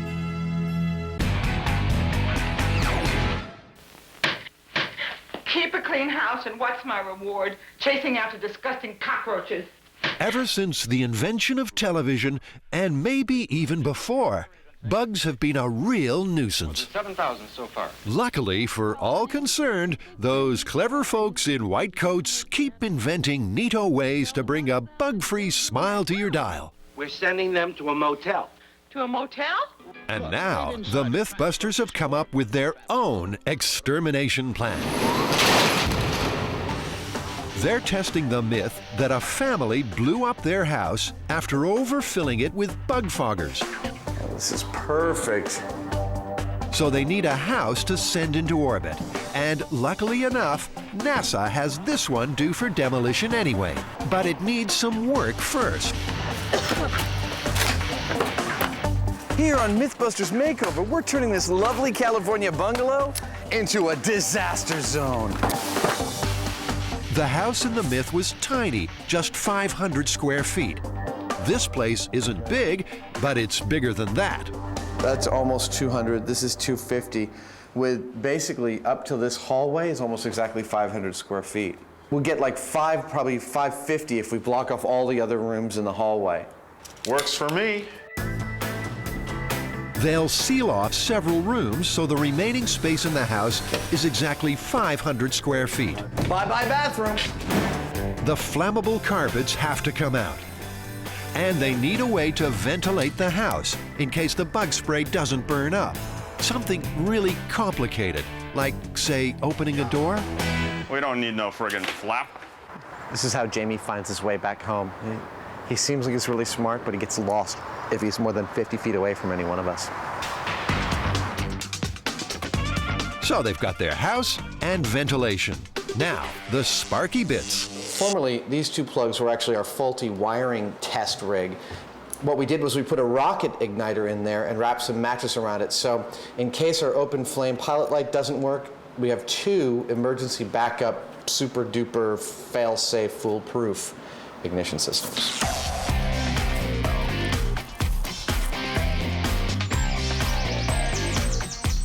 They figured 200 feet should be far enough away, so that's where they'll fire the igniters from. And now it's time to drop a bomb, or 12. Just fine.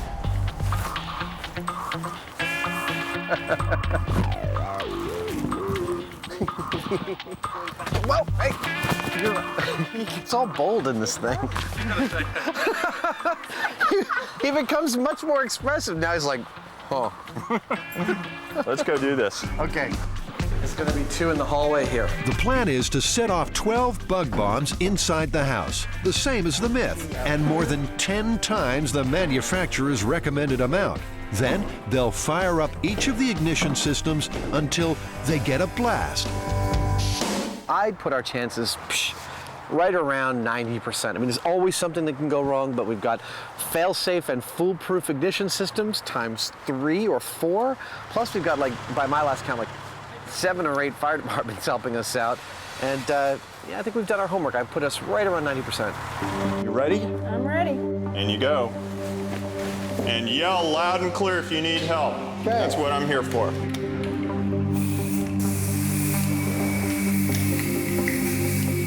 I think I'm done.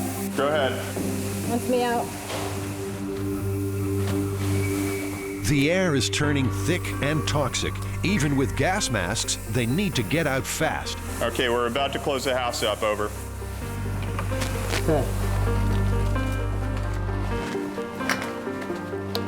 Okay, the house is closed up, we're moving away. Starting the timer. Okay, everybody behind the barricades. Lighting stove igniter.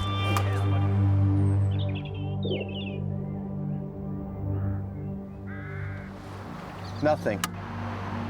Something's not right. Nothing. Hey, it would help if I was plugged in. Ignition's hot.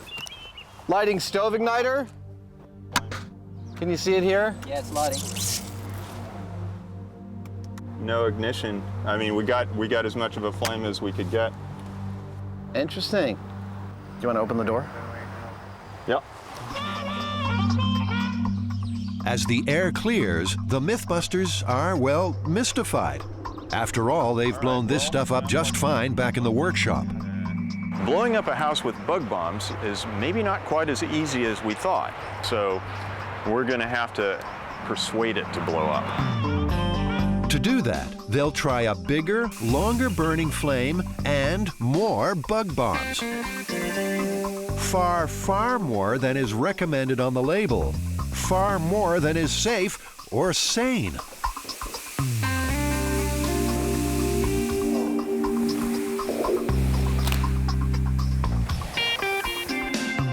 Man, that was dense. Ugh. As the house fills with fogger and the team takes its position behind the blast screen, it's worth taking a brief diversion to San Diego, California. It's the blast heard around the neighborhood. Roach bombs that did much more than just kill a few bugs. They knocked this home off its foundation. This house could have ignited the Myth. It was blown apart in the same circumstances the guys are recreating. Too many bug bombs and an ignition source. In this case, a wall heater. More isn't better. Just pay attention to the directions. That would have been good advice for Jamie and Adam as they prepare to press the button. But, well, it's too late now. Okay, you ready? I'm making the ignition hot. Okay, places everybody, make sure you're out of range. Okay, and when you're ready. Faulty wiring, here it comes. It's lit. It's lit good.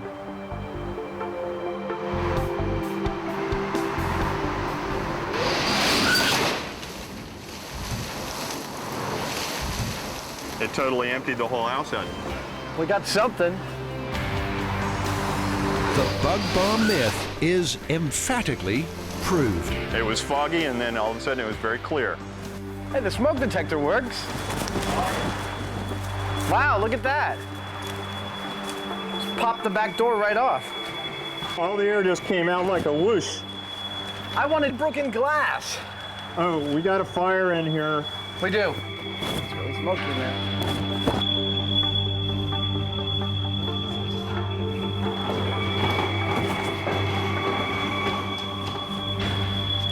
Did he put it out? Yeah. You got it.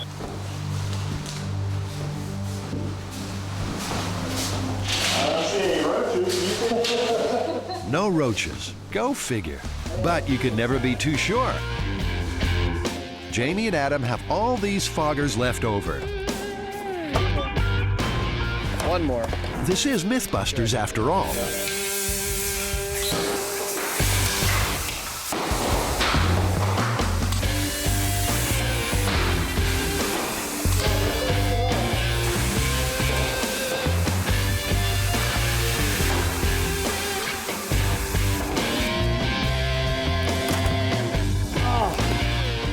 That is rank. Big boom, big boom, big boom. In 5, 4, 3, 2, Jen, watch out. 1.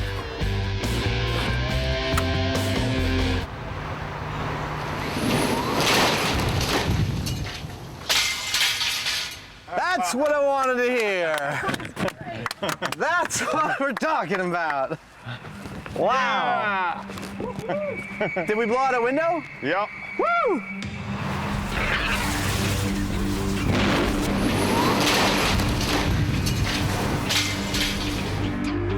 Over at the Environmental Protection Agency, they could have saved the Mythbusters quite a bit of trouble. That's no myth. It occurs in California at least once or twice per year. They overload the number of these foggers in their dwelling to the point where it fills up, and then they forget to shut off their pilot light or other ignition source and blow out windows, or even to some extent can blow up and destroy the entire structure. So always read the label, and don't try this at home if you still want to have a home to go to. All right, what do you think, guys? Is it busted, plausible, or confirmed? It's definitely confirmed. I mean, we blew the doors out. You know, we had a little fussing around with the ignition source, but it's true. It'll happen. Bug bombs plus ignition source equals boom, no doubt confirmed.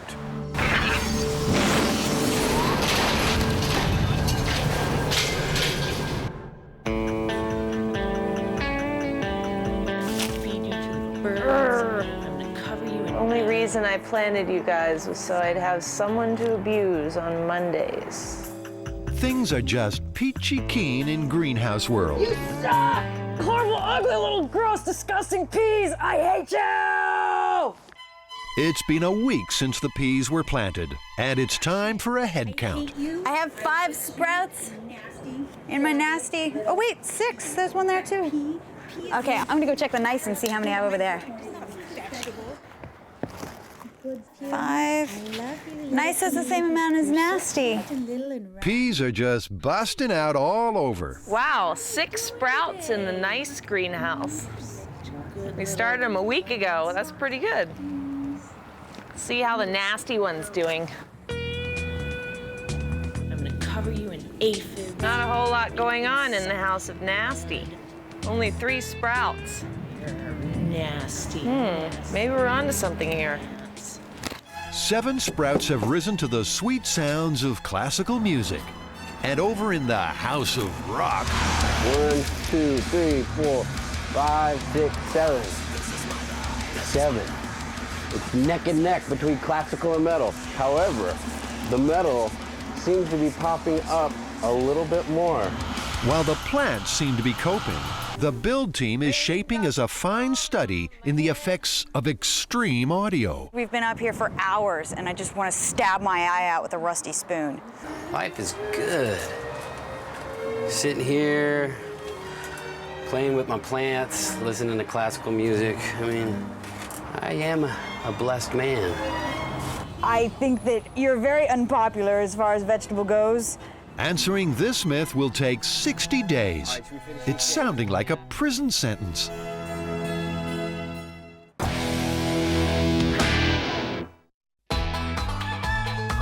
The Mythbusters are busting out all country. This is a big bale of hay.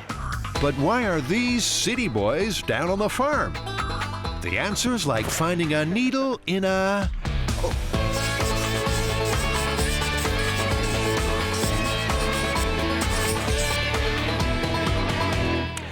Jamie, I think it's time that we go for a new kind of myth, a new kind of experiment. I think we should start investigating old adages and homilies to see if they're in fact still relevant. Oh, you mean like the needle in the haystack? Exactly. Can we use modern technology to render that phrase meaningless? Well, that works for me. That means the first stop is a hay store. Otherwise known as a farm.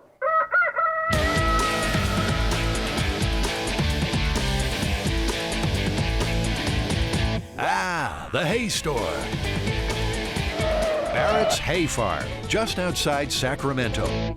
Have you ever found a needle in the hay? No, I can't say that I have. I've never found one. And Mike hasn't been short on needle finding opportunities. Barrett's makes more than 2 million bales a year. Both hay, which is what animals eat, and straw, which is generally what they sleep on. It's funny because if you asked me to pick out what I would think of as your traditional movie type hay, I would point to the straw, not to this stuff. Traditional movie hay? Yeah, you know, like the people are always getting stuck in a hay bale or rolling in the hay or whatever they do in the movies. You know, that's what I would think of as hay. Having a roll in the hay with your girlfriend. Yeah, don't get all red-faced. To make their very own movie-type haystack, they'll load up with 20 bales of Mike's finest. No, I don't enjoy loading hay at all, actually. It turns out this was one of those things that I didn't have to explore. So they have their hay. Now, where can they find a needle? Ah, this might be the place. Hi, are you Kathy? Yep, I'm Kathy. Adam's Needle expert Kathy gets straight to the point. Well, the real question is what kind of needles? Because needles for many, many generations were made out of bone, which would make them definitely much harder to find with modern technology. Okay, so what we'd like is, I guess, 2 of the bone ones, unfortunately. Okay. They also take a bunch of metal needles, and the Mythbusters are ready for action. All right, well, we've got 10 bales of hay apiece. We've got 4 needles, 1 of bone, 3 of steel, and the producer wants us to have another one of those competitions. I mean, this one's going to be really tough because normally I just think like a metal detector or a magnet to find most of the needles, but the bone one really throws it off. We've got to come up with a machine that can separate out a non-metallic needle as well. So it's a competition. They'll split the hay into 2 stacks, hide the needles, and see whose machine finds them first.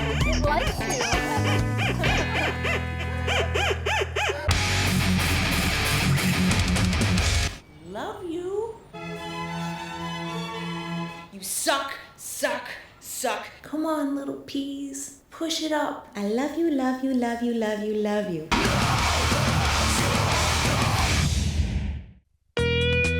So, Christine, we're about to build a needle-finding device. Normally, Jamie keeps his design simple, but all that fresh air has gone to his head. We're going to take a leaf blower, and we're going to suck hay up and out the other side into a long horizontal PVC. Is have that tube feed into a metal pipe, feed into a 55-gallon drum.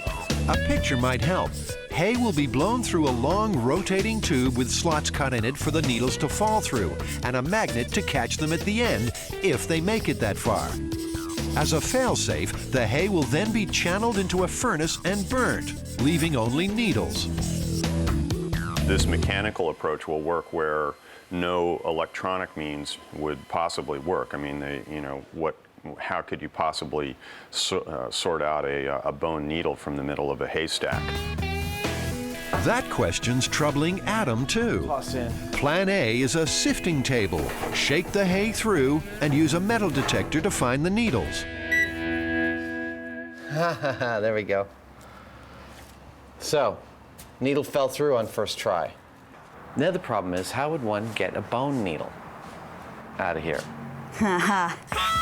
Not with a metal detector, that's for sure. time for Plan B. I'm going to build a new machine that will sift, instead of using like grating holes like this, but actually use water to separate, agitate the hay and separate out hopefully the needles, and then I pick them out at the bottom of a sluice.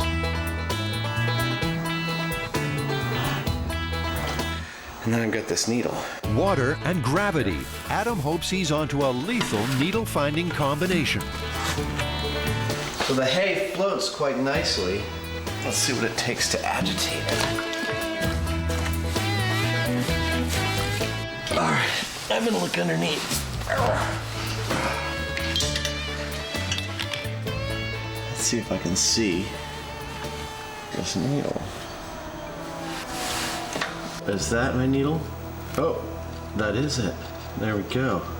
This is actually the only method I've looked at so far that will also net me the bone needle when all is said and done.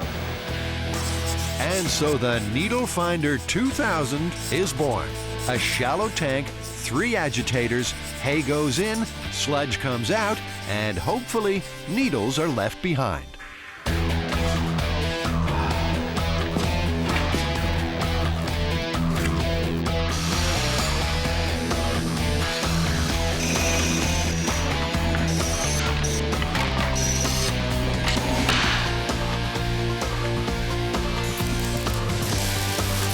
Once again, the Mythbusters' ingenuity is on the line. Will Adam's paddle-wheeled, water-sorting Needle Finder 2000 do the job? Oh, she's gonna blow, Captain! I can't keep it up much longer! Or will Jamie's high-rotation tube with needle slots win the day? The only way to find out is to put them to the test.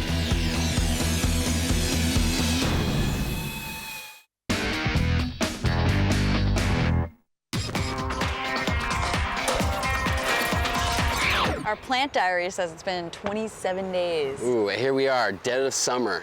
And we're like halfway there. At Greenhouse Central, only the control house has had silence. For the rest, 4 weeks of constant rotation CDs and cajoling to test if plants grow better if they're talked to. Need to grow real big. We got the state fair coming up in about a month. You guys look like champs, all right? Yeah! Come on, baby! Yeah! Pong! Come on! Yeah! Go! Go! Go! Oh, yeah! That's gonna be good for them. That will, really inspire these guys to grow a little bit better. Oh my gosh. You guys are doing Strangely enough, halfway through the experiment, trends are emerging. My sweet words must have an enormous effect on my plants because these plants are growing much better than my nasty plants. This guy here is huge. He's got little arms reaching out, grabbing on. So far, talking nice is actually working, and I hate to say it, Scotty might be proving me wrong. Talking nicely to plants, making them grow better. Is Carrie losing her mind? Oh, lovely morning to all you peas. Look at all the nice little peas growing in there. Oh, I love you, peas. I'm worried about all of us. They know how I feel. I think we need some psychological evaluation. I'm gonna rip you out of your pots and turn you into pulp on the ground. Got it? Clearly, they need some time off this rooftop. They'll leave the watering system to babysit their plants.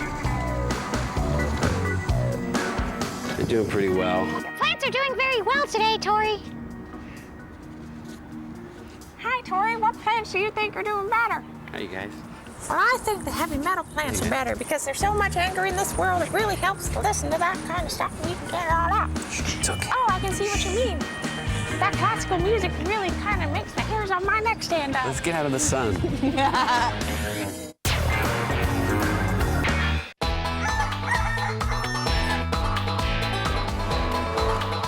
It's needle finding time, and the build team has come down to help.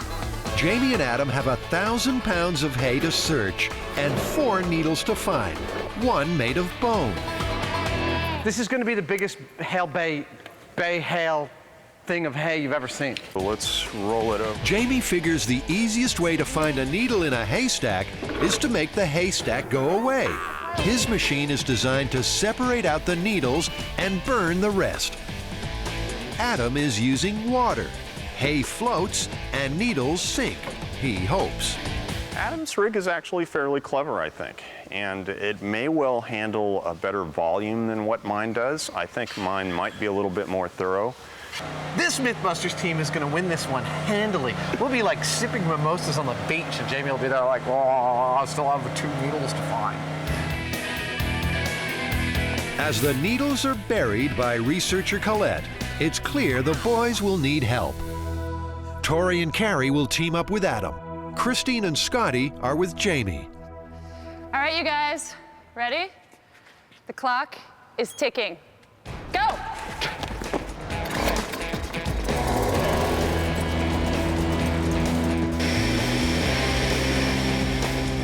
Adam's team feeds the hay along the water trough and out the other side, hoping the needles sink to the bottom on the way through. I'm not sure about this.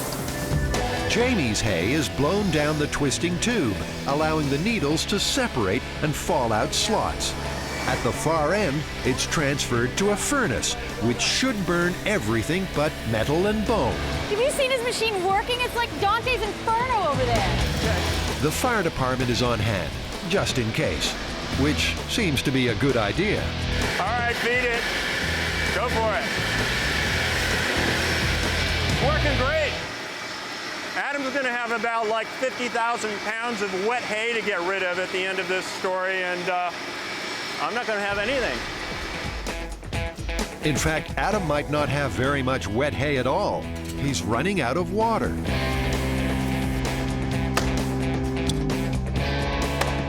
I don't know what the problem is, but I hear a lot of beating on something with a hammer, and Adam's kind of looking pale.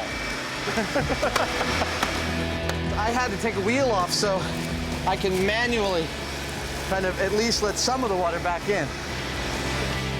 As is their way, the fire department saves the day. Cheating? Would I consider this cheating? Absolutely not. And while Tori's coming to the rescue, he's also thought up a modification. This is adding some magnets to the front end of our feed trough. These are super, super strong neodymium magnets. And see if we can't pick the needle out at the very beginning. You just had your finger on it, right? Good idea. Jamie thought of it ages ago. That's the little one. Oh, man. They found one? It made it through the slots. You found one? Just one? Come on, let's keep going, we gotta go! I was starting to think that they didn't put needles in the stack and they were just trying to screw with us or something. Well, now you know. That little needle took more than 4 hours to find. Turns out, that's how long it takes to find a needle in a haystack. Hey! Yeah! That is one found needle! In your face! It was on Tori's super magnet. Wait, hold up. Found another one. Yeah! Oh, that's, wow. Where'd you find it? I saw it going down, so I got it on the magnet. The magnets. The magnet stopped The magnets? Yeah, okay, I spent 2 days building this, and you put down a magnet strip, and... Now that both teams know their machines work, finding the needles should be just a matter of time. But it's a lot more time than Adam expected. I can see the cut now. Oh, we'll be drinking mimosas in an hour or 2. We'll be like sipping mimosas on the beach. Cut to 6 hours later. Adam's team is still going at it. 6 hours later, Adam's team is still going at it. They've found 2 needles, They found 2 needles, but still have the smallest needle and the bone needle to go. but still have the smallest needle and the bone needle to go. Things are no better in Jamie's camp. Oh, and the sun will be going down soon. You know what sucks the most? I keep getting little slivers of hay underneath my fingernails. That kills. I don't want to lose to those guys. I like to win, so I'm just trying to block out the pain. Only one thing will soothe Tori's suffering. Found the last metal needle. Yeah! Oh, yeah! All right, so all we have to do is process this last bit of the pile and then look for the bone needle, but we are 3 for 3 in metal needles. Put that on the victory cushion. Oh yeah. 3 oh, needles, yeah. 3 oh, needles, yeah. all 3 3 needles, metal, all 3 the metal, needles, all the 3 metal, needles, 3 needles. Obviously, something's working for them. We only found 1, and they found 3. Suddenly, the Needle Finder 2000 is looking like a winner. But with victory just a bone needle away, Adam admits a potentially fatal flaw. I never got around to checking to see if bone floats. I know it's kind of a critical oversight, but it turns out to be the kind of one I'm capable of. And here's some more bad news.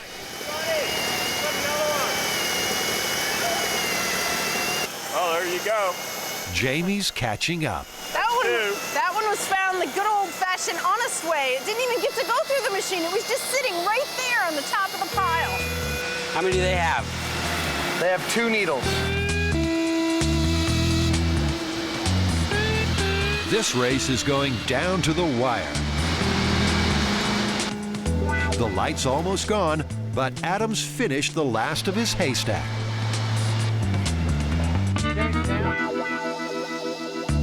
All right, time to hand check for bone needles.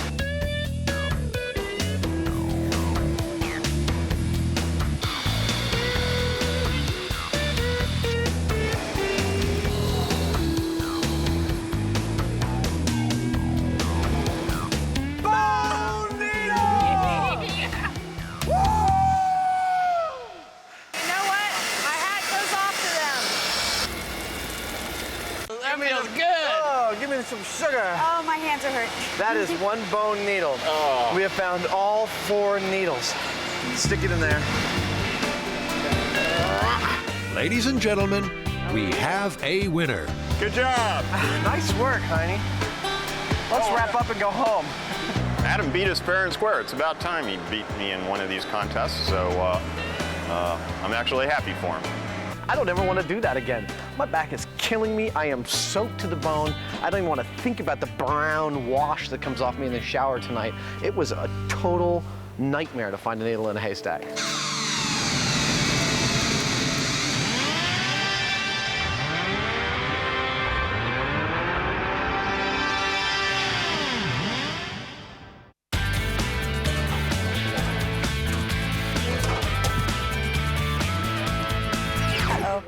Have you seen what happened to these? What happened? What does that mean? They look like albinos. Why are they all yellow? Well, let's check the other ones. Maybe it's just the sweetness is wilting them. They know that you hate them. See? These ones are awful. They're yellow and they're dying. After nearly 2 months, the Talking to Plants experiment has a major problem. I'm gonna go check the watering system and see if maybe the timers are off or what's going on. It looks pretty dry, doesn't it? The build team hasn't been up here for a week. A long, hot week. Now, faced with withered, dying plants, they wish they had. One of these timers isn't working. Really? So it's not getting any water? Okay, I'm gonna check the moisture. And this one looks pretty moist on the top. But it's dry down there. Well, I guess they don't grow on kind words alone.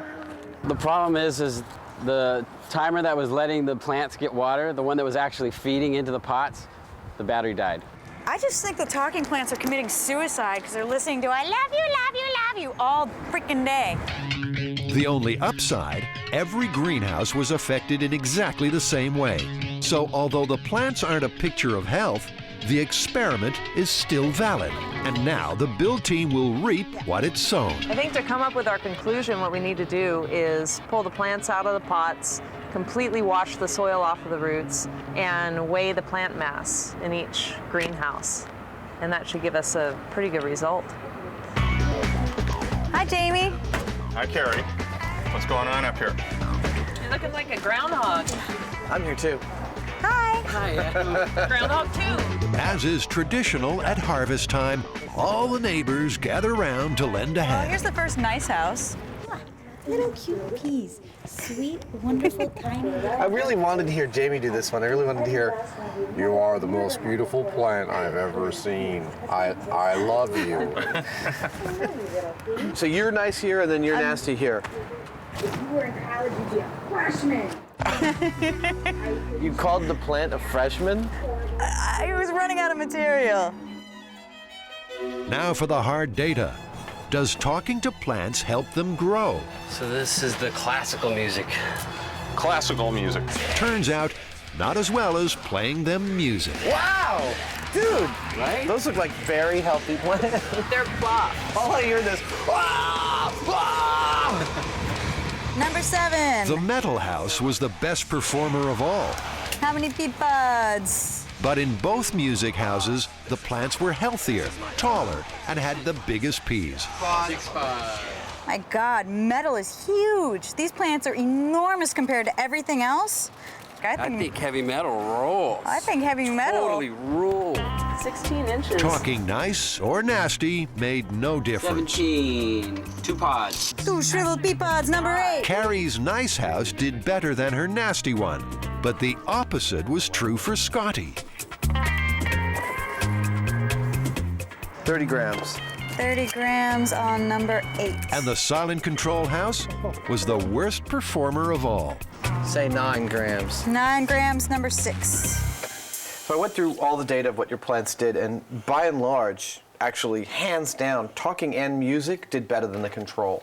There was larger biomass, larger yield, bigger pea pods. So what do we think? Is it busted, plausible, or confirmed?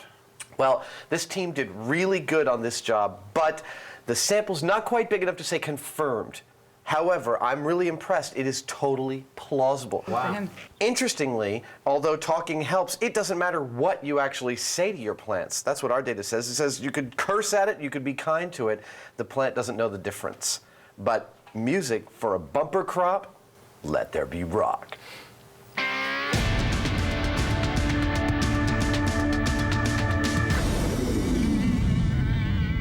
Tori and I are going to try a pair of the death metal peas here.